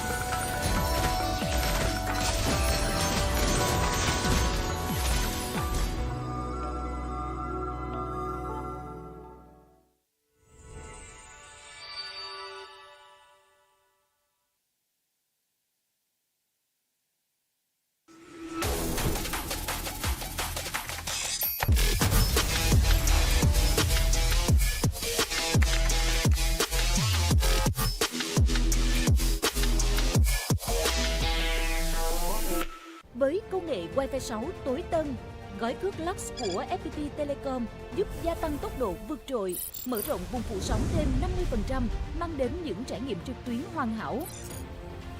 Từ làm việc, học tập cho tới xem video 8K, livestream, chơi game và hơn thế nữa, tận hưởng cuộc sống đẳng cấp với những giá trị xứng tầm từ Lux. Đăng ký tại shop.fpt.vn hoặc các văn phòng giao dịch trên toàn quốc. Hotline 1900 6600.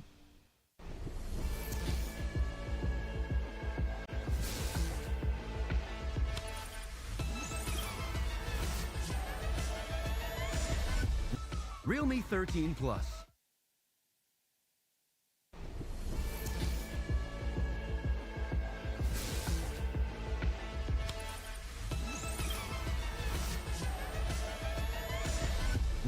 Realme 13 Plus.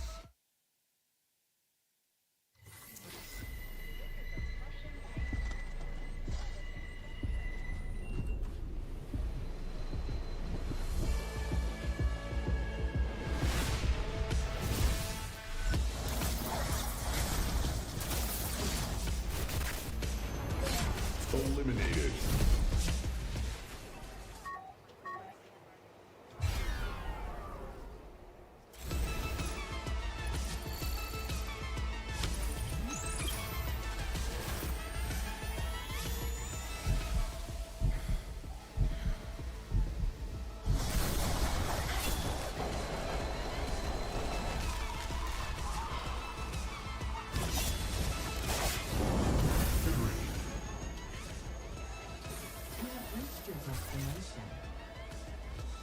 Realme 13 Plus.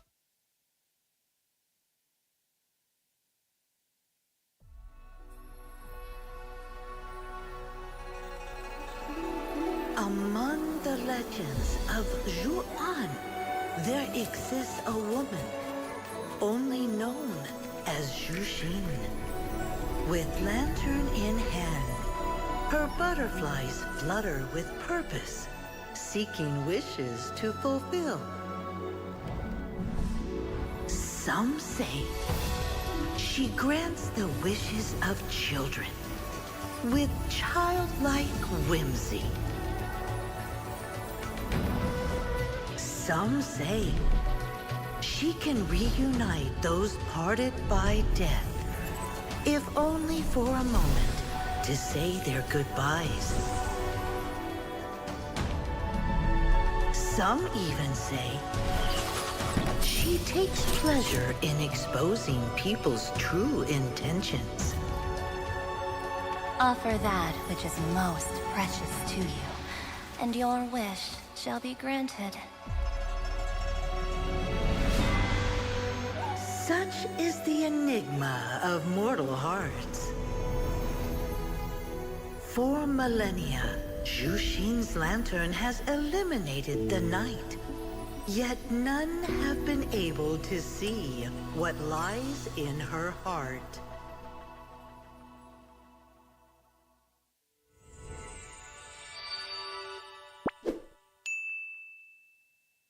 Nước cốt gà Friends giúp giảm mệt mỏi. Nghĩ thôi, làm việc cả ngày rồi. Mệt mỏi nhưng phải tiếp tục làm việc. Uống nước cốt gà Friends. Tiếp tục thôi, nước cốt gà Friends giúp giảm mệt mỏi. Thử ngay.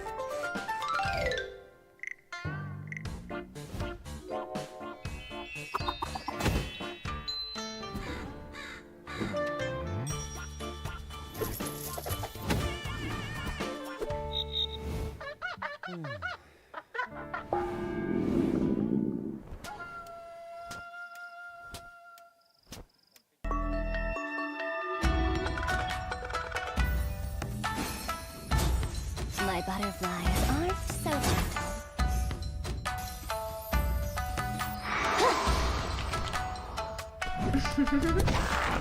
My butterflies aren't so gentle.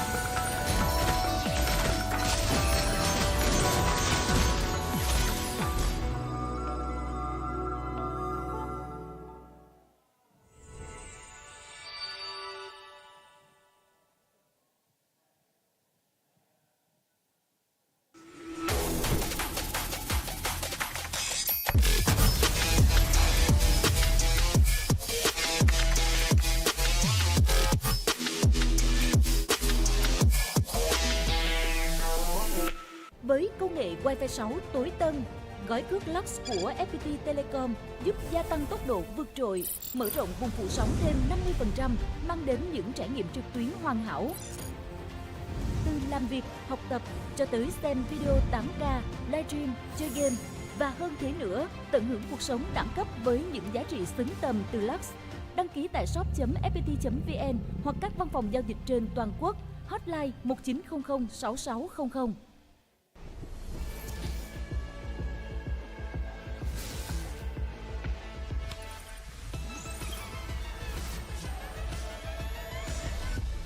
Realme 13 Plus.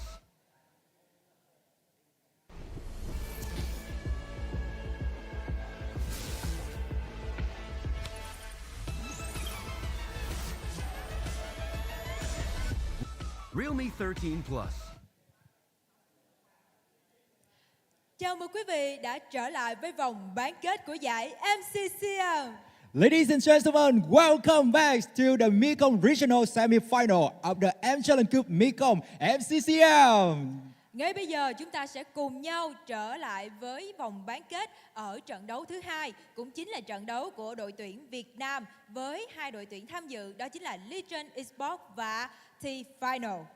And now it is time for the second match in the semi-final with the two teams, T-Final and Legion Esports. Và để trận đấu được bắt đầu, xin mời đường truyền tín hiệu sẽ chuyển về bàn caster.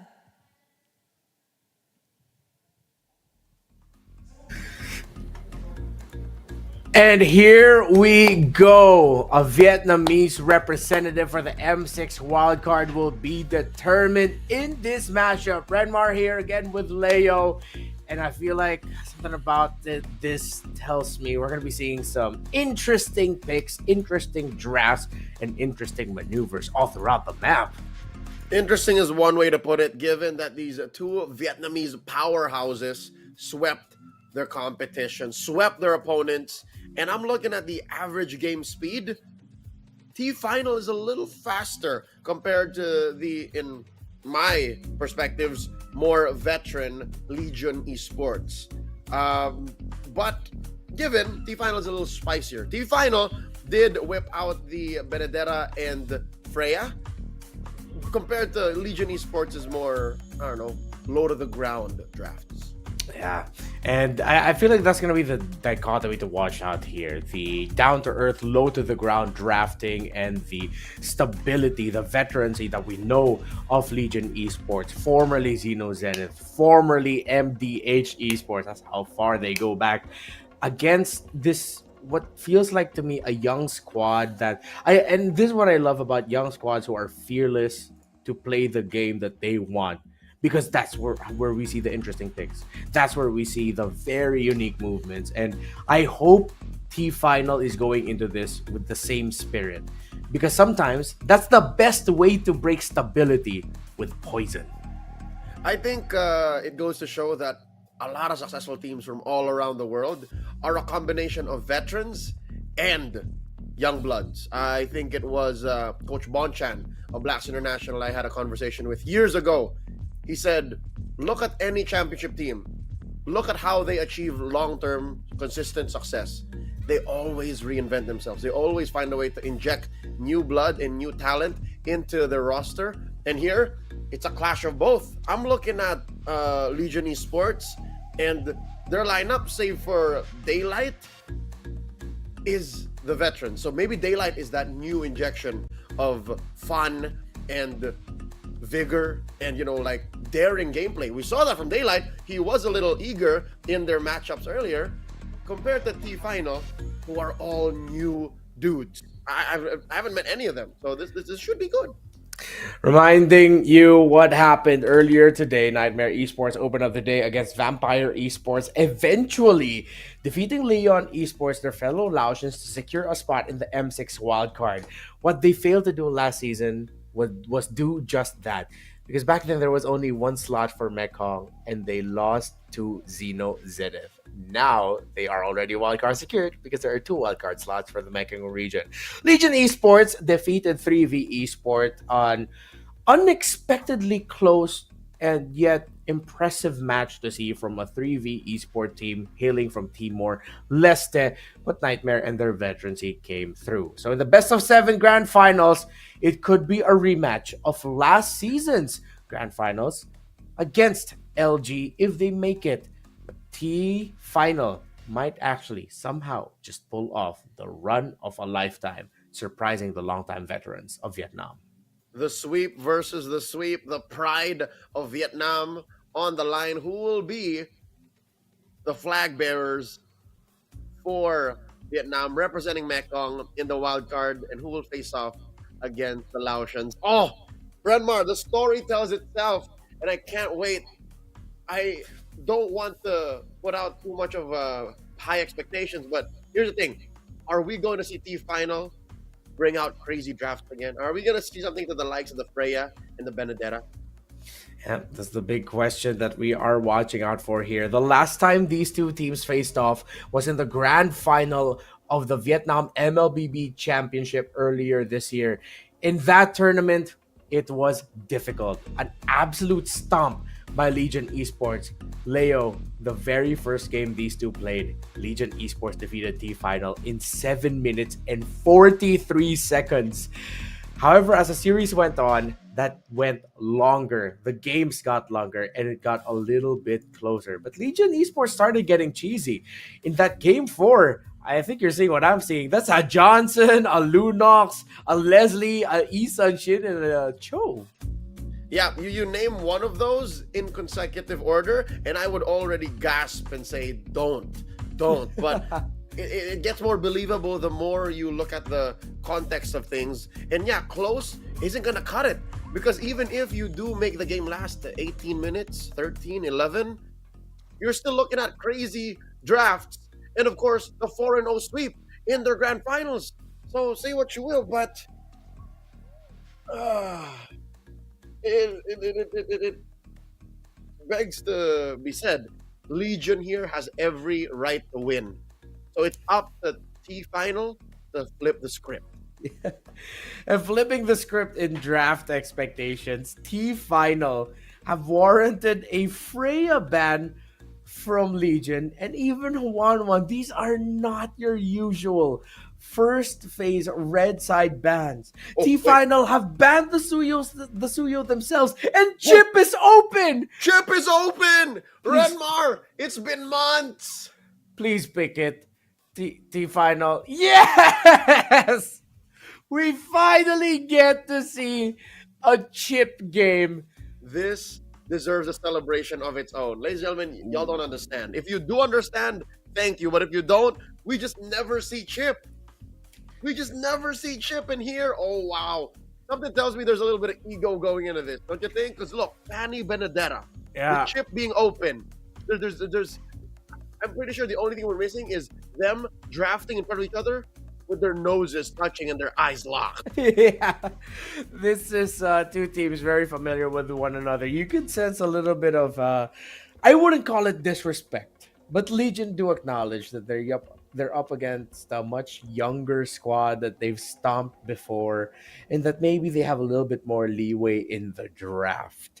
So T-Final are going to pick up heroes that are a little bit more close to home. Legion, one pick can mess up this chip. It's the Tigreal. I wonder if they'll pick it. Not just the Tig, man. Even the Arlo. you catch a good chunk of people coming through that portal with a final slash, it's over. Yeah. And now Legion, wait, no, this is not how I foresaw the night ending. A Mia ban?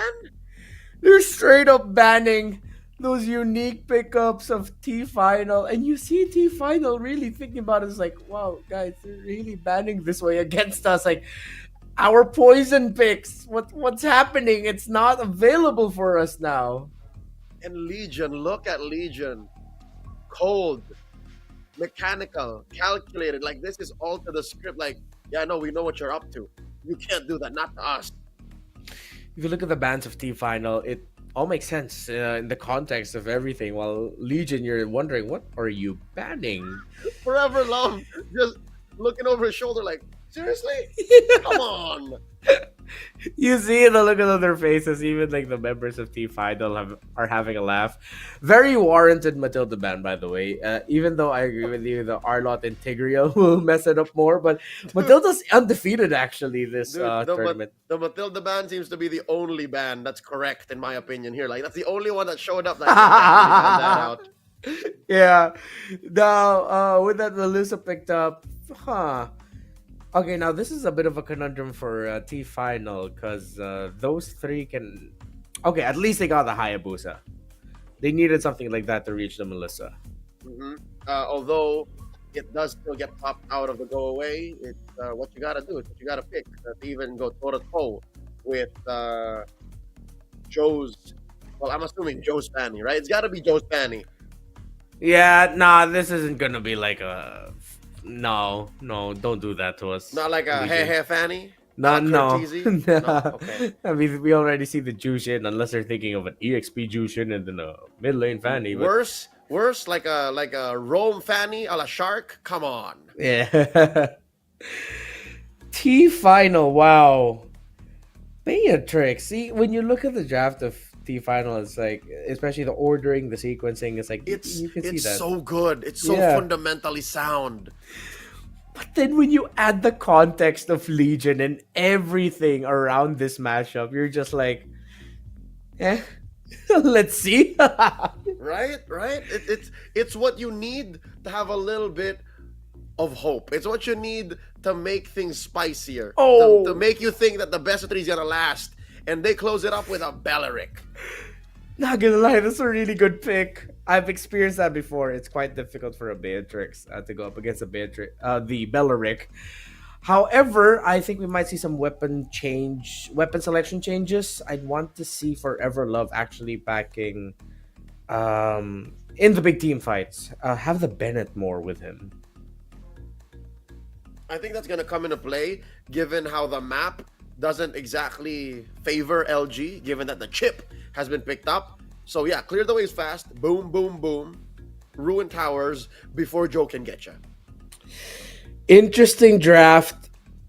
And it's not actually from the side of T Final. The draft choices overall, it's a surprise from Legion Esports going up against a team that played the Mia and the Freya earlier today.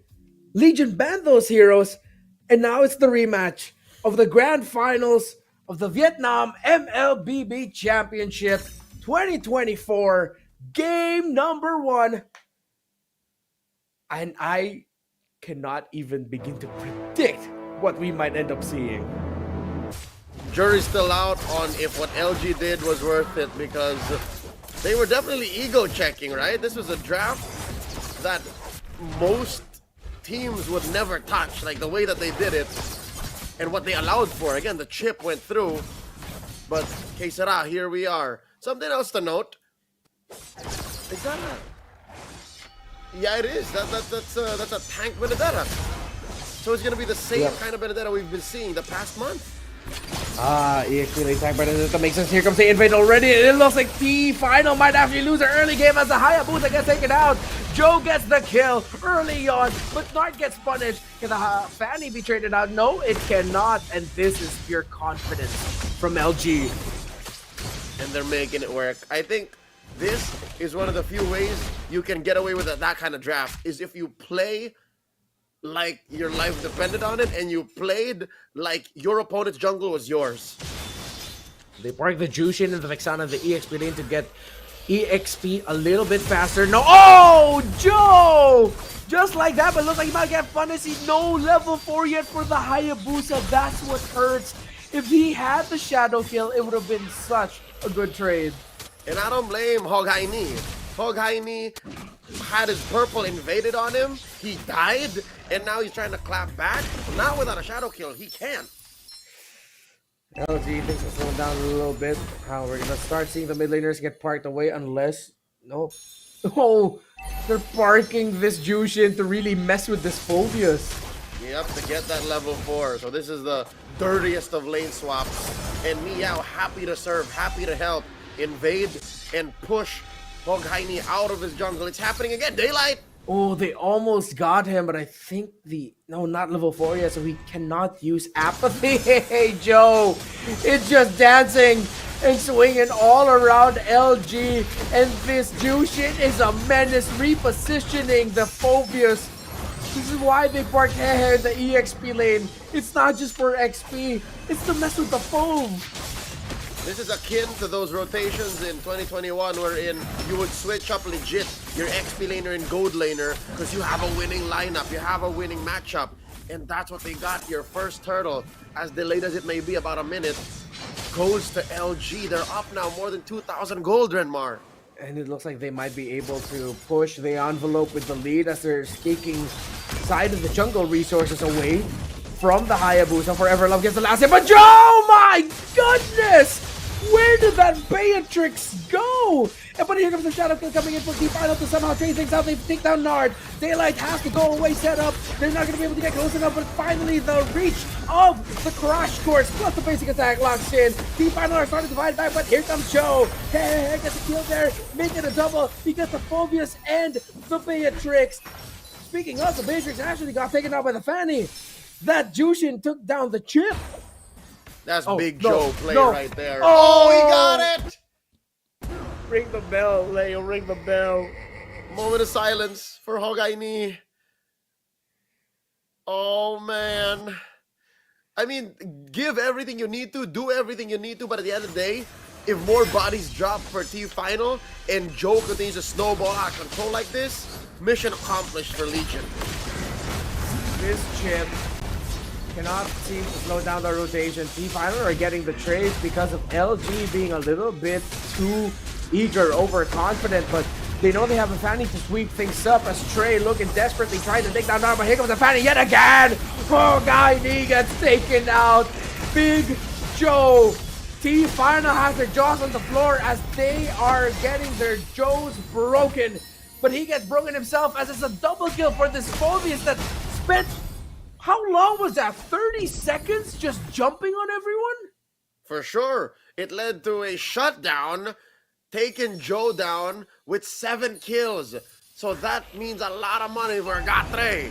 And he built his Thunderbelt off of that bank. I still wish Joe had a God at the end of his name so I can say he's making the big plays. But you know what? He doesn't need the God at the end of his name. He is making the big plays right now. Sea Halberd rushed for the Fanny. No wonder. Renmar, even if he died, even if he did get shut down, I'll say it now, he's in Ga mode. Alright? It'll take a lot more than just a single shutdown to stop what LG is doing. But I think they're making the right plays here. Adjustment with their aggression, adjustment with their rotations. Because if another shutdown happens like that, should be it. Pure absolute chaos for T-Final to handle right now. That's the Benedetta with the entry. Gatra trying to hold on as well. Holding down the front. They're trying to take what resources they can get from the jungle of LG. Sky Piercer onto that Fanny. This looks dire for T-Final. But it looks like they're going to go for the push. No, they back off. Overtime already committed. Crash Course not just yet. Go away. Used. Echo Overlord in here. Daylight almost gets taken down. No, but he's alive. Daylight gets away. All of that effort pushes back Daylight, almost killing him. Takes out his tower, but here comes Joe! Chasing after the Vexana, gets taken down. Forever Love tried to get big kills, but could not. Double kill for Nard, and 4 down for T-Final. Amazing sequence by Legion, but I gotta mention the elephant in the room. They ain't pushing no towers. That's just up the top. that they're about to push, but bottom lane, Daylight needs to catch up, and mid too. So I think that's what Meow is fixing, and he's not going to get it done, not quite yet. This has gotten way out of hand, but with all the kills on the board, I expected the goal lead to be much bigger. But it's still relatively close. It's the shutdown. Redmar. That's it. The shutdown and the couple of trades that T-Final have gotten out of Legion. And I'm hoping that Legion don't get impatient, because again, I'm impressed by how they're making this draft work and how they're getting away with it. But now, Echo Overlord with the poke already utilizing the Crimson Beacon. Did that Jushin knockups? No, the Eternal Guard not going to connect it to anyone, so it's just going to be there to deal some kind of damage. Dart already popping up the Vengeance, so the Hayabusa will not be able to continue his attack. He tried, he trades it out. The Hayabusa is able to take down this Bellering, but he's not, look like, he does though. He gets away. Meow and the Hayabusa see each other, but said see ya later. Daylight here. Gatra close enough. Reposition onto the Beatrix with a kill onto Forever Love, and Joe, here he comes, he gets one. Daylight still holding on. My goodness, what a scrappy team fight. and to think this all started with a single dive from Hog high knee into the orange side of LG's jungle, and it cascaded and came to a head and ended all the way down in mid. That's how ridiculous this 8-minute game is. 8-18, 4,000 gold, up for Legion, and that last turtle, forget about it. Turn into a lord. He got impatient with all of y'all. But now in this Lord Dance in the bottom lane, another solo kill from Joe. 10, 1, and 4. Dear God. Wow.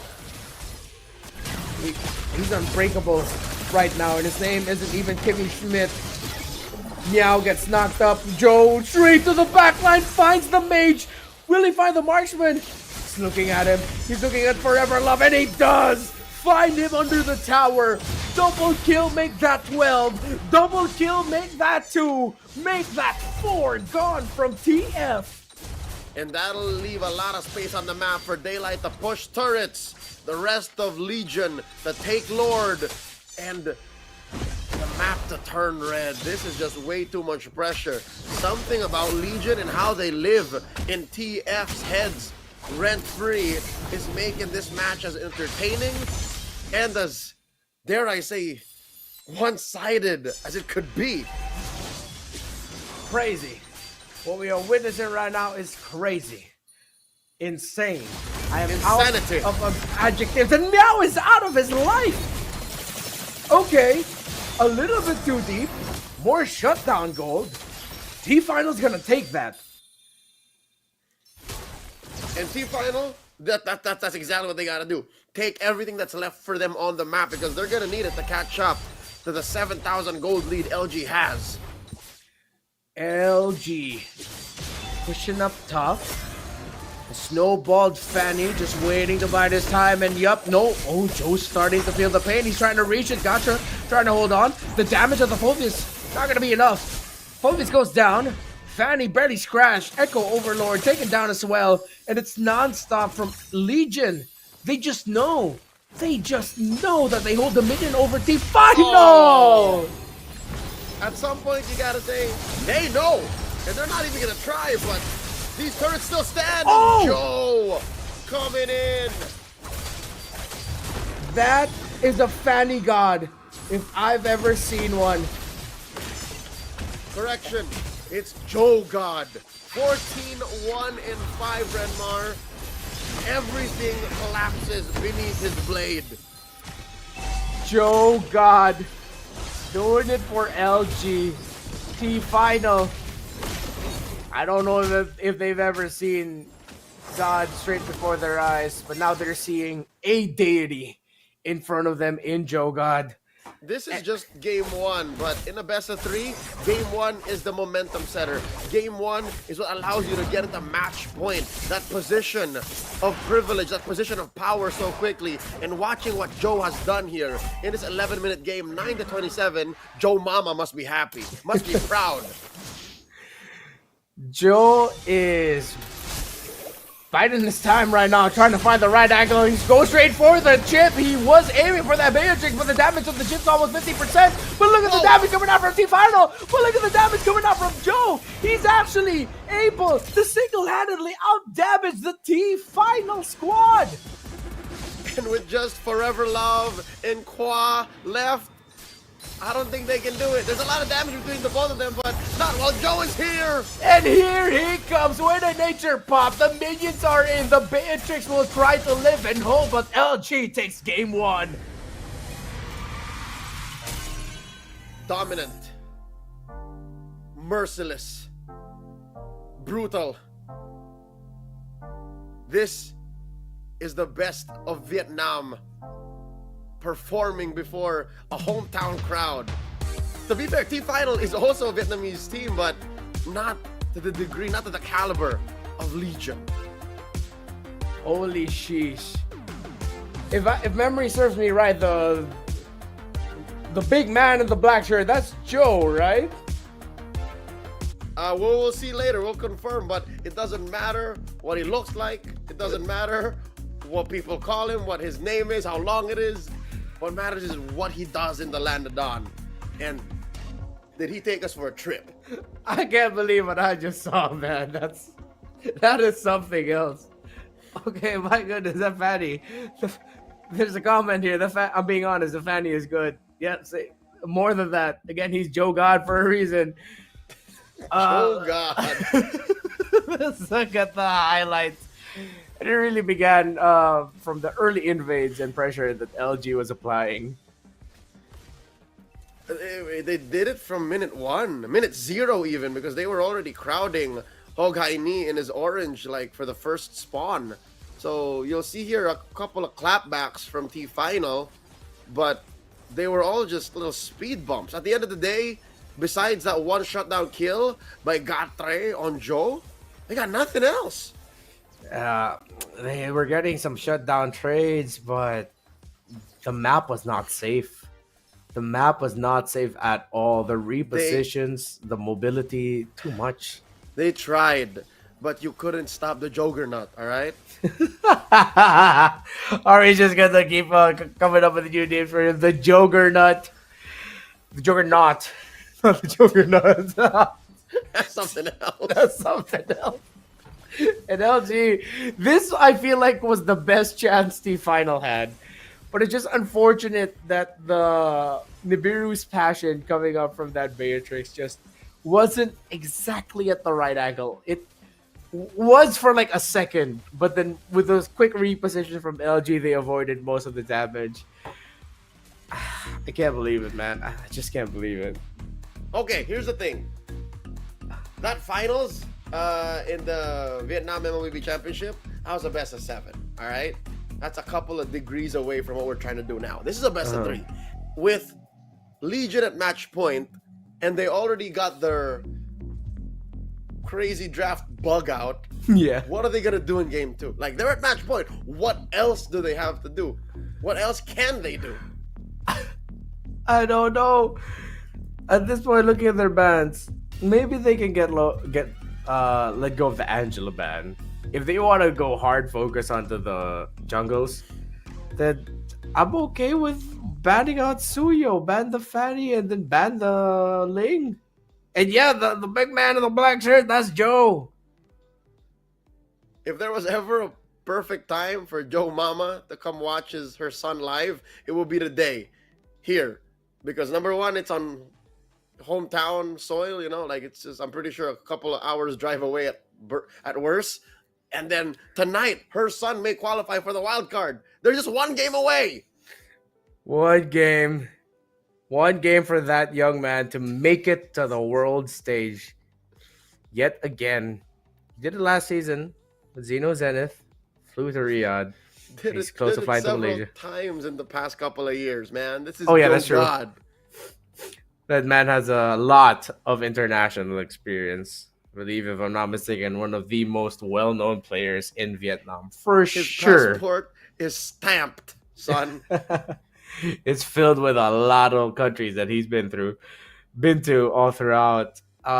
Very clear, folks, what we just witnessed. It was one Fanny one Joe, and one Hehehehe. Hehe didn't die. I didn't even notice he didn't die. Yeah, a lot All of right, yeah. Continue. to be Please. fair, like who could jump him, right? Mhm. Mom Echo Overlord, maybe from an angle. Gatre, but Gatre's too busy trying to stop Meow and Joe. It's just the times that we thought T Final would finally be able to get a kill. We actually got to see it. Hehe was in the center of it, but he would just be able to get away. One Yep. Crimson Beacon. Again, the great choice. I'm glad that you called back to what we used to do with the lane switching of EXP and Gold. But knowing that he just bullies the Phoveus and lane actually parked there, that was a revelation, honestly. Seeing that unfold before our eyes, the interaction between the Jushin and Phoveus in the EXP lane. Yeah, not to mention the the Benedetta would have been fine either way. Like the Benedetta was working. The Benedetta was productive. Like Meow would be in the mid, and then Meow would be in the jungler's face, would be everywhere because you can rotate quick. So folks, if you plan to do that in your own ranked games, like a local tournament, or hell, we might even see it in some major tournaments in the future, you can put that mage in the XP lane or wherever you need to put it. If it wins that lane, make sure that whoever you're swapping out rotates fast and is productive elsewhere on the map, and you end up with this. Yeah, I remember during the course of MPL Philippines Season 14, that's one of the ideas we would float in the panel from time to time, the idea of putting the Jushin in the EXP lane. I believe it would be well-known coach Zace, formerly of EVOS, who would frequently talk about how for him, Jushin is actually one of the top-tier EXP laners with how crafty it is and how difficult it is actually to lane against it if you're a slow-moving EXP laner. So, second game, Legion gets first pick, and T-Final really don't want to give the Angela. I feel like they felt the wrath of Hehehe multiple times throughout their lives, that they just don't want to face it. And they know. I think it's likely that it's Nart who plays a mean Angela. And imagine what he would do if Joe had an Angela in him. Already a nightmare, right? Already a nightmare for that Fanny to go around. Would they ban the Fanny? Do you think that's what they do here? Do they ban the Fanny? I hope to goodness that they do. But if they don't ban the Fanny, they can just go ahead. They have to rush the Cho. They have to rush the Cho. Oh, there it is. Yeah, thank goodness. All right. Respect for Joe God. What is oh no, that means Legion has the chip open. Oh no. And you were afraid of the Angela. What now? This rabid animal in chip. He's not a Wolverine, right? He's a fox. He's a fox? He's a little fox, but might as well. The rabid Wolverine. In my head canon, he has rabies. That's why he keeps getting banned. That's why he's just in that chair. That chair is actually a containment unit. Yeah, he's not safe to be deployed to interact with other animals or beings. So now, let's see. What is going on through T-Final's minds? Like, they weighed the options, and the chip was the lesser evil. I don't know. This region just continues to surprise me. Chip, Hayabusa, Harith. That is end the game in less than 10 minutes if I've ever seen one. But the Benedetta rush, I feel like from T-Final is more of they use it, but then at the same time it's denial. This Jushin feels like denial also.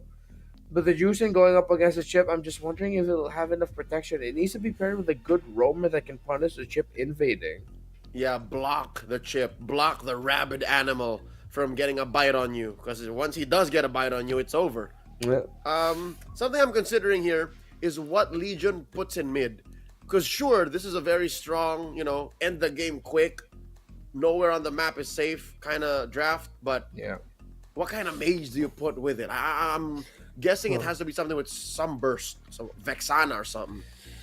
Yeah, Vex Chip sounds good. Faramis is good too, I'd say. Oh, I got to experience that once actually. Chip Faramis together are disgusting.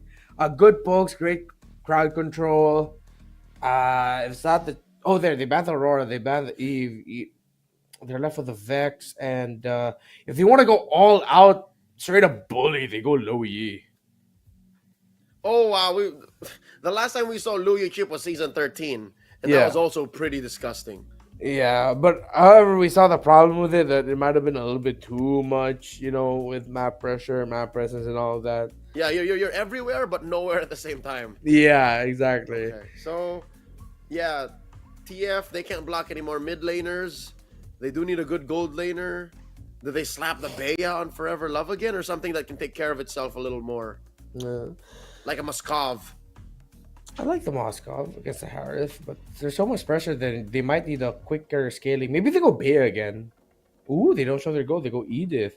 They'll protect, Interesting. They'll protect Forever Love, man. Yeah. Is this a roam Edith, or is it because it's a jungle Bene? EXP Edith. Oh, wait, no. They'll need the gold. Oh, it's a roam Edith. Mm-hmm. So, that said, LG need an XP laner and a gold laner. Or rather, a mid laner. I'm thinking Faramis or Vex. And then an Alpha or a Rizzler. Oh, there's a Vex. Yeah, Chip and Vexana sound really, really good. You mentioned the Trizzla, I agree. Kind of like it. Oh, whoa. Wait a minute. Mid, jungle, gold. Oh, it's an I reckon... Yeah, it's an XP Borg. I reckon this is good, again, number one, against the Phovius. Like, you ain't triggering Infernal Pursuit, not on me. And if this is indeed a jungle Bene, still hurts. Like, he can survive that. I agree. Wow, what do you pick for gold? You need a Shredder. I feel like they just default Bene again, right? Bea, you mean? Bea, yeah, Beatrix. It's a safe one. It's a safe pick. Yeah, Claude takes way too long. Look at that sinister smile. This is... what are they gonna Evil. pick? What? Fighter sides, Renmar. Fighter sides. A gold lane Esmeralda up against a Harith. What year is this? I swear the last time I saw this was probably season 3. I wasn't even casting yet.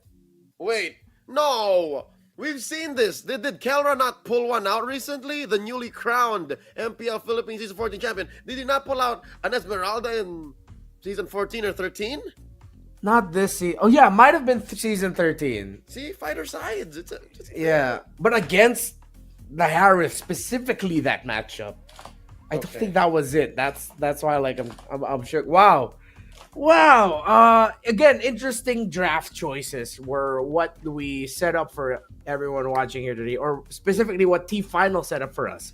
If you are just catching us now, earlier T-Final won a game wherein they played a Freya in the EXP lane, Mia in the gold, and it was pretty nasty. So, well, here we are. A gold lane Esmeralda up against a lineup that they willingly gave the chip. I just don't know anymore. A region full of surprises is Mekong. See what happens. I wonder if Joe is just gonna go Joe God mode again. With a Hayabusa? Likely. Look at how fast and how far ahead he is of Hogaini when it comes to clearing. And this isn't even Legion throwing their bodies at Hogaini. They're actually letting him breathe now. Just to throw it back to y'all, if you joined us in MLBB around the pandemic 2020 era, Gold Lane Esmeralda was a thing back then, but that was before they nerfed her. That was when, like, almost her entire life bar can be a second shield and just full of shields. Yeah, this was also before actual lanes were a thing. Yeah, before actual lanes were a thing. Exactly. So, in a very old era of MLBB, she was a strat. But now, it's gonna suffer the first death. Quick rotation, decisive from Legion to take that Esmeralda down right away. He got squashed. And another thing to consider, I don't know if this is just T-Final getting blindsided or getting tunnel visioned towards that whole lineup. Wait, Joe takes a good amount of poke.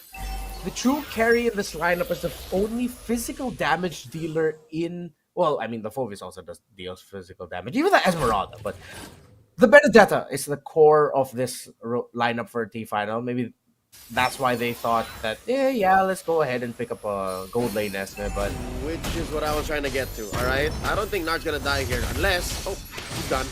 Yep. Please, continue. Right. The reason why I think this might be an episode of tunnel vision or getting blindsided or focusing too hard on the Harith matchup is because you usually put an Esmeralda in the gold lane or a 1-3-1 fighter setup when you have a burst assassin in the jungle. Yeah. Like, this is not a burst assassin. Not a burst assassin if it doesn't get the early game that it wants, but look at the team final, they're actually fighting back, they're able to get a turtle, but they back off. Like the final blow, committed. No invades gonna happen. And Daylight, okay. He's getting managed a little bit somewhat by the Esmeralda, who, by the way, is gonna be rushing Feather of Heaven. A great position here by the chip to go for a massive flank for T5 for the Legion. first 3 minutes so far, T-Final is making up. Oh, wait, Forever Love down. Oh, no, not again. Not the right timing there for T-Final. And even the Edith is going to fall. Another lapse in the gold lane from the Roamer and the gold laner. Oh, I was just going to say, T-Final making the most of where LG stumble, but it seems like those days are over. That was a good 3 minutes, folks, but LG's back in the driver's seat. Look at how much they've chipped away at this gold lane tier 1. Dear God, they took all the shields, and now the turret's at half HP. Forever Love taking a lot of damage again. Intercepted by the Edith, but he's going to be able to shadow out Joe. He's going to get stunned. The basic attack is there. The damage coming in as well from the Esmeralda and the Jushin is enough to take down the Hayabusa. T-Final can push forward under the turret. Unless somehow they hold on, unless they find a blow onto that Harith, and T-Final are finally showing some bite and fighting back. They get 2 in the bot, a massive rotation trade. Nart falls, but they will not be able to get this turret down. The minion wave's not completely there. T-Final played the numbers game. First up, they made a god bleed. They killed Joe after a 2-kill streak, and then they took down Daylight, took down Nart, and unfortunate as Nart's ult wasn't on cooldown, so he wasn't able to call in some reinforcements. But also unfortunate for T-Final, they didn't get to capitalize. Oh no, Gatre. Okay, Gatre already completed. Oh, he's jumping, he's surviving. He looks like he was able to buy time, but here comes Joe and Meow. But here comes the chip and the shortcut. Surprise, surprise, it's a fight. With the Benedetta is actually going to be able to take down that X-Borg, and here comes the entry coming in from the Hayabusa again. Already Shadow Kill has been committed. And the final are fighting under everyone, but they're surviving. Nike is repositioned by that Jushin and gets taken out. Double kill for the Esmeralda. Hey, trying to get away. It looks like he will repositioning the Eternal Guard. Lord, not yet up. It's the Turtle. The second one, it looks like, for T-Final. Call an ambulance, but not for me. Joe gets 1. Shadow Kill takes down the Edith. They'll take that trade, but T-Final, they are doing it. Renmar, we saw a moment like this in game 1 too. We also said they're doing it, and now they're actually much better in terms of net worth than they ever were in game 1. And here they got a 2,000 gold lead, but where do they convert? Where do they capitalize? How far can they take this lead? Because looking at their draft, again, you can only really fight for so long. As long as Gatre can keep hopping, can keep jumping. And if Mamek... Oh, wait. That's very low. Okay, you got to get there. There's a bad position for the Esmeralda, but that's a lot of damage onto that Harith as well. Knock up from the Eternal Guard. And here comes the last Insanity taking down that Esme. Here comes the rest of T-Final. Let's see if they're going to be able to get out of the trade. The reposition by the Jushin. Electro Final Blow gets stopped. It gets stopped just in time by the chipper right under the turret. The Benedetta is going after the Harith, but safely under the turret, the Harith lives. Here comes Joe as well, repositioned by that Jushin. Joe not going to be able to get the kill, but a double kill for Hongaini. The Benedetta 4-0-4, willing and doing everything he can. Nora trying to help out Joe. Hongaini goes back and he gets taken out. Overheat from the Benedetta. Joe, the veteran, despite pulling the trigger on the Shadow Kill too soon, here he goes! And he pulls it again! This time, perfect! A thumbs up even, a show of respect from Mecha Overlord. That took a while. That team fight lasted a good minute. He started with a shadow kill, took that whole engagement, now Gatra is gonna get punished. Yeah, this focus is way too deep. He cannot do anything there. And finally, it looks like Legion, surprisingly I'm saying this, might be able to get their first turtle of the game. Hey, you know what? It's not about how you start, it's how you end. And it looks like Legion are ending the early game with a solid win. Their first turtle, the last turtle of the game, 7 minutes in. Huge push though in the offside by Hogaini. Another fight breaking down in bot. Joe finding locks in the shadow kill onto that Jushin. Gets a love tap onto the Esme as well, but top side, the Benedetta gets a solo kill onto Hehe. Across the board, T-Final are winning this through teamwork, individual excellence. But at some point, is it just not going to be enough for the veterancy of LG?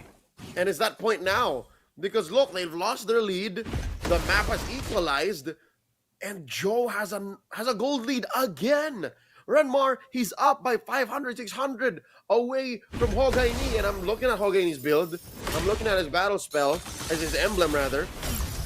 It's a damage Benedetta. When was the last time you saw a damage Benedetta in the jungle? Save for today.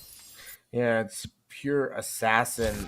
Damage full? I don't remember because the last time we saw her jungle, it would actually be hybrid or even full tank. The final. Trying to find an opening in the bot side, but LG's not giving it. Pokes onto that Phobius, gets a lot of damage. Here comes Joe, shadow kill.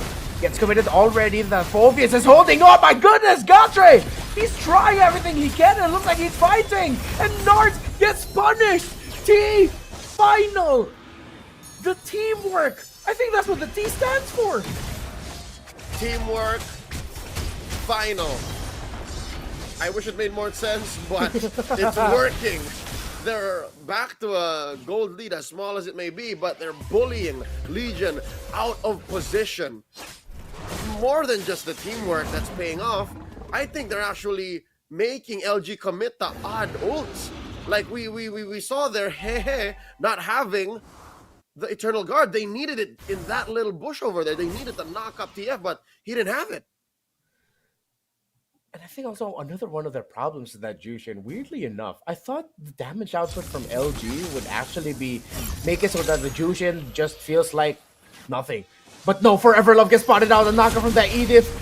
Horrible timing. Spotted out, but here comes Hogaini. The Benedetta going after straight to the backline. The Vexano's able to figure away the Gatre. Phobius gets taken out. He tried to hold on, but finally, Legion have broken the formation. And have they broken the spirits of T-Final? Because it's the first massive win of Legion. They will get this Lord. To some extent, deep inside, you watch that team fight. A part of me says, that's not fair. A part of me says, TF had it under control. And as if seemingly, effortlessly, LG just comes in and takes out 3 for free. And a Lord. In what world does that make sense? In what world is that justice? It hurts. It hurts to watch if you were looking for a damn good underdog story. But maybe at the end of the day, the underdog will just really have to bite the bone and accept the fact that their veterans, their betters, their seniors are just that damn good. But it's only 10 minutes in, 25 kills already, and a gold lead that is quite nothing. Still very close are these two. The gold laners are close. I'm waiting for another damage item on this Esmeralda. I feel like once it gets to the Holy Crystal, they'll respect it. Joe spots out Benedetta and forces out the final blow right away. Naturally, on the contrary, I'm looking for defense from this Esmeralda. And now fight breaks out. LG zoned out by this Phobius. They might be actually be able to punish Nart, and they do. That's an advantage for the damage from out of nowhere. The Harith, the Vexana, and the Export capped off with a shadow kill. 2 gone right away, and we might be seeing the last breaths of T-Final in their hope to make it to M6. But damned if you don't, damned if you don't. As Benedetta tried, they tried to get more kills. Gotcha tried to get more kills. And T Final just have the gold lane Esmeralda left with an Edith coming back alongside the Jushin Shadow kill under the tower. Joe says this is it for now. I'll come back for you later. No matter how good the setup is or the punish for T-Final, it seems like Legion have just legions and legions of dudes. It seems like there's just always more coming through a bush. It seems like there's just always one more ult they haven't spent. And that's what's led to another turnaround. Bigger payoffs for Legion now in the late game. 12 minutes in, they're up by almost 7,000 gold. And that's exactly why I want Forever Love to build defense items. When you're looking for damage, you have Gatre, you have Hog High Knee, and then you have Koa dealing the DOT. You need Forever Love to stand up and start taking away the shields from Daylight, from Nart. I don't think this is the... I don't know, man. I'm just a dude in my house screaming into a microphone, watching a game of MLBB. Who am I to say he should build defense? You're seeing the legion of dudes just overpowering T-Final. I don't think he's going to be rushing a Holy Crystal if that's the case. Nope, Oh, he's still building magic. Oh. Yeah, that's a Holy Crystal rush if I've ever seen one. It's gonna... Or he could also be on his way to a Blood Wings. Could be. Shields is shields. Shields on shields. If I'm the Esmeralda, I think I'd rather want that a little bit more. And oh my goodness, Joe almost single-handedly took out that Benedetta. Get away though. He's getting sandwiched here. Uh-oh. No, but he has a shadow. Oh, look at that. Yeah, he needs more defense. That Esmeralda needs more defense. Oh, but look at his hurt. Look at Joe. He's getting deleted. But no. He survives and Forever Love is able to get away. The chip ultimate goes straight into the back line, trying to chase that Esmeralda down. And it looks like the Esmeralda will be able to get away, but Overlord will not. That's a kill under the Edith and a kill to the Benedetta. A kill to the Fovisas. Well, and that is it.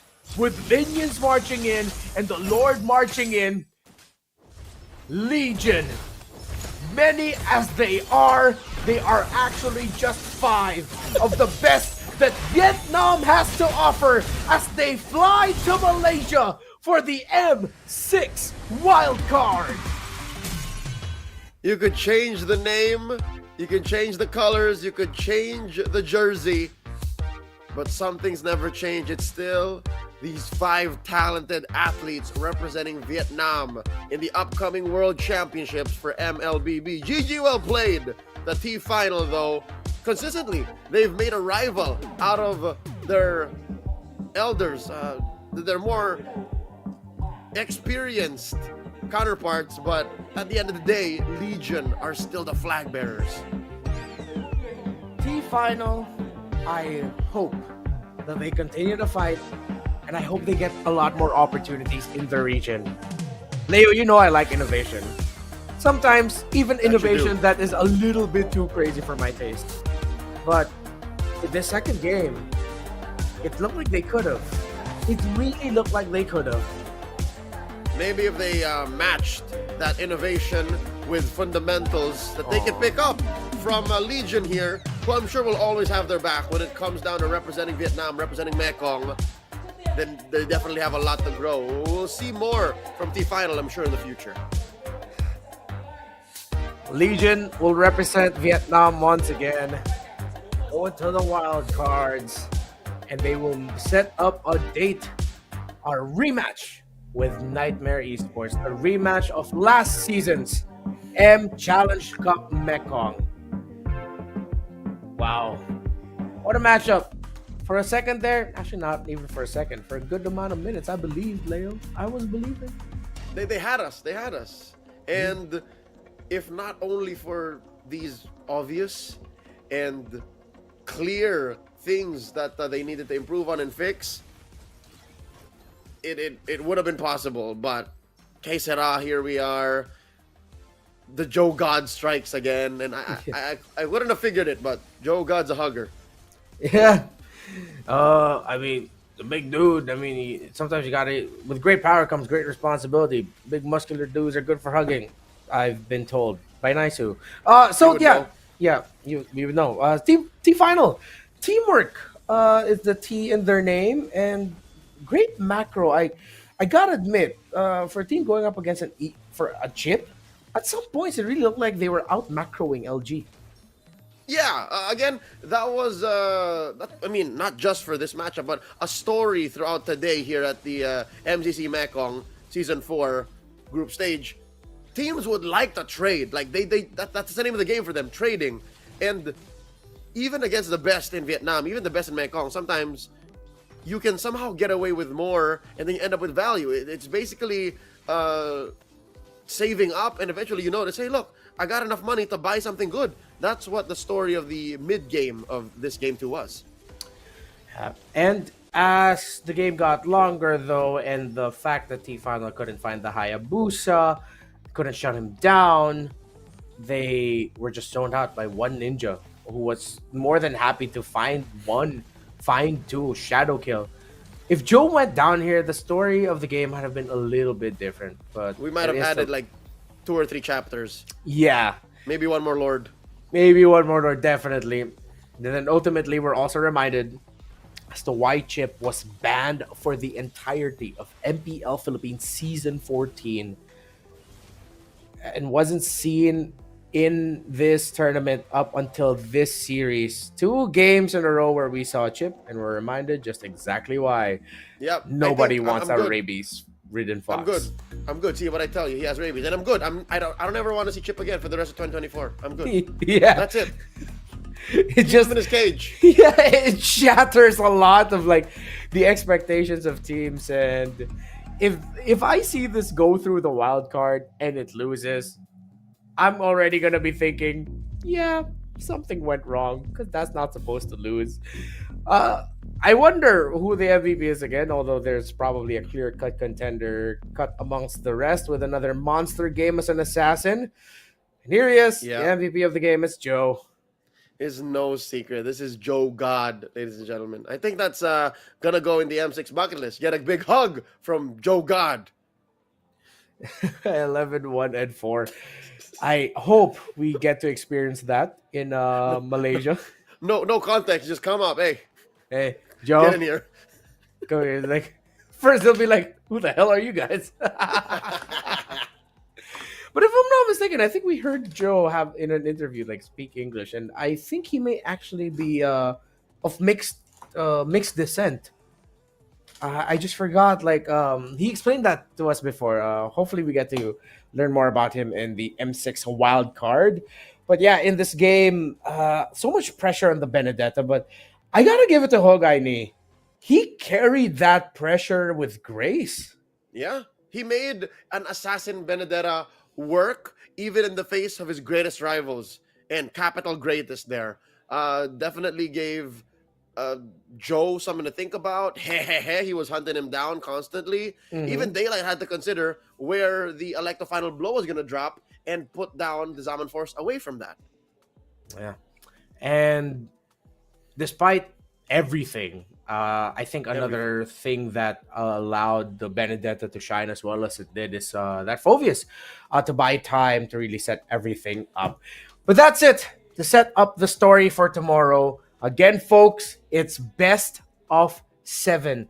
Fighting for the ultimate prize of $3,000 going to the championship winning team and $1,000 going to the second placer. And remember, these two are locked in for M6.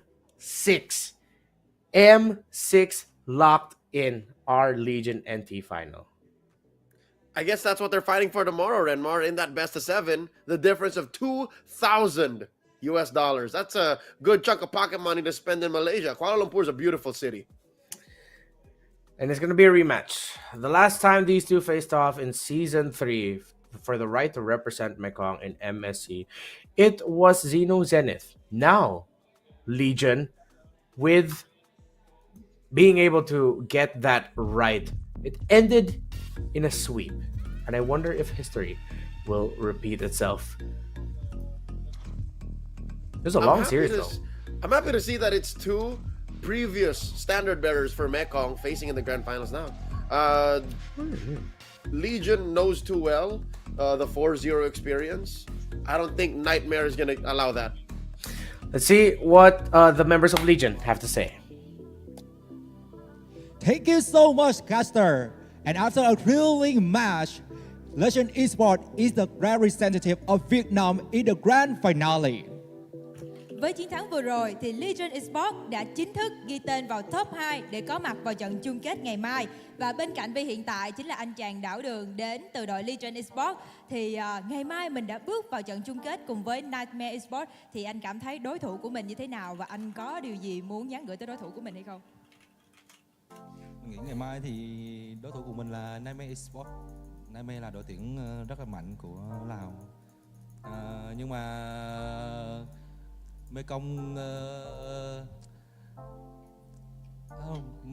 Mekong FSC vừa rồi là bọn mình đã thắng chính Niightmare 4-0 ở trận chung kết rồi, nên là ngày mai mình cũng sẽ thành 4-0 tiếp. Xin được cảm ơn đội trưởng của đội Legion Esports. Và bây giờ thì có lẽ là xin mời anh sẽ về nghỉ ngơi để mình chuẩn bị tinh thần cho trận chiến ngày mai nhé. Cảm ơn anh. Quý vị và các bạn thân mến, vòng loại khu vực Mekong Challenge Cup Mekong MCM đã chính thức khép lại. Vòng đấu quan trọng nhất cũng như là vòng chung kết toàn giải sẽ chính thức được diễn ra vào ngày mai với cuộc tranh tài của hai đội là Niightmare Esports và Legion Esports. Thay mặt ban tổ chức, chúng tôi xin được gửi lời cảm ơn chân thành đến tất cả các bạn đang theo dõi trận đấu ngày hôm nay. Hy vọng rằng những màn thi đấu vừa rồi đã đem lại cho quý vị những phút giây giải trí cũng như là mãn nhãn. Ladies and gentlemen, the Mekong Regional Semifinal of the M-Challenge Cup Mekong MCCM have officially come to the end. The most important round, the grand finale, will take place tomorrow, featuring the two winning teams from today. On behalf of the organizing committee, we would love to extend a huge thank to everyone for watching today's matches. We hope you had an exciting and entertaining experience. Và để giải đấu được diễn ra, chúng tôi vô cùng muốn gửi lời cảm ơn đến các đơn vị tài trợ. Realme, đơn vị tài trợ thiết bị thi đấu với điện thoại Realme 13 cộng 5G, sở hữu chip Dimensity 7300, tiến trình 4 nanomet, trải nghiệm chơi game mượt mà ở mức 90 FPS với màn hình OLED tần số quét 120Hz. We are honored to say thanks to our sponsor, Realme, the sponsor providing competition devices with the Realme 13 Plus 5G, equipped with the Dimensity 7300 chip built on 4nm process. It's the first smooth gaming experience at 90 FPS on an OLED display with a 120Hz refresh rate. Công ty cổ phần viễn thông FPT, đối tác cung cấp đường truyền Internet chính thức của sự kiện. FPT Telecom cam kết mang đến trải nghiệm kết nối ổn định, phủ sóng rộng khắp và bảo mật cao, giúp các tuyển thủ thi đấu thăng hoa. Partner FPT Telecommunication Joint Stock Company provides the official internet connection. For the event, FPT Telecom is committed to experiencing stable connection, widespread coverage everywhere, and high security, helping players flourish. Nước cốt gà Brand có chứa kerosene được chứng minh khoa học, hỗ trợ sự tập trung, tăng cường sức khỏe trí não. Brain chicken essence containing carnosine is scientifically proven to support focus and enhance brain health. Vion Travel, công ty lữ hành top đầu Việt Nam, đưa bạn đi muôn nơi, khám phá thế giới theo cách của riêng bạn. Vion Travel is the top of travel company in Vietnam, taking you everywhere, exploring the world in your own way. Một lần nữa, chúng tôi gửi lời cảm ơn chân thành đến tất cả quý đơn vị cũng như là quý khán giả để theo dõi trận đấu của ngày hôm nay. Và đừng quên vào ngày mai, trận chung kết của giải sẽ được diễn ra. Và đừng quên theo dõi các bạn nhé. Xin chào và hẹn gặp lại. See you tomorrow.